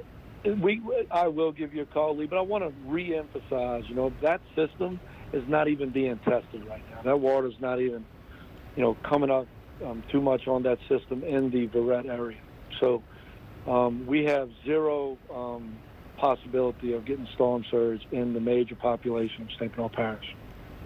Okay, that's that's encouraging. That is comforting. You know, look, as you said, like there's going to be zero. I can't say. I don't know how else to say it. You said it. You said zero. And I you get said carried away none. sometimes talking about outside of the system, but you know, and that happens because we're worried about all of those people, all of those businesses, and we concentrate on that because we know what they're about to go through. We're about to go through some different circumstances inside our levee system, and there is absolutely zero chance that we have storm surge come through that. Now, we might get some serious rain in a short period of time, and flooding will occur because of that, not because of storm surge. Okay, and before you go, I want to ask you one more question. I know we mentioned earlier something about Natasha mentioned it, about the Chalmette Ferry broke loose. Do you have any information about that? You know, the Chalmette Ferry broke loose, but they were able to ground that ferry. But the Canal Street Ferry, the pedestrian ferry, broke loose at 91.5 mile marker and was going downriver. And it is grounded. My Homeland Security is in the office, and it is grounded on the West Bank at this time. And it didn't do any. Both of them are secure. No damage to anything that you know of? Zero damage that we're aware of. And then just so we're clear, who has oversight on those? I believe it's the Coast Guard. Okay. Okay. Well, we appreciate it. Hopefully we get to talk to you later tonight if you are free and have an opportunity to update us and your residents. But we appreciate you calling in. That was a thorough report that we appreciate. God bless, guys. All righty. You too. Okay, so we, just a little reset here. You know, we're watching the worst of the storm starting to come in for the metro area. You know, we thought it was bad a little bit earlier. Yeah. It is going to get worse as the night progresses. We know that there is a flash flood warning in our area, extreme wind warning. You know, prepare for 95 to 115 mile per hour winds in our area, just over the city of New Orleans and surrounding area there. So, you know, for a lot of people, this is starting to get real. Well, I go back to what I wrote down, what Zach said about an hour ago. It's not bad yet. I'm hoping when we get back with Zach, he can tell us the yet is now, and we know, okay, this is what we have to deal with in the metro area over the next couple of hours. And like we said, again, a warning for you in St. Tammany Parish and other areas. It's coming later. Zach, did you want to chime in? Yeah, I mean, and it is. You're absolutely correct, Lee, that the worst is now in the next 3 or 4 hours for the majority of the South Shore. Now, the worst of the weather is no longer near the coast. Now, it's still bad, but it's not 150 miles per hour wind gust bad. So the coastal areas, you're going to have strong winds, but you're not going to have those severe winds that you had earlier. Your winds are going to start to slowly come down because the storm is slowly pulling away from you. But the worst of the weather for all of the river parishes across the metro area is now and about the next 3 to 4 to maybe 5 hours. I would say this is going to go well past sunset, well past probably 9 or 10 o'clock tonight, where the worst of the weather, these intense wind gusts, they're going to continue to come in. Now, this data is old. I'm looking at the actual live data now. It's not old, so old that it doesn't look almost real, but I could tell you Lockport, and I'm going to be looking at my phone because I do have the latest radar information. Lockport, you're about to be in the eye. Okay, if you're in Lockport, you're probably going to go into the calm of the eye within the next really 15 to 30 minutes. Matthews through Raceland, LaRose, and Cutoff, the worst of the weather is now because you're actually in this eye wall. You're in that northeastern eye wall. Now, there's concentric eye walls. You almost see 3 of them. You see 1 right near the center, 2 right here, and then the 3rd one setting up over the city. And the problem is, I can't loop this, but over the last hour, the storm has just slowly trended to the north-northwest/north. And it's moving less than 10 miles per hour. I guarantee you when we get a new update in about 20 minutes from the National Hurricane Center, that movement is no longer going to be 10 miles per hour. It's going to be less than that. So it's doing as we expected. We expected it to slow down once it got inland, and it also is making the turn. And we knew this would happen. The problem is you see all these heavy rain bands that are setting up down. Like David mentioned, my friend in Lafitte says it's the worst it's ever been because you are the closest to the eye that you'll ever be. So the closest to the eye you get, that's the strongest the winds are ever going to be. 105. Here? Yes. Yes, so we just hit 105 with those wind gusts. So we're starting to get those wind gusts well over 100 moving into the city. And look, this is not the heaviest band. We're going to have another band that's going to get more intense. So we are going to have easily a Cat 2 or maybe even Cat 3 winds as the center of the storm drifts northward towards the river parishes. We will have those Category 2 or Category 3 winds. We're probably going to have Category 3 gusts in the city. That's going to be over 100. That's going to be close to 115 at times. So we're getting over 100 right now. We're going to probably progressively get worse, especially when we get in this next band. And not only is it the winds, it's the rain, because we do have that flash flood warning. And that flash flood warning is the fact that we've already seen about 2 inches across the entire metro area. Now the rain's going to start to be heavier, and it's going to come harder and harder through the evening hours as we get these eye walls, as you say, and even though technically the eye wall is that, and this is just like a concentric eye wall. But as these move up to the north and over the city, we're going to see some flooding. So now I've seen a few cars out there in Norman C. Francis for the past few hours, and it's, you know, it's not smart to be driving in this kind of wind, but I guess people do it. But now it's definitely not smart to be driving in this kind of wind where the water is going to start to rise in the streets, and we're also going to be coming up to sunset eventually this evening. So that's certainly not something you want to do. My friends at Houma, Thibodaux, your worst wind is now in Houma. It's going to be getting worse in Thibodaux, and it's definitely going to be getting worse in portions of the bayou and portions of the river parishes off to the north as the center slowly comes north. North Shore, folks, we're watching these. Mississippi Gulf Coast, Waveland, we're watching these because we're probably going to pop a tornado warning at some point. That shows clearly that we're going to get rotation in these. So this is the area that needs to worry about tornadoes, the Mississippi Gulf Coast.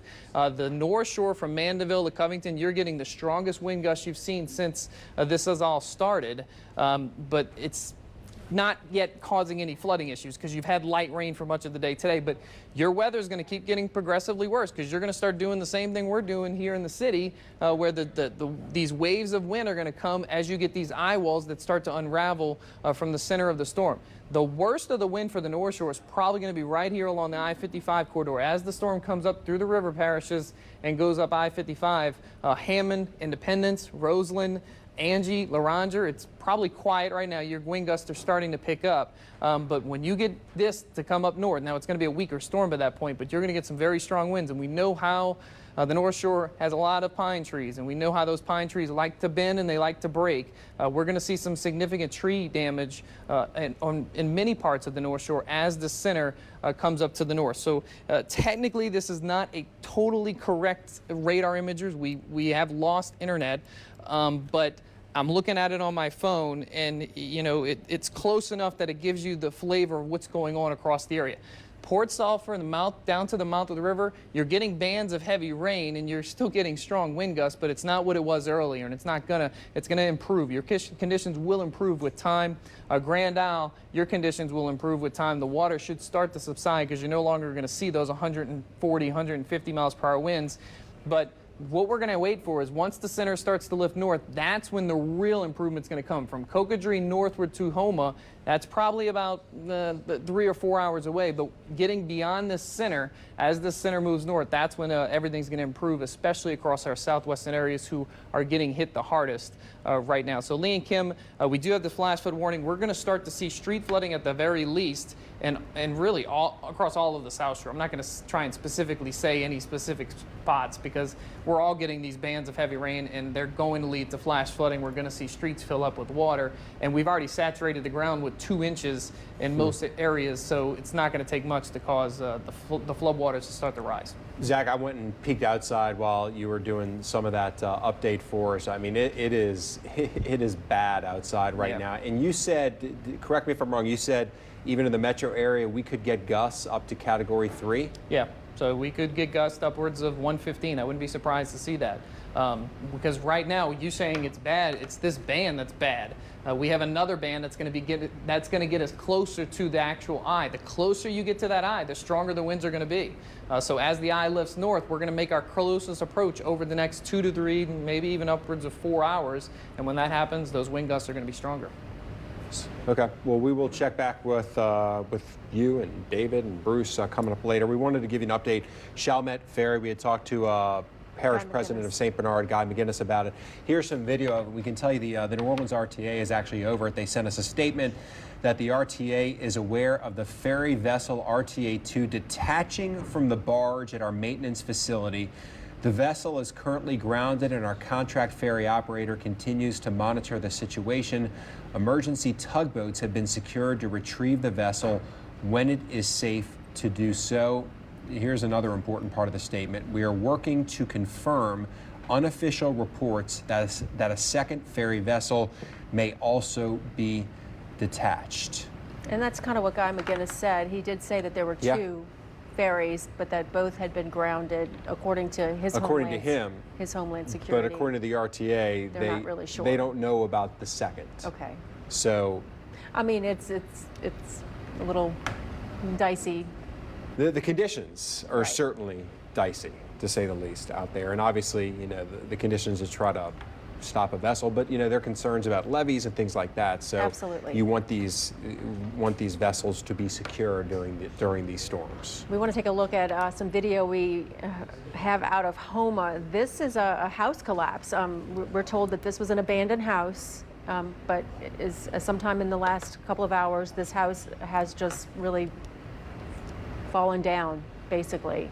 You know, given the winds, the rain, you know, if the structure wasn't sound to begin with, it's not surprising. And, you know, there's a chance we could see more of these. Let's go back to David for a second. Well, I mean, I want to talk about this picture. I mean, put the picture back up. Let's talk about that. Do we have David's mic on? Okay, good.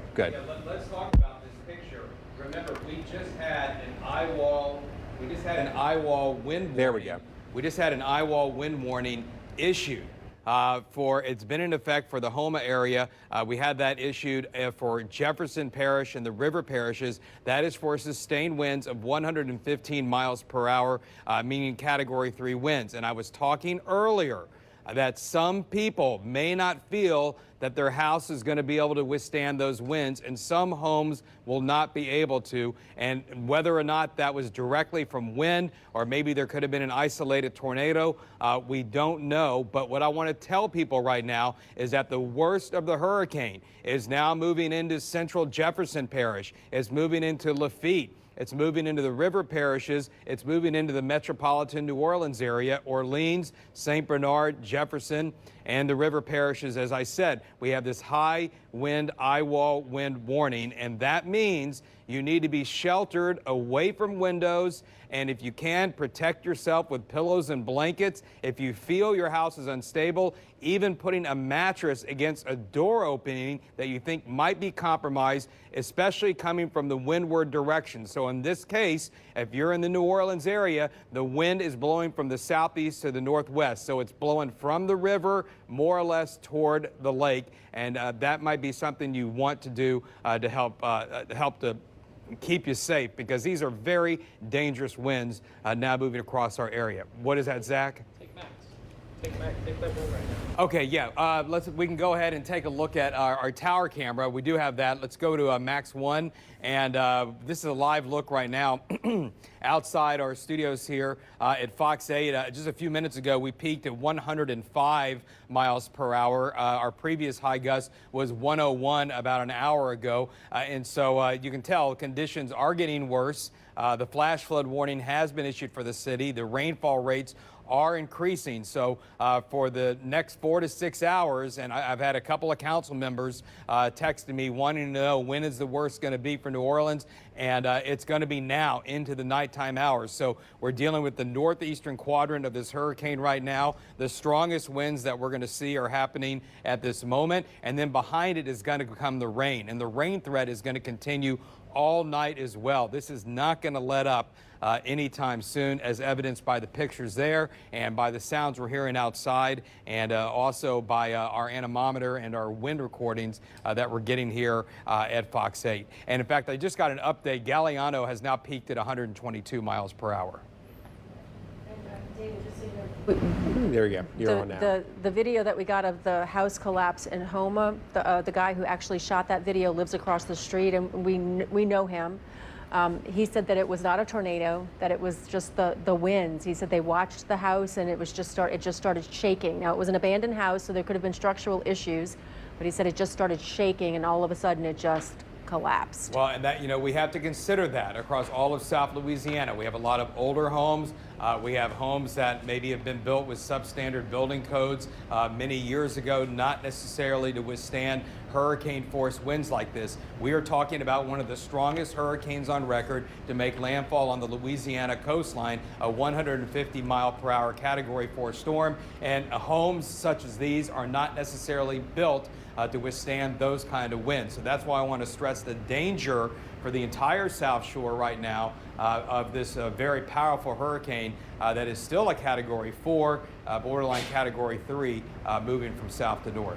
I don't know if this is easy for you to do. Do you have that graphic that you used the other night that shows the storms, the most powerful storms that have hit the Louisiana coast, since the 1800s, I think, just to kind of put in perspective what we are going through right now? Yes, I do.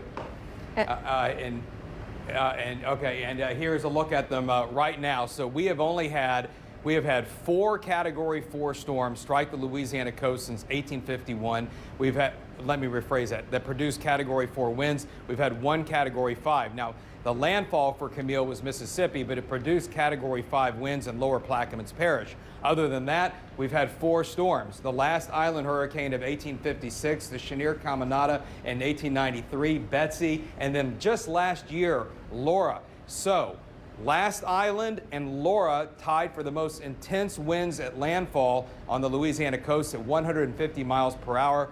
If Ida's winds verify that 150-mile-per-hour landfall today, it will tie for the strongest hurricane on record to strike the Louisiana coast and the strongest to strike the Bayou parishes since Betsy in 1965.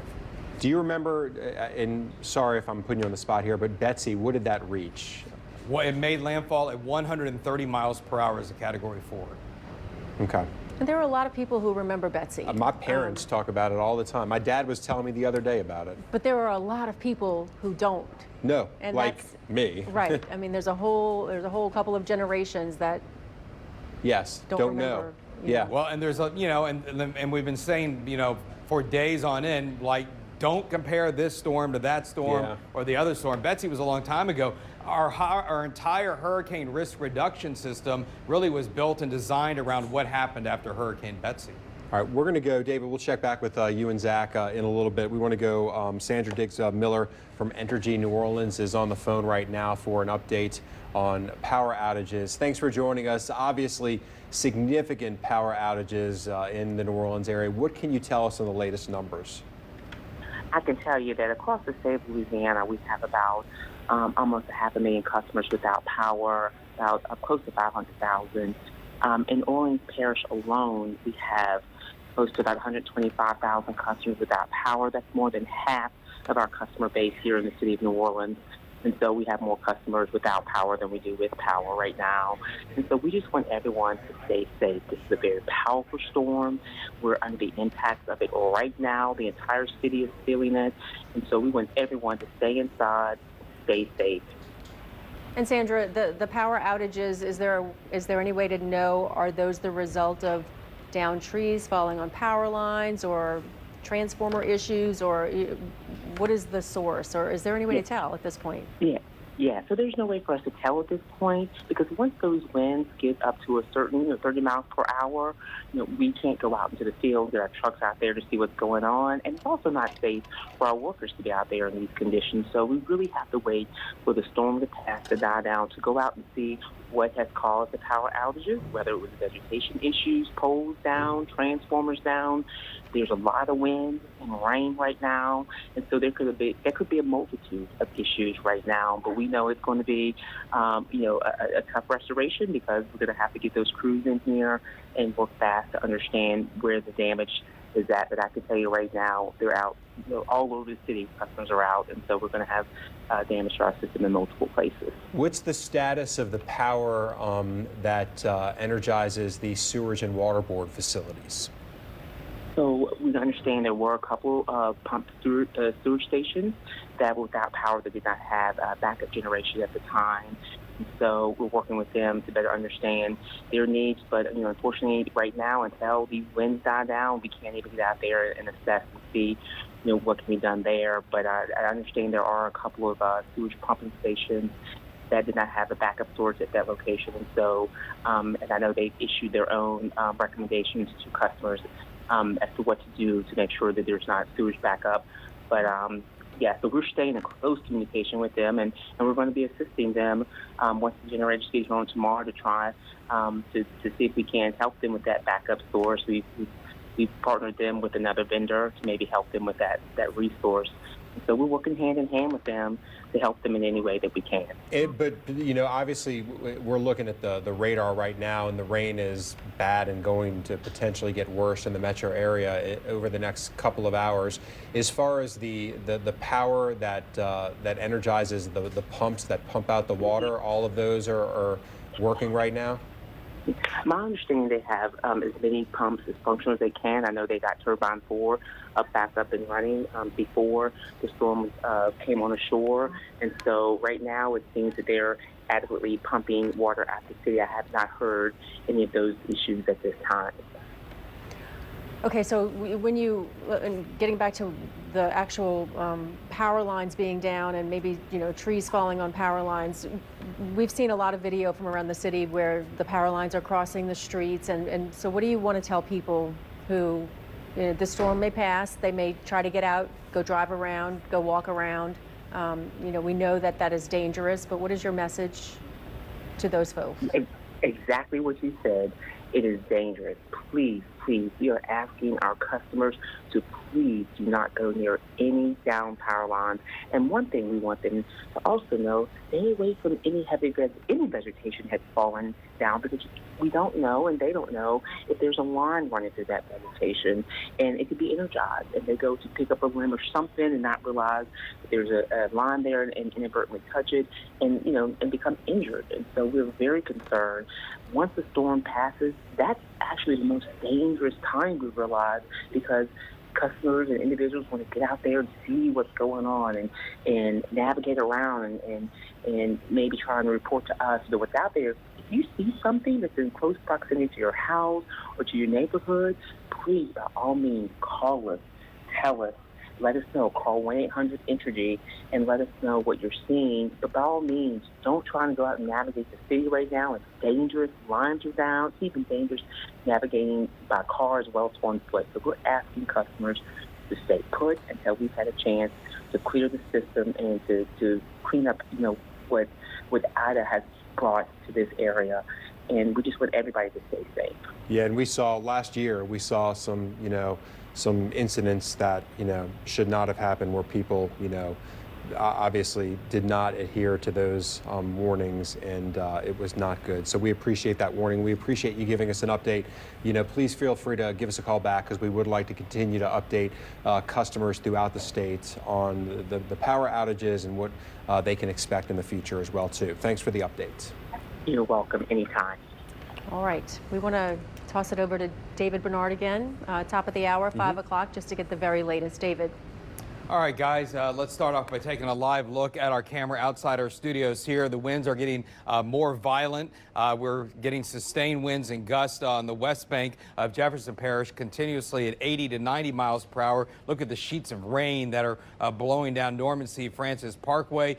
Some of the canals are beginning to fill up as well, hence the reason we have that flash flood warning that has been issued. We've got two areas. The first one is for Lafourche Parish until 9:30 from Raceland to Rose and Galliano and Homa. Flash flood warning there. The second one is for basically the entire east and west bank on the South Shore and all of the river parishes. Flash flood warning until 10 p.m.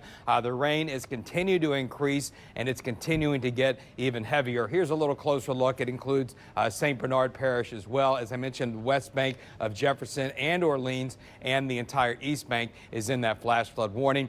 Some of the higher wind gusts right now that we've had since midnight, 82 at the lakefront, and actually 83 is now the highest wind gust there. Here's some additional numbers that we can plot earlier. Boat captain reported 153 at Port Fourchon, 146 at Grand Isle, Golden Meadow 125, 122 at Galliano. We've gusted to 101 at Fox 8, and we've had gusts at the airports in the low 80s. And Dulac also with a wind gust of 138. All of this, of course, is preliminary data and will have to be checked and verified later. So wrapping it up, that's basically what we have right now. Strong winds, hurricane conditions across the area, and very, very ugly night ahead. This heavy rain is going to be continuing for the foreseeable future. We don't really see it letting up whatsoever, guys. All right, thanks so much, David. We want to take another look at the West Bank, where we've got some video near West Jeff Hospital. I believe it's video of just high wind. I mean, it's basically, you know, kind of what we've been seeing around the metro area, just the wind whipping. You can see the fence blowing, and in the back of that pickup truck, it looks to be a tarp covering something. It's kind of hard for me to make out, to be honest with you, but you can definitely see that wind going there. You know, it brings up the hospital. You mentioned West Jeff Hospital. The hospitals around the area are so much more prepared for a storm right now than they were, you know, 60 years ago for Katrina, with generators and all that. And we have, you know, so many people in the hospital right now. Absolutely. And I heard Governor Edwards talk a little bit earlier about the Tier 1 hospitals are all fine. They were completely prepared. They did have to evacuate some of the you know, the smaller hospitals, some of the behavioral hospitals or outpatient hospitals, that sort of thing. Can we take, I think it's our Skycam video at the station. Is there a way for us to take that? Because I just want to be able to show people an update on what we have here. And this is right outside of our station, but this can show you what the conditions are like in Mid-City right now, and it's whipping pretty good out there. The camera obviously moving, but the rain, you know, almost going sideways. I just kind of peeked out there while David was in his weathercast, and it's definitely, you know, Zach had mentioned the worst was still coming, an hour or two ago, and it is definitely picked up now more than it was an hour or two ago. And he says there's a car in the street right there. I don't know why that guy's driving. But anyway, he said, you know, we should expect this for the next couple of hours as well, too. We do want to show you out in Metairie. We just got some video in of a house fire. Not really sure what caused this, but this is on Mayu Street in Metairie. That is actually really, it's really close to the lake. If you're between Transcontinental and Clearview, it's one of those streets that runs into Folse, which Folse actually fronts the lakefront in Metairie. So that is a house fire that you can see the flames shooting out of the roof there. You know, like I said, we don't know what caused this, but in past storms like this, sometimes gas lines for sure end up getting damaged and sparking these, but we do not have an official cause of this, just this video that we're just getting in to pass along to you. We don't know if anybody is at that home. We don't know if they evacuated. We don't know what the situation is there. Hopefully we can get more information on that and bring that to you. Did Bruce wants to add something here, if we can bring him up, if that's okay. All right, let's bring up Max 2 if we can, guys. We now have a flash flood warning and a flash flood emergency coming in around Braithwaite. We have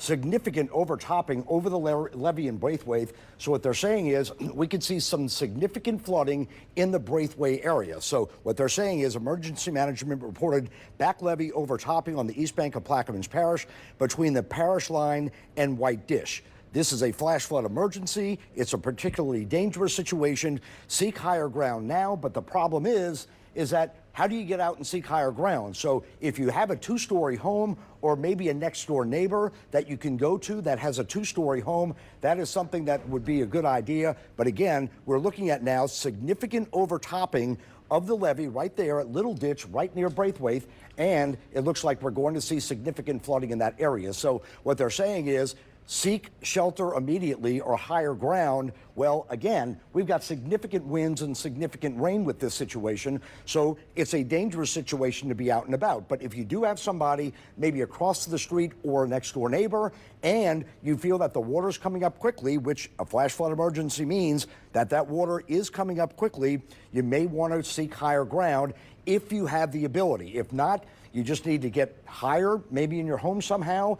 This is unfortunately where we hear about attic possibilities, where people go up in their attic to stay safe.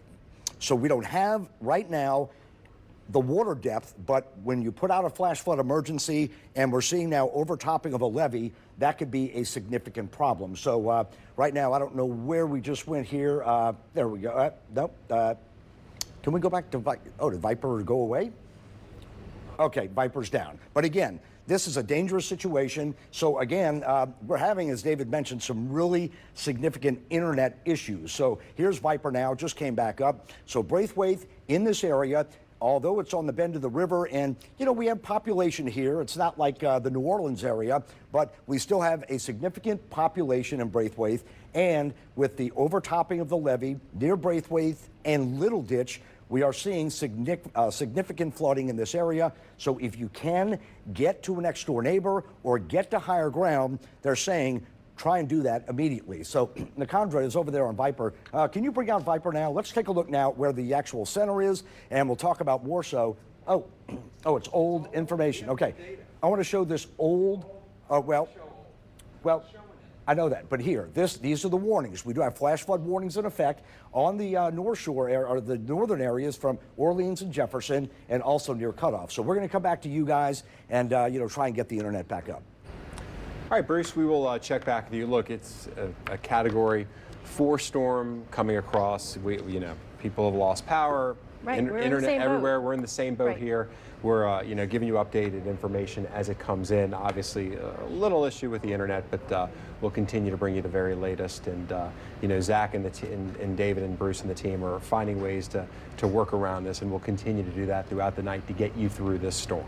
We do want to show you a little bit earlier. We had Garland Gillen down in the French Quarter area, and it was a pretty amazing shot that we saw of some roof damage. And this was before things really started kicking up like they are right now. Let's take a look. We're in the French Quarter on the corner of Decatur and Toulouse. This roof fell off of Jack's Brewery, landed across the street right here onto Toulouse. Pieces of the roof are all over Decatur Street. They're strewn about in parking lots. They're everywhere. We were only a block away. It sounded like a loud boom. And sure enough, we pulled around the block, and this is it. I mean, geez, look at all of the roof just coming out into the street. Took out, look, there's a stoplight right here that is completely out. Amazing. The amount of force that the roof coming off of Jack's Brewery would land right on here on Toulouse there and take out the red light there. Wow, no wonder when we heard the boom, what happened. It's getting, as time goes on, the conditions are worsening here in the French Quarter, and it's obvious. The Jack's Brewery, as our earlier report we showed, some of the windows were getting knocked out, a door was knocked out, so now part of the roof of Jack's Brewery is coming off there, and it's now affecting red lights here on the corner of Decatur and Toulouse. We'll send things back to you. All right, that is pretty amazing when you think about that whole roof just kind of peeled off and landed in the street. This is a shot from out in Metairie, sent to us by Dylan Haig. Just kind of really showing the winds whipping, the trees blowing there. Not a whole lot of rain. Don't know how long ago exactly this was taken, but we appreciate viewers getting to their front door. Don't go outside. We don't need you to go out and get into this bad weather, but just peeking through your front door like that just helps us tremendously, just to really show widespread across the area what the situation looks like in different areas. We have crews scattered out in safe places throughout the area, including St. James Parish. River Parish is obviously going to feel a huge impact from this storm. Amanda Roberts is with the St. James Parish government officials at their EOC facility and has this report. Well, we are here in Convent in St. James Parish, where the rain is still kind of coming down a little bit. Nothing too concerning right now. We are seeing and feeling the wind, so these are just the conditions expecting before this storm really hits this location here in Convent. So I know we just had an update with parish officials, with state officials, with emergency officials. I'm joined right now with Parish President Pete Dufresne. If you could tell me, Mr. President, what exactly is going on in the parish? What are you most concerned about? Well, right now we're most concerned about the uncertainty of what's going to happen here, being we right in the direct path of Ida. I hear people keep bringing up Hurricane Betsy, and I wasn't here at that time. I'm a little bit too young for that to remember, but they're telling me it's going to be more intense than what Hurricane Betsy was, and that's very concerning because I know Hurricane Betsy devastated this area. You know, obviously we're dealing with rain concerns, flooding concerns, wind concerns. You know, of those, what do you think is the most threatening to our area, to your parish? Well, definitely wind concerns and flash flooding and the unexpected tornadoes that may sling from the northeast quadrant where we projected to be in. That's the most concerning at this time right now. Just recently I was out and about in the community, and it seems that the roadways are pretty clear. Everybody heeded the warning. Seems like everyone is safely indoors and just hunkered down and ready for the unexpected. Yeah, because I'm looking at the clock right now. I think we were saying 10 o'clock an hour ago, 11 o'clock now. People should be in their homes right now. Right. People, you should be where you're going to ride the storm out. You should be there right now, and it seems like mostly everyone is. And let's talk about shelters. Not everyone has the homes, but we do have a few shelters open in the parish. Is that correct? Yes, we do have a shelter at the Lutcher High School gymnasium. It's the wind-hardened shelter we have with the generator, and we currently only have 28 people that's in a shelter right now. I mean, I wish there was more, but unfortunately, that's all we have right now. But hopefully, everyone is in a safe place. Okay. Do you have any figures or ideas of how many people in the parish have already evacuated? Maybe what percentage of parish people we're dealing with at home? No, I do not know what percentage. I know there is a pretty good number that voluntarily evacuated. You know, I was out and about yesterday and just looking at people in the grocery stores and in the gas stations, and you can see they was packed up and they was headed out. So hopefully, more people than we realized they took shelter, but I think we're going to be okay. I think we're going to be okay. And I mean, and I just want to underline, even though a number of people evacuated, even though there are a number of people in the shelter, and even though the weather doesn't seem too bad, we're expecting conditions to worsen in a few hours or so. Don't get thrown off by this calm weather right now. Is that correct? Exactly correct. Yeah, don't take this storm lightly. The most intense part of the storm, I think we should experience between 8 p.m. and midnight. So just be expected to shelter and stay hunkered down. And that's going to be a dangerous time between 8 p.m. and midnight. Yes, that's what the officials are saying. All right, well, we're going to listen. All right, thank you so much. But again, we're at the Emergency Operations Center here in St. James Parish. The really critical time, dangerous hours are going to be between 8 p.m. and midnight again. I know we're a few hours out, and this weather can be a little misleading. We're used to dealing with this kind of stuff, but, you know, word from officials, word from emergency management is to just not let your guard up, to be prepared, because this is a very serious storm headed this way. So for now, reporting in St. James Parish, Amanda Roberts, Fox 8 Local First. Back to you. All right. Thanks so much, Amanda. And we've got crews, like we said, embedded across the area, different parishes. So let's check in now. Sean Fazan was at the Lafourche Parish EOC and had this report a little while ago. Yeah, hi there, guys. We are inside the Lafourche Parish EOC Center in the Raceland Matthews area. And just to give you an idea of where that's at, it's right down the street from Central Lafourche High School, which is a spot for a shelter for some of the Lafourche Parish residents. And also, it's about 55 miles or so from Port Fourchon, where obviously Hurricane Ida first made landfall. And I can just tell you, it is really starting to pick up in this area right now. Just as Zach alluded to just a few minutes ago, the winds have really picked up. And with that, we bring in Parish President Archie Chatz on. And Mr. President, can you just give us an update on with your residents, what you're getting in terms of reports? How are things going up to this point? Yeah, things are holding steady. We're seeing exactly what we thought we were going to see. We're seeing those 125, 130 mile an hour winds, reports of that coming out of Port Fourchon, and a few of the boats that were still left down there that were crewed up. We're getting reports of minor damage on homes. Luckily, so far, no injuries, no huge catastrophic damage. We did get a lot of reports after the governor's press conference about a rumor about potential levee overtopping in the South Lafourche area. That is not true. I have confirmed that with Wendell Curall at the South Lafourche Levee District. We have no current levee overtopping. The flood stages, the flood surge that we thought we were going to see on the southern end is about what we are seeing, about 11, 12 foot. So there is some potential there, but we're positive now seeing the eye wall starting to move north. What you're hearing behind us is the leading edge of that eye wall. We're seeing right here in the Central Lafourche area. So we should hopefully in the next half an hour or so see that eye wall come through. It'll calm for a minute, and then we'll have another couple hours of this as it moves past us. You and I were talking before. You said it's about a 50-50 split just in terms of those that evacuated, those that stayed. But for the most part, the ones that stayed understand they need to stay indoors or go to the shelter. Yeah, no doubt. We have about 200 people in our shelter between Thibodaux and Central. We think about 50% of the parish is quote-unquote evacuated. So that leaves us about half of the parish still here. I think a majority of those residents are going to be Highway 90 North. I think a lot of the southern residents left. But we do still know of some people down the bayou.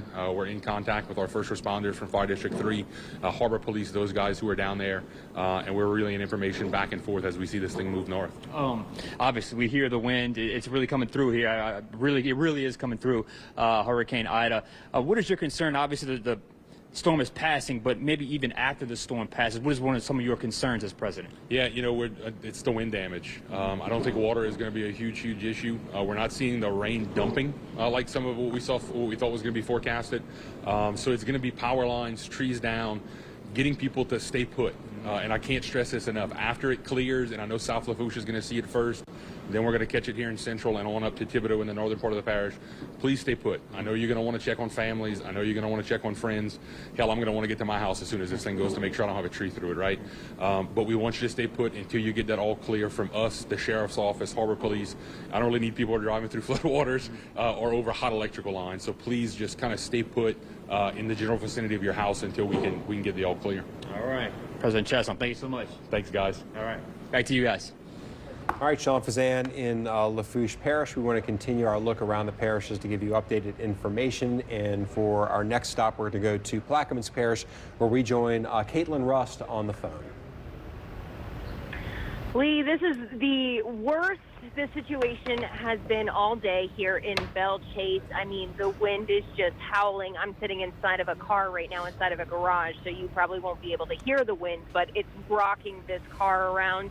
And then there's also some urgent news. Plaquemines Parish officials are urging everyone in the Braithwaite area between the parish line and White Ditch on the east bank to seek higher ground immediately, because the PPSO out here has gotten reports of the levee overtopping at White Ditch. So they're asking all of those people to get out of there if they can. If they cannot, to get up to, as high as they can, because that levee is about over 10 feet. And it is overtopping. The sheriff's office is out there patrolling, looking at these problem areas. Even just here at the EOC, the sign came crashing down. The winds are just so intense. There is so much rain right now. It's even building up a little bit on the roads, it looks like, but the wind is so strong that it just keeps pushing it. It almost looks like a river when you watch it. And just here in the garage, we're just getting constantly misted with rain because of this wind. It's a serious situation over here. It's been steadily getting worse all day, but I think this is the worst point. Right now, you can definitely tell that this storm is on top of us. Again, for residents in the Braithwaite area who might be listening, get to higher ground. Again, that levee is overtopping, so they need to get to higher ground or get out of there if they can. We're going to speak with the parish president, Kirk Lapine, in a little.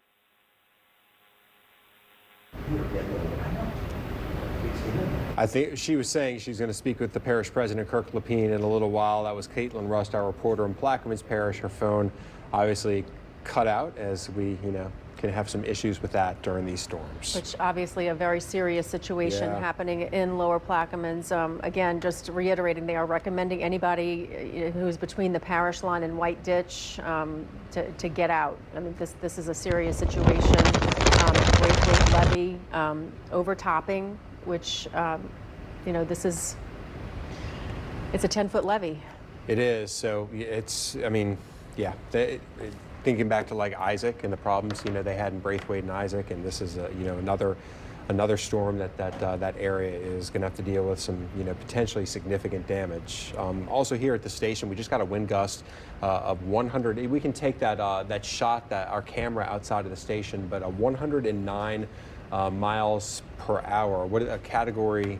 That's a strong Cat 2 wind gust, and we heard doors slamming. And we're told that it's one of the roof doors here that just either blew open and slammed shut. But it's definitely we are definitely starting to feel the effects. David just told us that he has folks in Metairie who he knows who they're basically. Actually, David, can you join us for a second? Is your microphone on? Just what were you saying about some friends in Metairie?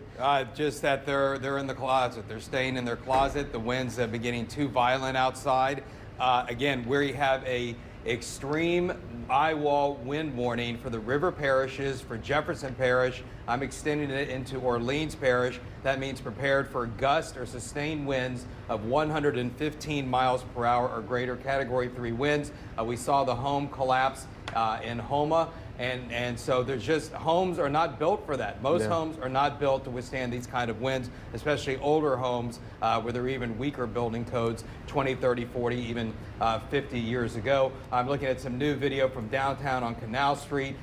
So the worst of the hurricane is moving through, as we said, between 3 and 9 p.m. this evening as far as the winds go. And we're not even addressing the issues as far as flooding. But of course, we have those flash flood warnings that are continuing for all of the metropolitan New Orleans, Chalmette, St. Bernard, Orleans, Jefferson, and the river parishes, including St. Charles and St. John, and then also in Central Lafourche, including Houma and Terrebonne.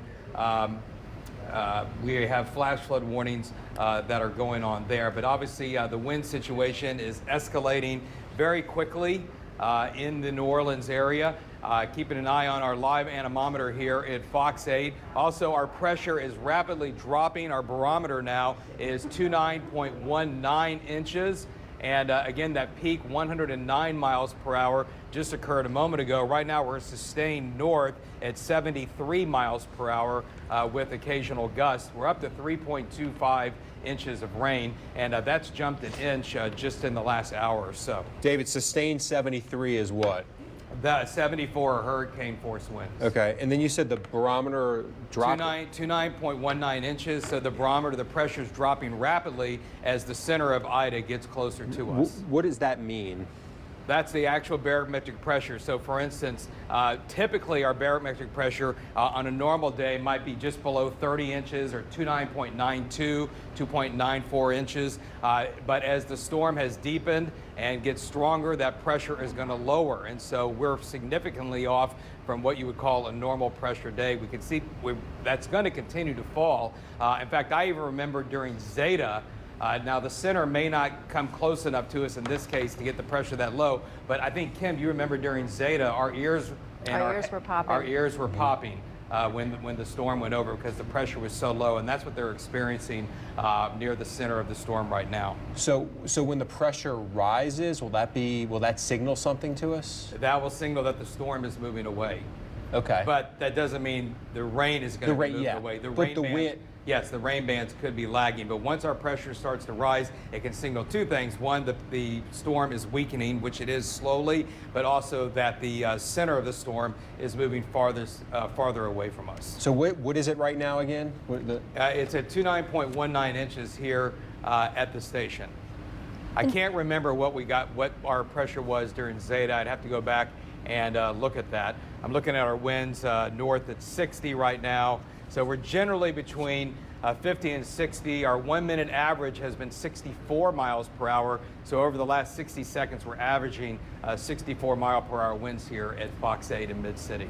And David, talk about, I've had a few people text me telling me that they are in their closets as well in Metairie as this extreme wind warning continues. So just talk a little bit about the best place to be if you're in a house and what you're looking at. And some of these houses, it's not like the house in Houma. The houses that I'm talking about, these are brick houses. These aren't old. That makes a big difference. So, the first thing you want to do is avoid glass. That's the biggest thing. Avoid glass. Avoid glass, because almost everybody's windows around here are not rated for winds like this, and not everybody, many people don't have shutters or proper window protection. And so you want to be on the first floor of your house, and you want to be in the middle of your house, and you want to put as many walls as you can between the outside of your house and where you're sheltered. So a closet is good. If that is not a great option, you know, a bathroom is sometimes an option as well, just because there's pipes and stuff in the walls, and it tends to be a little bit more substantial. Yeah, I did have somebody say they're in a tub. They're sitting in the tub. That's it. Yeah. That's it. That is the option for some people, and especially people that might be in apartments.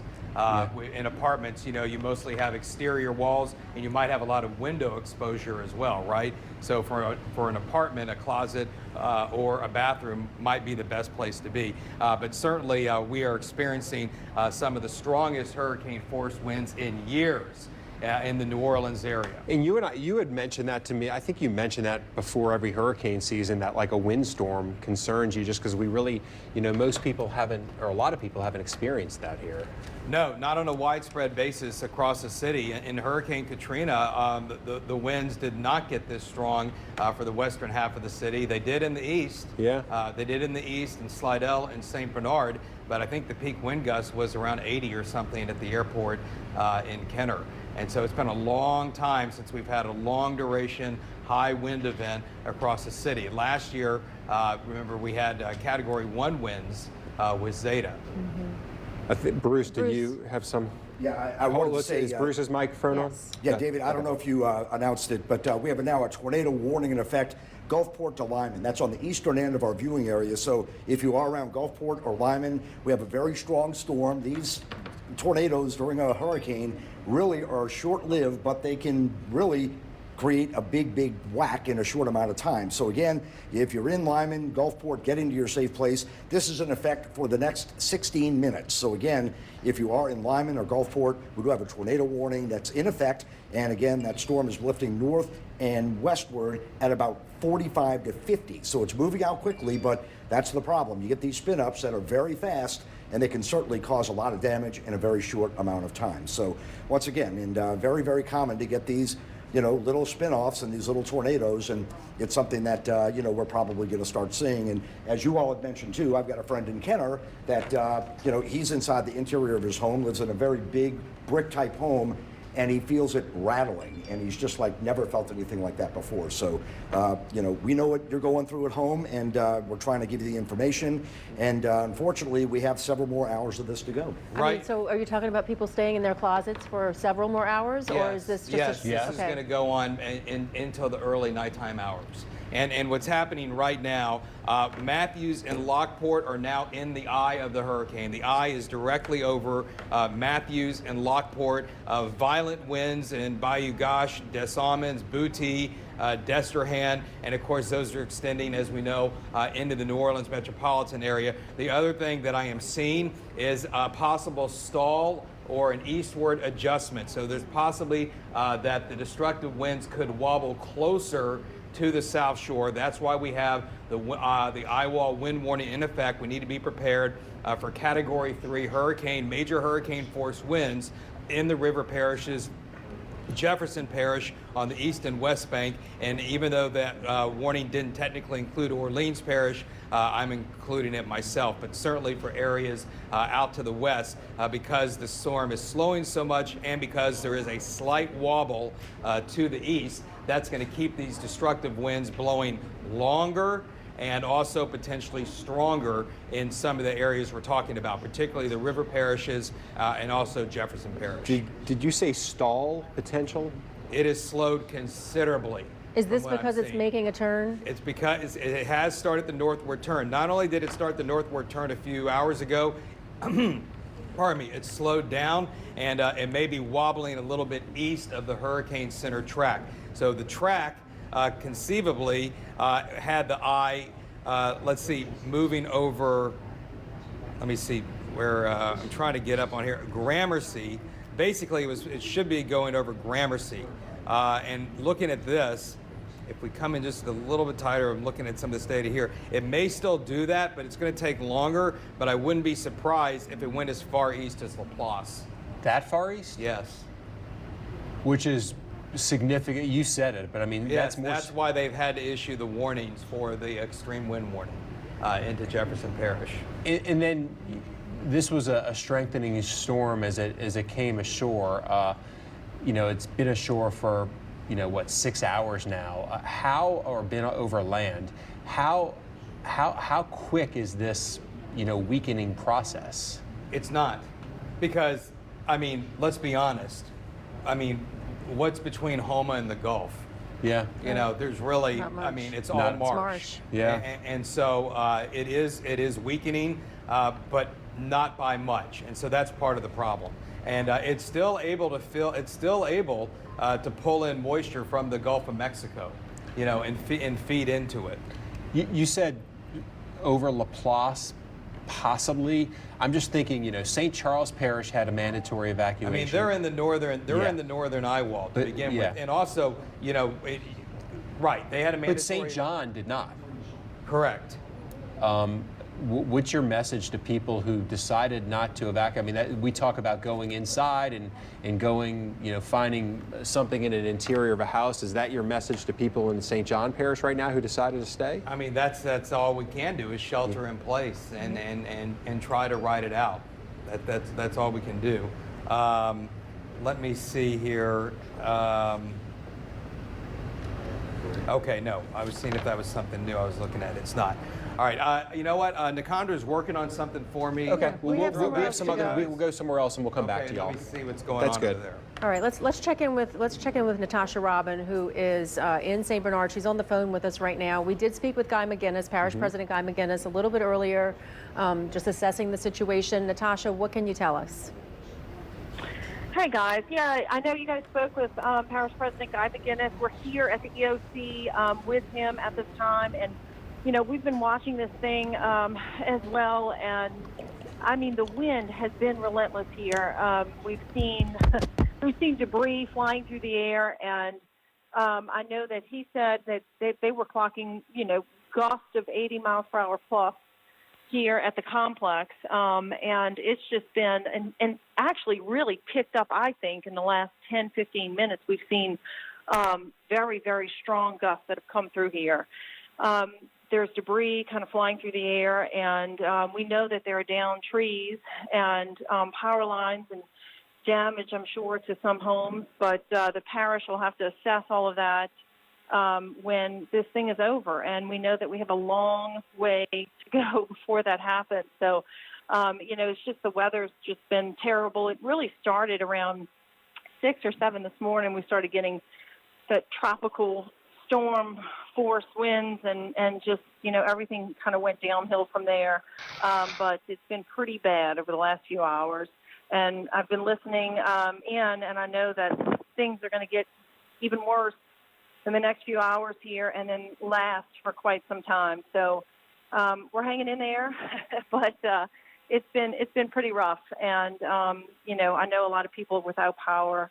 As you guys know, I live here in St. Bernard Parish, and my family evacuated, but my husband is still here, and I spoke with him a little while ago, and we're without power, and everyone that I know that stayed, that I've been in contact with, are without power. And I know that Guy McGinnis said he was really worried about that because the power is going to be out for an extended period of time. And with that, you know, it's going to be really difficult for a lot of people. And so really, I just walked outside here. It's rough. It's been rough all afternoon, and there are some trees down right here in front of the complex. Not big trees, but there are tree limbs and a couple of trees that got knocked down. So we're just here, and we're assessing things that we can see right here by the complex, hoping that everything around us is okay. The rain has been coming down. You know, it seems like it continues to get harder here. So, and we're hoping for street flooding, that we don't have it too bad. But I know that's something else that the parish president is anticipating, is to have street flooding throughout the parish. And we got that video earlier outside of the hurricane protection system in Delacroix. I know you guys were showing that, and it's pretty dramatic. I mean, you can see the water came up very fast, and it's high, and I know that camp there in Delacroix, 12, 13 feet in the air, and you can see how high the water is there in Delacroix.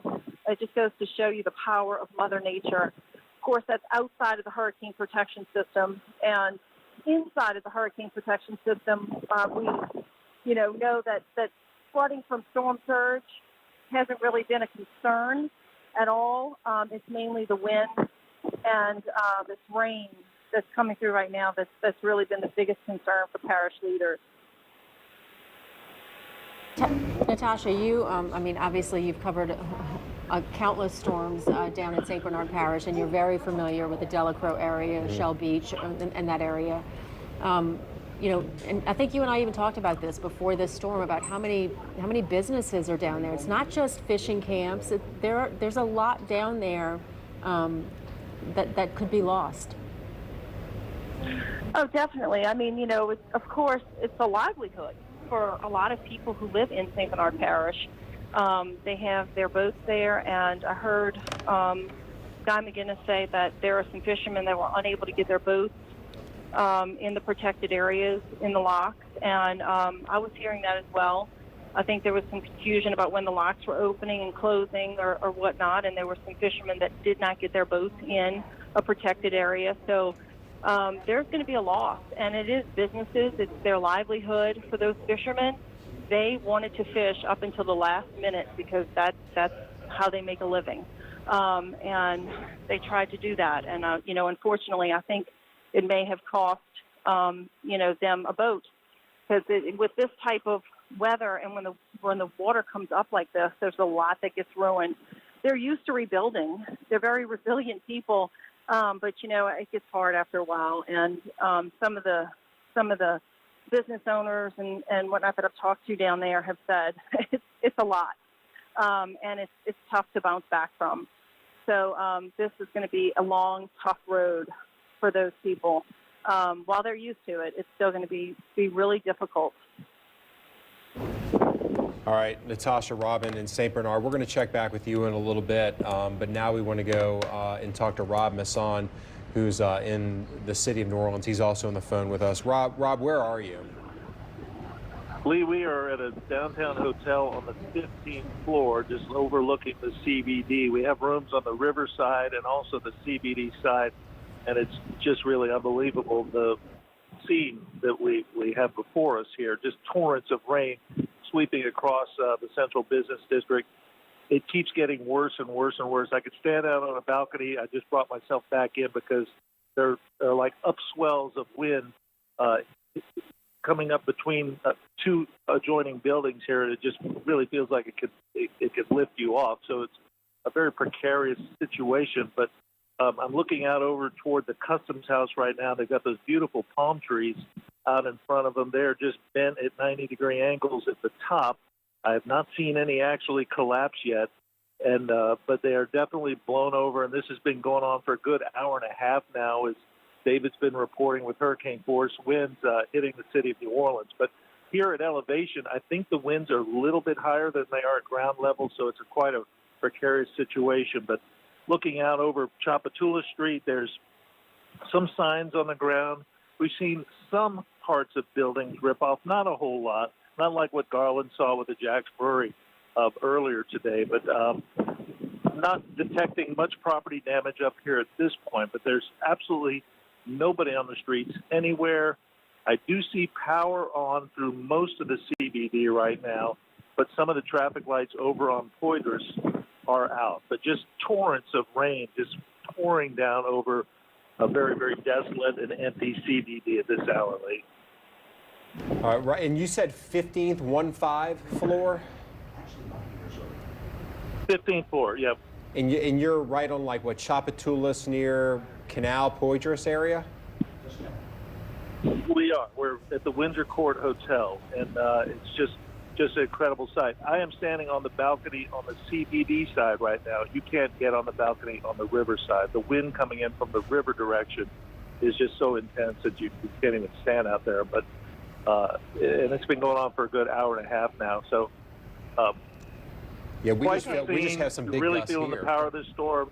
It's incredible to think how far away it is from downtown, but not really at the All right, same Rob. time. Rob, we're going to have to interrupt you, Rob. It's going to keep on going for a while. Rob, we're going to have to interrupt you. Thanks so much for calling in. We'll talk to you in a little bit. David wants to jump in right now. Go ahead, David. Okay, guys, here is what is happening. This storm is turning again. We have a major wobble to the east. This thing may be coming right for Laplace and also for Jefferson Parish. The northeastern quadrant of the storm is now over Jefferson Parish and St. Charles. Again, we have an eye wall wind warning in effect. Category 3 gusts or sustained winds possible. One of my friends, Josh Morgan, if you follow him on social media, big famous hurricane chaser, he is in Houma and he says his ears are popping. He's having to relocate to an emergency location. He says debris is flying from every direction in Houma right now in Terrebonne Parish. As you can see, they continue to be in the western eye wall of this particular storm. And so let's kind of just move this around just a little bit. So there's the center. And you can see how, let me zoom in just a little bit. Remember earlier I was talking to Lee and Kim, and remember how I said Matthews and Lockport are in the eye? Guys, look at this. Matthews and Lockport are still in the eye of the hurricane. This thing is barely moving. If anything, it's a brief stall and a move to the northeast. And so that is just a devastating situation. And it certainly is for the metropolitan area. Let's go into, again, we also have a flash flood warning in effect for the whole area, right? So let's come in a little bit closer. Here you can see the West Bank. Here you can see Gentilly. I was just talking with Zach Fradella. He's looking at some video. Water is starting to fill up on the streets in Lakeview, right, Zach? Could you tell how deep it was?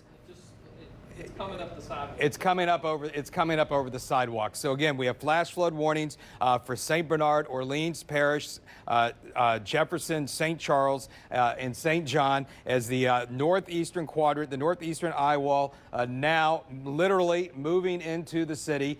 Some of the worst hurricane conditions we've seen in years in metropolitan New Orleans is happening right now. And with this wobble, the northern eye wall, Bayou Gauche, is right in the middle of the whole thing. There you can see Galliano getting on the south side of it. Now, maybe some of this rain is starting to cut off, but the wind isn't. This backside is particularly fierce. At least that's what it sounds like from what our friend Josh Morgan is reporting there. Also, if one of you guys want to go over and check our anemometer and give me any updates on that, and just whoever has a mic, keep it hot, Bruce, and let me know if that peak gust has increased. Remember, our peak gust was 109. I am hearing a lot of debris outside of Fox 8 right now blowing across the area. Now let's zoom out just a little bit. On the Gulf Coast right now, the only warning that we have in effect is we had this tornado warning that was in effect for the Gulfport area, but it looks like that one has expired. So over on the Gulf Coast right now, squalls are continuing to increase. You can see there's Waveland, also Diamond Head, Bay St. Louis, really heavy rain there. Has there been any change to our peak gust? No. Still. Go to Laplace. I'm watching a video right now from a webcam by Mark Sutton.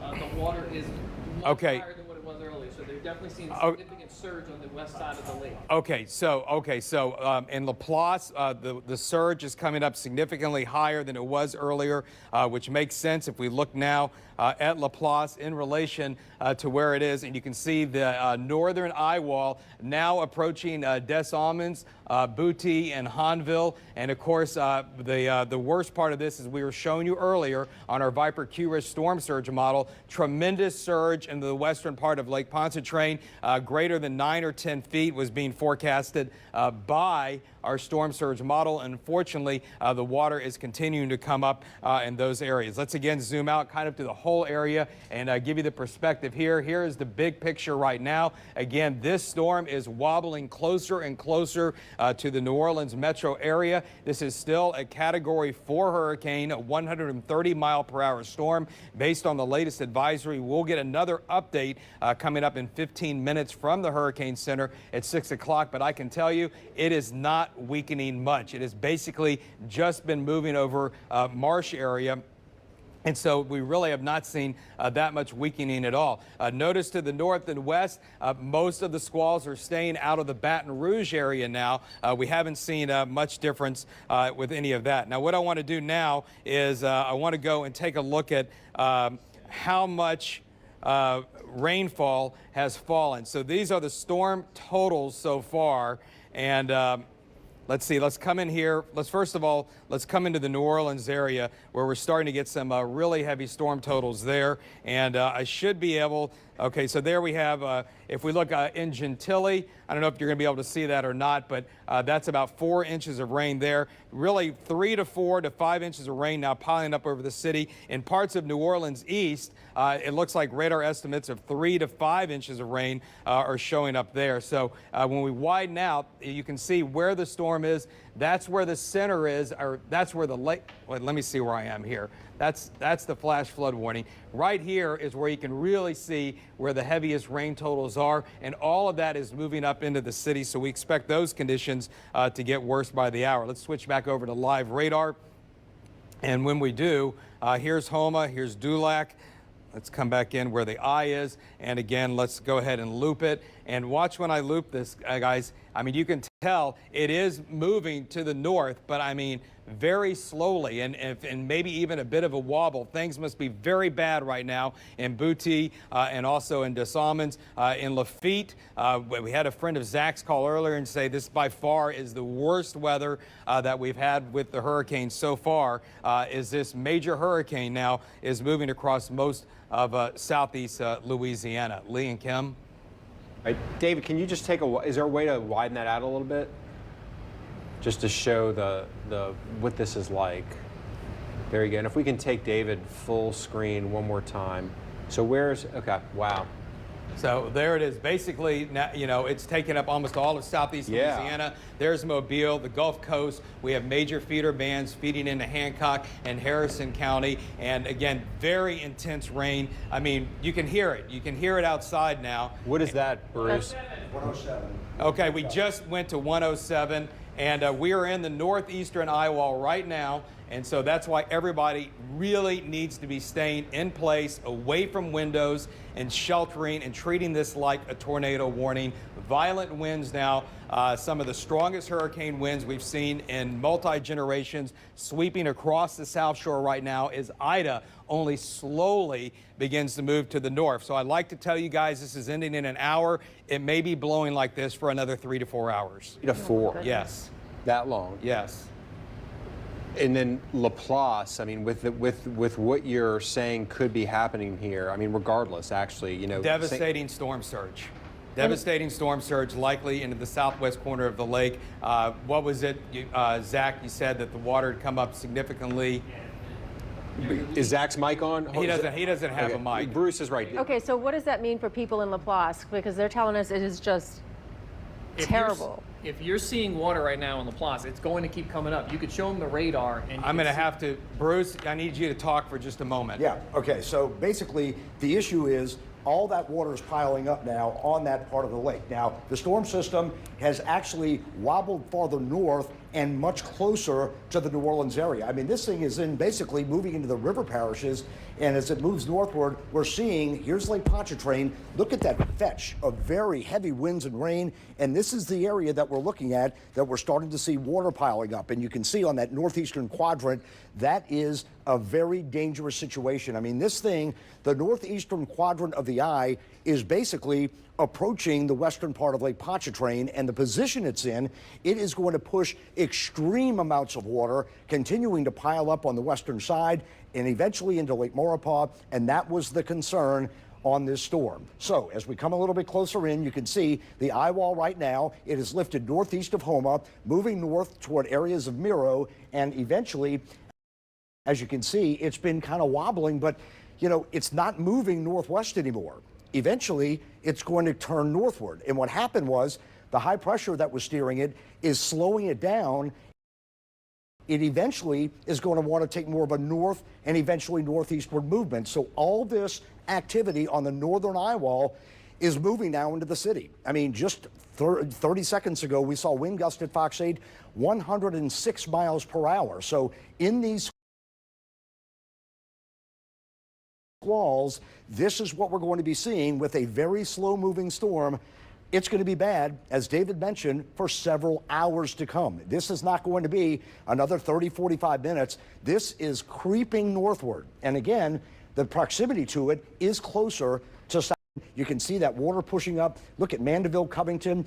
As that surge continues to move in, we're continuing to watch very heavy thunderstorms developing, very heavy rainfall. So we have everything going right now. We've got Category 3 gusts and winds. We've got flooding rains that are occurring with flood warnings in the city, tornado possibilities as well. So with a storm of this magnitude, again, here's New Orleans, here is Metairie and Kenner, and here is the actual eye. So this is moving northward now. It's not really moving northwestward. It's moving basically toward Luling, Descrahan, River parishes, and we will be in the west or eastern eye roll, as we're seeing right now, continuous and possibly getting worse as we go through the next 3 to 4 hours. And the problem is it is moving ever so slowly. David, let's back out a little bit if we can and kind of show everybody. Here is the northern end of the eye wall. Here's New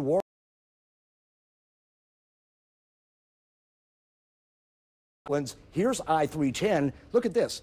The eastern eye wall is going to go over 310 now in the river parishes. So Luling, Descrahan, these areas, Paradis, up to Norco, over to Monts, you are going to get hit very hard in the next hour or two, and it's going to continue for the next 3 to 4 hours. So this is an unprecedented situation.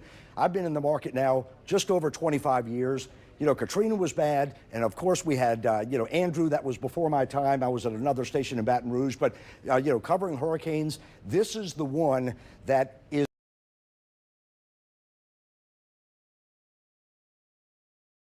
the worst that I've ever covered in our local area. And again, we're seeing Category 3 in very populated areas. We're seeing one of the top 3 hurricanes since the 1850s hitting southeast Louisiana. So again, here's Raceland, Des Allemands. We're seeing that storm drifting northward, and if we continue to show it to Estelle on the eastern end, we're seeing quite a bit of that activity. So I'm going to grab the phone from Zach if I can, and I'll kind of work it and kind of show you what's going on here. RadarScope is a product we're using right now, and it's got great detail on it. You can see the high resolution. So Des Allemands, Boutte, on the eastern side, you're going to be in the eye wall for the next probably hour and a half to 2 hours. Taking a look toward Hanville, Laplace, it's going to be bad, continuing to move in. So if we widen out just a little bit, here's the eye wall, here's Laplace, look where it's going. Basically right down the pipe toward Laplace. Where's the eastern eye wall? Here's Metairie, Kenner, Gentilly, eastern eye wall. As it moves northward, all this activity is going to continue to move in from the south and east. Look at Lafitte right now. Easily, I guarantee it, wind gust up to 115 to 120 there in the extreme eastern side of the eye wall. As we move a little bit farther north in the city, we're seeing these gusty winds. And we've heard so many reports of people who live in brick homes in Metairie, in areas around the CBD, that have brick structures that feel so uncomfortable that that vibration, they have to get into maybe a bathtub or a closet. So we're seeing storm surge coming to fruition in Lake Pontchartrain. We're seeing that system slowing down, and we're continuing to pile more and more water coming in from the Laplace area right down in the southwestern part of the lake. But notice too, as you look toward the northern end, Lake Pontchartrain around Mandeville, that area, we're continuing to see quite a bit of activity too. So here's Covington, Madisonville, Mandeville. As we go into Lake Pontchartrain, notice what's happening. We're seeing that southeasterly wind, so water is really piling up in the area of Mandeville and Madisonville. So let's go over to Slidell. A lot of people want to know what's going on there. You're going to be in it too. You're going to see not as bad as New Orleans and the river parishes, but you're going to see some wind gusts easily 75, 80 to 90, maybe up to an occasional 100. But the farther away you get from the actual center, the less it's going to be. But still, with this now not moving away from the metro, moving more northward, all this activity is going to continue to spin in to the area. So that's going to be the situation for the next several hours. So, you know, if you're watching us and you're listening on radio, if you're getting it bad now, wherever you are, say north, and I'll kind of focus in here. If you are from Des Allemands to Boutte to Destrehan to Laplace, New Orleans, Metairie, Kenner, the West Bank, over to Barataria, you're going to be in this for the next several hours. So, you know, David, you have something to add? Let's see, you got my mic up. 110. We just gusted to 110 at Fox 8. That's the highest we've got. We're nearing Category 3 conditions. That means we have to assume Category 3 wind gusts are occurring across the metro area, particularly in Jefferson Parish and the river parishes. Hey, can I ask Bruce? And for good reason, too. 1 second, hold that thought. And for good reason. Look at this. Here is the eye wall. Here is Paradis, Luling, Destrehan. I mean, look how close this is to the New Orleans area. So we're getting these outer bands that are coming out from the eastern eye wall, and that was the worst case scenario. We were thinking if the eye wall can stay away from us, we would be somewhat better off. And I even said yesterday, from devastating to bad, we're more in the devastating now. I mean, at this point, probably 80% of the city is without power right now. On top of that, we're looking at some of these strong winds with some homes structurally failing.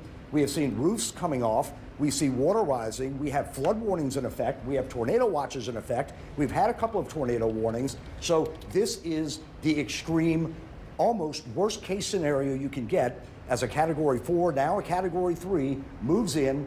And now, instead of moving a little farther northwest, it's drifting north. And when I say drifting, you know, 8 to 10 miles per hour, very slow movement. This is going to be prolonged over the metro area. So can you widen out for a second, Bruce? And one of the things, or you go in a little more, because I want to show you, like, so Laplace. Sure. And you're saying, and y'all are saying, you know, watch out Laplace. It may go up. The eye could go there, right? Well, so, if you look at it, and, okay, there's the north. Here's the northern end, and what's it doing? Northwest. So my question is, the track had initially taken, I guess, to Baton Rouge or east. So, like, folks in Tangipahoa Parish, should they be a little more concerned now about what is coming, and even the western part of St. Tammany Parish? Absolutely. So remember, we were thinking on the official track that this would be over Baton Rouge, probably at this hour, more so in this area here.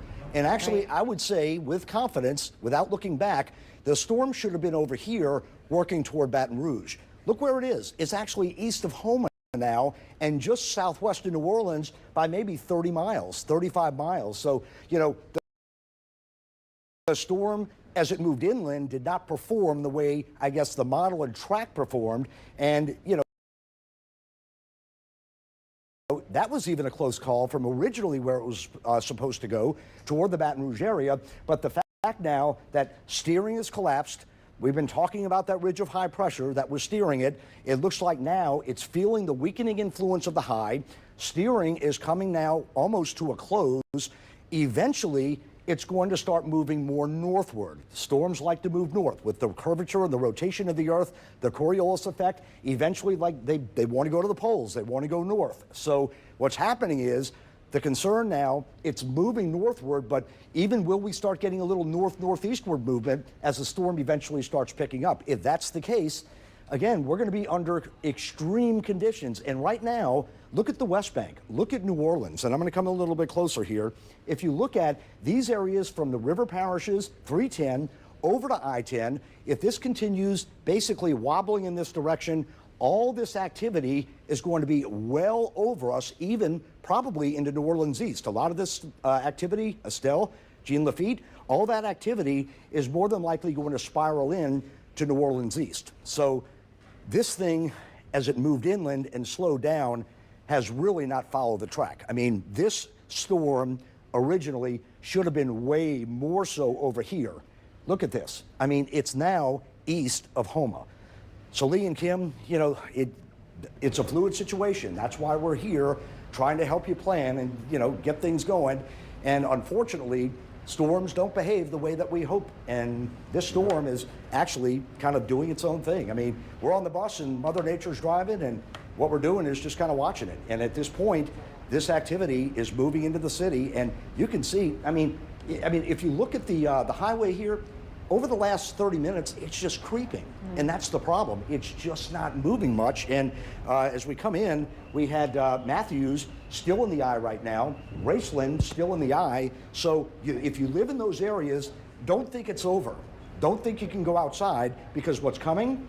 All this on the backside. The backside right now, Lockport, as it moves north, you're starting to fill in on the back end of the storm. So once again, this eye is going to be drifting over Des Allemands in the next probably hour or so. Just because you may see sunlight and actually some blue skies, it's crazy, but that's the way it works. Do not stay outdoors. Affected. New Orleans is now even closer to the eye wall. Your thoughts this evening? What can you tell us? Well, thank you so much for having me. What we are experiencing is the highest band that we've had since we expect these conditions in an upward of another hour, moving into the 2-hour mark. We have experienced wind factor up to and over 80 miles per hour. So we are standing strong and pushing through. I do appreciate the fact that it's moving a little bit faster, but within the next couple of hours, this will be something that we have to pay close attention to. In addition to that, we know that we did lose Entergy power that had an impact on 8 pumps that are now back functioning. Water levels are now receding. The canals have worked very well with receiving and intaking water loads. And T4, we did have an issue with it in terms of tripping off, again, with the Entergy power. However, it is now back up and functioning. So we are making our way through and just wanting to... Significant concerns so far on any flooding in any areas of the city? Sure. So that particular area, as I just mentioned, losing power, Entergy power, that impacted about 8 of our pumps that are now back decreased. That's exactly what we want to be able to see. So what I will say is things are moving along, and we always anticipated some level of power loss, but the good news is that those that tripped off are back online. That also includes our T4 that we were able to bring back into commission. Mayor Cantrell, I'm sure a lot of people, there was no mandatory evacuation for the full city of New Orleans. We know the outlying areas, but I'm sure a lot of people right now are second guessing their decision to stick this out and to ride it out. Your thoughts on I guess just your thoughts as mayor on the folks who decided to stay. Well, my thoughts are this is why we give accurate and timely updates and information that would allow for our people to evacuate in a timely manner. We started at the front of this storm. We did not have time. It was not on our side, as we have seen from previous events that we have experienced. Sheltering in place without the time and without people moving is the best thing that our residents can do to stay safe. So they need to continue to shelter in place, stay inside as we move through the largest band that we have seen since Ida hit landfall. That is right now that we're experiencing it. Mayor Cantrell, we're getting wind gusts here at the station in Mid-City about 110 miles per hour. We saw the Jack's Brewery. It appeared that the roof of the Jack's Brewery, part of it at least, blew off on the street at Decatur and Toulouse. Have you heard of a lot of wind damage thus far from this storm?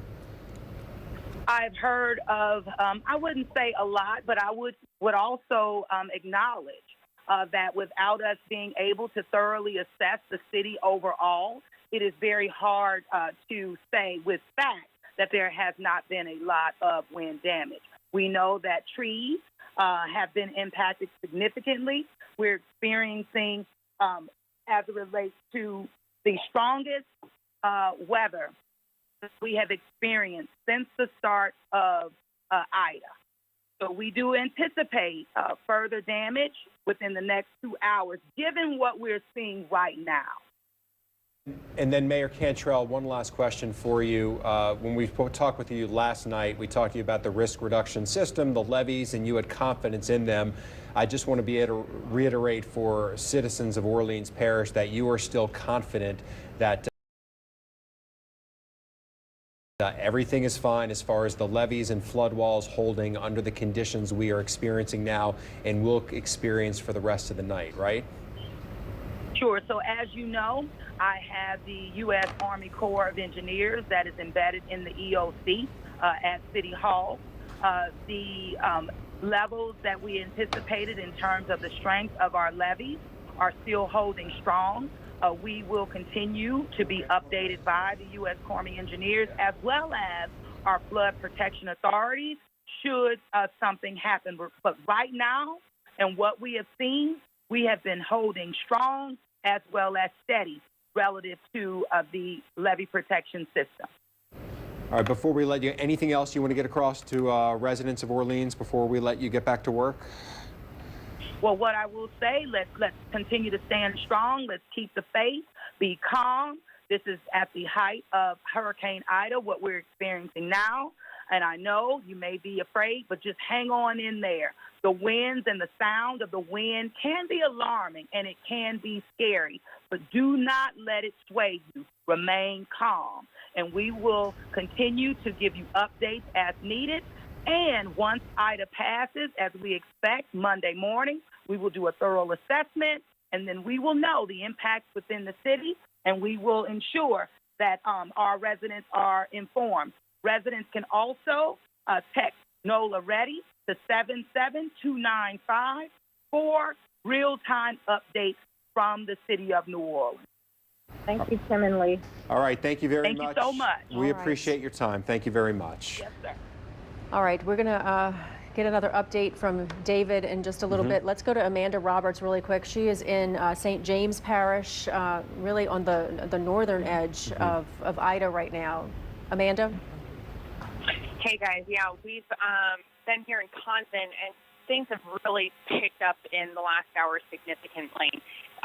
I think you probably saw when things were calm and, the sun was still kind of out, or at least, the storm hadn't begun, but things are really picking up now. We're talking about wind. We're talking about a lot of rain.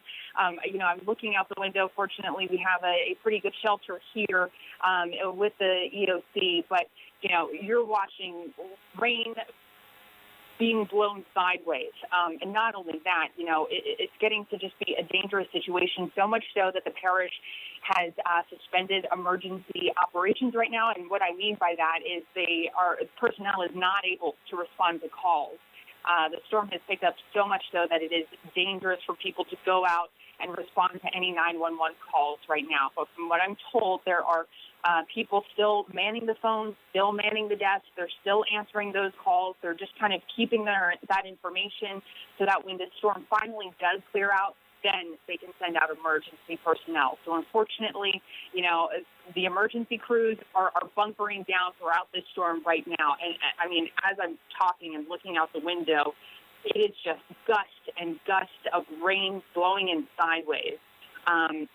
Also, when I'm looking out the window, there are some trees in the back parking lot, and a couple of trees have also been downed just outside of this emergency operations center that we're stationed at.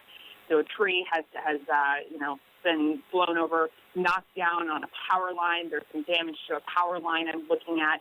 And then, when we went out to look at this tree, seconds later, another tree fell. So, this storm is deteriorating, at least conditions are deteriorating here, and just creating a really dangerous situation. So I know that we kind of go out to get these pictures, to get these images to kind of illustrate the strength of the storm, but these parish officials are really just asking everyone to stay inside because they have quite a lot of work to do, even just looking at the trees in this parking lot that we're here. We're after the storm. They need to clear it out. They need to try and get things back to normal as soon as possible. So, all right, that's the latest from Convent. We'll send it back to y'all. All right, thanks so much, Amanda. And that's a very good point. Property is replaceable, lives are not. So No that doubt. is one thing that we really stress. And conditions are deteriorating in so many areas right now. We did have Olivia Vidal on the phone waiting to talk to us, and things got so bad in Madisonville where she's at, they had to get into the EOC there because there was the threat, they thought, of a tornado, or the winds had just picked up so much that they didn't feel safe where they were. And I think we have some information in St. Tammany with the weather and other conditions that David wants to update us on. We've got a lot to update you on. First of all, here is a live look at Viper right now. There is the eye now just over the Raceland area. This is a dangerous northeastern quadrant of the storm that is now over LaPlace. It's over St. John, St. Charles, right into the New Orleans metro area. A devastating hurricane strike now for all of the South Shore, and conditions are deteriorating rapidly on the North Shore as we have been reporting. Zach, let's go to the slide up to Slidell, and also into Hancock County. We have a new flash flood warning that has just been issued. We have a flash flood warning that's in effect for southeastern St. Tammany Parish, so for all the communities around Slidell, including Slidell, and also for the areas around Bay St. Louis and back toward the Stennis Space Center. So that's a new flash flood warning that is in effect. But let's go down to where the most violent weather is, and it's right here on the South Shore. This is just barely moving. And I want to tell everybody right now, I know it's loud, I know it's scary out there, but we're going to just have to wait this thing out. A few hours ago, I said, hopefully after 9 o'clock, we'll get the core of the hurricane past the South Shore, but then we got to get through the North Shore. This is going all night long. This is not going to stop until tomorrow morning. And the longer the winds blow like this, the more damage there is to the infrastructure. Right now, from what we can tell, about 80 to 90% of the South Shore is currently without power. So most people are losing power at this time. This is rainfall in the past 3 hours. That's a good estimate. You want to do 3 or 6, Zach? Maybe let's hit 6. That may be more representative. And when you start seeing the purples, then you're getting into the 6 to 12 inch range. And so that was falling below Lafitte. And then you can see as we get into the metro area where widespread 2 to 4 inch rains have now fallen. And that's why we have the flash flood warning currently going from LaPlace all the way across the entire South Shore, including St. Bernard Parish. We've seen videos of streets really beginning to flood in the Lakeview area. So on top of the flash flooding that's going on, we have an eye wall wind warning currently in effect, meaning that Category 3 winds or Category 3 gusts are impacting most of the South Shore right now, north and east of the eye wall. This is the Viper rainfall rate. How many inches per hour are falling? Where you see these purple areas, this is the most intense rain. Anywhere from 4 to 6 inches per hour are the rainfall rates for here. Can we come in a little bit tighter here on these rainfall rates, Zach, and get a, okay, so here's Kenner. And here's Norco and Luling. See, he plotted 4.7 inches an hour. If the storm is moving less than 10 miles per hour, that means we're going to pile up another 2 to 4 inches of rain easily as the eye of this hurricane continues to move very close now to metropolitan New Orleans. Let's see, here's Vacherie, here's LaPlace, and here's Lutcher. The track has continued to wobble to the east. Remember, this was supposed to be over Gramercy. Okay, look how far off the track it is. And so the core of this hurricane is literally wobbling right into the immediate South Shore.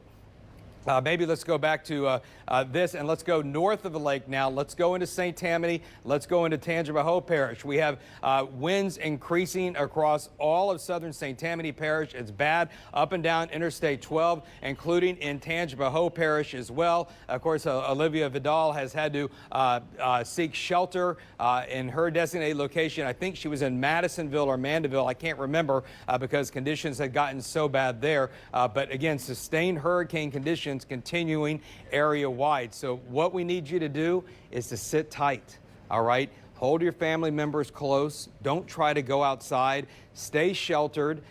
put as many walls between you and the outside of your house as possible. Using our Viper tornado detection, we are able to get somewhat of an idea of what the winds are like across the area. Here's Madisonville, here's Ponchatoula, and so a lot of these winds between 80 and 100 miles per hour. Again, that is on the north and northwest quadrant of the hurricane, and then the most intense area of the hurricane is then just below that, but we're not going to plot those. Midpoint of the causeway, 86 miles per hour, so that wind is really starting to cross the lake. So. Okay, all right, so is that a report that you got? Okay, so, all right, the anemometer, the wind gauge on the midpoint of the causeway right there is now at 86 miles per hour. So if you're not experiencing the hurricane force winds yet north of the lake, you probably are, at least in gusts. Sustained hurricane force winds now are rapidly moving into portions of St. Tammany Parish. Where are we going now? Can we, I'm counting on you guys here to keep this going. All right, so let's go back and let's go back and see where the eye is exactly. It's coming really tight and see for the reason I want to do that. Okay, here's Lockport and Matthews. I think it was like an hour ago or maybe 45 minutes ago, I was telling Kim and Lee, I said, look, Matthews and Lockport are in the eye, all right? Matthews is still almost barely in the eye. That shows you how slow this has moved and wobbled to the north and east. So while things may have calmed down, say around Matthews and Lockport for a while, things are really starting to crank again as now the eye is going past. So don't get fooled by the eye.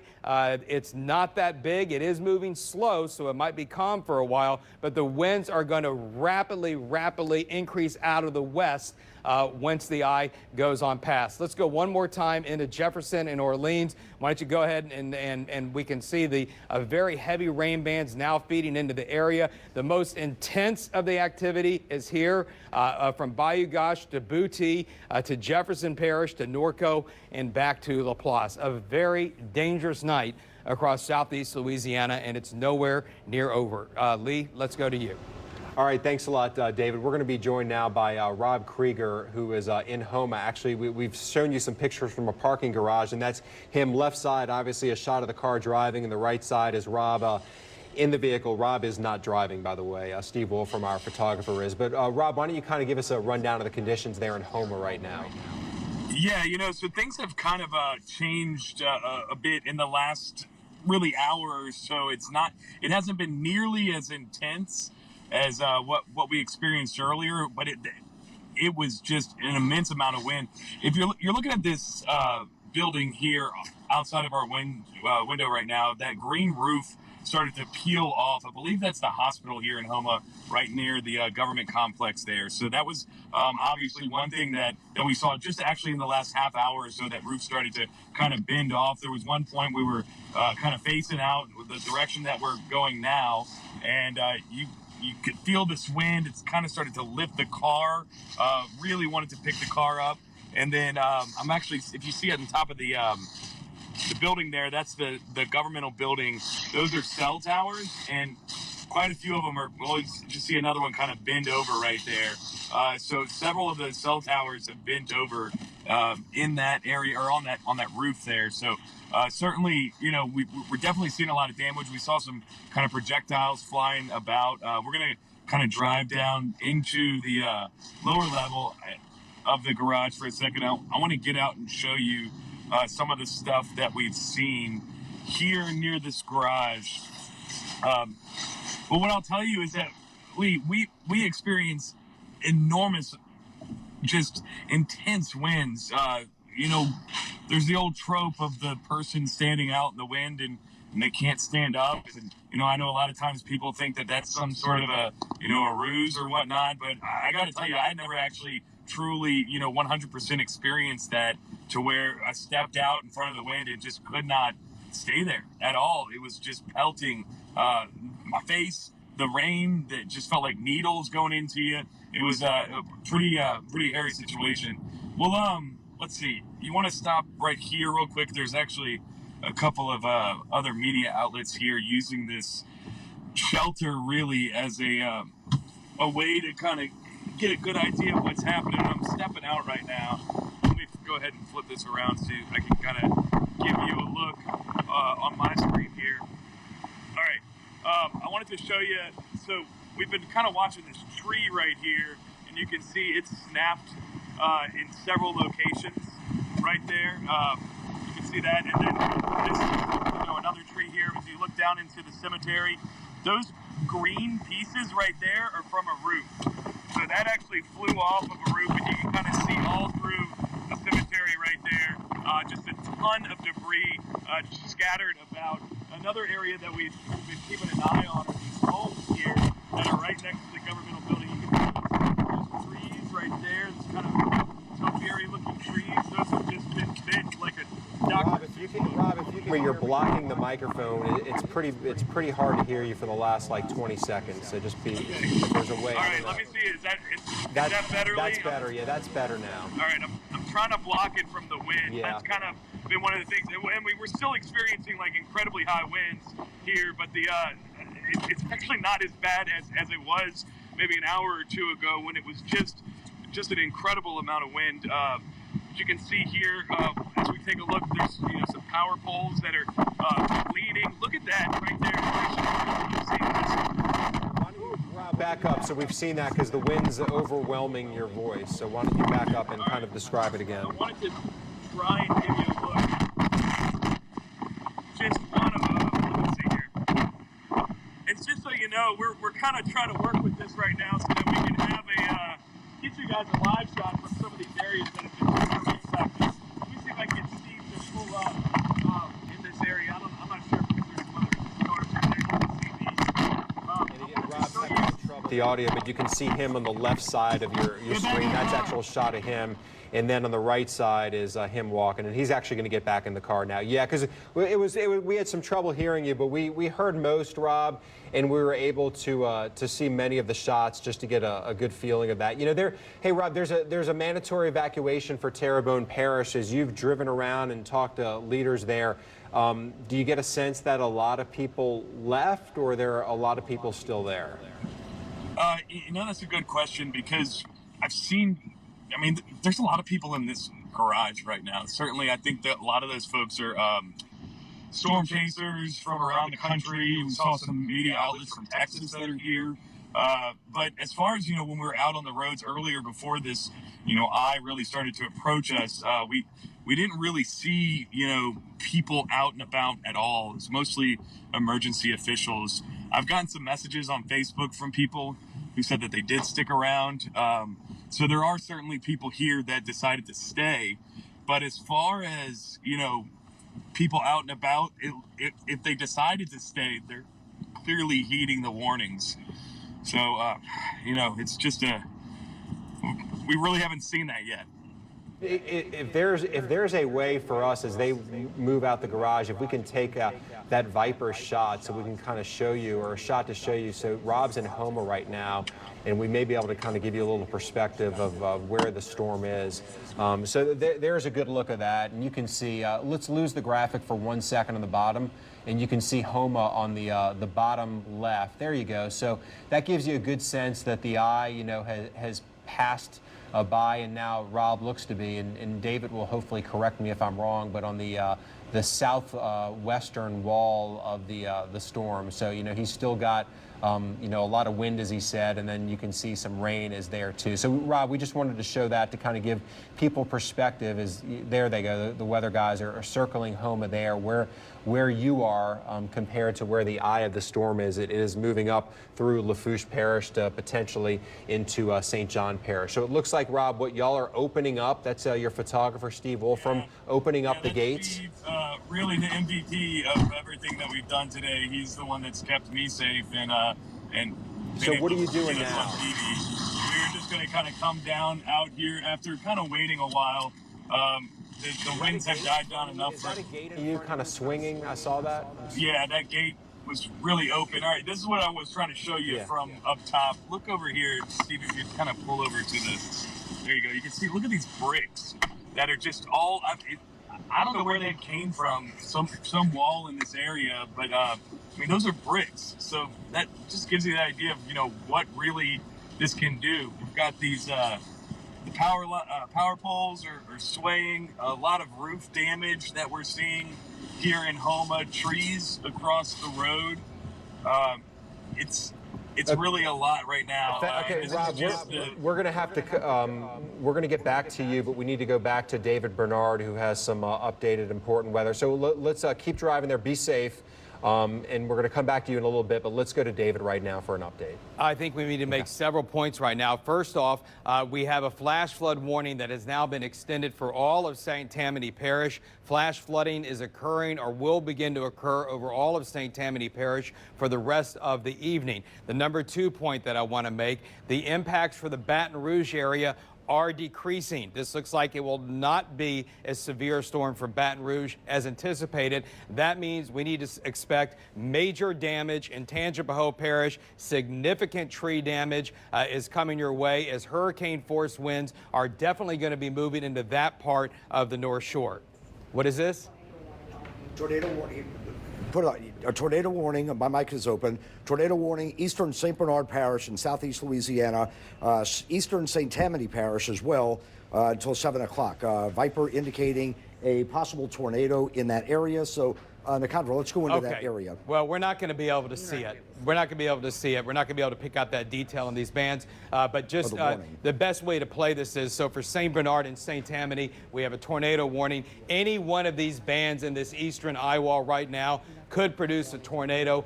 We're under hurricane conditions and an eye wall wind warning right now. So everybody should be sheltered in place in southeast Louisiana right now as if you're under a tornado. That's what we're experiencing, is one massive tornado across the area. So the points were the flash flood warning for St. Tammany Parish, the tornado warning for St. Bernard and southeastern St. Tammany Parish. The impacts are going to be lower for Baton Rouge. The impacts for significant winds and damage are increasing for the North Shore, particularly for Tangipahoa Parish, western Washington Parish, and western St. Tammany Parish. 60 to 80 mile per hour winds with gusts to 100 are going to be possible as we go through the evening and overnight hours. Now, Nicandra, let's go into the northeastern quadrant here from Jefferson Parish into the river parishes. Again, this is a devastating, a very intense torrential rainfall and major Category 3 winds occurring all across the river parishes right now as the eye of Hurricane Ida continues to slow and wobble, just wobble barely to the north and maybe east of due north. And so it's just not letting up.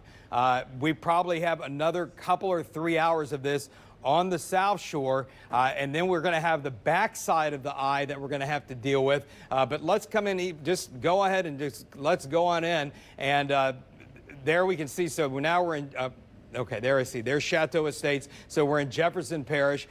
Very intense rains have been moving through there in the last few minutes, and very strong winds as well. The water's coming up quickly behind the building, so the street flooding is rapidly going up around the city. Okay, so we are starting to flood on the streets here behind the studios. That is telling me that the pumps are no longer keeping up. The canals are starting to fill, and so look for more extensive flooding to continue across the city. Now that we're seeing that, we're going to continue to have a lot of pressure on the drainage. In addition, with all of our waterways, Lake Pontchartrain, the surge is coming up, and that can affect the drainage as well.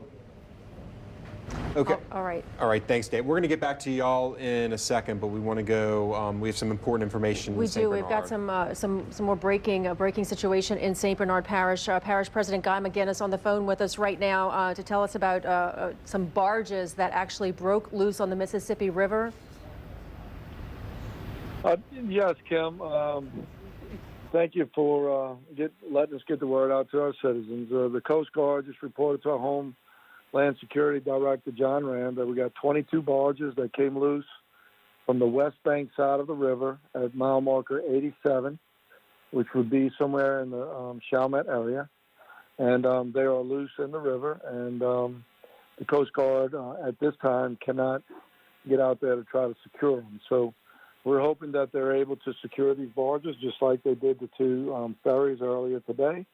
And and our Sheriff's Department cannot get out there at this time with this wind to put an eye on it. So we're just praying that they don't cause major damage. That was my question. Just 22 of them, and levees on the river. This is, I mean, I'm concerned listening to this. How concerned are you? Well, we're very concerned, and in that area, we have more infrastructure being refineries, our water intake, that takes up that whole section of the river. So we're more worried for what it can do with the refineries more than we do the levee at this point. So, but all of it's in play, and we wanted to make sure the citizens are aware of what's going on. Okay, where were these barges at? We had some mention of the Domino Sugar refinery, or is that where the barges have gone to? Yeah, well, Domino Sugar is right around. Okay. Wait, can y'all hear me? Yeah, we hear you now. We lost you for a second. So if you can start over that answer.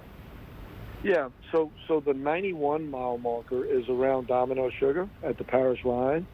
This occurred at the 87.5-mile marker, which is, 3.5, 4 miles downriver, which would be right in the Chalmette area around Chalmette Refining and Valero, and our water take at the Water and Sewer.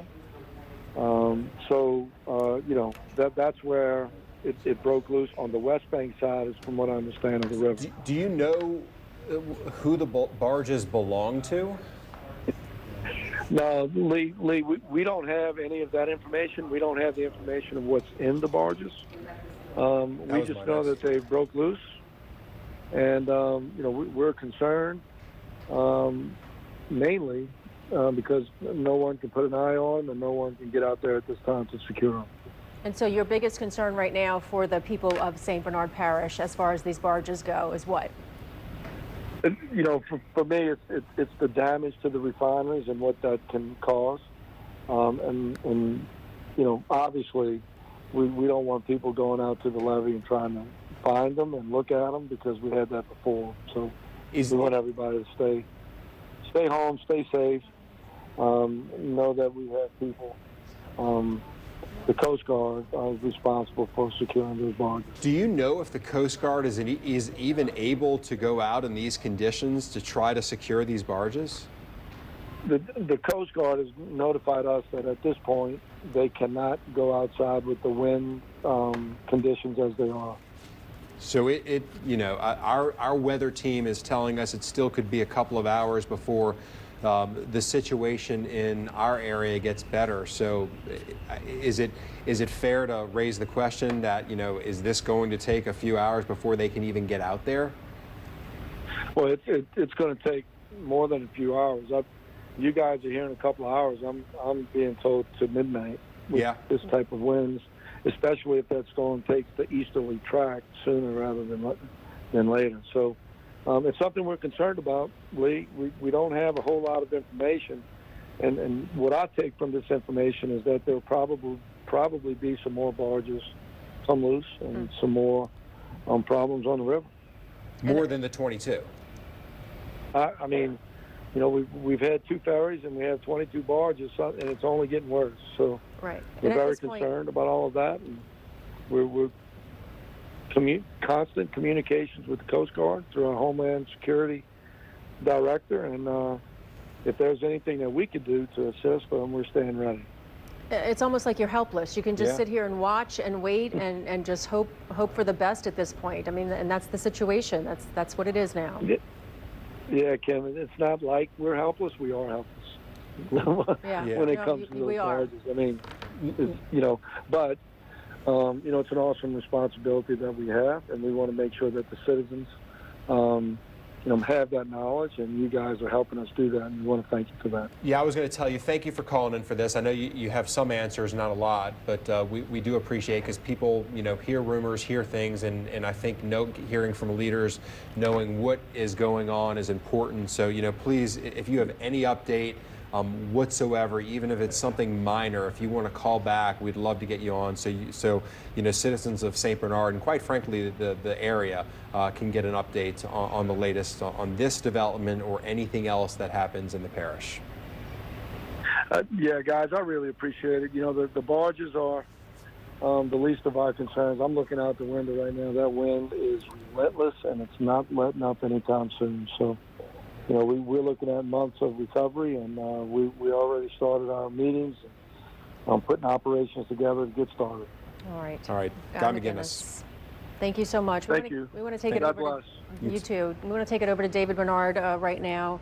And you heard Parish President McGinnis say it's just relentless in St. Bernard Parish, but it's not just St. Bernard. It's so many areas right now, David. It's the entire South Shore. It's now the North Shore. Hurricane force winds over the causeway, now spreading into southern St. Tammany Parish. I wanted to give you a little closer look now at the flash flood warning that's in effect for St. Tammany Parish. That includes Covington and Mandeville. You see the green box there, and then that extends into Slidell as well. Now, here is the outline of this tornado warning that was issued, but whatever the circulation was, it's probably passed now. When they issue these tornado warnings in the middle of these hurricanes, it's really hard to track them. And basically what I tell everybody, we're going through a large tornado right now. The whole area is basically under a tornado warning because if you don't have a specific spin up maybe occurring where you are, you're experiencing tornadic-like conditions, and particularly on the northern and eastern eye wall here. But now even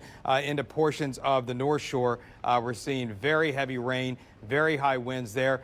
Look at Tangipahoa Parish. I've been talking about you guys for the last 30 minutes or so. We're going to see a lot of tree damage in Tangipahoa Parish. Right now, very heavy rain, intense winds now spreading into Hammond. Those continue along the lake as well. And then if we head south of the lake, there's where that eye is. Let's see if we can come in like a little bit closer. And okay, Des Almond. And so earlier, remember, we said Matthews and Lockport was in the eye. Now that is shifted up to the north, okay? But it has taken well over an hour just for the storm to go from here, then go to there. And now, unfortunately, Matthews and Lockport are now on the south side of this storm. So now we're getting violent winds coming in from the west. And earlier, talking to my friend and storm chaser, Josh Morgerman, who has been through them all, Dorian, all the big ones, he had to relocate from wherever he was in Houma because of major damage occurring. And he said the wind was coming from every direction and debris was flying around all over the place. So when you hear things like that, I'm just afraid to think about what tomorrow is going to look like. Tonight, we are just taking a devastating hit. Here's this northern and eastern eye wall again. The most violent winds are occurring in this area from Laplace to John Lafitte, and then back into the New Orleans area, and then particularly into Jefferson Parish. That's where we're seeing particularly intense rains as well. That may be a new tornado warning that is coming out, so I'm going to wait and see if that's the case. Let's stand by for a minute. I heard a sound that indicated that there might be a tornado warning coming up. Bruce, okay, so so it's a repeat of the warning that was currently in effect. And they've canceled it for the north. All right. So here's the bottom line right now. Let's switch to Viper. I'm going to go ahead and go to Viper, and Nicandra is going to run that for me. So if the director could switch over to the Viper source, we can now loop this. And there again is the eye of Hurricane Ida. These red areas are not only very intense winds, but also extremely heavy rain. I was just looking outside our parking lot.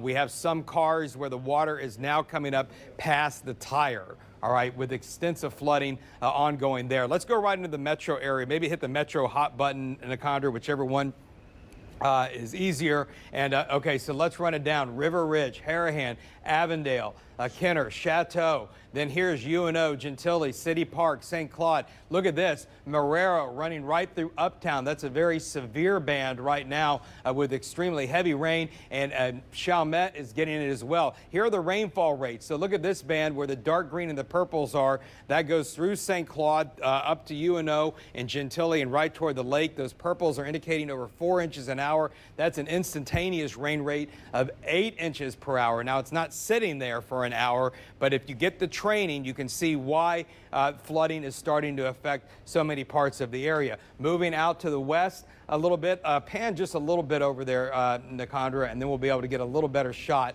of of where you're showing the heavy rain rates. Just turn off the, okay.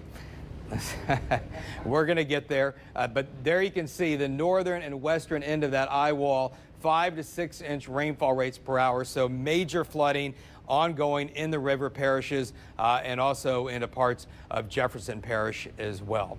Not a good look tonight for sure. Maybe one more wide view, and we'll send it back. One more view of the radar, a wide view, and then we'll send it back over to Lee. There is the big picture tonight, guys. Here's Gulfport for perspective. There's Slidell, Covington. Everyone south of Interstate 12 is getting tremendous rain right now. Flash flood warning, southern St. Tammany Parish. Washington Parish, winds are coming up there. Rain too, northern Tangipahoa. Things will get there worse tonight, but by the speed of this storm, it's going to take a while for it to get there. Lee. All right, thanks a lot, David. And you can move off to the side because we're going to keep this up for a second as we get ready for our next interview. And Rob Masson actually has a report. He's been, in a hotel in the CBD right around Tchoupitoulas, Poydras Canal, and we're going to go to Rob now with this report. We're now on the riverside of the Windsor Court Hotel, and the wind is really pounding this side of the building. Out there around 110 miles away, Hurricane Ida is pushing her way up Lafourche Parish. But here they have feeling sustained hurricane force winds for quite some time. Look at the palm trees down there outside of Harris Casino blowing as the wind and the torrents of rain just push their way from the river up Poydras Street down there. You can see the lights are still on. They are still on in most locations around the city and the CBD. However, there are traffic lights out in several locations as well. Out there toward the west, and you can see the rain kind of coming down, pouring down the side of the building as it's collected on the top of that building. Absolutely no river traffic out there right now at all. There have been some reports of some barges breaking free. We do not see anything like that out here. So far, everything is holding. Conditions are rapidly deteriorating down here. We've been in hurricane force winds now for the last hour or so. Absolutely nobody on the streets. If you look down on that street below, you can see a lot of leafy debris, but no major tree or limb damage so far, at least in this part of the CBD. So there is a voluntary evacuation in place in Orleans Parish. It seems like most people have adhered to it. There's nobody on the streets. Across the way, too, you can see some utility trucks down there in the parking lot of the Westin Hotel lined up, ready to go for whenever Ida decides to give us a break, and they can go in and restore power in whatever locations have lost power. So the wind is really starting to push here on the riverside of the hotel, and as you can see, it's probably best that we get at this point as Ida begins to make her wrath felt in downtown New Orleans. From downtown, Rob Masson, Fox 8 Local First, back to you. All right, thanks so much, Rob. We are on the phone right now, FaceTiming with Jacqueline Hotard, the parish president in St. John Parish. Thank you so much for taking this time to, I know you're super busy, but we appreciate it. Things aren't the way that maybe you expected in St. John Parish. Tell me the situation there right now. It's pretty hairy, isn't it? It is. It's pretty intense. I'm in my office right now, connected to our emergency operations center. And I mean, the winds right now, we've got 72 miles an hour is what we've picked up on our radars. So the winds are very intense. The rain is pretty intense right now, and we're just still, monitoring this thing to the end, and then we'll do a damage assessment after and enter into a recovery phase. What is your sense about people who evacuated? I mean, I know you had a voluntary evacuation, I believe, and so did you get the sense that a lot of people left? I'm hearing from a lot of people in Laplace who stayed and are terrified. I'd say we have a mix. We had a lot of people who have left. Let's say in my neighborhood, many of the residents did leave, and then some people we know just don't like to leave during a storm. They want to ride it out. We've gotten, calls from both, I guess, people who are away checking on their property and people who are still here, and it is very scary. The winds are, like I said, 70 miles an hour, gust a little bit higher, so it is definitely a very scary situation right now. And the storm is still moving towards that area. And so, you know, David has told us, and all of our meteorologists have said this is going to be a very extended storm. The storm is moving so slowly. Have you been able to assess any of the damage just from what you've heard so far? I know you can't get crews out there yet, but what have you had so far? What we've gotten reports of so far, down trees, down power lines. We've got about 15 to 20,000 of our residents who are without power right now. But the biggest, the largest amount of calls that we're receiving are about trees that are down, blocking roadways. We want to encourage our residents, please do not get on a roadway, especially if there's a tree or down power lines. You don't know if those are live lines. We're asking our residents to please stay put. Even after the winds die down, please don't go out and do any sightseeing until it is safe. So we want to impress, that upon our residents. But the biggest thing right now, structural damage, homes that we have reports that roofs have come off, those types of things. That's what we're seeing right now. And how concerned are you about the water? Because, in storms past, we've seen the water come up pretty fast in St. John Parish, and the concern from our meteorologist here is that southwest quadrant of Lake Pontchartrain, the water is just piling in there, and that tends to be what dumps into Laplace. I have memories of the water crossing the interstate and those exits at Highway 51 just being impassable. Is that a big concern for you right now? Yes, the storm surge is a concern. The rain is a concern. I'm not sure why, but right now, a lot of our areas that we typically see that take on a lot of water, they have not yet. So I'm not sure if it's still the direction of the winds right now that haven't produced the tidal surge that we typically see. But right now, things look pretty good. However, we do know as this storm continues to move in and continues to turn, that's going to change very quickly. And so we want our residents to pay close attention. If you've lost power, through your phone, on our social media or anything like that, because conditions can change very quickly. Right now, we just don't have that water coming in just yet from the lake. Okay, and then, like you said, just yet, we don't know what is going to happen as this storm continues to move so slowly over southeast Louisiana. Is there anything else you want to add to let the people of St. John Parish know before we go? Just want to let them know that, we're here, on their behalf, not to get out on the road, to just hunker down and hold on for as long as they can. And about 9 or 10 o'clock is when we're expected to see some of these winds kind of soften a little bit. And just please stay safe and continue to keep everyone in their prayers. This is a devastating storm for our entire region, unlike anything that I've ever seen, where you have from New Orleans to Baton Rouge just bracing for a storm so severe. All right, it is going to be a long night. Jacqueline Hotard with St. John Parish, thank you so much for your time. And yes, ma'am, thank you. That you want to get across to your people in St. John Parish, please feel free to call us back and we will put you on the air. Yes, ma'am, thank you. All right. Bye-bye. Lee, back to you. All right, Kim, we're going to bring in Bruce Katz with us now. Actually, Bruce, we just heard from Jacqueline Hotard, St. John Parish. Why don't you kind of give an update on St. John, the river parishes, your concerns there? Is we've been talking for a while, the storm, I guess, going a little more east than the track had thought it would. Yeah, well, first of all, we thought this storm would have been more so over here. So, a big difference. And, yesterday when we were talking about that line coming in, where the center was and that margin of error, the closer, even 10, 15, 20 miles it got to the city, that would bring in the worst of the weather. And indeed, that has come to fruition now. The storm was on a good track as it moved in right near Port Fourchon. Then it moved over toward Grand Isle on the eastern side of those big squalls, and then over Golden Meadow, over to Cutoff, but it kind of slowed down to the west of Cutoff, and now it's drifting off to the northwest, really more so due north at about 8 to 10 miles per hour. So this is really at a snail's pace. And basically what we're watching is, as it moves northward, look at the eastern eye wall. Right now, coming into Laplace, Luling, Destrehan, the river parishes right now are seeing incredible winds and rain. This is just a really devastating situation. I mean, we're going to see catastrophic damage and catastrophic flooding. And again,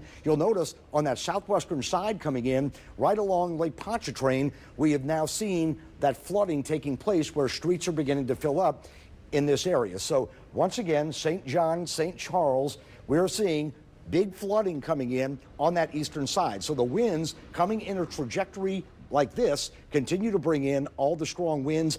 And remember, we have rainfall rates coming in easily 3, 4, 5 inches per hour. So that is just adding to the situation. Now, as far as the winds, we're going to show you right around La Place, we're looking at 82 up to 100 on that western side. So again, nothing to sneeze at. These are devastating winds, as you can see, hurricane force easily and above, and these could be even higher within gust. Now notice 90, 75, this is all hurricane force winds, so it kind of peels off just a little bit to the back, but nevertheless, we are seeing strong hurricane force winds.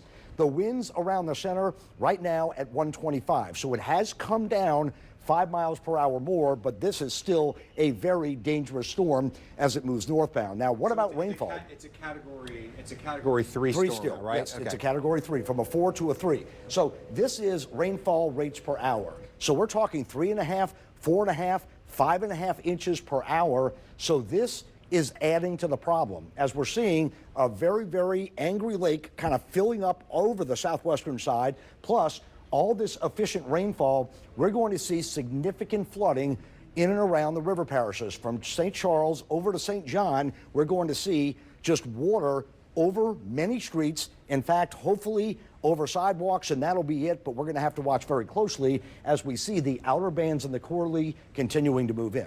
So we're going to toss it back to you and once again be back. But this is a very dangerous situation, Lee, and we still have several hours to go. Okay, yeah, Bruce. So we're going to get back to you because we want to continue to get updates on this. Kim's got Rob Masson. You were talking about conditions in New Orleans too. Kim's got Rob Masson, who's down in the CBD area.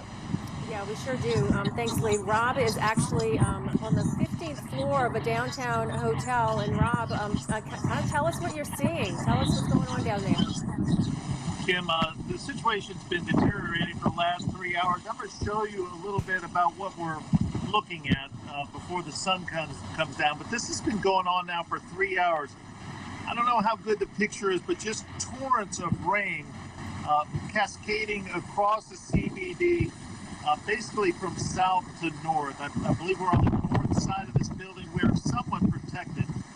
But you can see we're on the Windsor Court, 15th floor. This is looking out at the DoubleTree. You can just really see how the wind is pushing through there. And that's the Custom House down below us on Canal Street. The wind just pushing those palm trees over.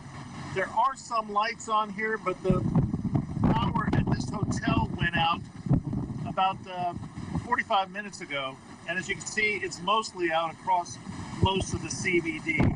There are no traffic lights working on Poydras Street. Nobody should be out there anyway. Most people seem to be staying inside. You can see a car light moving down there.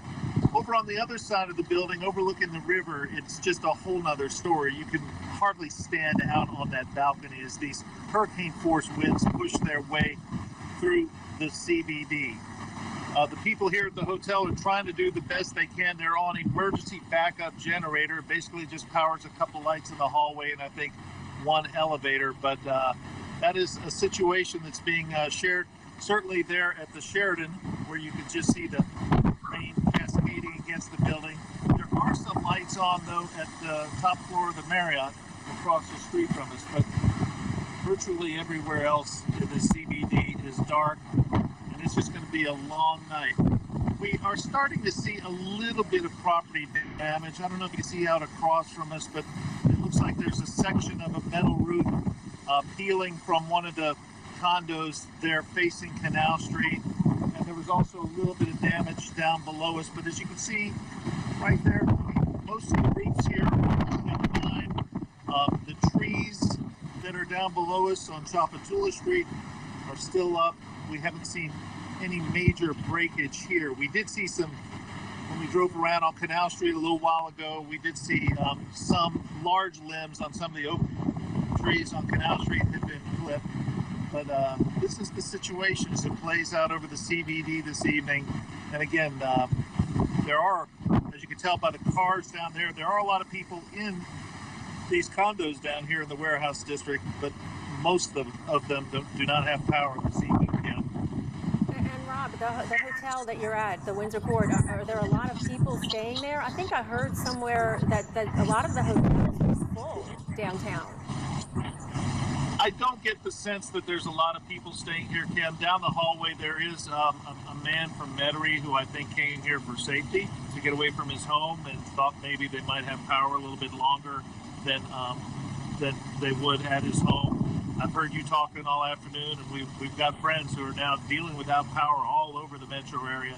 And some people thought that they would get some safety here at the Windsor Court, but the power has been out for 45 minutes here. It flickered off and on for a little while, but now it's out solid. Okay, and I'm just being told by Lee that the Windsor Court actually opened up about half of its hotel rooms for the storm, specifically for people to come ride out the storm. So that kind of answers that question for me. We did see in the background, you had a little, one of the streets, you could see an emergency vehicle driving down the street, but for the most part, you're not seeing a lot of people out and about at all. No, Kim, we saw some emergency vehicles about 3 hours ago when we were down all up and down Canal Street, but we have not seen very many. We're not hearing any sirens right now. I would imagine they are now officially in lockdown as we are. It's just not safe to move around down there. You just don't know what's going to come flying down the street. You can see some signs that are topped over. There's some signs down there on the street, garbage cans flying. As we've been reporting, I mean, these are winds of 100 miles an hour, and it can be dangerous out there with just so many objects coming off of these buildings, causing a potential threat. All right, Rob Masson, thank you so much for get back inside where it's not so windy and take shelter. I'm going to toss it back over to Bruce Katz in the Weather Center. All right, yeah, Lee's in. Yeah, so let's talk, Bruce, more about the big, as you're calling it now, the north hook of the turn that's being made. That's right. You know, this is from about 6:30, 7 o'clock this morning, and when my super comes down, I appreciate it. I am Bruce Katz. You'll notice that as the storm was moving off to the northwest, look at that big northward hook. I mean, this thing was expected to continue basically like this, and like this. It didn't do that. If we can put it back into motion, the Contour Norwood, look at this a little bit closer in, and I'll tell you, this storm system, well, that's a Viper forecast, so if we can maybe put in back the satellite picture, there we go, a little bit closer in, you can see it. I mean, this thing just actually hooked north, it moved inland, and it did not stay on that trajectory. Eventually, we expected a north turn over Baton Rouge, but that's a good lead, 45, 50 miles of a difference, and that made a huge impact on New Orleans. So Bruce, is my mic on? Yes, it is. Yeah, okay, Bruce, is it basically, I mean, it's almost like it looks like it's going to almost go up 55, like almost hug 55? Well, you know, I think what happened was, you know, we were talking about the big high pressure system and that big steering. Well, the steering has basically collapsed. I mean, this thing is creeping pretty much northward now. So instead of moving in this direction, the high obviously broke down and it's saying, I don't have anywhere to go. So if we look at Laplace, here's I-55 coming in around Albany, Independence, Roseland, Amite, and those areas. I mean, this thing is going to lift northward, basically, I mean, smack dab over Destrehan, Luling, Laplace, and if it continues northward, I mean, we're looking at really coming in throughout parts of Tangipahoa Parish, and we may even start getting a little northeasterly hook, and that would even bring it a bit closer toward Covington, Mandeville, and Madisonville. But nevertheless, this is what we're looking at, Lee. This is the worst core of the storm, and watch where these are going. They're lifting off to the northeast, and these will be approaching Mandeville, Madisonville, and Covington over toward areas of Albany, Lee's Landing, right around Hammond. So this storm actually just took that northward turn and really changed the entire game. I mean, Bruce, and I'm getting some people in Kenner who are, you know, said it is really bad. So when you're talking about, you know, parts of Jefferson Parish now, it's more of a concern. Well, we're going to come in. I mean, Laplace, I want to mention you guys because, I mean, you guys, you're going to take it on the chin. I mean, you guys are about an hour away from being in the eye of this storm. I mean, just incredible how close to home this thing is. But look at Kennard. Look at this band that's moving in. First, one band. These are spokes coming in from the eastern eye wall. And again, the eastern eye wall in this quadrant is the worst part of the storm to be in. And since it's moving, I mean, creeping slowly north, these spins and bands, they're coming right into the city, even New Orleans. I mean, look here. Look at Gentilly, even out to New Orleans East, along I-10, heading along the twin spans. So as this moves north,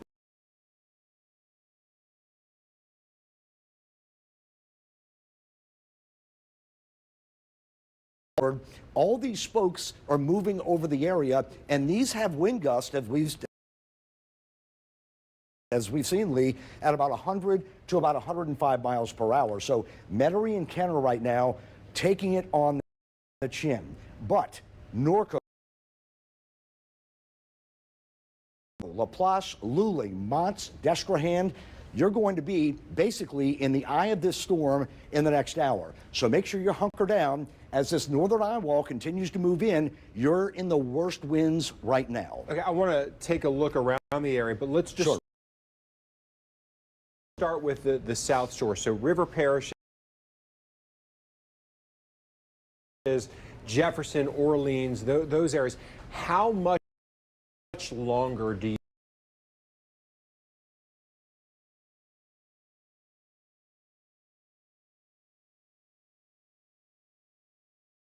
think will the worst conditions be around for? I'm thinking another 2.5 to 3.5 hours. I mean, it's moving so slowly. Yeah. It's moving so slowly. As it moves in, once we lift this northward, we're going to get all this mess lifting north.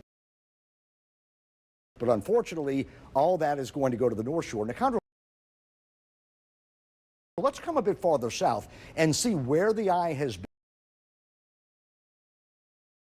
been and what conditions are like. So Lee, look at the difference. Where we see that eastern side, we're talking south of Luling, major stuff. Look down to Lockport. Remember Cutoff? Remember these? They got nailed. Matthews, they were in the eye of the storm, but look at this. Yes, they're getting strong winds, but they're coming out of the southern end of the eye wall, and the rain is not nearly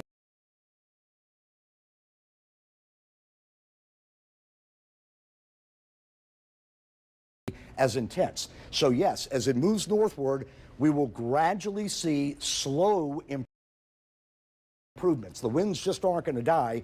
It's going to take through tomorrow afternoon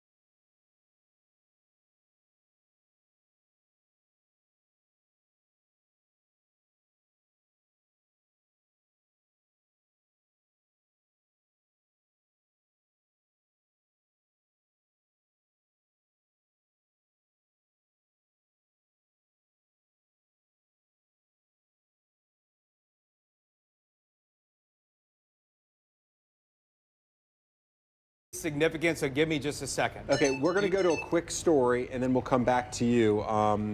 We're taking our tour around the area, trying to show you some of the conditions, as we, of course, get updates from our meteorologists as well. Yeah, let's go to see what Garland Gillen has. I think he was outside of Canal Place in downtown New Orleans.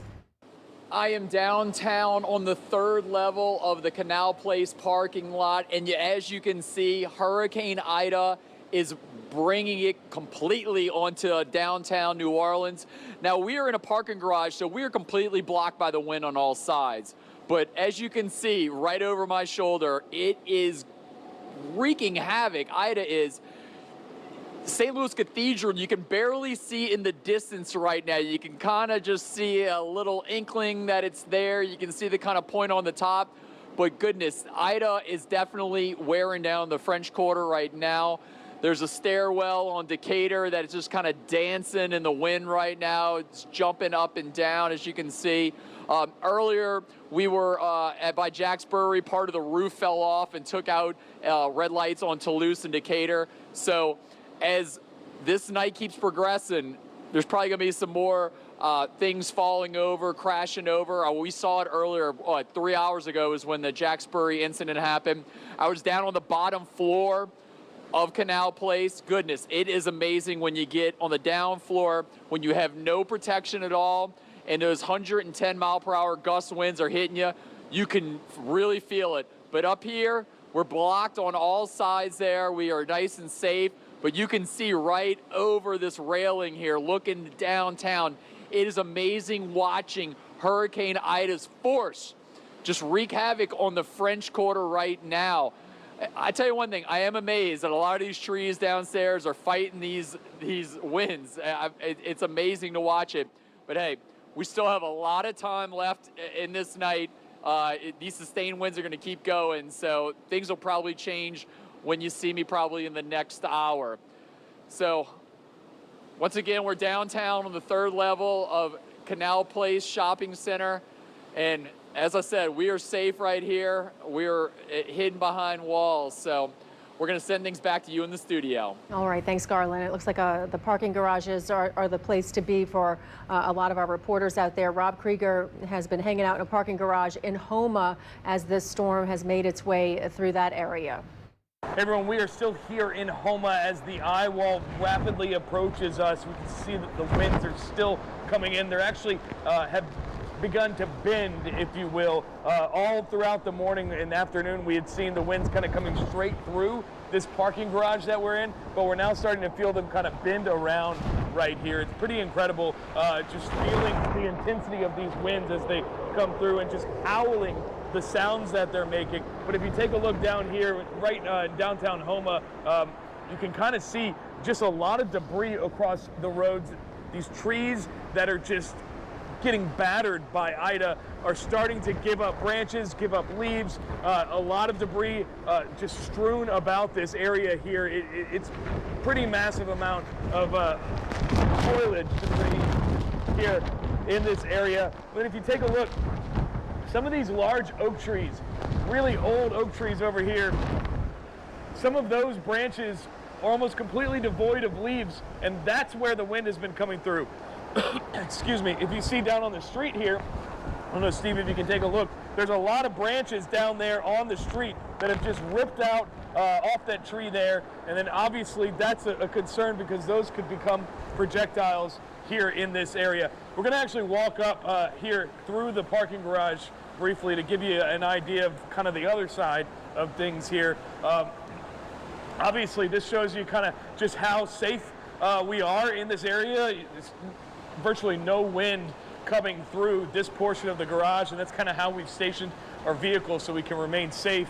But then when you look out this way, as you look toward the hospital here in downtown Houma, you can see these trees here, these appear to be water oaks, are just really just flexing in this wind. Already several of the branches have just snapped loose, and they've come down across this cemetery here. Really a lot of damage down off of these trees. Hopefully it hasn't really damaged any of those tombs down there. But certainly a lot that we're still expecting. We are maybe just a short distance away from the eye wall, and that's the biggest concern because that's when we know the winds will be their most intense as they begin to shift around.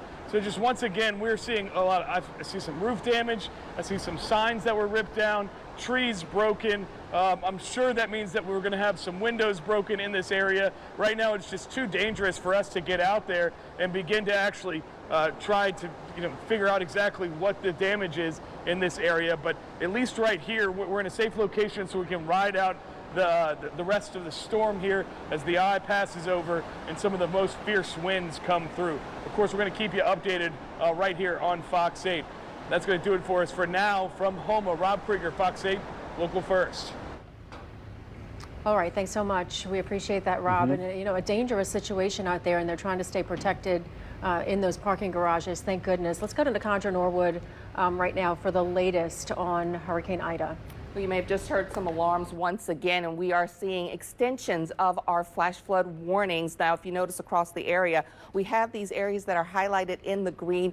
Combination of things going on here. We have some areas, especially as we look out towards the St. Bernard area where we've talked about that problem with the levee overtopping there. That's where you're seeing that significant impact. And then our other regions, these are rain related for the most part, as we have been seeing this extensive rainfall across the metro area, stretching from Orleans Parish into Jefferson and then all the way through St. Charles.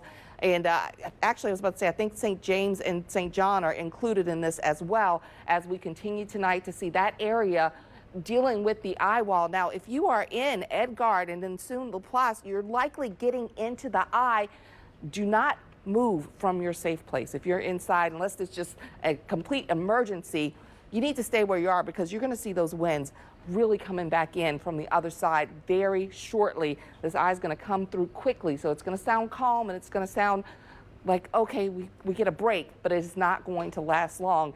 And that is coming right through central St. John Parish there, through the West Bank, Edgard, Lucy area, and then moving into, say, Reserve, Laplace. You're going to be dealing with the eye here shortly as we continue to see the eye wall moving towards the North Shore.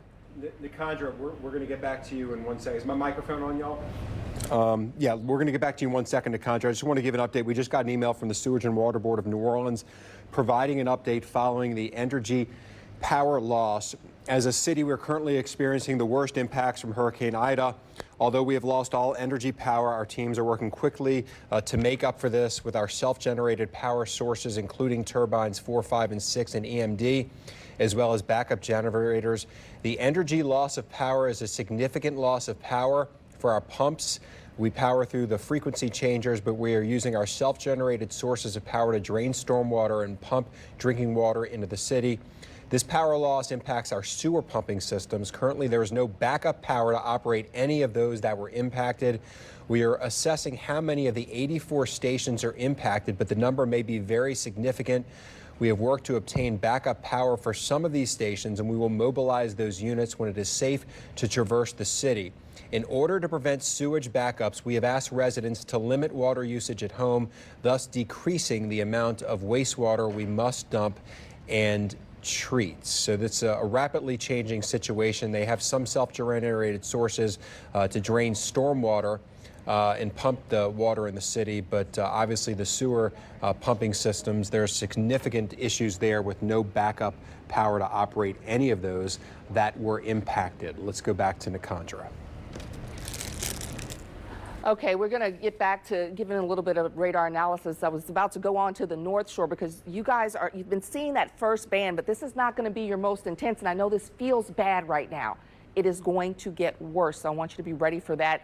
Move into that interior space in your home. If you have not done that, this is the time to do it because now you're going to be getting into these bands. Remember, we talked about here's an eye wall band, and then here's a more intense eye wall band, and we are still continuing to see that move through the north, and this is moving very slowly. I know it is like a snail's creep, and it is hard to think, okay, we have to spend hours dealing with this kind of wind with very little breaks, but that's exactly how it's been across most of the area here. This is a look at what we're seeing, and we've been giving you a little bit of estimate of what the radar is giving us on winds. And you see here, this is your winds that are moving away from our radar in Slidell.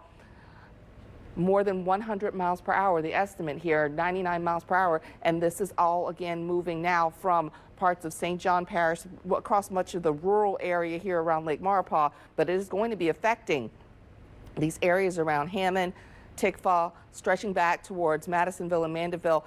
These kinds of winds continuing again over to the Slidell side and towards the Mississippi Gulf Coast. We've got a couple of hours inside these bands as they continue to spin, and we see that center very slowly moving to the north. Now, we have a number of warnings that we wanted to kind of just go over again and remind you of what we're dealing with here as far as looking at those flash flood warnings. They continue now, some extended through midnight, because we are going to continue again to see these very heavy rainfall amounts within these bands. So we're dealing with the wind, we're dealing with the rain. This is our flash flood warning that will continue until 8:30 here as you continue along the Mississippi coast here. That's including areas like Bay St. Louis, Kiln, pretty much all of Hancock County, and stretching back towards Harrison County as well, included in that. This is now going to go until 12:15 a.m. as we move just a little bit to the west here and looking at parts of St. Tammany included in that flash flood warning. So these areas will be continuing to see the very heavy rainfall. Zach's running Viper for me. Thank you, sir. If you can give me the rainfall rates, let's take a look at what we're seeing in these bands. And it's been really intense. And I tell you, when I say it's going to get worse before it gets better, this is what we're talking about. We have these pockets in here where you're seeing anywhere from 4.5, 5, 7 inches of rain per hour. Now, obviously, they're not staying across that exact same area for an entire hour. They're moving very quickly, but we are getting those bands moving across the same locations and dumping that amount of rain, and that's where you start running into issues. And so we'll be getting back into those eye wall bands again as we get farther to the south over time, and those keep moving very slowly, creeping north from where the center of this storm is right now. Looks like it's kind of just to the east of Letcher, stretching through Vacherie, the eye wall, the eye going right over the west bank of St. James Parish and St. John Parish. Wallace, you're in the eye right now, and that's continuing to push on towards, it looks like, the Laplace area here as we continue on through the next couple of hours. I've gotten a couple of Facebook messages and texts from friends and family in this area. They say it's very scary. This is a very intense time of the storm, but the reminder is you get that little break if you get it. Some folks over here on the other side, if you're in St. Charles, I don't think you're going to get any of that break in the eye, really. You're going to continue to stay within that intense weather, but you get this break here. Remember, the winds coming around that backside are going to be just as intense, so don't move away from that safe space in your home. That's something to keep in mind here as we continue to watch Ida make its way off to the north very slowly and track right across the river parishes here towards our North Shore parishes. So Tangipahoa, you're feeling that first really intense effect. We're going to continue to see that for several more hours here. Hearing the alarms going off, and I'm going to guess we're going to see some updates here on our warnings shortly. They'll be coming out, and we'll see exactly what those warnings are. In fact, I'm going to step off and see if I can see what they are. Let's see, these are flood warnings getting extended, I believe. Looks like that's what we have happening here.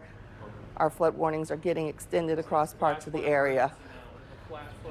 Flash flood emergency, which generally means that people are in need of rescue when you have the flash flood emergencies issued. Where's that for? Is that for St. South Shore area in Metro New Orleans. So basically, this is a broad-based flash flood emergency. Flash flood we have emergency on Max 3 for we have our the, entire area here. They want that. Oh, we're getting David with the extra instructions on the air. Who's saying that we have an opportunity to see those warnings on another computer that we have set up here that we can take a look at. But the entire South Shore, we talked about getting that rainfall in here and not having the ability to get it out because of the issues that we're having with the power and the pumping. So that's why they're going with flash flood emergency, the broad brush flash flood emergency, which means that there could be life-threatening flooding across the region. Of course, we've been getting this rain for several hours now. So we'll have to continue to be very cognizant of where you are, paying attention to where you are within your home. Do you have an exit strategy? Do you have that second floor? Is that an option if you start to see flooding that is going to be endangering you within the space where you are sheltering. So those are things that we're going to have to be paying close attention to right now. You know, we're all in the same boat. We're in Orleans as well. We're going to be keeping a very close eye on what's going on right outside of our doors. We got a long ways to go with what's going on here with Ida. I want to take another view here and talk a little bit about how we are seeing this storm. There's a satellite imagery in here that we can take a look at and kind of talk about where we are tonight as opposed to where we started this morning as the storm was coming inland and making that landfall. So right now, we've got the big bands of rain continuing across the region, those eye-wall bands that are pushing on through the area and causing us to see these warnings throughout the region. But our satellite imagery can take us back a little bit and show us exactly how this all came about as we went through the day and we were watching that storm approaching the Grand Isle, Port Fourchon area, making that landfall. And then, you know, we talked about this a lot last night. Kim said, well, why is it going to stop? Why is it going to slow down if it's moving so quickly now? And so we're going to lose our high pressure. And we lost that high pressure just a tad earlier. As that high pressure started to break down, we saw much more of a northern jog here as opposed to that northwest. And that's why we are seeing so much greater effects here across that portion of the area through Jefferson, Orleans, really getting into that eye-wall area. The river parishes, we always expected to see those eye-wall effects, but now we're really seeing the eye come directly over areas of Edgard, LaPlace, Lucy, right on the edge of St. Charles Parish, really getting into the eye-wall. I had a person call me earlier from Destrehan asking about that. And so those are the areas that are in the thick of Ida right now, dealing with that worst part of the storm. And it is moving to our North Shore friends here across parts of Tangipahoa, St. Tammany, Madisonville, Covington, Lacombe. You're getting ready to get into the worst part of this storm. You've been in some pretty bad banding already, and we're going to continue to see the heavier parts, the stronger winds continuing for quite some time here. The good news in this, if there is any good news, I want to go back to our radar imagery, is that the folks that have been in this since 5, 6 o'clock this morning, if you're down along the coast, you're finally starting to see a little bit of a break. We're finally starting to see some of that extreme activities calming down. You're still going to be dealing with the tropical storm force conditions here for a good while yet, but the intense hurricane force winds, the intense hurricane banding, that is moving north, and that's going to be the issue for North Shore parishes here through the rest of the night.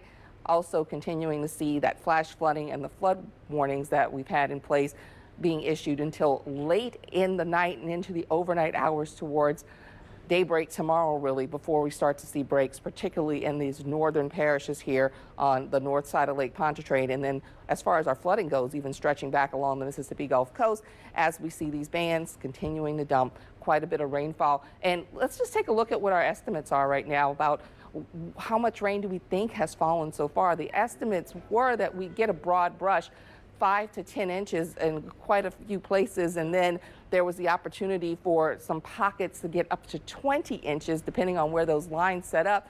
And tonight we're starting to see some of those lines setting up. Our radar estimates, which of course are not exactly what's going to be in the rain gauges, but over the last 12 hours we're looking at about 6 to 4 inches right now, showing up right along the coastline here as you go north of Lake Pontchartrain. And remember, they're just getting in on some of the heaviest bands. If we take a little bit farther to the south and get into the metro area, New Orleans area, Metairie area, across parts of St. John even, heading back towards Jefferson and Kenner, what we're going to be looking at here through St. Charles and St. John, you see all that area in the deep purple.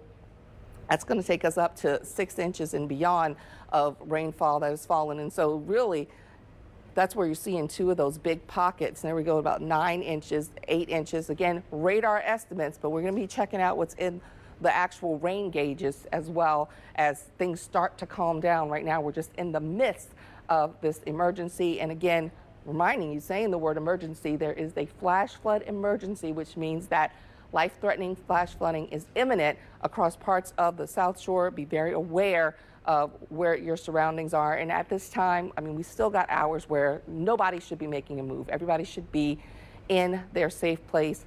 as much as possible. If that place is being threatened by flooding, then what's the plan? What's the next plan? Where do we go to? That's what we need to be thinking about right now as we continue to work through what's going on with Ida tonight. So several more hours that we're going to be looking at this system continuing to affect areas through really all of the metro area north, still dealing with the most intense parts of the storm, and back west towards all of the river parishes. Down along the coast, where you were in this for most of the day, you're going to finally start to see a little bit of light at the end of the tunnel. This is the area which has been so hard hit already, down around Grand Isle, down around Port Fourchon. You're still in that moisture tail currently, but we are going to start to see this storm lift off enough that there'll be a few breaks through those areas. So that's a quick breakdown of what we have going on right now. We are going to continue to monitor what's happening and try to get everything back up to speed after our internet issues a little bit earlier, and hopefully be back with you shortly. All right. Thanks a lot, Nicandra, for that report. We'll get back to y'all again in a few minutes. Yeah, we want to bring you some pretty staggering video out of Lafourche Parish that we are just getting in. This is actually Golden Meadow that you're seeing here. I mean, you can just see the water just flowing into Golden Meadow. I mean, you can see cars underwater. I was going to say cars underwater, and just the speed of the water flowing. Look at that home blowing, and you know, the eye of the storm went right by there. You know, Golden Meadow, it has flooded in the past, so this is, you know, I'm not going to say almost expected in Golden Meadow, but we see things like this. But this is, you can see the roof of that structure right there. I don't know if that's a house or what that is. The roof is just starting to bend upwards, with those trees just blowing sideways. Look at the wind. Look at the rain there. I mean, it's literally going. That just shows you the power of that storm and the wind. Just 18-wheeler was knocked over on its side. I don't know if you could see that in that video. The top of that roof was just completely torn off. Debris everywhere. I mean, you can see just things have flown. And that's one of the things that we've heard from our crews out in the field is, you know, when the areas are getting the worst of this storm, the debris is coming from every which way. It's coming from every different direction.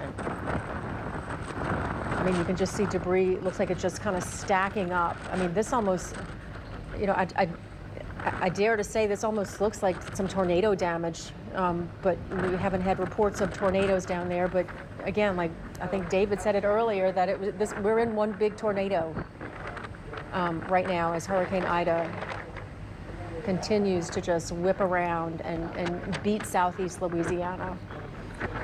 I'm almost speechless watching some of this because it shows you the power of the storm, Kim. And look at that as it. I mean, it's just things are crumbling. We'll keep looking at this for a few minutes because we have a lot of this video just to show you the power of the storm. And this was. Do we know what time this was, y'all? In the control room, they're going to try to tell me in our ear, Kim and me in the ear.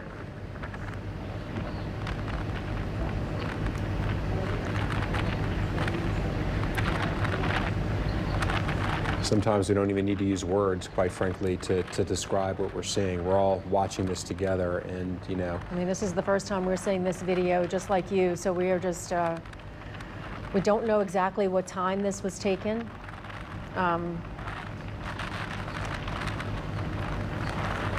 But obviously Golden Meadow was a little bit earlier in the track, as opposed to some of the places that are still feeling the effects. And you can see Golden Meadow is really on the back side of the storm right now. The tail of the storm is still over Golden Meadow, Cocodrie, Grand Isle, Dulac. That's a good point. So I mean, this is likely, you know, a while ago when the weather was much worse than it is right now. Again, this is not a live look at Golden Meadow. This is older video, but it shows you the power of the storm. And look, even though it started the weekend, it shows you, and you know, whether you're in Tangipahoa Parish or the North Shore, you know, it just shows you what a powerful storm is coming to you. And again, this is, you know, close to the Gulf, so This is at a likely Category 4 level here, but still, it's a powerful storm.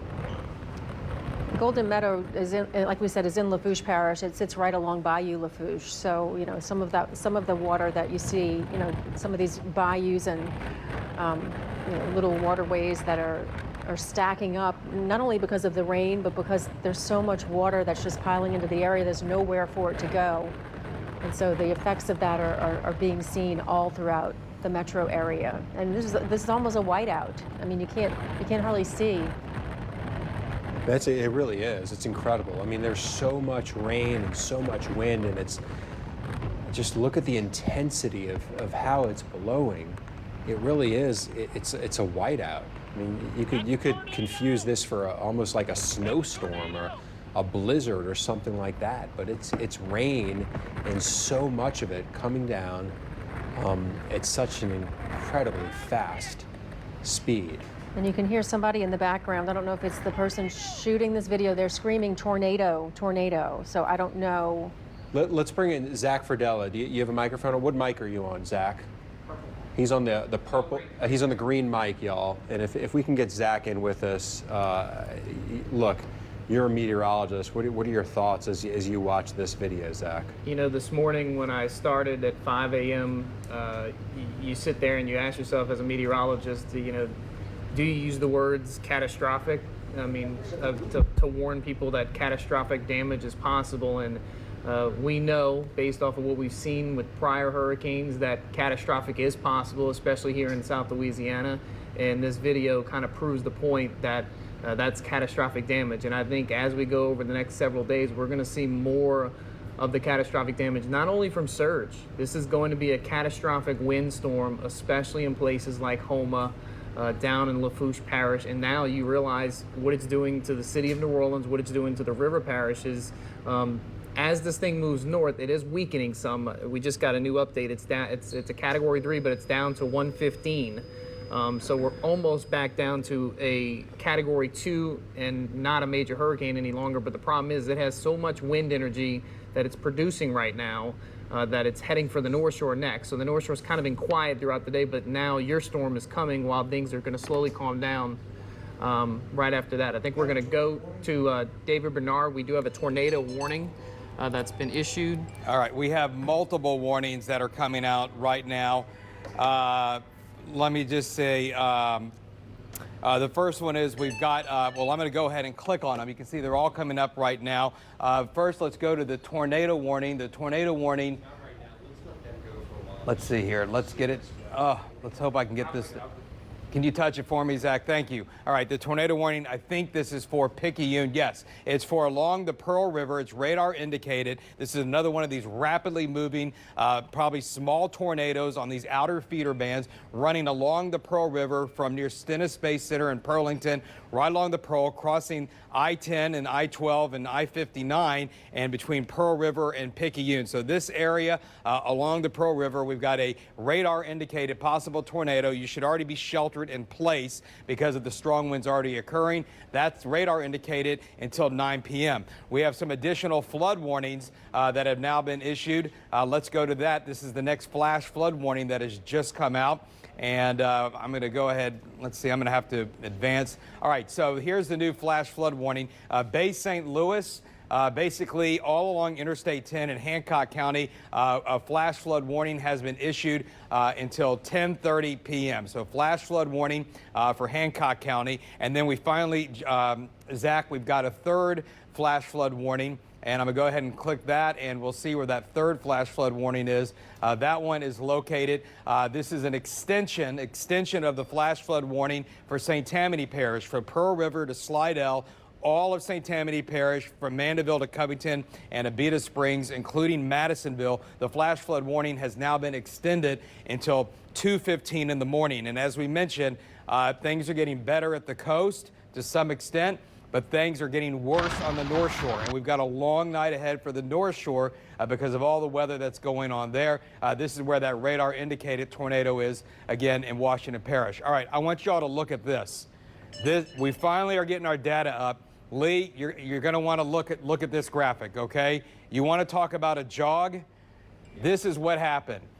Here comes Ida, landfall at Port Fourchon, and look what it did. It goes right along the parish line with Terrebonne and Lafourche Parish, and literally almost made a hard right turn into St. Charles Parish, and that brought the core of this hurricane deep into the metropolitan area of New Orleans. A 30 or 40 mile shift in the track, that's all it took. And then we ended up with even worse winds that would have stayed over the river parishes, and instead, the river parishes got the worst of it, and so did we. Now what's happening? This is the forecast track from the Hurricane Center. Now remember, earlier today and yesterday, we were worried about Baton Rouge. Well, Baton Rouge is over here. They're going to miss the core of this storm. It's going to pass through Livingston Parish and into southwestern St. Helena Parish, and that has implications for Tangipahoa Parish and for St. Tammany Parish. That's why we started warning you several hours ago of significantly higher winds. Earlier today, I was showing you the possibility of Category 1 hurricane force gusts in Tangipahoa Parish. Now you're likely going to have sustained hurricane conditions, if you're not already, in Tangipahoa Parish and possibly even western St. Tammany Parish. Obviously, with our trees on the North Shore, that is going to be a disaster. We are going to have I mean, Zach, you even lost a tree. Yeah, I have a lot of family on the North Shore. My mom just sent me a message, and she's in Robert, and she just lost a tree in the backyard that fell on another fence. So we're starting to lose multiple trees, and we know how the North Shore is very foliated. This is going to become a very dangerous night to be on the North Shore. Nobody should be driving on the North Shore tonight. And I can tell you that I was actually driving through Washington Parish days after Katrina with no power, and that was a precarious situation to say the least. It is going to be very dark. There's going to be no power. There's going to be trees blocking the roads, live power lines. And that's something we're going to have to start talking about. Nobody should be venturing out at night unless it's a life-threatening situation, something to save a life. Otherwise, you could really hurt yourself. Most of our storm fatalities happen after the storm. We have many, many storm fatalities as that. We're going to be talking about generator safety as well, but also live electrical wires. That's a major problem. But this was dramatic. We finally got back this satellite data, and it showed the jog in that track, and now supposedly it's going to continue on to the northwest. Here's a little closer look at it. There you can see those intense rain bands right over Orleans, Jefferson, and St. Bernard, and then look how that is rotated into portions of St. Tammany Parish as well. The eye is not as visible anymore. The storm is beginning to fill. It is beginning to weaken. The pressures are beginning to rise, but it is still a hurricane as it continues on to the north, almost to Interstate 12. It's about to cross Interstate 12 into portions of Livingston Parish. Here's what it looks like on Viper right now, and it always takes me a second to get oriented, but it looks like Laplace. I don't know if you're ever going to get out of it. Is Laplace ever going to get out of the eye wall? I don't think so, Zach. It does. Stuck. I mean, until the storm gets so far north, they're kind of stuck in this eye wall. This is, I mean, St. John and St. Charles, I mean, this is just a terrible situation. And for that matter, not much of a break for the rest of the South Shore either. Now, farther to the south on the coast, let's just check the coast. I don't know if we have many people left down there because most evacuated, but if they're there and for some reason you're able to get us, we're getting this strong west wind now, so that's going into the Back Bay and Grand Isle. They've got that to worry about, but they had so much overwash earlier. I don't know if it's making much of a difference at this point in time. This flash flood warning, I think, is until 9:30, and that's probably then going to expire because the rain is beginning to break up near the coast. Let's go back to the North Shore. And Zach, I'm going to have you talk about that. Let's go into parts of St. Tammany Parish. You're talking about Robert and some of the, you think your mom is near Robert, and this flash flood warning that's continuing. What we got to talk about rivers too. Do you want to get over here right now? You don't have what? I don't care what you look like.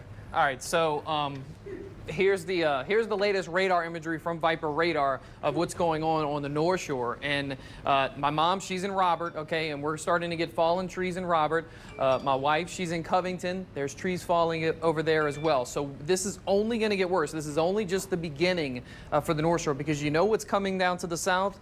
We have the real eye wall. These are just leading bands that are coming across the North Shore. Now that main eye wall is going to go right up I-55. Right now you have significant wind wind in Ruddock. You have significant wind in Manchac, and I know there's a lot of camps in Manchac, and there's also people that live there. Right now, there's such a strong easterly wind out ahead of the center of Ida that we're probably seeing extensive storm surge flooding that's getting pushed into Manchac. It's getting pushed into Lake Maurepas, and so the water level rise is on top of the very intense winds that we're seeing here. Now, as this lifts to the north, the worst of the weather for Ponchatoula, Beatico, Madisonville, Covington, Robert, everybody near Goodby, 1077, Hammond, you have some very intense rain and wind right now, but it's only going to get worse as the center of Ida progresses northward. Right now, there's only a flash flood warning from Covington and Madisonville eastward through Lacombe and Slidell, and this includes Tallahassee,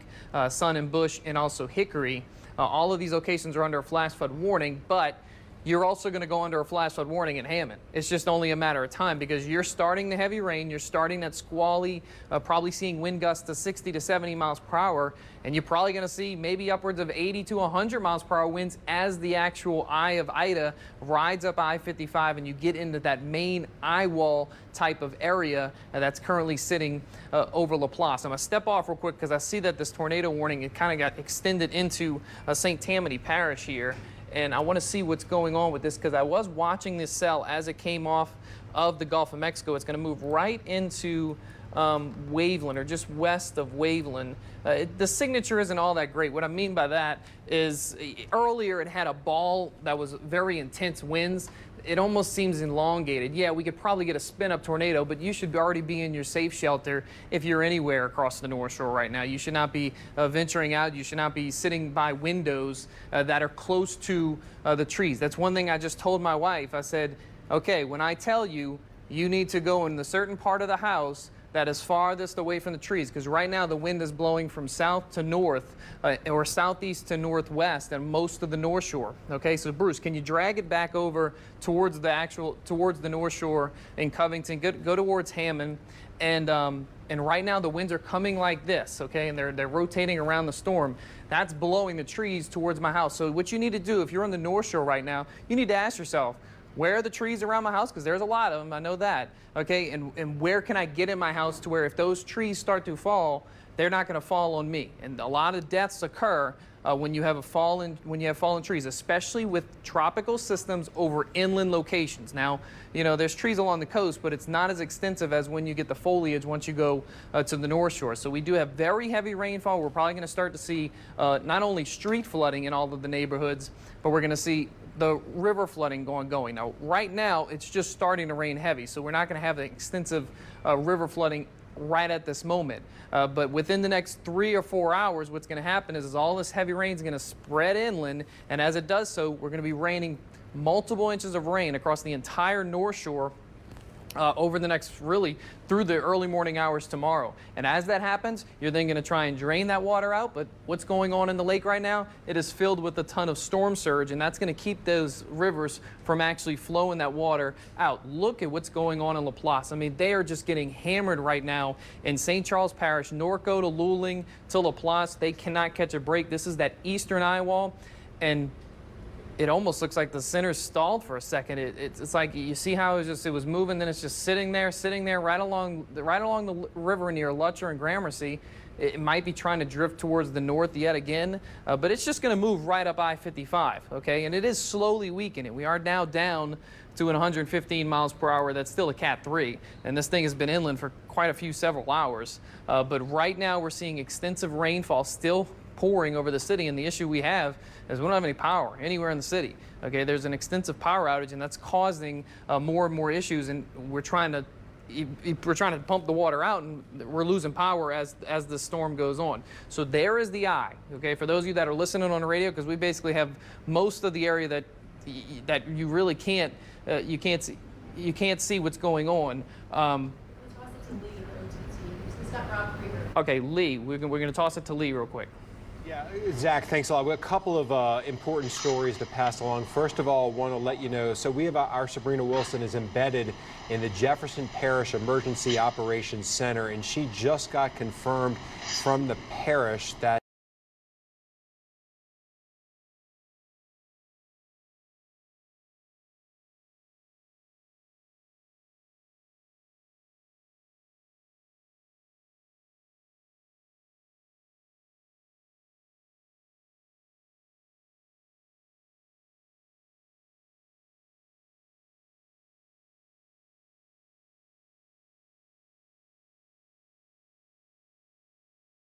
on.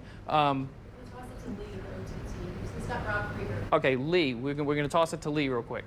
Yeah, Zach, thanks a lot. We have a couple of important stories to pass along. First of all, want to let you know, so we have our Sabrina Wilson is embedded in the Jefferson Parish Emergency Operations Center, and she just got confirmed from the parish that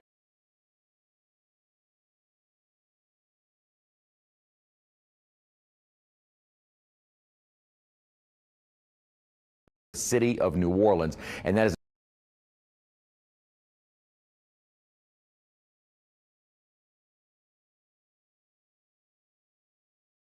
for the city of New Orleans. And it's interesting, it was just last year, Zeta, as it passed right over the city of New Orleans. At that point, it was a weaker storm, but this is a very rare event to still have a major hurricane that has moved that far inland. Now, usually what you end up seeing is that when a storm is still that strong pretty far inland, it's because it has been moving so fast it just doesn't have time to weaken.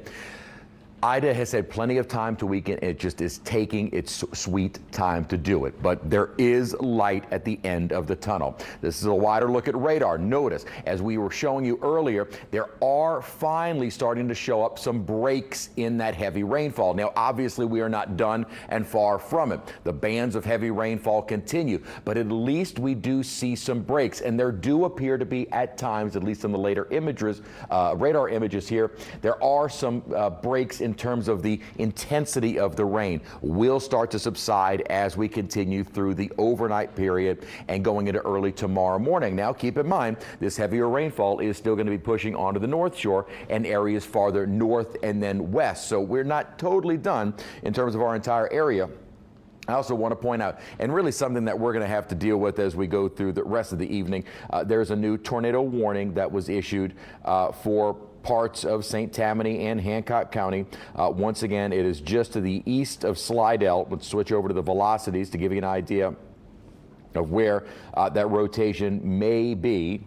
And here we go. Kind of hard to find. It might be a little bit of a broad circulation right here. Really what we have seen so far from the National Weather Service, and they have to err on the side of caution, and they issue a tornado warning, and then usually almost before the warning itself expires, they expire because it just doesn't look like there is that broad rotation. And something that, again, point out when you're dealing with an isolated area that may be affected by a tornado warning, we also have far stronger winds across a much wider spread of area in our viewing area. So we really kind of need to focus more on that. We will, of course, and mention every one of these tornado warnings as they are issued, but the big picture story here is we have the massive wide swath of winds that are really dominating much of the viewing area this evening. Now look at the rainfall totals, and these are rainfall estimates, and we were showing you some of the official totals from the observing stations. I'm going to switch over. I wanted to show you some of the totals that we are picking up on. These are actual observed rainfall totals. You look at 3.15 inches of rain at Kenner, over 3.5 inches downtown, 2.70 at Lakefront.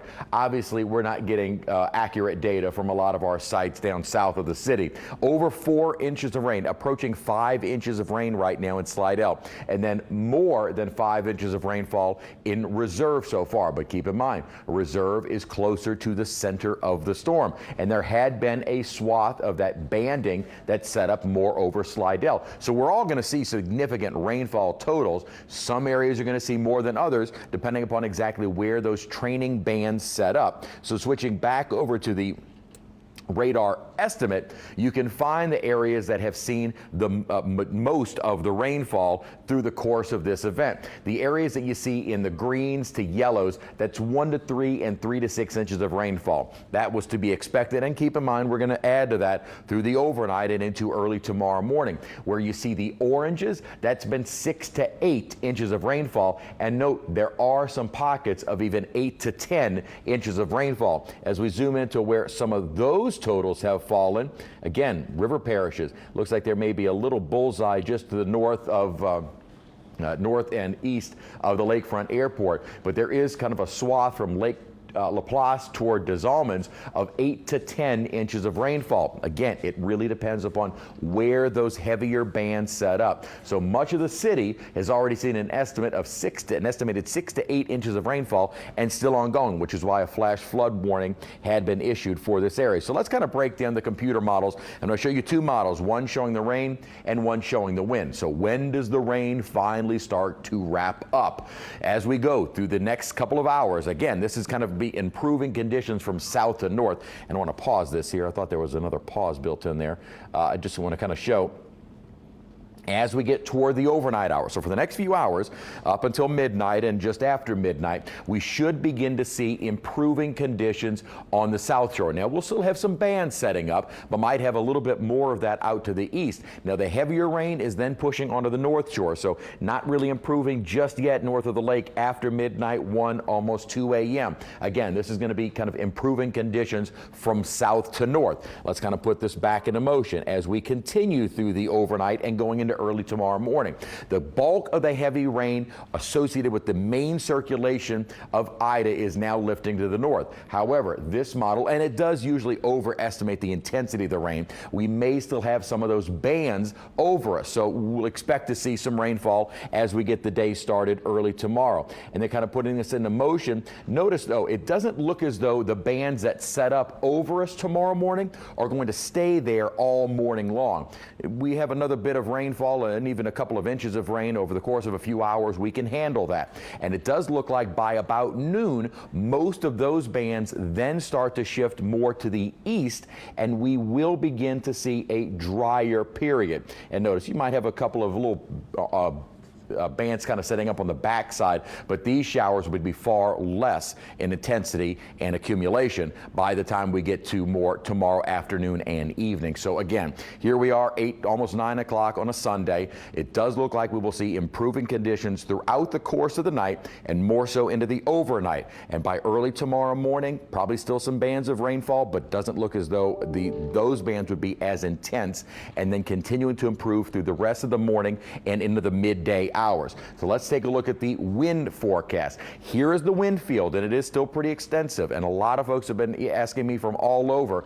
It is still pretty scary sounding outside. When does that start to subside? Now, a very unscientific observation, we're not hearing the creaks and groans of our building here. So already we are beginning to see improving conditions in the city. There's no question about that. The tropical storm force of 60 to almost 75 mile per hour winds is in orange. This is still covering a good portion of the area. The hurricane force winds, metro area toward Baton Rouge, but certainly southern Tangipahoa Hope Parish, but also parts of St. Tammany and maybe almost up to Washington, and then certainly near the center of the storm. So that's how big that wind field is right now. As we put this into motion, going into late tonight and early in the morning, we'll finally start to see that wind field shrinking.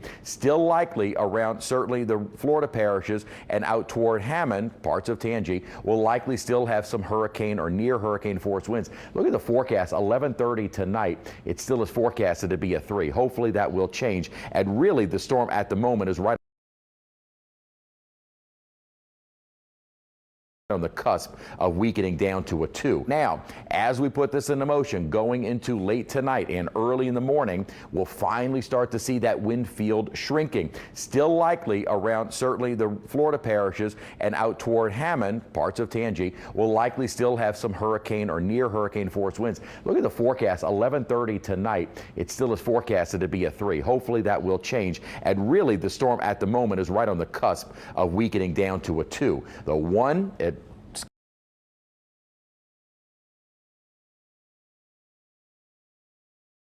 to be a 3. Hopefully that will change. And really the storm at the moment is right on the cusp of weakening down to a 2. The 1, it continues to weaken, but notice even as it moves up toward Macomb, Brookhaven, and almost to Natchez, there is still a small swath of hurricane force winds. But what about us? Notice we finally start to see reduced winds in the city. May still have some stronger winds and stronger wind gusts on the North Shore. As I said, the improvement